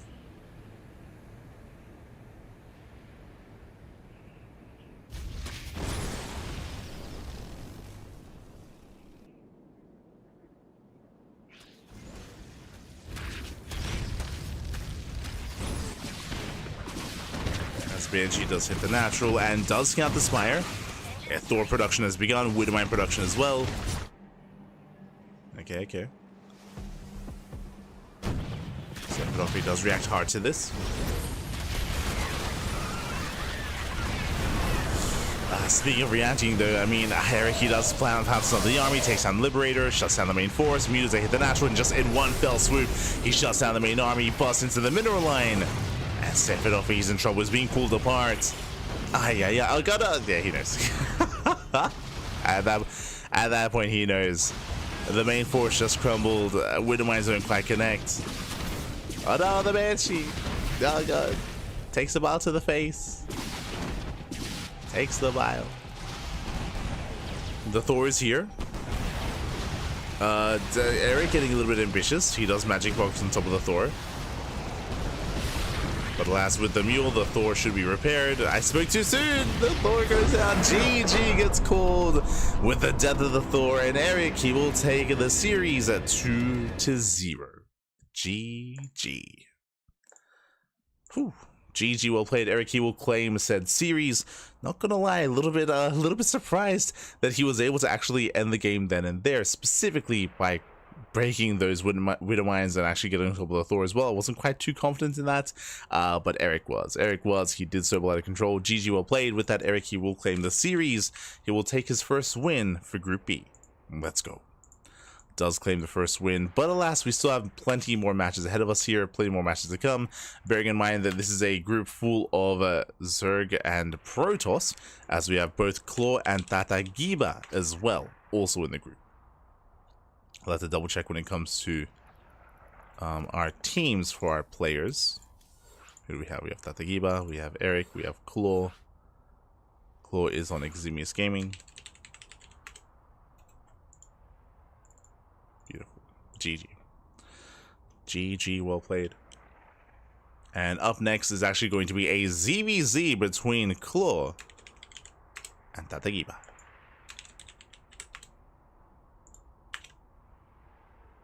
Okay.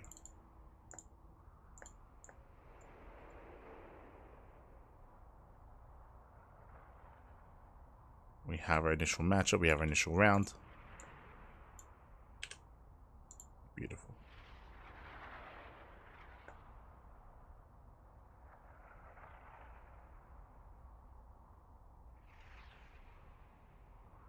The miles to the face. Oh no, not to the face. Not to the face, man. Oh. But yes, once again, just going over the groups actually, just so we can have a little bit more context as to what's going on. Bam. You can see as we scroll down, we have Group E. We have Group B that is still on the way. Can we zoom in a little bit further here? We can. So we have Group B. We have our set of 4 players. We have Erik, Claw, Tatagiba, and Sephiroth. Sephiroth did opt to play random in his first series against Erik, but he is a Protoss main, so he did struggle a little bit with his Terran. But we have 3 other Zergs. So 3 other Zerg players here. Right now, we just finished Erik versus Sephiroth. Up next, we have Claw and Tatagiba, the other 2 Zergs in the group. Again, this is a round-robin group stage, so everyone will play against everyone. There's a lot of matches, a lot of StarCraft, a lot to really indulge in here. There's a lot going on.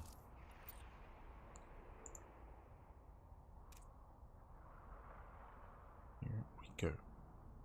And of course, tomorrow is going to be Group C with Inexorable, Alison, Elevolt, and Victor, and of course Group D afterwards as well. I would say Group D is a group of death. We'll get to Group D. As a reminder, top 2 do make it through into the playoffs. 3rd place does have another chance in the playoff bracket as well, just with a much lower seed. Much lower seed.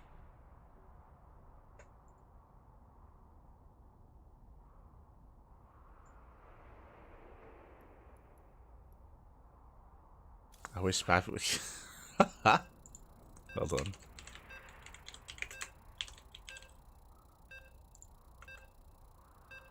For nada, Pecoeta. For nada, Papi. For nada. You're an animal. You're an animal. As here we go. We're getting into our next best of 3. Let's go. Into our first of many ZVZs.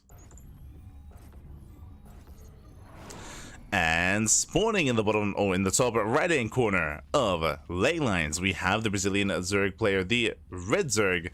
Oh, representing the Platinum Heroes, it is Tatagiba. Tatagiba. Curious what said. I want to say Tatagiba. He'd be top 10 standing, right? I would imagine. He'd be top 10 in the overall circuit rankings. 12. Close. Top 12. And spawning in the bottom left-hand corner, we have the other Brazilian Zerg player, the Brazilian and Blue Zerg for Eximius Gaming. It is Claw. Number 8? Okay. I'm a little bit shocked. Claw ranked higher than Tatagiba. He's a grinder. Damn. And if you're in the chat, predictions now open. Place your bets on who you think will take the series. Best of luck in the chat with your gamble, with your predictions. You can see here they've only played once before in the circuit of the Brazilian scene, with Tatagiba claiming the 2-0 over Claw. And that's what I was kind of referring to. There's a reason why I assumed that Tatagiba, he was the higher seeding or higher placed player in the overall circuit, just because Tatagiba, in my mind, is a bit of a stronger player here, a stronger contender. But apparently not. Apparently Claw has been more active, I should say, and has been able to accumulate more points because of that. Which I 100% I believe in. Yeah, I agree. Like, Tatagiba is not the most active of players. But here we do. We have our openers. Earlier pool out of Tatagiba, going pool first. So pool first, sorry, I should say gas pool. Gas pool opener out of Tatagiba. Tatagiba, he's going for an earlier Link Flood. I did miss the overall build. This looks like a 12 pool. It looks like it was a 12 pool initially from Tatagiba with a fake natural just for lava. Did I say 12 pool? I meant to say 13-12. Yeah. Did drone up a little bit here, but he is going for an all-in. So Tatagiba, he's rushing, he's going for a big all-in. Claw going for a roach rush. Ooh, I think this is a hard counter in the sense that I don't know if Claw can survive this without banelings. Like roaches are not going to be a factor into this game, not at all. The spine crawler is going to help, but we're going to need queens and lings to survive this. The roaches is ambitious. I don't see this working. We'll see. I still think he's moving in. Ling speed is about to kick in. We're going for the Bane Bust behind this. Again, Tatagiba, he's completely all in. And Claw is droning. He doesn't Ling Scout either. Oh no. No Ling Scout from Claw. No Ling Scouts. He takes the natural base for granted. He's like, oh, this is a natural. It should be macro. No, it's a fake. It's a fake natural. And here we go. Here comes the Ling Flood. Now Claw sees this is a late Ling Scout out of Claw. He has to abandon the natural. He has to just completely abandon the natural base. There we go. Does pull away. He has to pull back those Lings as well. But even with the wall off at the ramp, and Banelings, it hits his deny any kind of drones. Roaches are arriving. True. Do they arrive in time? Nah, they're gonna get surrounded. Yeah, they get surrounded. Oh, Banelings wasted on the queen. Banelings are wasted, but the roaches are getting surrounded one after the other. There's 8 more roaches on the way. Claw, he has to buy time. Oh, nice drone drilling. Very nice drone drilling. Oh god, oh god. Still getting surrounded though. And with that, the natural should crumble. More Banelings morphing in. Oh, gonna be denied. Only one roach gets surrounded. Banelings are cancelled. And Claw, he's holding.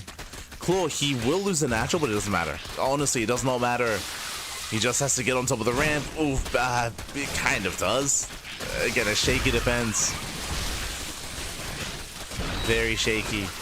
But he's holding. He's pulling this off. Ay, ay, ay. Oh my god. He even saves the natural? No shot.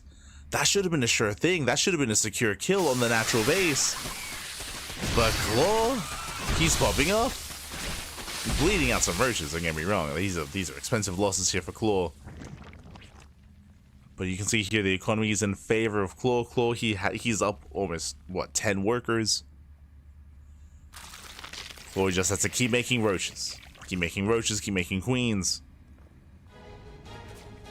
Oh, we forgot about the music until now. It's okay, we got it. We got the music. We got the la música. We got it back.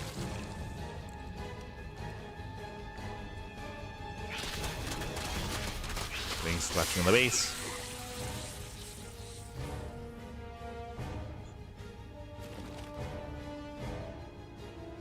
Chloe doesn't want to be. He doesn't want to be dragged out into the open like this. Otherwise, we could just induce a base trade. So be careful. Speaking of, going for the expansion, Lings, they attempt this around. Yeah, they attempt, but nah, Chloe's fine. He's fine. He's got a robust army. He shuts down the Lings. GG, well played. And Claw, he will survive the aggression, survive the all-in, and Claw will take game number 1. Whew, GG.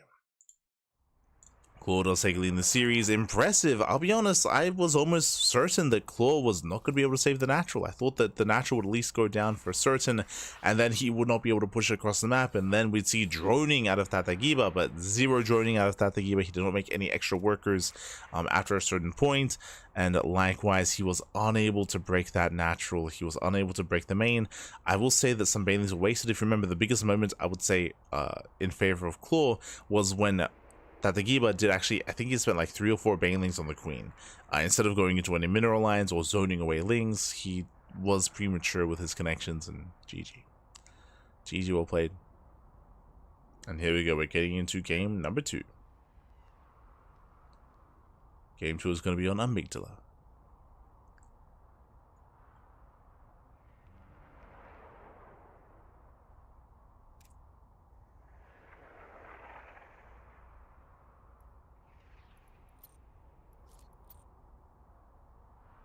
Okay, we're getting to immediately here.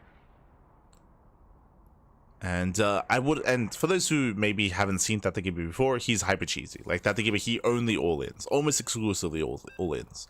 So it's gonna be up to Claw to be safe, to play safely and to be secure and to, yeah, I mean, have games like that.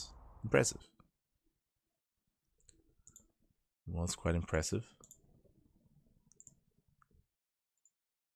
But now we are jumping into our next game.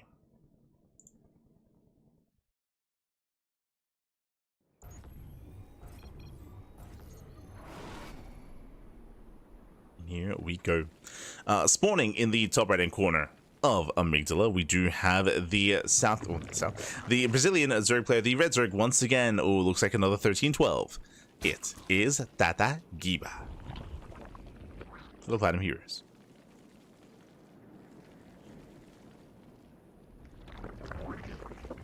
So yeah, this time we have confirmation. I wasn't quite paying attention last time, but yes, 13-12.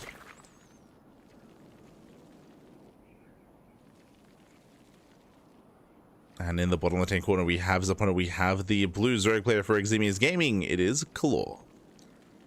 Oh, going for a very safe 15-15. I'm assuming 15 hatchery into a 15 spawning pool. We'll keep an eye on him. There's that one drone. Yeah, 15-15. So Claw, he's going for a very safe start. Meanwhile, oh no, he's droning a little bit harder. Never mind. But Tata Giba is hyper aggressive. He's hyper aggressive, hyper all in.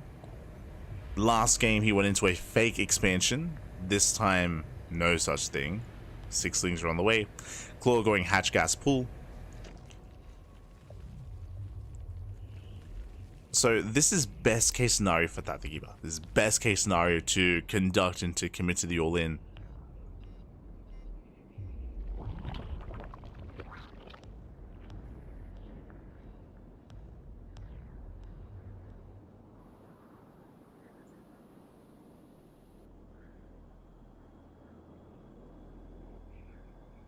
Yeah, as Lings are flooding across the map.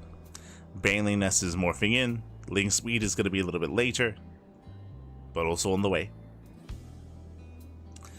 And Claw, he can defend against this, but it's going to be a clutch hold. It's going to be a very clutch hold. Wait, whoa. Jordan?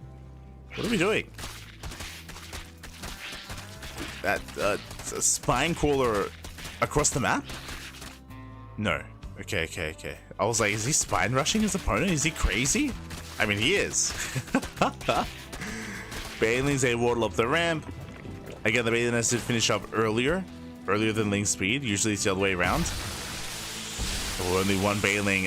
One drone kill. That is not worth it. The hatchery is going to fall though. And it's only one spine crawler for Claw. Just the one. There we go. Two more Banelings on the way.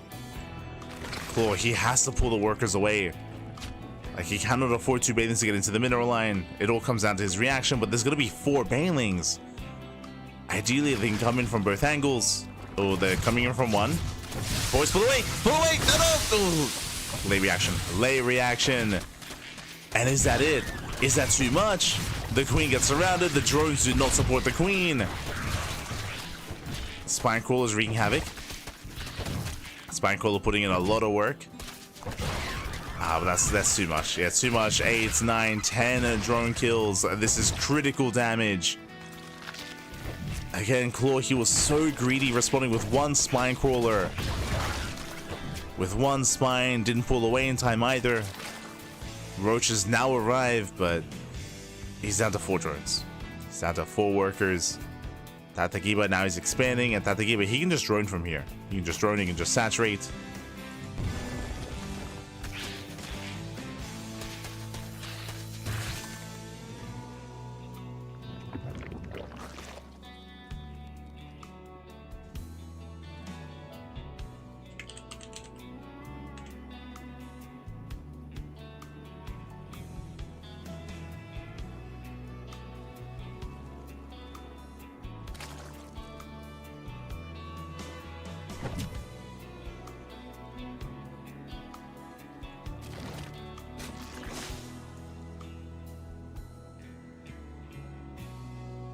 Now Claw, he's trying to re-drone, he's trying to resaturate. Back at home, I think we can just macro.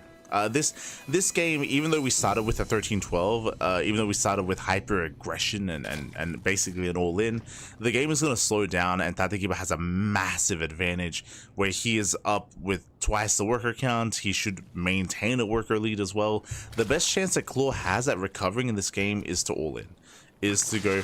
But the problem with all-inning is that it's a mirror matchup. It's a mirror matchup, and the reality is that he just has a deficit compared to his opponent.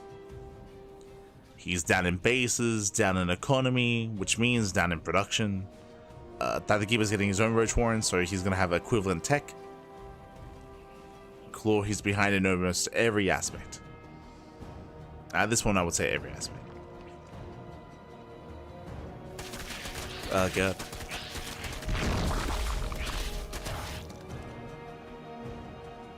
As the natural's denied, a drone goes down. You could maybe make an argument for like, Claw could maybe have rushed into a faster lair, into like one base Muta or something crazy like that, but even then. Yeah, there we go. Claw gets surrounded. Tatekiba, he will kill one of the roaches. Delays the expansion once again.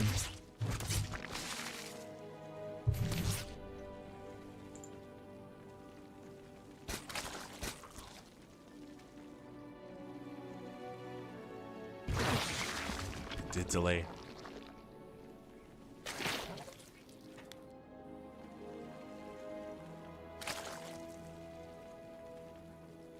And we're huffing a bit of copium here for Claw, I'll be honest. Like in other matchups, there are ways to recover. There are ways to have a comeback. In mirror matchups, it's difficult. Like the only way to do so would be Baneling round buys, Baneling counterattacks, or counterattacks in general, sneaking out across the map. Muta play, maybe a Nidus-based all-in, relying on your opponent droning up too much, droning up too heavily. Tatekiba, I will say at least here that Tatekiba, he should have drawn up harder than this. He's cutting workers at 26. He could have just gone up to 2 base saturation.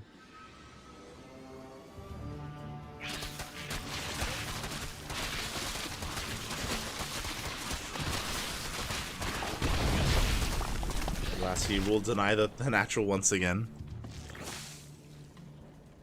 Denies the natural. Surrounds one of the roaches. Scouts the lair. Tatekiba, I believe he doesn't have a lair of his own. He should. Oh, as he snipes the queen. Queen gets snipes. I mean, nice we got here overall. Catching on more roaches.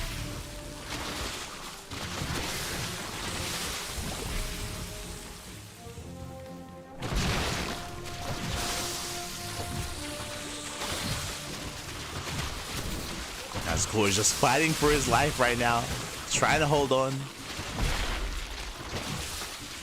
Spinecrawler putting in a lot of work.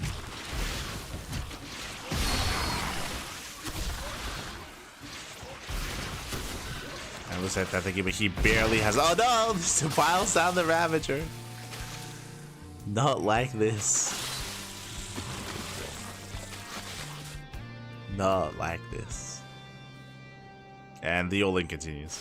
Again, Tatekiba, he had the option to just drone. He could have just droned up, but no. Just keeps on rallying.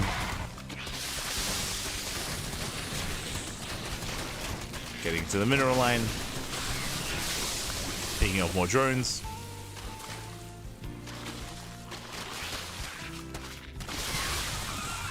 The main army. Down to 2 roaches, down to 2, down to 1. GG gets called, and Tatekiba, he will tie the series 1-1. We are going to the ace match. Whew. GG. We're going to the ace match. We're going to game 3 again. Claw, I don't think he respected the build enough here from his opponent. He did have a very lax response. 1 spine crawler, no Ling production either. Again, late reaction when it came to pulling away the workers, and with that, GG well played. Tatekiba, he does catch Claw with his hands down, and now we go to the ace match. We're going all the way to game 3. We'll see how this story ends, as game 3 is going to be on Ultra Love.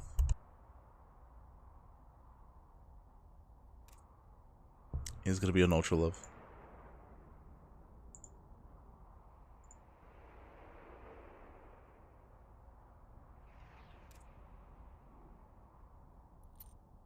We'll see. We'll see if he can bounce back here.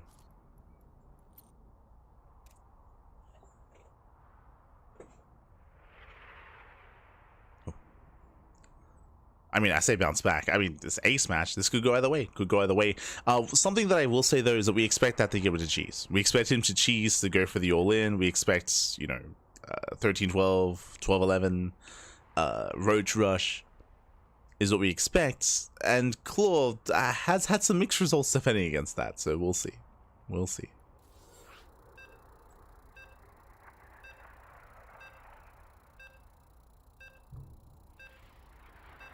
There we go, as we are loading in.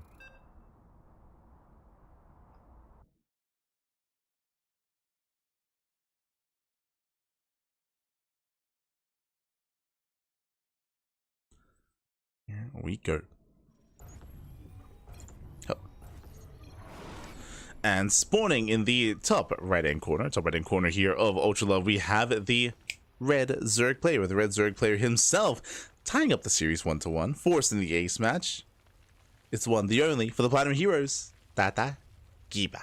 Giba, let's go. going for the 12 pool, because of course he is. This time no gas first, so I'm feeling either a 12-11 or a 12 pool drone pool. Oh boy. Meanwhile, spawning in the bottom left-hand corner, going for a 15 hatch, we have the Brazilian Zerg player, the blue Zerg for Eximius Gaming. It is a Claw. So we've taken our roles here. Claw is going to be the defender, Tatagiba, the aggressor. And we're keeping our eyes on those boys. Does he pull the boys? Does he pull all the workers? Let's go.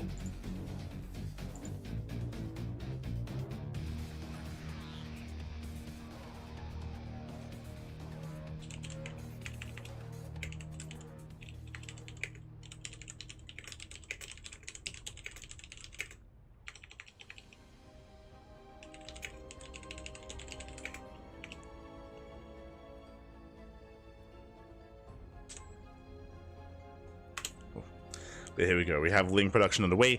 Tatagiba does expand. Okay, never mind. This is, I want to say, a more macro build here. We have a 12 pool, not a drone pool. So 12 pool into an expansion into a more macro game.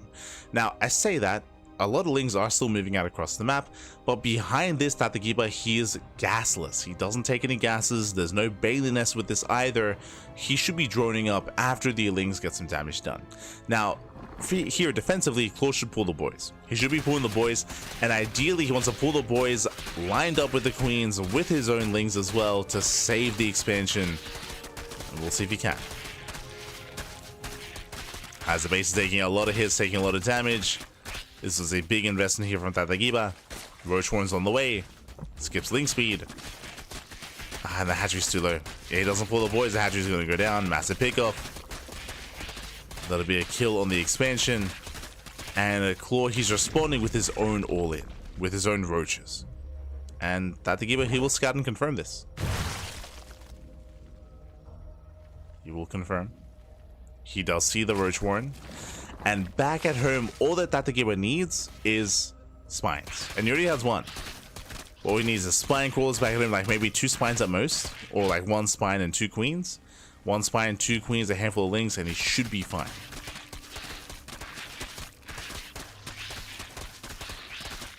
As he is droning. Claw is not. Claw is massing up roaches.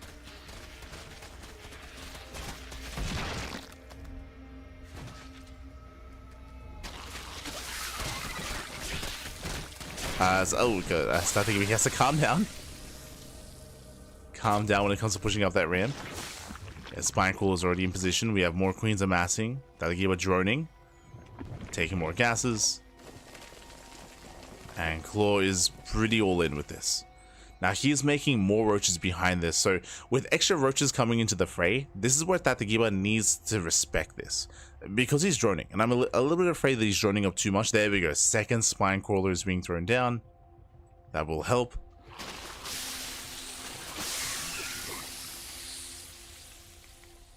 They gave up massing Ducklings. Remember, there is still no expansion. He's got 3 queens and transfuse available momentarily. It's a little bit more time for the transfuse.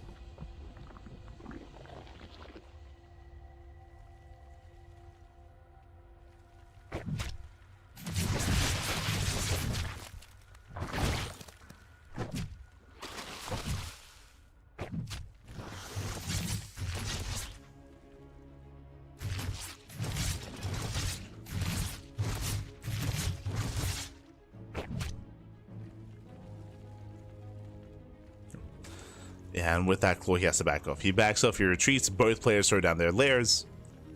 Lairs are on the way, faster for Tatagiba. And from here, we can either double down into roach speed or go into muta play. One or the other. What is it going to be?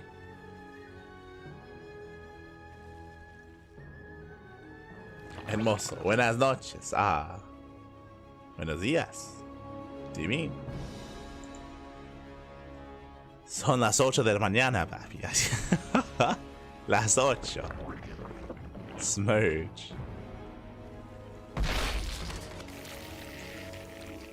Oh, as we can see, Claw doubling down. Meanwhile, Tatagiba is going for the Spire. He's going for the mutas. Going for las mutas.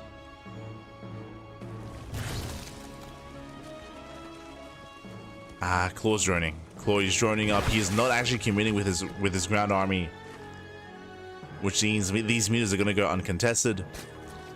Tatagiba's still droning, so is Claw. Claw, he has the lair, but he's not doing anything with it yet. I'm hoping for at least an Overseer Scout, but I don't see an Overseer morphing in, so 0 scouting information from Claw. So he doesn't know he has to get ready for the mutas. That's on Claw here. Like, especially with the lair now, like Claw, he would need to go in and scout. And then he could try to respawn, make more queens, get some spores. It will not be easy. He'd still be forced. He'd still be behind. But he would have an answer to it at least.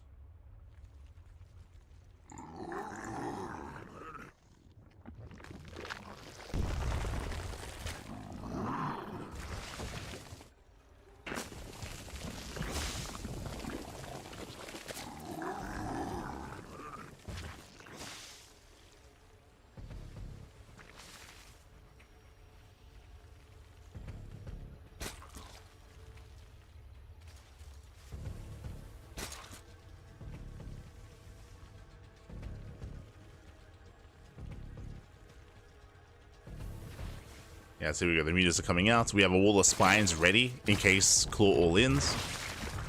And the mutas have arrived.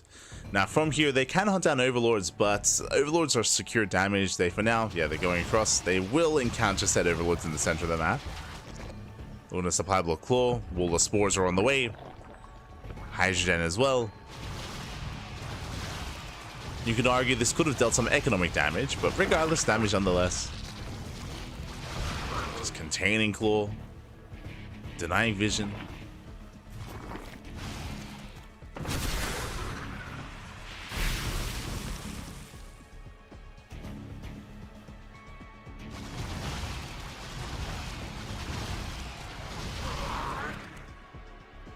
And it is going to be supply blocking.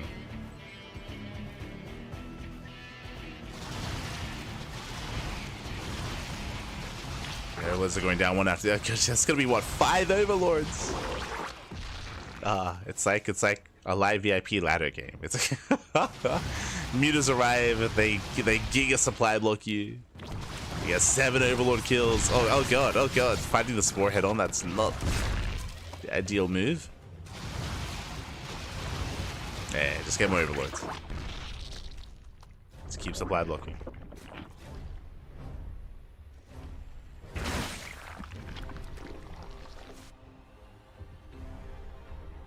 From here, can go for the third. There's no spores at the third base.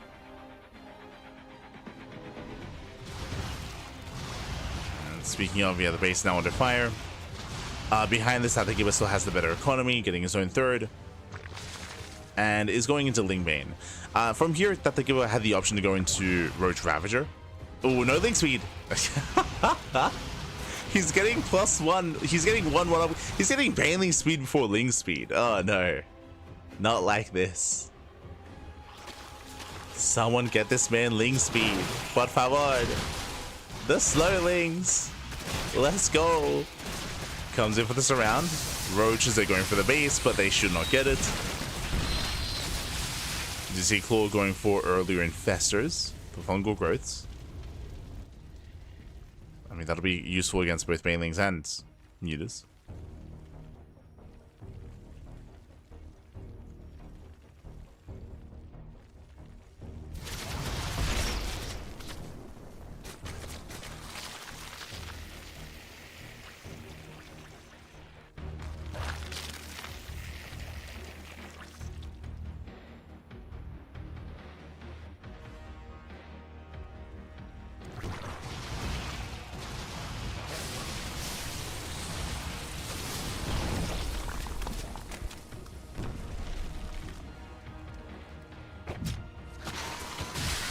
Away. Likewise, Ling Bane into the mineral line. Nice fungal! But despite that, oh god, he still gets in. He still gets in! 14 workers. 14 drones go down. Oh no. And with that, the mineral line gets roasted. Not like this. And any chance of recovering in this game, I mean, it's not quite there. Claw does have a larger army supply. He's got Roach, Hydra, and Fester. So he's got one push in him. He's got one big push. Tatakiba, he should be aware of that. He needs as much Lingbane as possible.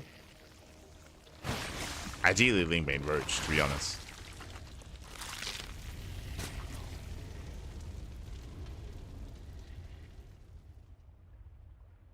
Likewise, moving out. We'll see if we can catch the tail end of the reinforcements. Can we get spotted? We get spotted. Well, he gets across the map. Bows down the spines. Yo, we got the queens coming in. Queens, they come in to reinforce as well. It's one big all in. And Tatakiba, has he been too greedy? Again, trying to go into Lingbane. Oh, queens, they get left behind. All the banelings are denied. Shows the fungal. Ooh, massive fungal. Shuts down the Lingbane. Oh, but he still crashes. Oh god, he still crashes in nonetheless. He still breaks on through. The army crumbles. That's all he had. That's all he had left. And it was not enough. Not good enough here. Queens, they're off of creep. No transfuse. And Ravagers, they don't shoot off. They can pile, but that's not going to happen. Shouldn't happen, at least. Yes, Tatakiba, he's going to overrun. Takes down the Ravagers, takes down the Lingbane. Or the Hydras, I should say. Again, that is all we had left.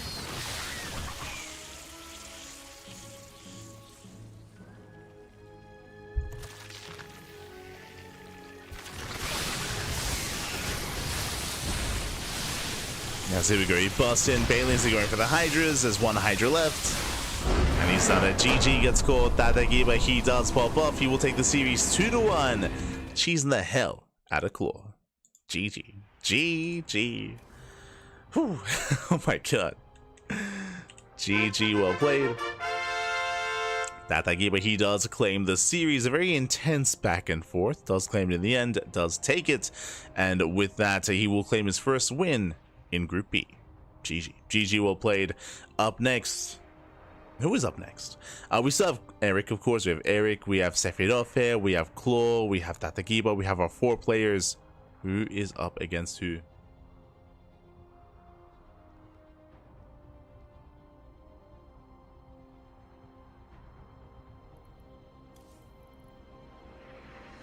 Here we go. As from here, we are going to be going on a short break. Going to be going on a short break here before we figure out what is our next match and who's up next. I'm hoping for some more Erik. We could see some more Sephiroth, of course. We'll see. We'll see. For now, short break. Short break. We'll see you guys soon after said break. Hope. See you soon.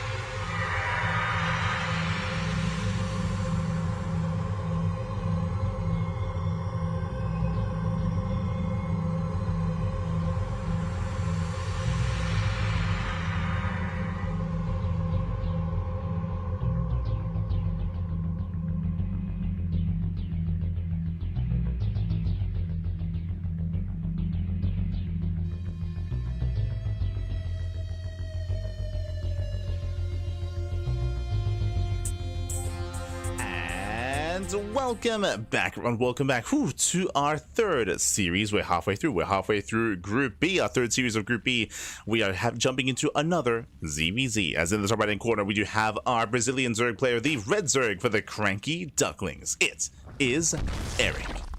Going for the 15-15. Let's go. I didn't line it up. Oh, and in the bottom left. Oh, well, we're getting there. We are getting there.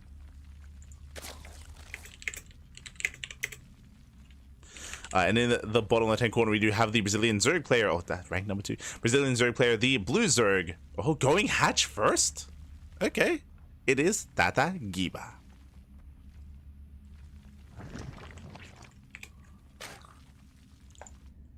Here we go. Here, Jesus. we have the history between the players. Again, Erik with the so far non-stop 100% win streak here against Tata Giba. Very impressive, but there's a reason for that. Again, Erik, he is he's our boy, papi. You know, no bias whatsoever, but he is our boy. You know, he's one of the Ducklings, quack, papi, quack. So we're a little bit biased here on the channel, but he's also the best Zerg player in Brazil, in the land of Brazil, in potentially Latin America. I know that Cham has something to say about that. Honestly, I wouldn't be opposed to facilitating a show match between Erik and Cham, not gonna lie. But regardless, Erik, he is the number 2 seed of the tournament, number 2 only to Master. I believe they are 1 and 2 respectively here, and we'll see what Tata Giba has in store for him. Now, what I was gonna say coming into this series is that Tata Giba, I think it's that Master, my apologies, is that he's hyper cheesy, he's hyper aggressive, and he could cheese Erik out. Now, I don't want to count that out. I don't want to count out that Giba. Like, we've seen how aggressive and how animalistic he is as a player. Like, he has no shame. Like that Giba, he will cheese the hell out of you. So we'll see what he goes for. That's why I was surprised to see hatch first, right? He did go for a hatch first opener. We have link speed on the way for Tata Giba. If you notice, Erik, he went for a 15-15. He went for a later a later gas geyser. So Erik, he's playing on 2 bases. So 2 base play out of Erik. His goal here should be to wall up on 2 bases as well. As the gases are just now being taken from the side of Erik. Now going for a second gas geyser. From here, he should be walling up and playing 2 base roach. Tata Giba is droning. He is droning, getting to link speed. And in a way here, this is an advantage to Erik. Basically, at the highest level of ZVZ, it's very common for the opposing Zerg player to cancel link speed. Now, the reason why you would want to cancel link speed here is because, as Erik, he confirms. Yeah, he confirms link speed is on the way, so he knows he has a gas advantage. Now, the reason why you would cancel link speed, as you can see, Erik has a full wall. Like, Erik, he's playing 2 base, and he's not spending any gas on link speed. He's preserving his gas for roach production and for a lair instead. So you can argue, in a sense, that 100 gas was spent on something that isn't really useful. Link speed kicks in for Tata Giba. We'll see if I eat my words. We'll see if he's able to make use of link speed. The answer is no, he's not able to. So essentially, these speedlings are doing the equivalent amount of damage as slowlings. Like that's why at the highest level you'd often cancel link speed instead. It is risky, of course. It is risky to cancel link speed because your opponent might link. There are mind games. There are instances where a player would wall up on 2 bases, but they would actually get link speed themselves, and then they would catch you off guard with an all-in. Speaking of, Erik is researching link speed. That's a tell. That is a big tell. There's no reason for Erik to get link speed unless he's going for an all-in. So Erik, he's cutting workers. He's not droning up on 2 bases and going to 2 base roach and taking a third. He's going for a roach ling all-in instead. And he will catch Tata Giba off guard. Roach is a move out. And there are links behind this. And Tata Giba, he doesn't know. He doesn't know what's going on. Oh god, no, the mute, no, he's going into 2 base mutant. Now is not the time. He's being all in. Oh god. So unfortunately, yeah, now he sees link speed. That's a massive tell. Tata Giba is being caught with his pants down. This is a big misread here from our blue Zerg player, and there's no shot he gets away with this. Yeah, there it is. GG while play gets called. There is no way to defend, no way to survive, and Erik will take game 1. Whew, GG, well played. Unfortunately, Tatagiba, he was assuming that Erik was going 2-base Roach. There was no scout into the main, and there was no confirmation as to what was happening until it was too late. Until it was far too late, far too greedy there from Tatagiba. Again, Erik just going for the all-in, does catch him with his pants down. The pants, they were off, and they never came back on. GG. Erik takes the lead, and now we're getting ready for game number 2. Getting ready for that second game. We'll see if Erik can recover, can bounce back. Let's go.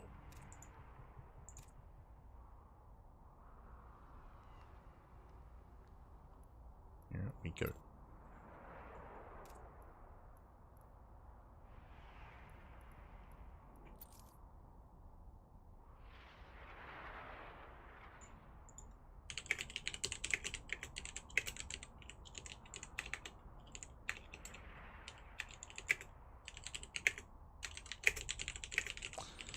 As game 2 is going to be on Amygdala. Here we go. Game 2 is going to be on Amygdala here. Amygdala being a much larger map of the map pool.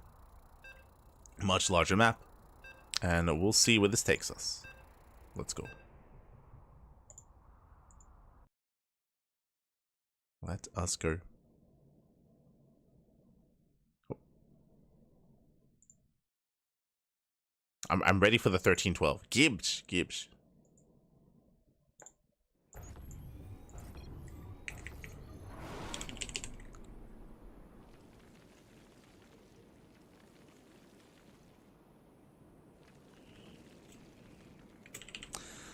And in the top right-hand corner, here, we have our Brazilian Zerg player, the Red Zerg. He's droning. His opponent is not, by the way. Let's go. Going for the 12 pool. In the top right, we have our Brazilian Zerg player. We have the Red Zerg representing the CranKy Ducklings. It is Erik. Going for the 15-15. And as shout out to Icescar, as Icescar did just point out, we have in the bottom left-hand corner, 12 pooling his opponent. It is Tatagiba. Now, coming into this, there's a lot to get into. There's a lot to get into here.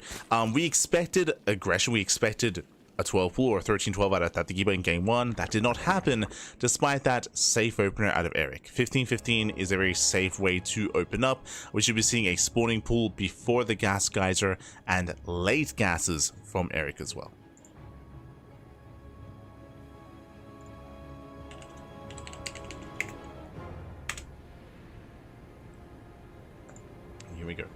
Here we go. Link production has begun. Now, the reason why this is a very safe opener, Erik, he is going to have a faster spawning pool, faster than normal, which means faster queens and faster link production. We pull the boys, but faster queens, faster link production for Erik.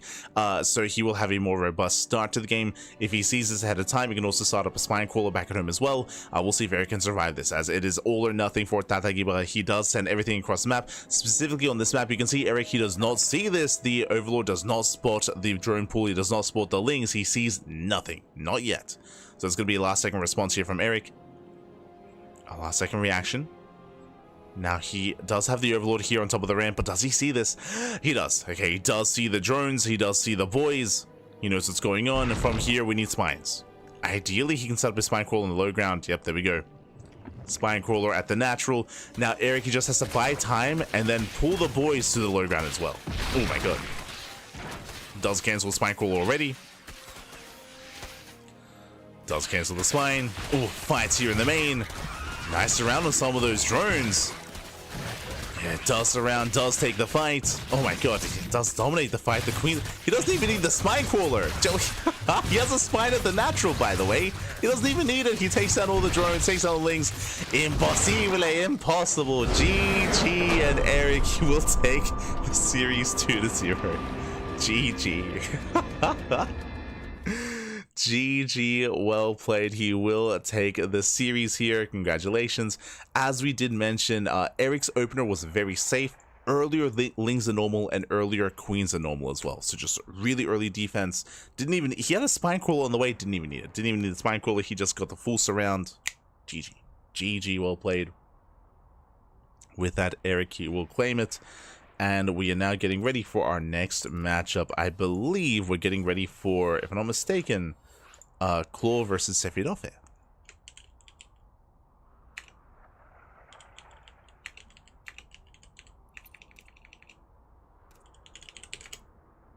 Here we go. Here, yep, there we go. So it is going to be that PVZ. I'm assuming that Sefidov is not going to play random. But I say that he is currently picking random in the lobby. So I don't, I don't know. Maybe he just commits to all random all day, every day here. It is possible.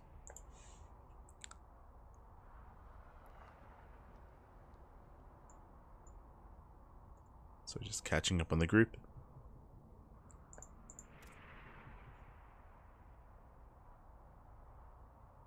Yeah, 3 matches left. Beautiful. Okay, so up next we do have Sefidov versus Claw, followed by Erik versus Claw.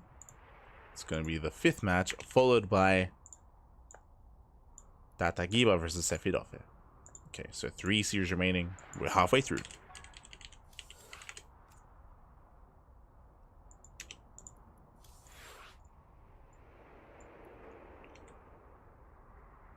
Halfway through. Sorry, just setting up. Just setting things up.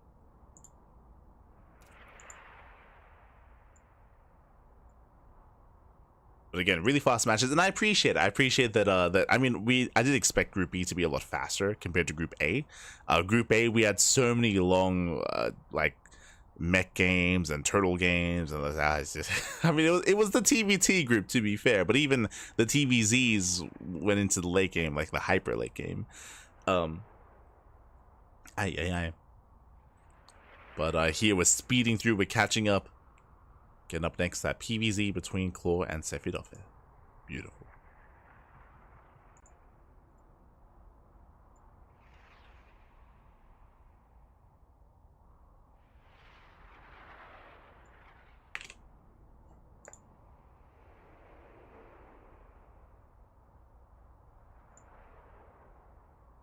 It looks like our players need a moment. Okay. They're trying to figure out if Sefidov is playing random or not. It looks like he's going to play Protoss, though. Okay. Looks like we'll play Protoss. Erik has been here before. He has. He's been here before. He knows how to play StarCraft.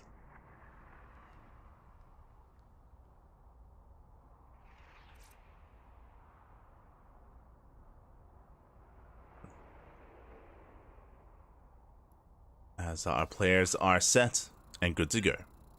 Okay, so we have confirmation. It is going to be Claw versus Sefidov in a PVZ, not PV random. And game 1 is on ley lines. And we'll see how these two compare. I mean, so far, a lot of the games have been very fast. Really fast games. Really intense matches. And we'll see if that continues. As spawning in the bottom left-hand corner of ley lines, we have the red Zerg player, the Brazilian Zerg representing Eximius Gaming. It is Claw. Ooh. Okay. I love that almost every Zerg player in Brazil goes for 15-15s. Almost everyone. So it is ranked 8. Ranked number 8. In the Brazilian circuit. And spawning in the top right hand corner, we have the Brazilian Protoss player, the blue Protoss representing Team Hellfire. It is Sefidov. Ranked number 25. Partially because he is less active. He doesn't play in as many tournaments. There we go. And if you're in the chat, predictions are open. Place your bets on who you think will claim the series. Best of luck in the chat as we jump into our best of 3. And again, we are halfway through this group. And we're almost 75% of the way through the broadcast. Let's go. It's been almost 8 hours. Glad you can get your gamma going.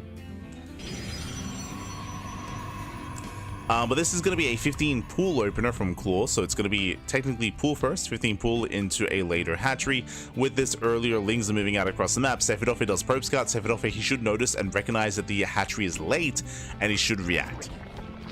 Back at home, going for no Zealot. He's not making a Zealot. Uh-oh.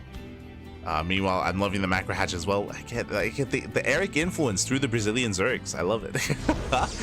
But I don't see any Zelda on the way, which is a concern. Lings are moving out across the map. They're going for the pylon. It's only 4 Lings, thankfully, not 6. Zealot now begins, but that is a late Zealot here for Sephiroth. But it's being chronoed. Okay. It's being chronoed. Looks like it will finish in time. It was close, though. It was close, but it does complete.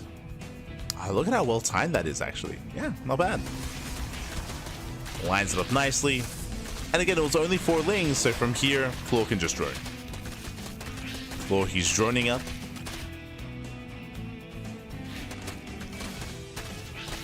He's droning, he's saturating. He did force an overreaction. This is 2 pylons and 2 gateways before the expansion, so a big reaction here from Sephiroth, going for a Twilight Council. I do like this adaptation as a follow-up. So it forced to open up 2 gate, forced to invest quite heavily into a delayed expansion, so he doubles down into Twilight Council. This can lead into Glaive Adepts, this can lead into Dark Templar, this can lead into a charge-based all-in. There are options here for Sephiroth, and we'll see which one it's going to be. Lings, they pull back. They pull back home. Claw, he's still just droning, making a couple of safety Lings. And we have the answer, Glaive Adepts. Glaives are on the way. Not charge, not DTs. If we saw the gases in the main base, we could determine if this is going to be 4, 6, or even Glaives plus Dark Templar. I say 4 or 6, I mean 4 gates or 6 gates. But we don't quite see yet. Likewise, I don't see a Robo either. If there's no Robo thrown down, then Sephiroth can actually expand with this, and this could be a macro opener instead. This could be macro Glaives out there. There it is. There's the Robo, I should say. So Warp Prism into warping across the map. This is more committed from the Protoss. Meanwhile, Cloyd does throw down the safety Roach Warren. He throws it down at around the 350-ish, 345-ish mark. So the Roach Warren has been placed.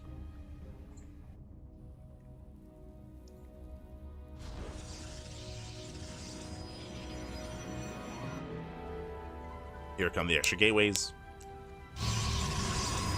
2 more gates in the main, so it's going to be 4 gates in total. 4 gate Glaives. And this is the other added benefit here of the macro hatchery on the low ground, is that Claw, he can wall. He can fully wall off with an Evo chamber to make sure Adepts do not make it past.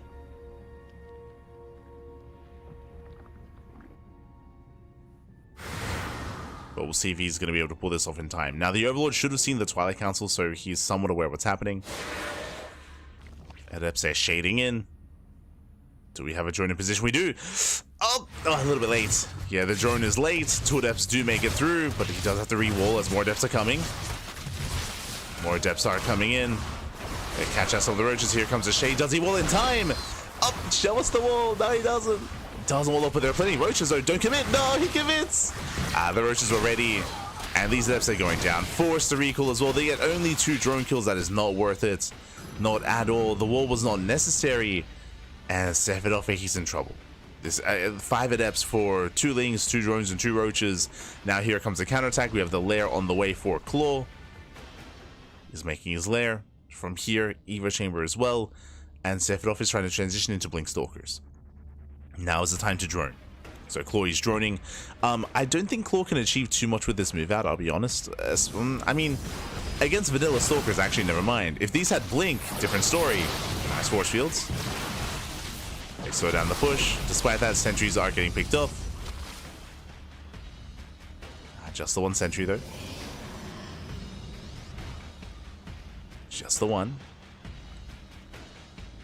And Sephiroth going +1 range. Lair is on the way. Blink is almost complete. Claw, he gets the hell out of there. Claw does pull away.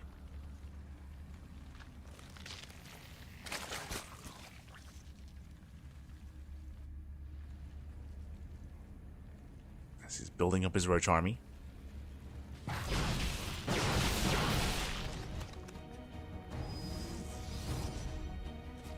His roaches. Stalkers moving in.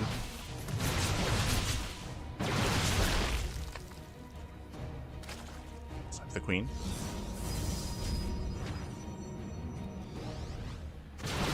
Oh.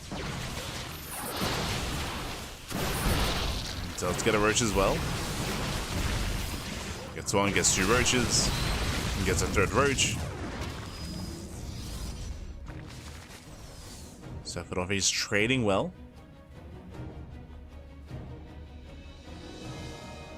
But he has no economy behind this. That's a problem. Claw is on 62 workers. Looking solid here.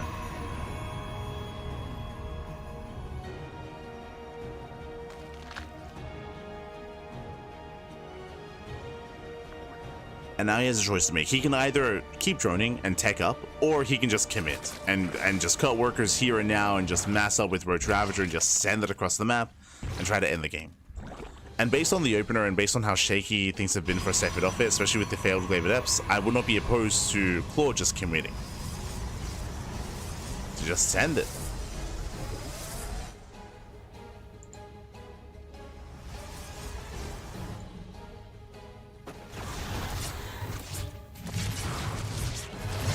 You know what, I've said to get into the main, not bad. The drones are going down.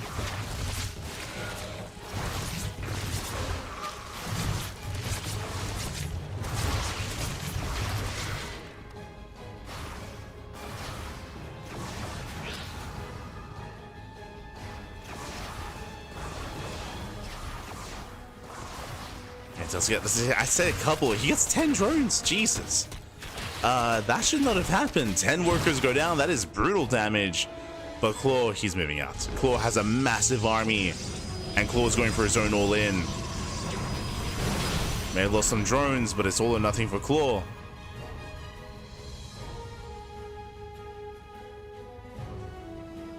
Passing up Lings, Roaches, Ravagers.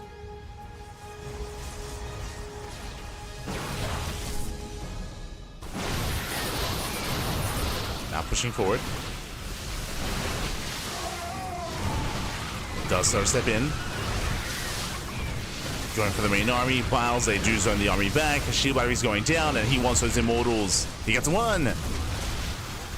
Takes down one. The other does survive. Lings, they bust into the mineral line. You can see it happening off screen, but at the natural base, 15 probes go down. Insane damage. And that will secure the win. That will secure the win here for Claw, getting 19 probes, and now the workers at the third, and the third itself. Yeah, the third base as well. Lings, they slip into the main, getting 35 probe kills.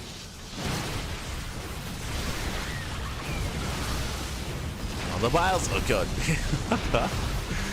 And breaking the natural is not going to be easy. You can see the choke point is putting in a lot of work. It's making it difficult for the army to actually get on top of the immortal. But the gateway goes down, the floodgates are open. And Claw, he will overwhelm. Oh, there's a disruptor there. Oh, the Nova! Never goes off. Not a bad connection, but GG gets called, and Claw, he will take game number 1. Whew. GG. Claw, he does take a lead in the series. Again, a very intense game here. It all began with the initial Glaive Adept build of Sephiroth, which did fail to get damage. Remember, he only got 2 drones. He got 2 drones. So because of that, we saw that Claw, he was able to drone. He was able to drone up to a decent economy, up to like 2.5 bases, and then he just went for the all-in. And the reason why that went so well for him is because of the failed Glaive Adepts.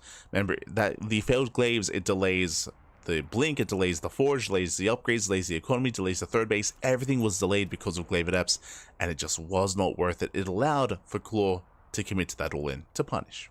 GG. GG, well played. With that, Claw takes the lead, and we'll see if Sephiroth can recover and bounce back. Let's go.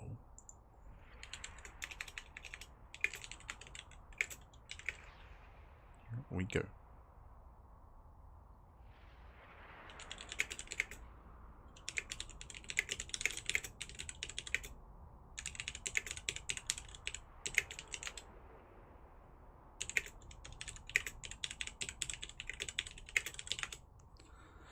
Here we go.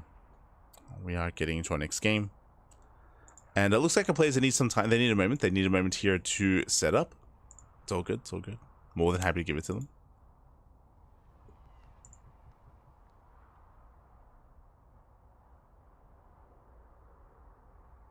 More than happy.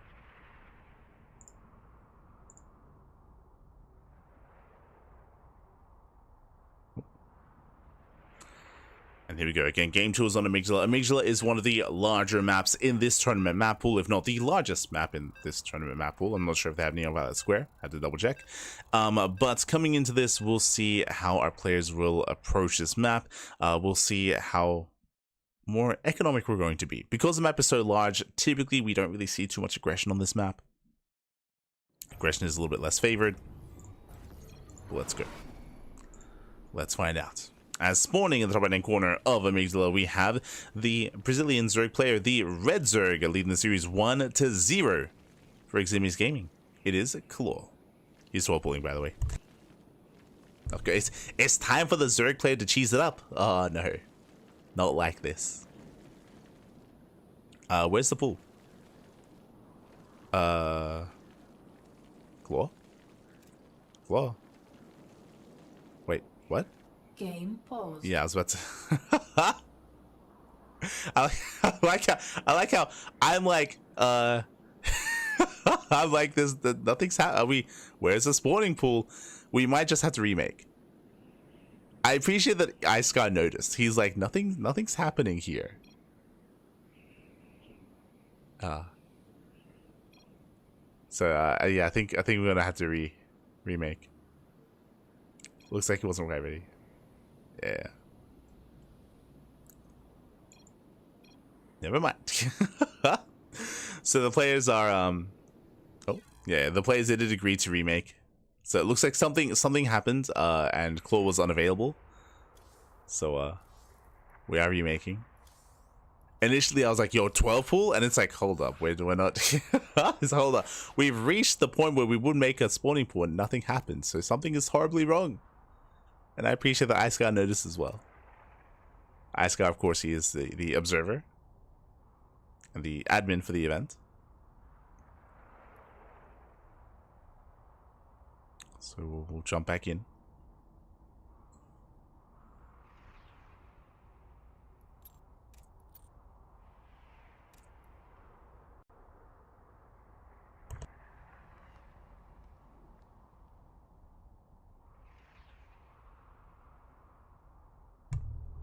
Okay, going back in. We're going back in. Should be good to go. And again, I hope everyone's been enjoying themselves here throughout the weekend. Again, it's been a pretty intense broadcast here this weekend with KSL, with the Big Rain Bouts, of course, with the Hatchery Cup leading into the Brazilian circuit. We've been live for coming up on 8 hours at this point, and yeah, I mean, thankfully we're almost done. We have like 2 more matches after this one, 2 more series, I should say. And here we go. We have switch places and spawning in the left-hand corner. Droning, actually making a worker. Okay, so no crazy 12-pool shenanigans. We have the Brazilian Zerg player, the Red Zerg, representing Eximius Gaming. It is Claw, going for the 15-15.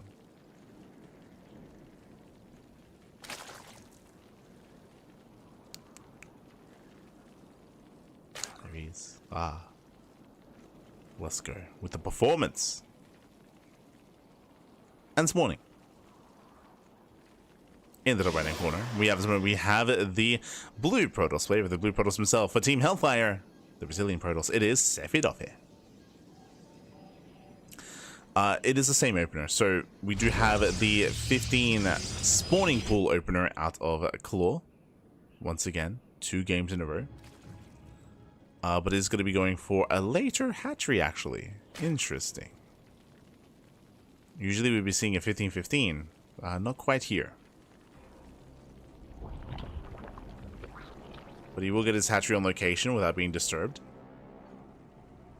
The hatchery is claimed. From here, last game we did see Claw make 4 lings. This time I'm imagining either 2 lings or 0 lings. No, going for once again. Okay. Does open 4 lings. This will force a reaction. This will force a response out of Sefidofe.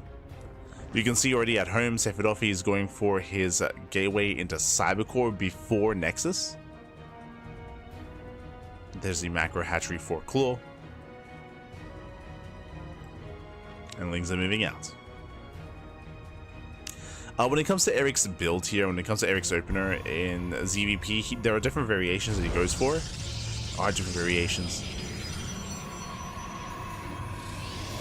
Some more aggressive than others. Zelt's being cornered as we speak.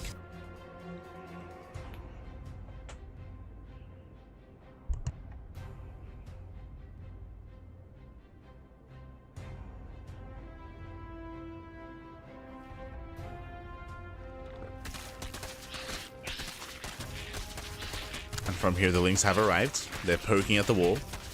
They shouldn't get much done here. And last time Sephiroth did react with a Twilight Council, we shouldn't have the same reaction here though. Yeah, there it is. Stargate instead. Stargate opener out of Sephiroth. There's the added benefit of the second pylon being forced on the low ground is that we get a free scout with the Overlord. So it's fully aware of what's going on.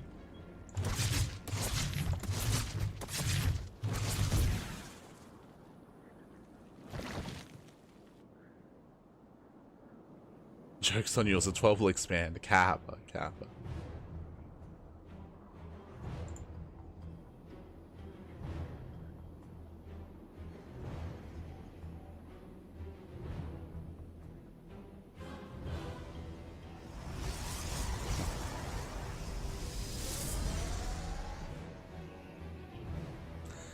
Now that we are going to be settling in, we do have our double gas response here from Claw going into typically skipping Link speed and going into roaches. Sorry, I should say just catching up with Link speed and going into roaches. But now Adepts are going to be shading across the map. Oh, it's going to be a Stargate opener into Twilight Council before expand. Hyper aggression out of Sephiroth here. This is going to be later glaives, but glaives nonetheless, or at least it should be glaive adepts. And because it hits later, ideally it does catch the Zerg player off guard. Link speed is being researched.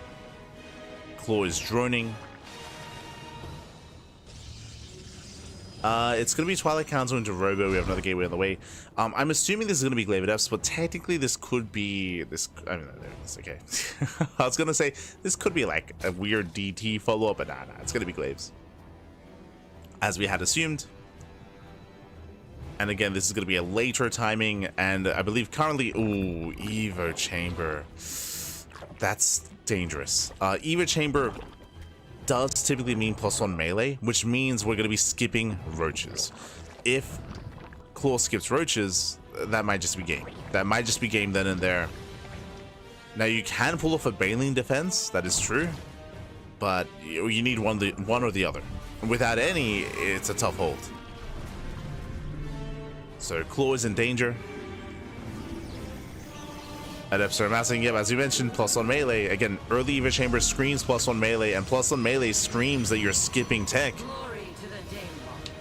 And Adepts, they want you to skip tech. So far this build has worked out beautifully for Sephiroth. It's worked out well. He has kind of lured Claw into a false sense of security. Claw, he saw the Stargate opener. He's like, oh, macro game. I guess I can drone. No. And now he sees. Now he has 32 Lings on the way. Now, what I will say is that Lings struggle against Adepts, but with 32 Lings, you can make this work. As the Oracle, who is down, massive pick off Adepts, they do shade into the middle line, but Lings, they come in first round, they deal with half the Adepts, and they should deal with the other half as well. A couple of drones are being targeted down. He gets so far 3. He gets 3 workers, 32 Lings, they will hold. Again, that was 8 Adepts. And we need more damage because Sephiroth, he has no expansion. Under attack. He has no nexus. Behind this, he's going for the Bay into Colossus, into charge. Oh god, he's taking up very heavily, and he's stuck on 2 bases. Now, I'm not too in love with the idea of going to Spire into Muses. We have a Spire on the way. I mean, Phoenix is already building up. Second Stargate as well. Here in this position, roaches would be ideal, or even just Ling Hydra. There it is, Hydra, I guess, right now. So, Claw, he sees all these Phoenixes. He sees the Phoenixes, he's like, you know what? I know I'm getting a Spire, and I'll still hold on to the Spire. I don't need to make mutas, and hopefully we don't see any mutas here. So here we go. Hydras are on the horizon, +1 range. He's embracing those Hydras, which is going to be more ideal. I'd say shade outs.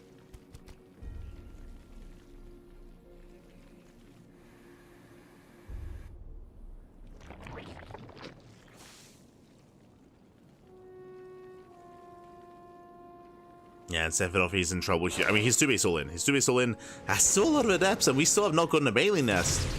Uh-oh. The Lings are they're just gonna melt. Yeah, Lings are going down. No Roach defense. No Bailings. And this is the power of Glaive Adepts. This is why you need either one or the other, Bailings or Roaches. Without any, then Adepts, they just overwhelm. They hunt down the Queens. Queens get lifted by the Phoenixes. They're defending the natural at least. They're doing what they can. Holding onto the natural base. Adepts, they will commit to the shade. And Hydras do hold, but that was not a clean hold. That was a lot of workers going down at the third. Ooh. Celsi do charge forward. Well, he survives. You can see here he lost 7 drones, 27 Lings, 9 Hydras, and 4 Queens. Those are expensive losses. And step it off here. Now take it up into Colossus.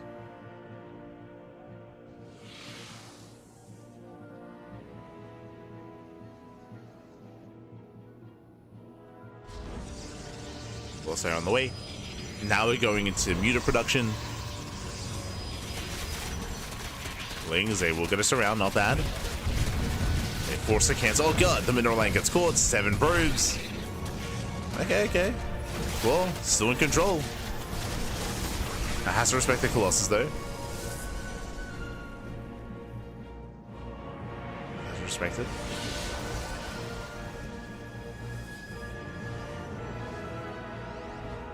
And we'll see if he can catch out that Phoenix. Dancing with the army.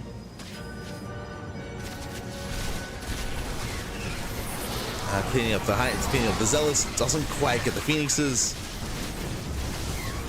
But again, he's just keeping his opponent busy, and the mutas, they have arrived. Where are they heading? For the Phoenixes, actually. He gets one, he's going for the other.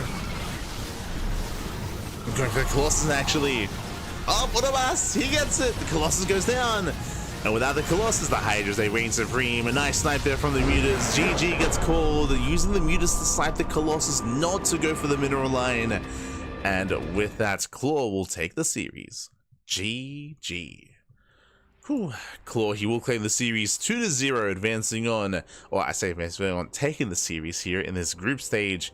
And with that, there are 2 matches remaining. Let's go. We have 2 matches left.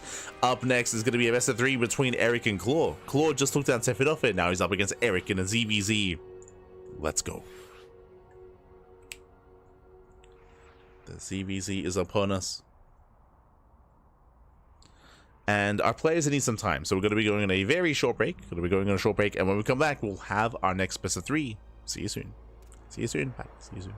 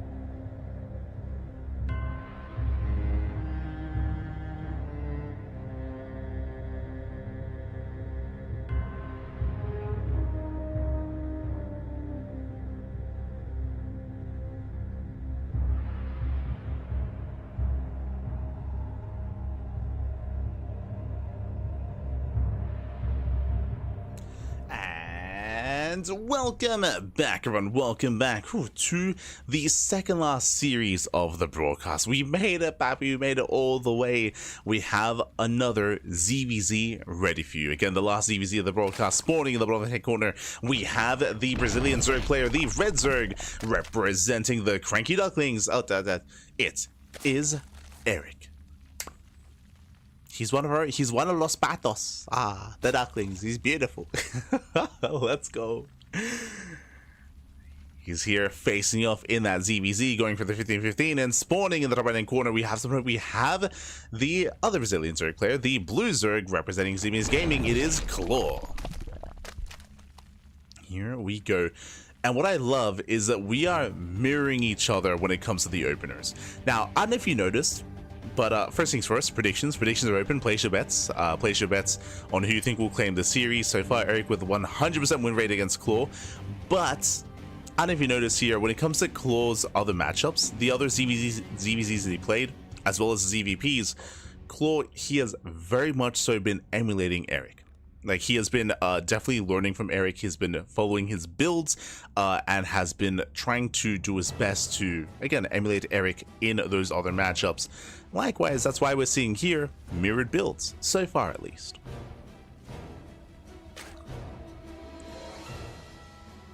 So far, we do have those mirrored builds. So we'll see who comes out on top here and how our players do deviate from each other, if at all. We're now both players taking their expansions. Both players going for later gas geysers. As the queens are on the way, lings as well. From here, we're expecting 2-base play. We're expecting 2-base play out of our Zergs. We'll see if we claim a third. Lings are moving out. Again, this is for scouting information. 2 lings for Erik, 2 lings for Claw.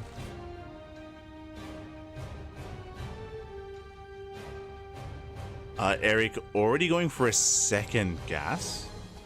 Interesting. So early second gas guys are out of Erik. And again, this should just be 2-base play.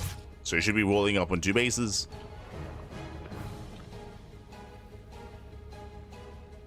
A little sipping in. Gets an extra Overlord. Interesting. There's a lot of Overlords. Okay, Claw's walling up. So both players are playing 2-base. But Erik will have an abundance of gas. As Erik, he has extra gas income. Link speed begins for Claw.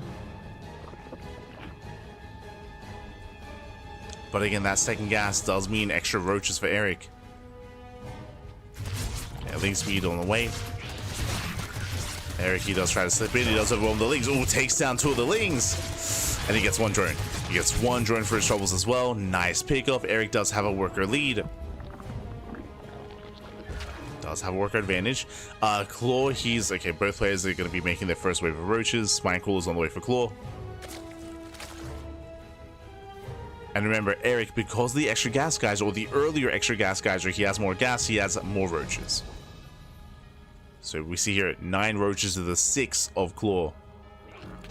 So 3 extra roaches for Erik. But the Spine Crawler makes up for that deficit. Like Claw, he's getting that Spine Crawler. So even though Claw is going to be down in roaches, he will have the spine to defend.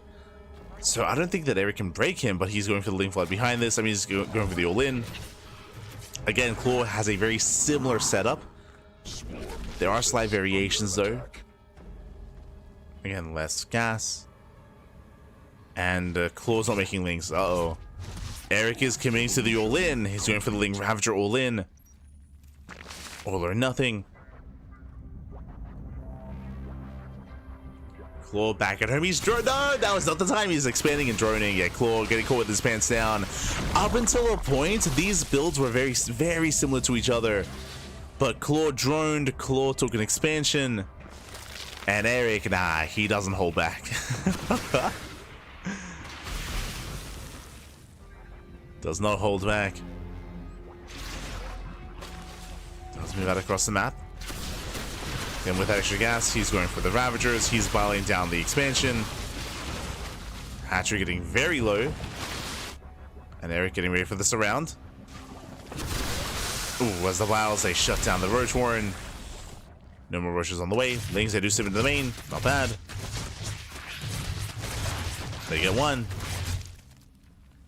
Get one worker. Erik still not quite committing yet. He backs up, hunting down overlords. Erik, he's still not droning. Erik, he's still on 29 workers and still making nothing but Lings. And because Erik has Ling... Oh, the Ravagers! Ravagers getting called out. Yeah, bit of miscontrol from Erik. Losing 3 Ravagers. Massive pick off. Erik's in trouble. Erik, he's in trouble. He has to get the hell out of here. More Ravagers getting surrounded. At the same time, Erik goes for a massive Ling flood. Oh my god. Gets into the main. Gets into the main. Gets into the mineral line. Drones are going down. Catching another queen. And Claw's all in. Claw at this point is all in. As Erik is going for the lair. Okay. I mean, he's getting secure damage. But back at home, does Erik have enough to defend? As the lair does fall. Erik, he's racing back home. The Roach Warren is going to go down. Snipes the Roach Warren. Nah, Erik, he has enough. Yeah, Erik, he should be fine here. Depending on the angle. Because Lings, they will come in for a wraparound. Yeah, they come in for a full surround, and Claw, he will lose everything here. He had potential, but he will lose everything. GG, well played. And Erik takes game number 1. Whew. GG. GG, well played. Again, a very intense moment here, a very intense game. Again, I was very impressed with how both Erik and Claw were playing this out, and Claw, he had some nice moments where he was able to catch out the Ravagers. He caught the Ravagers, he was able to catch them out, able to take a better fight, but then he pushed, and because he moved out across the map, he had nothing at home to defend. The Ling run by was crucial there, crippling the economy and ensuring that there were no reinforcements, that there was no reinforcements and no way to really bolster that all in. GG. GG, well played. Erik takes a lead.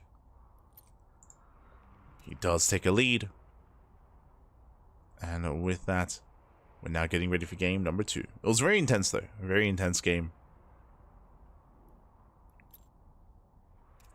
It was really cool to see Claw having his own take on an Erik opener. A more macro take, because again, he was droning and expanding. Instead of just doubling down. And that leads us into game number 2. It leads us into Amygdala.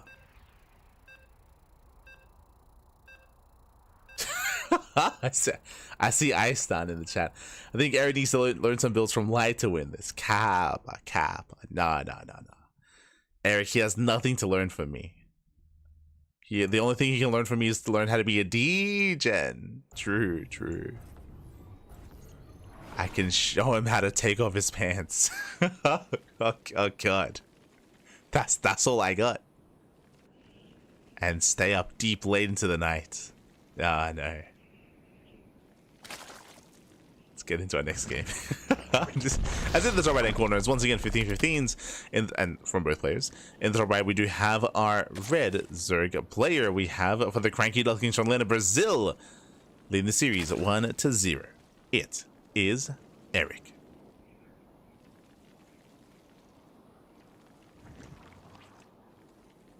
And in the bottom left hand corner, we have his opponent. We have the blue Zerg player, also from Brazil.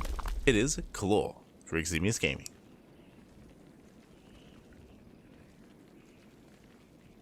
Here we go. So now we have our initial 15-15s.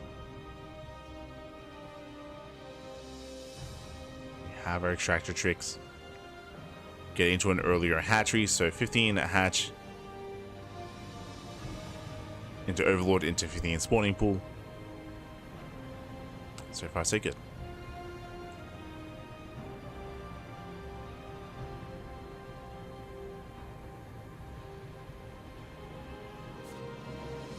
As we are building up.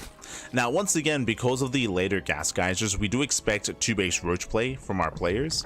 Both Erik and Claw did actually eventually get into Ling speed to try to surprise each other, but both players did it, so they kind of canceled each other out. It was Claw that tried to expand and take a third, and Erik that did punish him for it.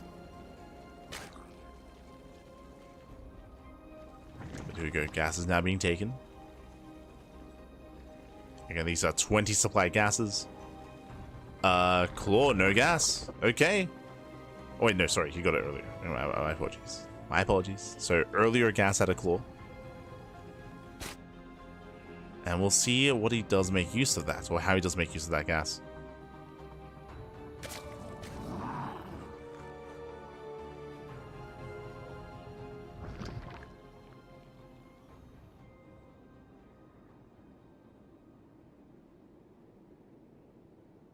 Here we go.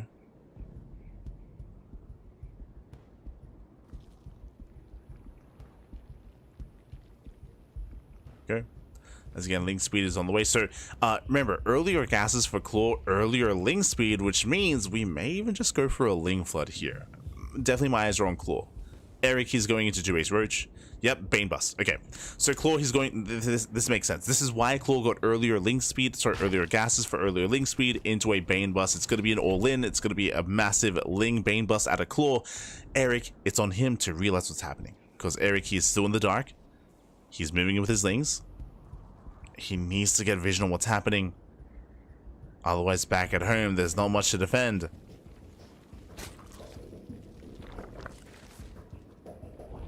When I say no much, there's nothing to defend. Oh boy. And this might just be too late. This might be too late here.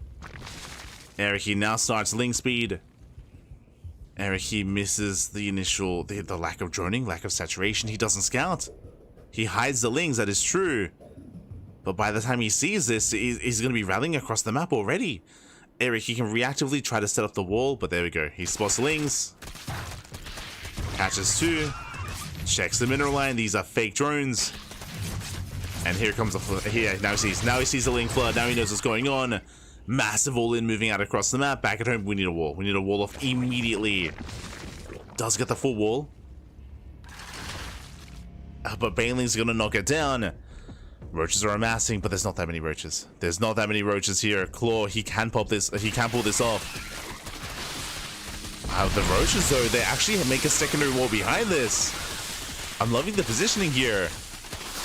I get the Evo Chamber does finish. The Baileys do not knock it down, and I almost said Dark Holt. Erik Holt. That's crazy. I just love the wall that he made with the roaches. It means that even if the Evo Chamber goes down, he would have a secondary wall of roaches behind it to make sure that Ling Bane did not slip in and did not get us around. So really nice setup here. There we go. Does knock down the wall entirely. But it took so much to bring it down. Lings, they do get the queen. And likewise, more Lings are flooding across the map. And more Lings are moving in. Erik, I believe, is re-walling. Yeah, he's re-walling up. Erik, he holds. He holds, he defends. Erik has a massive economic lead. And there's no need to move out. Erik, you can just chill. You can just chill, you can just drone. Behind this is waiting for his own Roach Warren. He's got 22 Lings on the way. Plus 1 carapace. And there was potential with this, but alas, it did eventually get scouted. Again, a quick reaction out of Erik.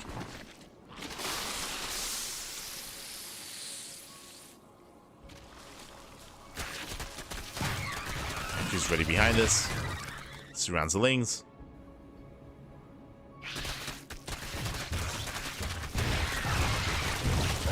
Oh god.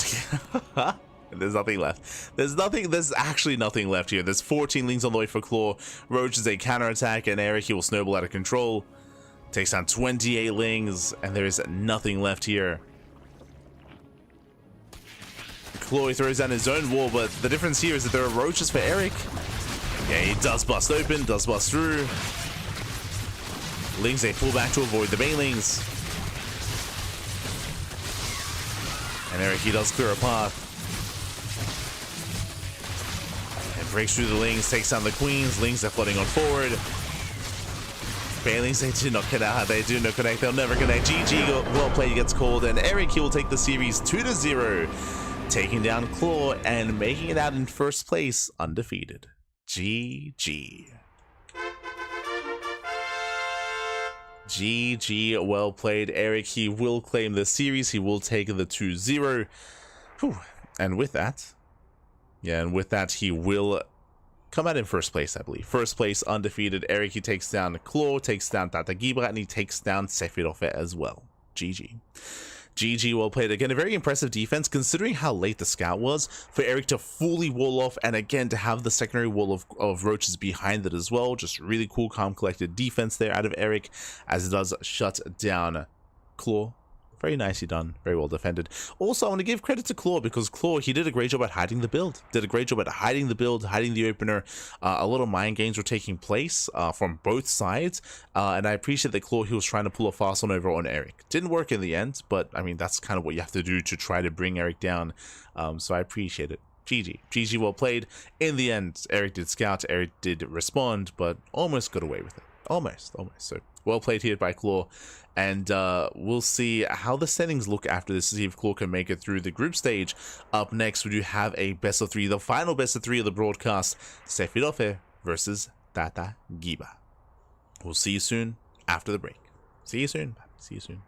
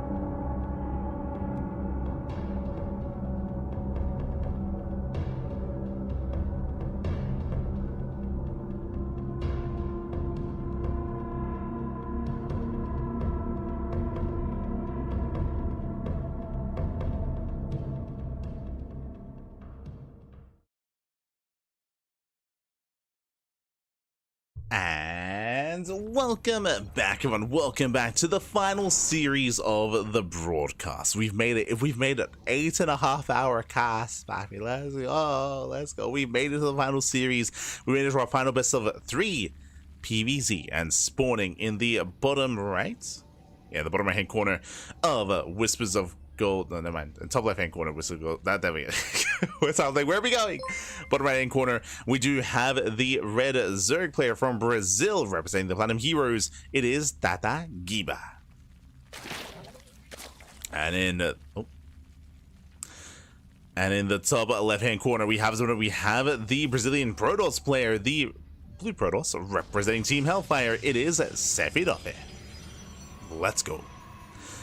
And if you're in the chat, predictions, Cannon Rush predictions are open. Place your bets on anything with this. It's going to be a fast one. It's going to be a fast series. It's going to be a fast one. Here we go. The Forge has been thrown down, and we are setting up for a Cannon Rush. At the same time, Tata Gibra is hyper aggressive, hyper committed, and at the same time, a big shout out to Holy Lime. Thank you so much. Thank you so much, Holy Lime, for the resubscription for 27 months. Thank you, Bobby. Thank you.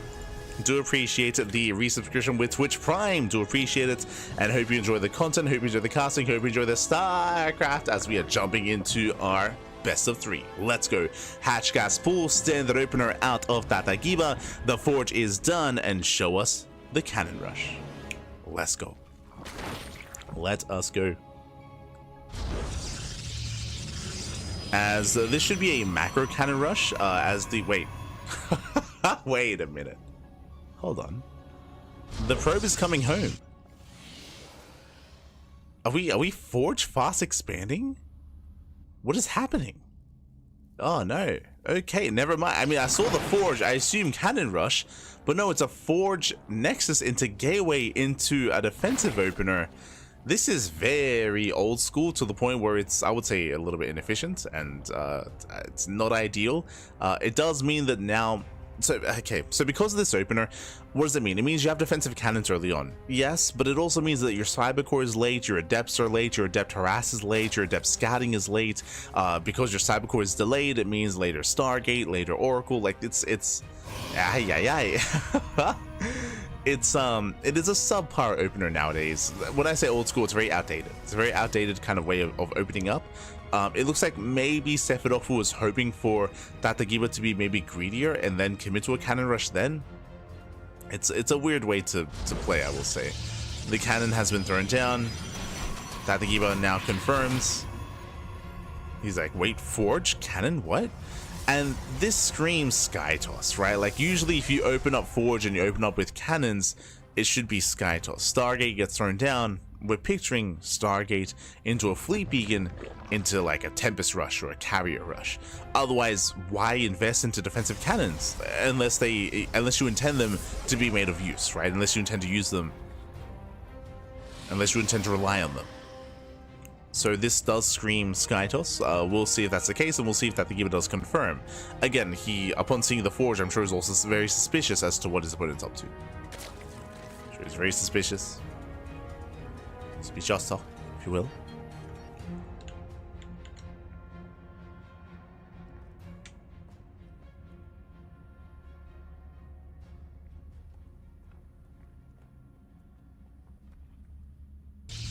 So here we go. This is going to be the initial Void Ray first. So Void Ray first out of Sephiroth. We'll keep an eye out for a second Stargate and a Fleet Beacon. Otherwise, the other option could be maybe fast +1 attack. Like +1 attack into Void Ray into charge all in. Water is going to be zoned away. From here, safety Verge Horde.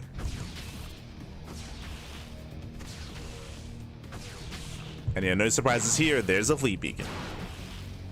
Now, if we can see a Forge opener and read that as Sky Toss, so can Tatagiba. So this is going to be at the forefront of his mind of possibilities of what this could be. Of course, he'll have to confirm, because the reality is that, as I was mentioning, like this could also be like a charge base all in. This could be a fake out. This could be double Stargate Mass Phoenix. It could be Stargate Void Ray into Mass Void Ray. It could be Carrier Rush, Tempest Rush, Mothership Rush. Twilight Council's on the way. Okay, couple of things. This does look like fake Sky Toss. +1 air attack just began, but there's a Twilight Council, there's no second Stargate. This is kind of like the classic fake out.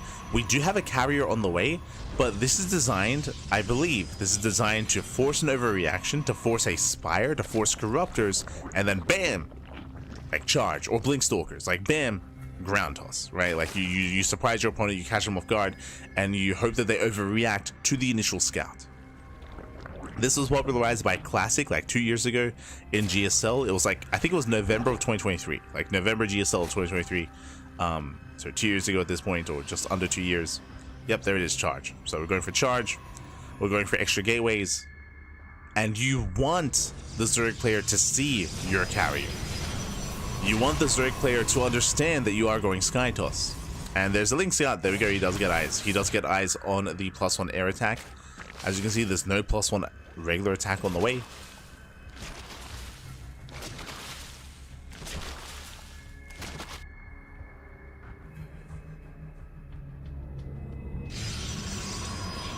Now, thankfully for Tatagiba, he is investing into Roach speed and +1. So he's going into Roach Hydra. The Hydra den already finished as well. So he is investing into a ground army. Into both, really. Again, it's going to be Roach Hydra. It's going to be a mixture of the two. He's not going purely... If he was going Ling Hydra, he'd be in trouble. If I were playing, I'd play Ling Hydra. I'd be dead. Because Zealots can trade very well against both Lings and Hydras. But against Roaches, Zealots can struggle because Roaches are so tanky, right? They tank a lot of shots. They weather the storm. Upgrade complete. So Roach Hydra is more ideal here for that Giva. Is more ideal.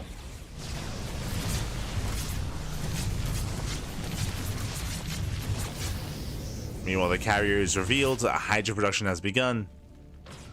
Roach is going for a counterattack at the same time. Not bad. Means they're going for the carrier. One queen goes down. Snipe to board race. Second queen falls.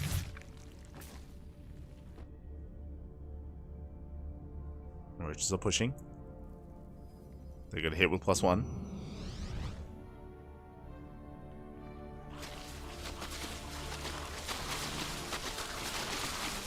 Two hits. But the Hydras are not here. The army support isn't really here for Tatagiba. He's going for the base. He will get it, but at a cost. Tells me that's some Roaches. He's not fully aware what's going on. He needs more. He needs more Roaches here to defend, to survive. He does not the expansion. Oh, will cost him a lot of Roaches, though. A lot of Roaches go down. As you can see, 8 Roaches get sniped. Not that key, but he can afford these trades. Sephiroth less so.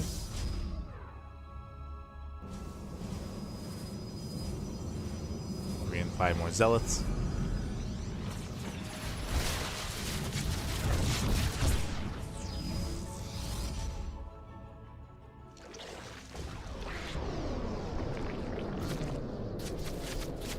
Likewise, Roach Hydra moving in. Nice force fields.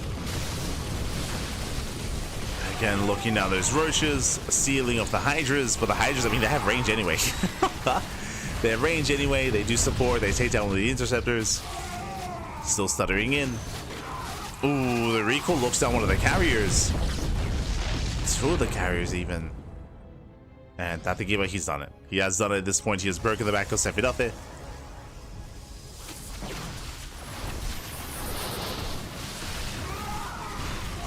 Hydras, they shut this down.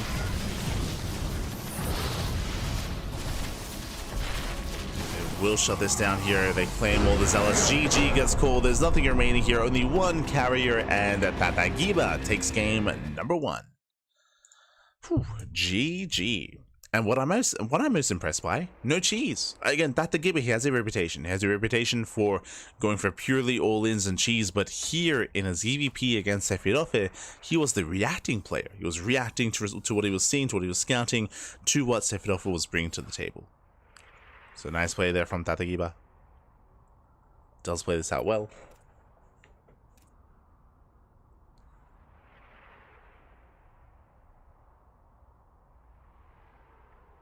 And we're now getting into game number 2.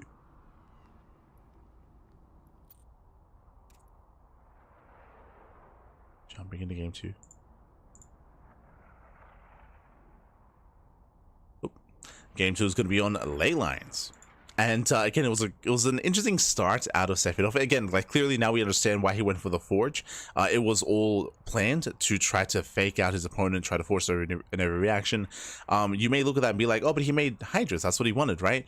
Well, one of two things. He either wanted his opponent to go Ling Hydra, or he wanted Tatagiba to go Queen Corruptor. Right, like Corruptors are one of the more secure ways to shut down carrier rushes, is to just go rush into the Spire and rush into Corruptors. And the problem in this kind of situation would be if you had to go in for Corruptors. I mean, Corruptors don't shoot down, right? And you're that much more vulnerable to charge lots. Hydra's not the most secure way to deal with carrier rushes, but regardless, GG. Regardless, GG, well played. With that, Tatagiba does take a lead, and here we have him in the top right-hand corner. We have the Brazilian Zerg player, the Red Zerg for the Platinum Heroes, leading the series 1-0. It is Tatagiba.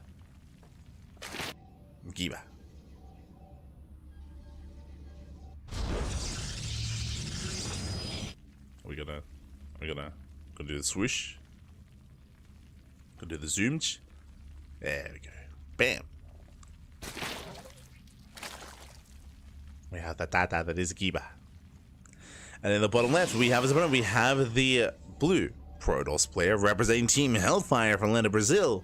It is Sephiroth. Not to be confused with Sephiroth. Which that might be Brazilian Sephiroth, actually. Let's find out. Sephiroth. That would make sense, right?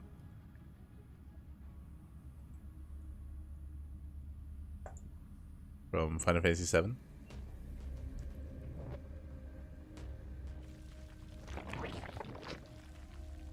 Is it like trivia for his name? Ah, no trivia.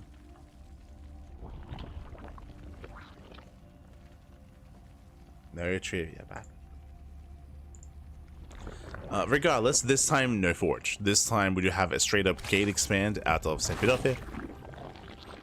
Meanwhile, do have our hatch gas pool out of that Giba. So far so good.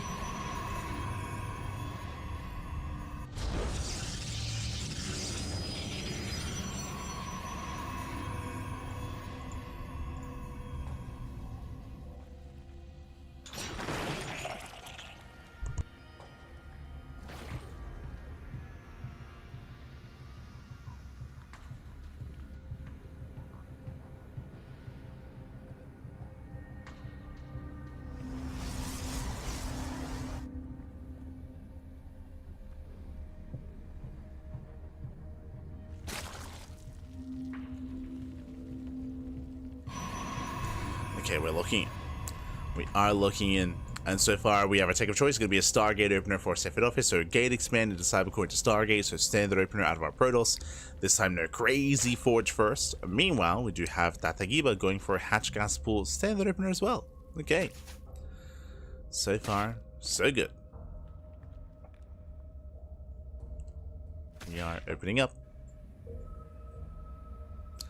From here we're droning, getting a third base. With the Stargate should be an Oracle opener. So far it looks like a standard game. Everything's looking as it should. Which is crazy, by the way. That's what's crazy.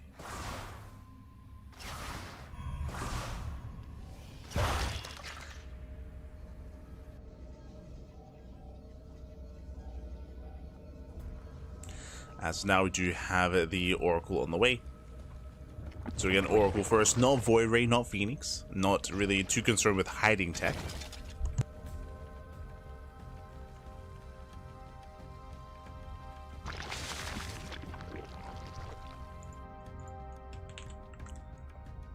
Not concerned with hiding. We'll commit instead.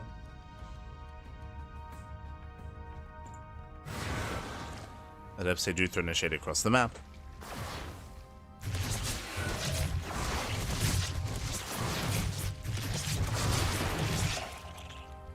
He does red in the shade, but doesn't commit. Plenty of lings are keeping up here with the adepts. Meanwhile, going into a 4-minute lair. Okay, the first sign of deviation. The first sign here that we are mixing things up. 4-minute lair out of Tatagiba. From here, we can go into earlier Hydras, earlier Spire, earlier Tech.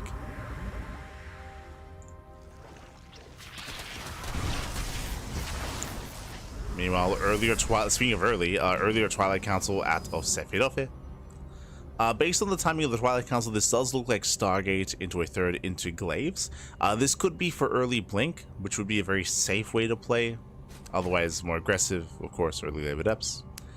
We'll see which one Sephiroth does go for. Meanwhile, Eva Chamber, Roach Warren, Fast Lair might just be for fast Roach speed.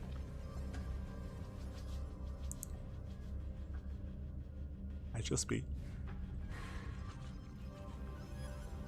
As we are still waiting for the tech.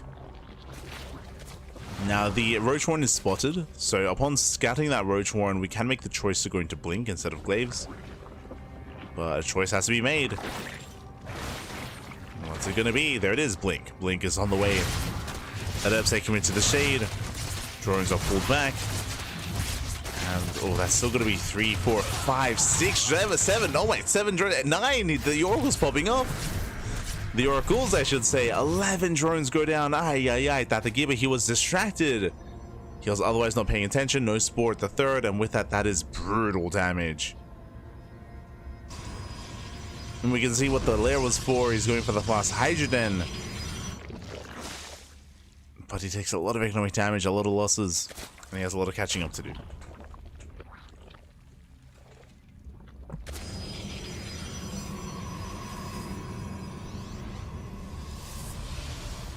A lot of catching up to do here.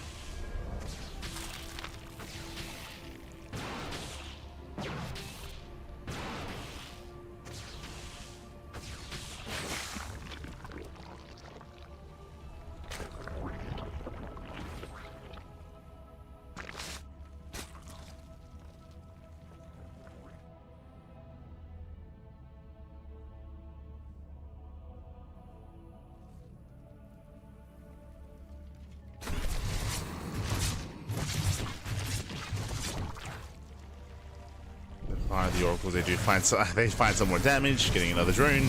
One oracle finally goes down. We can see Sephiroth taking from Blink +1 into Colossus, and Tatagiba's on a bit of a timer here. I'm assuming that he's gonna go for a timing attack, but as I say that, he's still droning. Still droning. Does take all 6 gases. That's a lot of gas.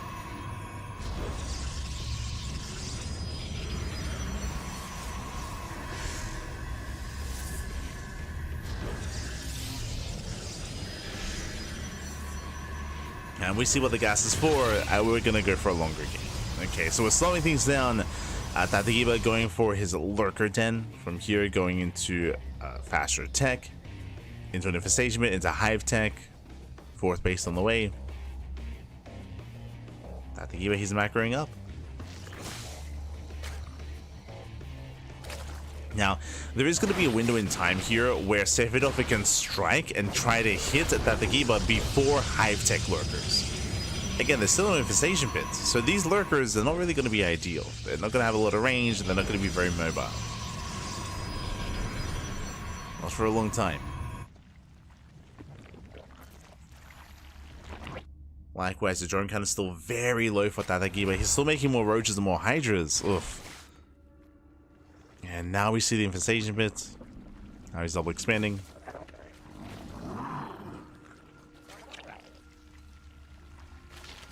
Lurkers now morphing in, but this does feel a little bit shaky here from Tatagiba. Mineral field depleted. He just doesn't really have the economy to sustain this kind of army. It's expensive getting into lurker tech. Now he's droning after he spent resources on the hydras and lurkers. So late droning out of Tatagiba. Late droning, late saturation. And I would say that Tatagiba, he's hoping that Sephiroth is late. He's hoping that Sephiroth doesn't push soon.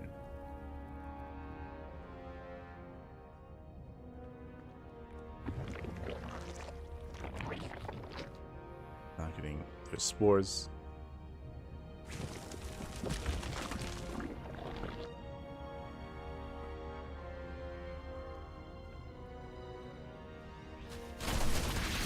Tatagiba moving out. We have the revelation, first lurker is going to get picked up. Tatagiba has to get out. We'll lose the second lurker. And again, those have been expensive losses here. I mean, again, Tatagiba, he's been behind ever since he did lose all those drones to the oracles.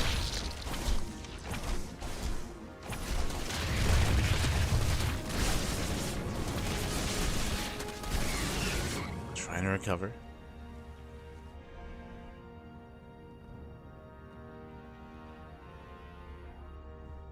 Now going for the hive, going for the spire, getting 2 upgrades.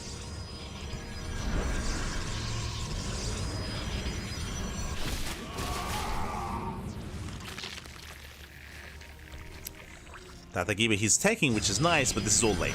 It's all late. And again, Sephiroth, he should be the first to push. Should be. As he already has 4 Colossus. He's gonna have Storm +3.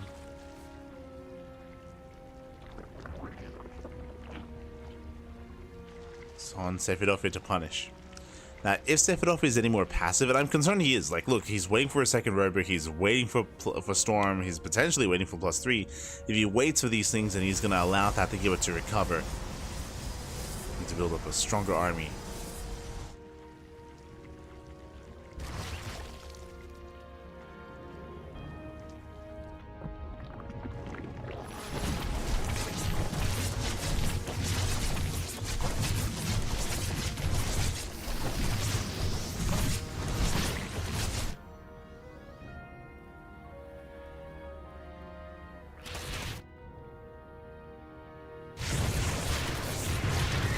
That's not thinking, but he's going for an all-in.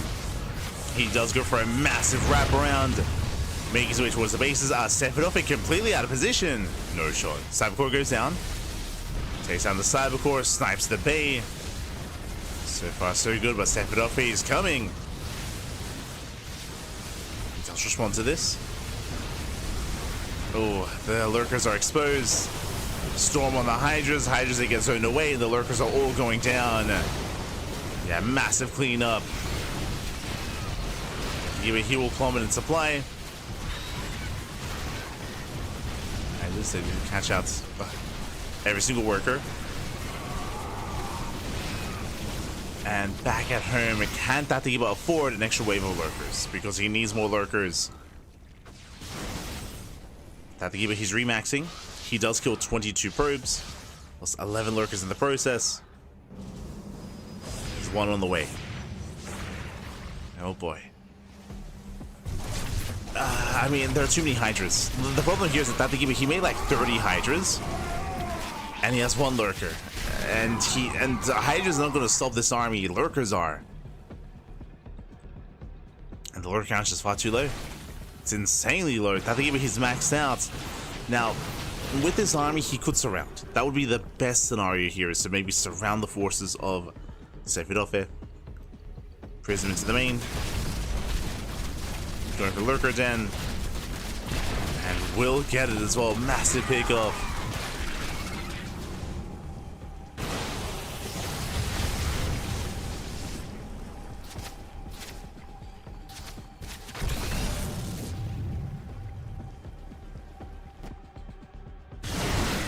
He's moving out. Oh, nice fungal. Not bad. Oh, go. The storms there. Jesus. Storms are still brutal. Lurker Den's being rebuilt.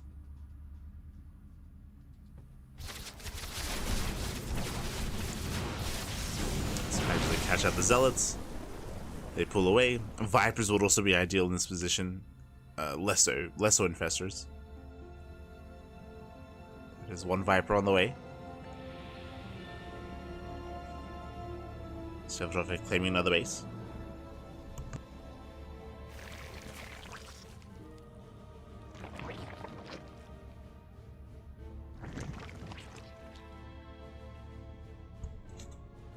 Does expand towards the south side.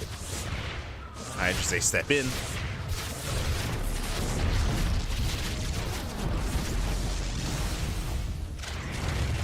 Lurker count still feels very low.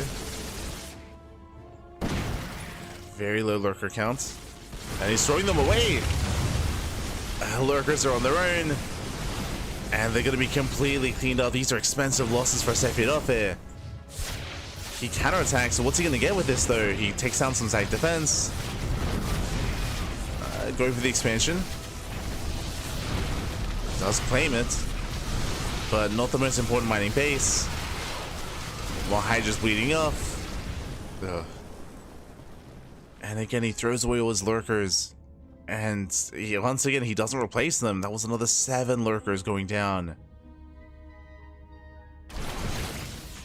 Like that again, but we gotta take care of our lurkers, Pappy. Like that was very unnecessary.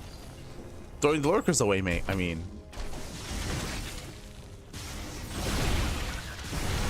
Infestor gets caught.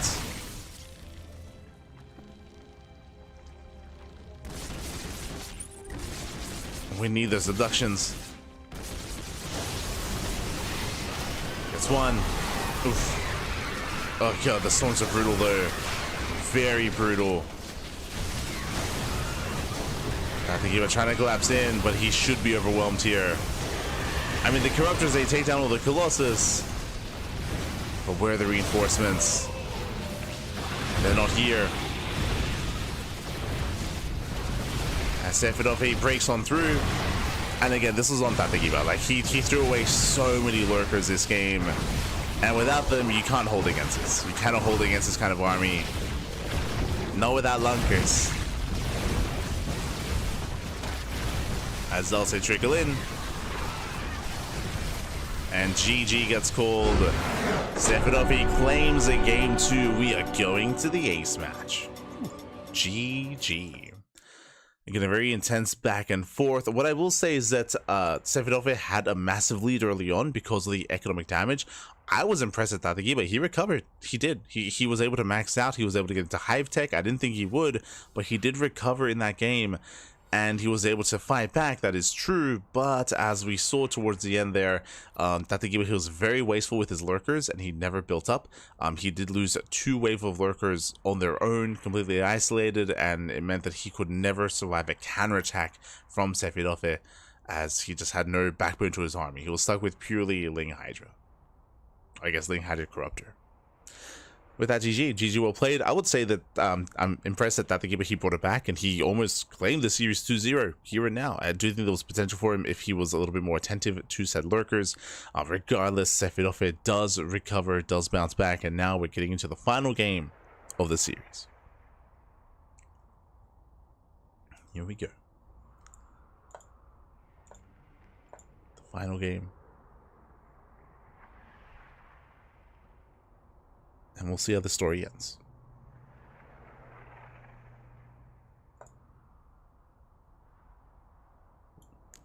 As looks like our players need a moment.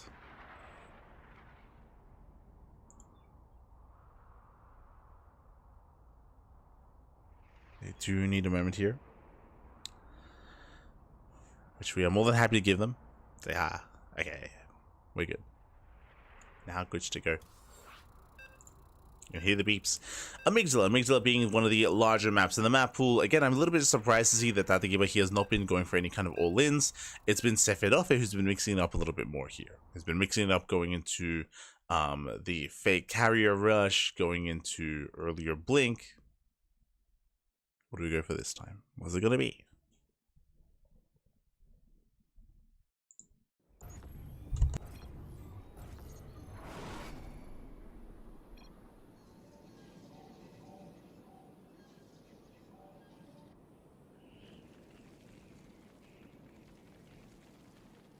Oh, he's 12 pulling. Oh, let's go. Now, this is that Tatagiba we know and love. Let's go. He's going for the 12 pool. Are we going for the 12 pool drone pool? No shot. Regardless, in the bottom left-hand corner, we have the Brazilian Zerg player, the Red Zerg, representing the Platinum Heroes, being forced into a tied-up series. It is Tatagiba. Let's go. Going for the 12 pool and spawning in the top right-hand corner. We have the Brazilian Protoss, the blue Protoss for Team Hellfire. It is Sephiroth.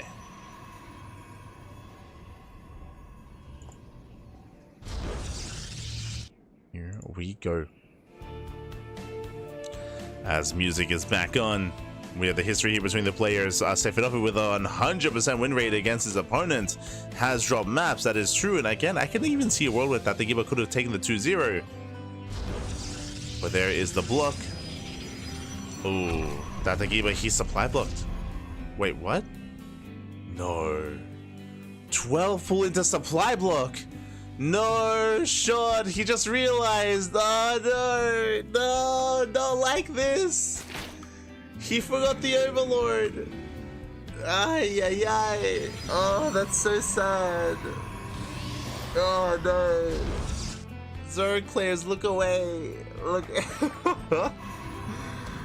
It happens to the best of us. It happens to the best of us. He went for the 12 pool. He forgot to the Overlord, so 0 Lings. I mean, I should say Lings production was heavily delayed. Heavily delayed here. This should be a clean defense from Sephiroth. He has plenty of time. He skips the Zealot, which is weird. No, sorry, he made it. Never mind. Okay. He made the first Zealot. He does skip the second Zealot, just going straight up Adept. Ah, God. No. And, well, because of the openers, Tatagiba, he is strictly the worst position. He's behind. You can see these things do nothing. The Lings do nothing. Smurge. This was almost a 2-0 as well, mate. Like, it almost a 2-0 in favor of Tatagiba. Like, I can see a world where he would have taken this. Double expanding. Just now finishes the natural at the 3-minute mark. Oh, boy. Alright, we gotta lock in. We gotta lock in. Strap in, Tatagiba. Hold on. Hold tight. Let's go. Now, no more mistakes from here on forward. Now, bearing in mind that in game 2, Tatagiba also had a really rough start. He had a really rough start, losing so many drones, and he was able to recover from that. So I want to believe that Tatagiba, he can recover from this as well. The problem is that this was self-inflicted damage, less so damage dealt from Sephiroth. Like, Sephiroth did nothing, and that's the hard thing about this. It is going to be a Phoenix opener out of Sephiroth. He's going to hunt down Overlords, going to deny vision, deny scouting, and keep Tatagiba in the dark. Oh boy.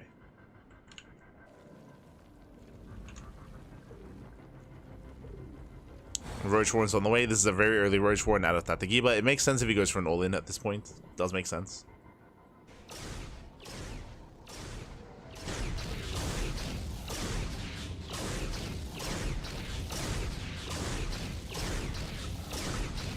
Speaking of forgetting Overlords, I mean, now gonna get supply blocked as well, as Overlords are falling left and right. Yeah. That's oh no. No. This is a smurge game. This is a smurge game, papi. Ay.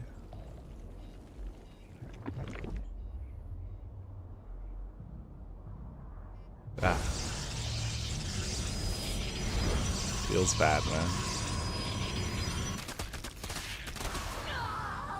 I think he's saying, I would appreciate translations in the chat, but I think he said, like, I forgot the Overlord, I forgot my life, I forgot everything. Like, he is smurging. He's smurging in the chat. Oh god. Feels relatable, man. It feels relatable, like, for sure. Like, we've all been there. Like, forgetting a depot, forgetting your first pylon, forgetting your first depot, forgetting your first Overlord. Like, it happens. It is so smudged whenever it does. Usually it happens in the ladder game though, and it's fine. The problem here is that this is a tournament. that's the problem.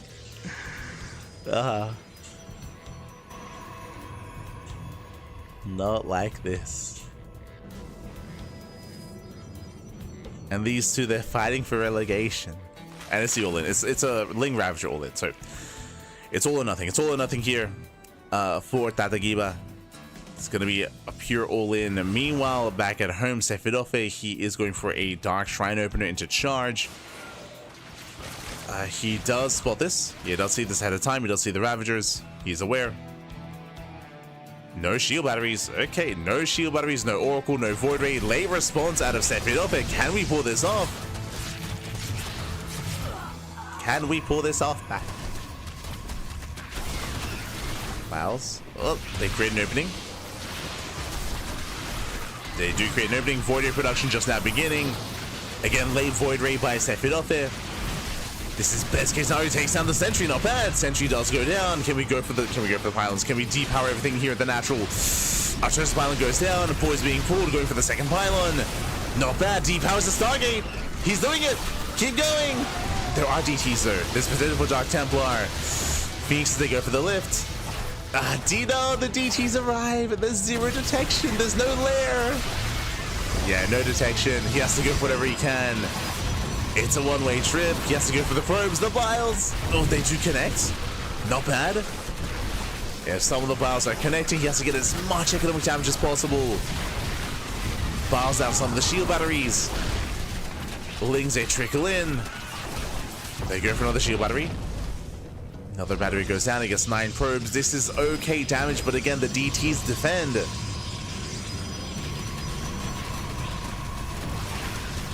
And Sephiroth holds. He does hold. Now he has a Void Ray. Now he has 3 Phoenixes. He's got the Prism. He has an equivalence economy.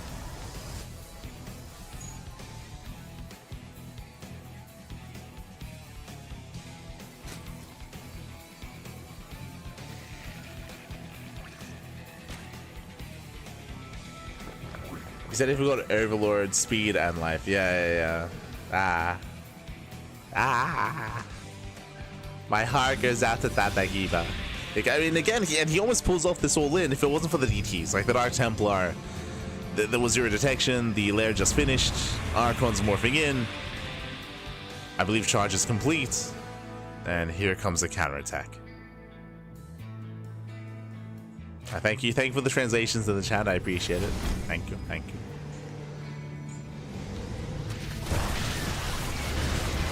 Congrats on your win yesterday. Thank you.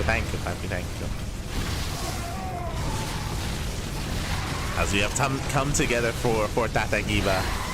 As he attempts to pull off a defense with a couple of roaches, but alas, the Archons break through. The Void Ray has arrived. We have the Phoenixes to help micro and to help lift any key units like Queens or like Ravagers.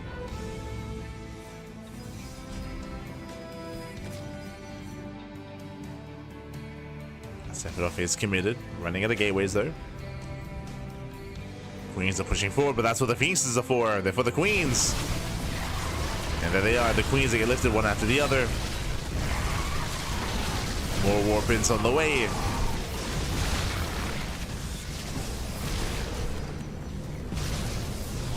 Alas, there's just not much here. We have the Roaches, bringing up the Hydras.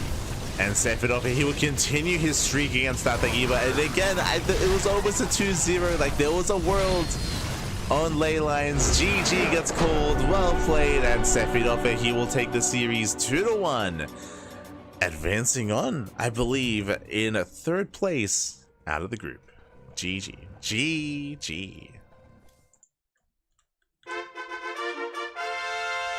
GG, well played. We have some updating to do here as we do wrap up the group stage, or half of the group stage with Group B. Erik did make it out in 1st place, and I believe in 2nd place was Claw. I have to double check that. As Claw, he did defeat Sephiroth. Oh, actually, it might be a 3-way tie. Yo, Claw, Tatagiba, and Sephiroth, they all have 1-2 score lines. Who makes it through? Comes down to the head-to-head. But I think they all beat each other. So Tatagiba beat Claw, Claw beat Sephiroth, and Sephiroth beat Tatagiba. Oh boy.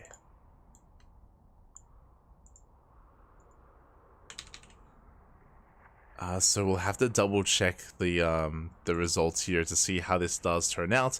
But it's gonna be close. It's gonna come down to the wire here. Basically, Claw, actually, you know what? I can just show you. Here and now. As we switch our scenes over and catch up on the Wikipedia page. Okay, from the top, as you can see, we have Erik clearly in 1st place. He goes by undefeated, but the problem is that Claw, Tatagiba, and Sephiroth, they all have tied 1 win and 2 losses. They'll have a tied scoreline, and I believe it comes down to the head-to-head. Still waiting for the updates here. So they all have the same overall map score, I should say. Sorry, the same series score. When it comes to map score, it's going to be similar. I think Tatagiba and Claw might have better score, better map scores. We still need that update there. Regardless, GG, well played. And again, it's top 3. Top 3 do make it through the group. And tomorrow we're going to be back. We're going to be live with the remainder of the group. We're going to be live with, of course, Allison, Exorbital, Elevolt, and Victor in Group C. And we do have... Oh, Jesus. Group D. Group D is a group of death. We have Master, Yan, Shakti, and Dakon.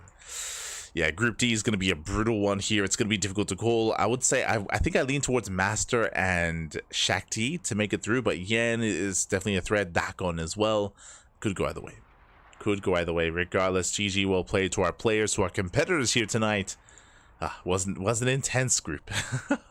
And I appreciate that it was a little bit faster this time in the second half. I appreciate it. GG, well played. With that, thank you all so much for watching. Thank you so much for tuning in. I do appreciate it. Again, it is a 9-hour cast. This was after KSL as well. 9 hours after KSL. Jesus. Ay. Just catching with the chat. But yeah, thank you. Another Miss Ellis. Thank you. Do appreciate it. Put in a lot of work for the show match. Put in a lot of work. But with that is going to be us wrapping up. Again, we are going to be back tomorrow in 24 hours with the remainder of the group stage with Group C and Group D. And also we're going to be live later on this evening in less than 12 hours to cover the Sparkling Tuna Cup. So the StarCraft continues. Again, Sparkling Tuna Cup is going to be, I believe, at 9 p.m. 11 hours. 9 p.m. Sorry. 8 p.m. 8 p.m. Ay. So 10 hours. In 10 hours time, we're going to be live on this channel with the Sparkling Tuna Cup, and then after that, we're going to be live with the Brazilian StarCraft 2 circuit. So the StarCraft 2 continues here throughout the course of the weekend. Then we get into the Woody TV Mondays. We have the GSL qualifier casts. We have Pigastorm Mondays. We have the National Tussle, Little League Cup, and plenty more StarCraft on the horizon. Plenty more StarCraft to come. Thank you for watching. Thank you for watching. Thank you for the support. I am insanely tired. I'm gonna go get some sleep. I'm gonna go get some sleep. I'm gonna go get some rest. But we do appreciate it, and I'll see you guys tomorrow or later tonight for some more StarCraft with the Tuna Cup. See you in 10 hours. See you in 10 hours time. I'm gonna go get some breakfast. I'm starving. I'm gonna go make some ramen, and then pass the hell out. Till next time. Hasta luego. Ciao. Also, if you want to support us, you can do so via our socials. You can follow us on the social medias, Twitter, Facebook, Instagram, YouTube, and Discord. All things CranKy Ducklings. We upload on YouTube on a daily basis. And also, if you missed out on my show match that I competed in last night, then the link is in the chat. It's going to be in YouTube chat, and it's going to be in Twitch chat as well. The show match VOD.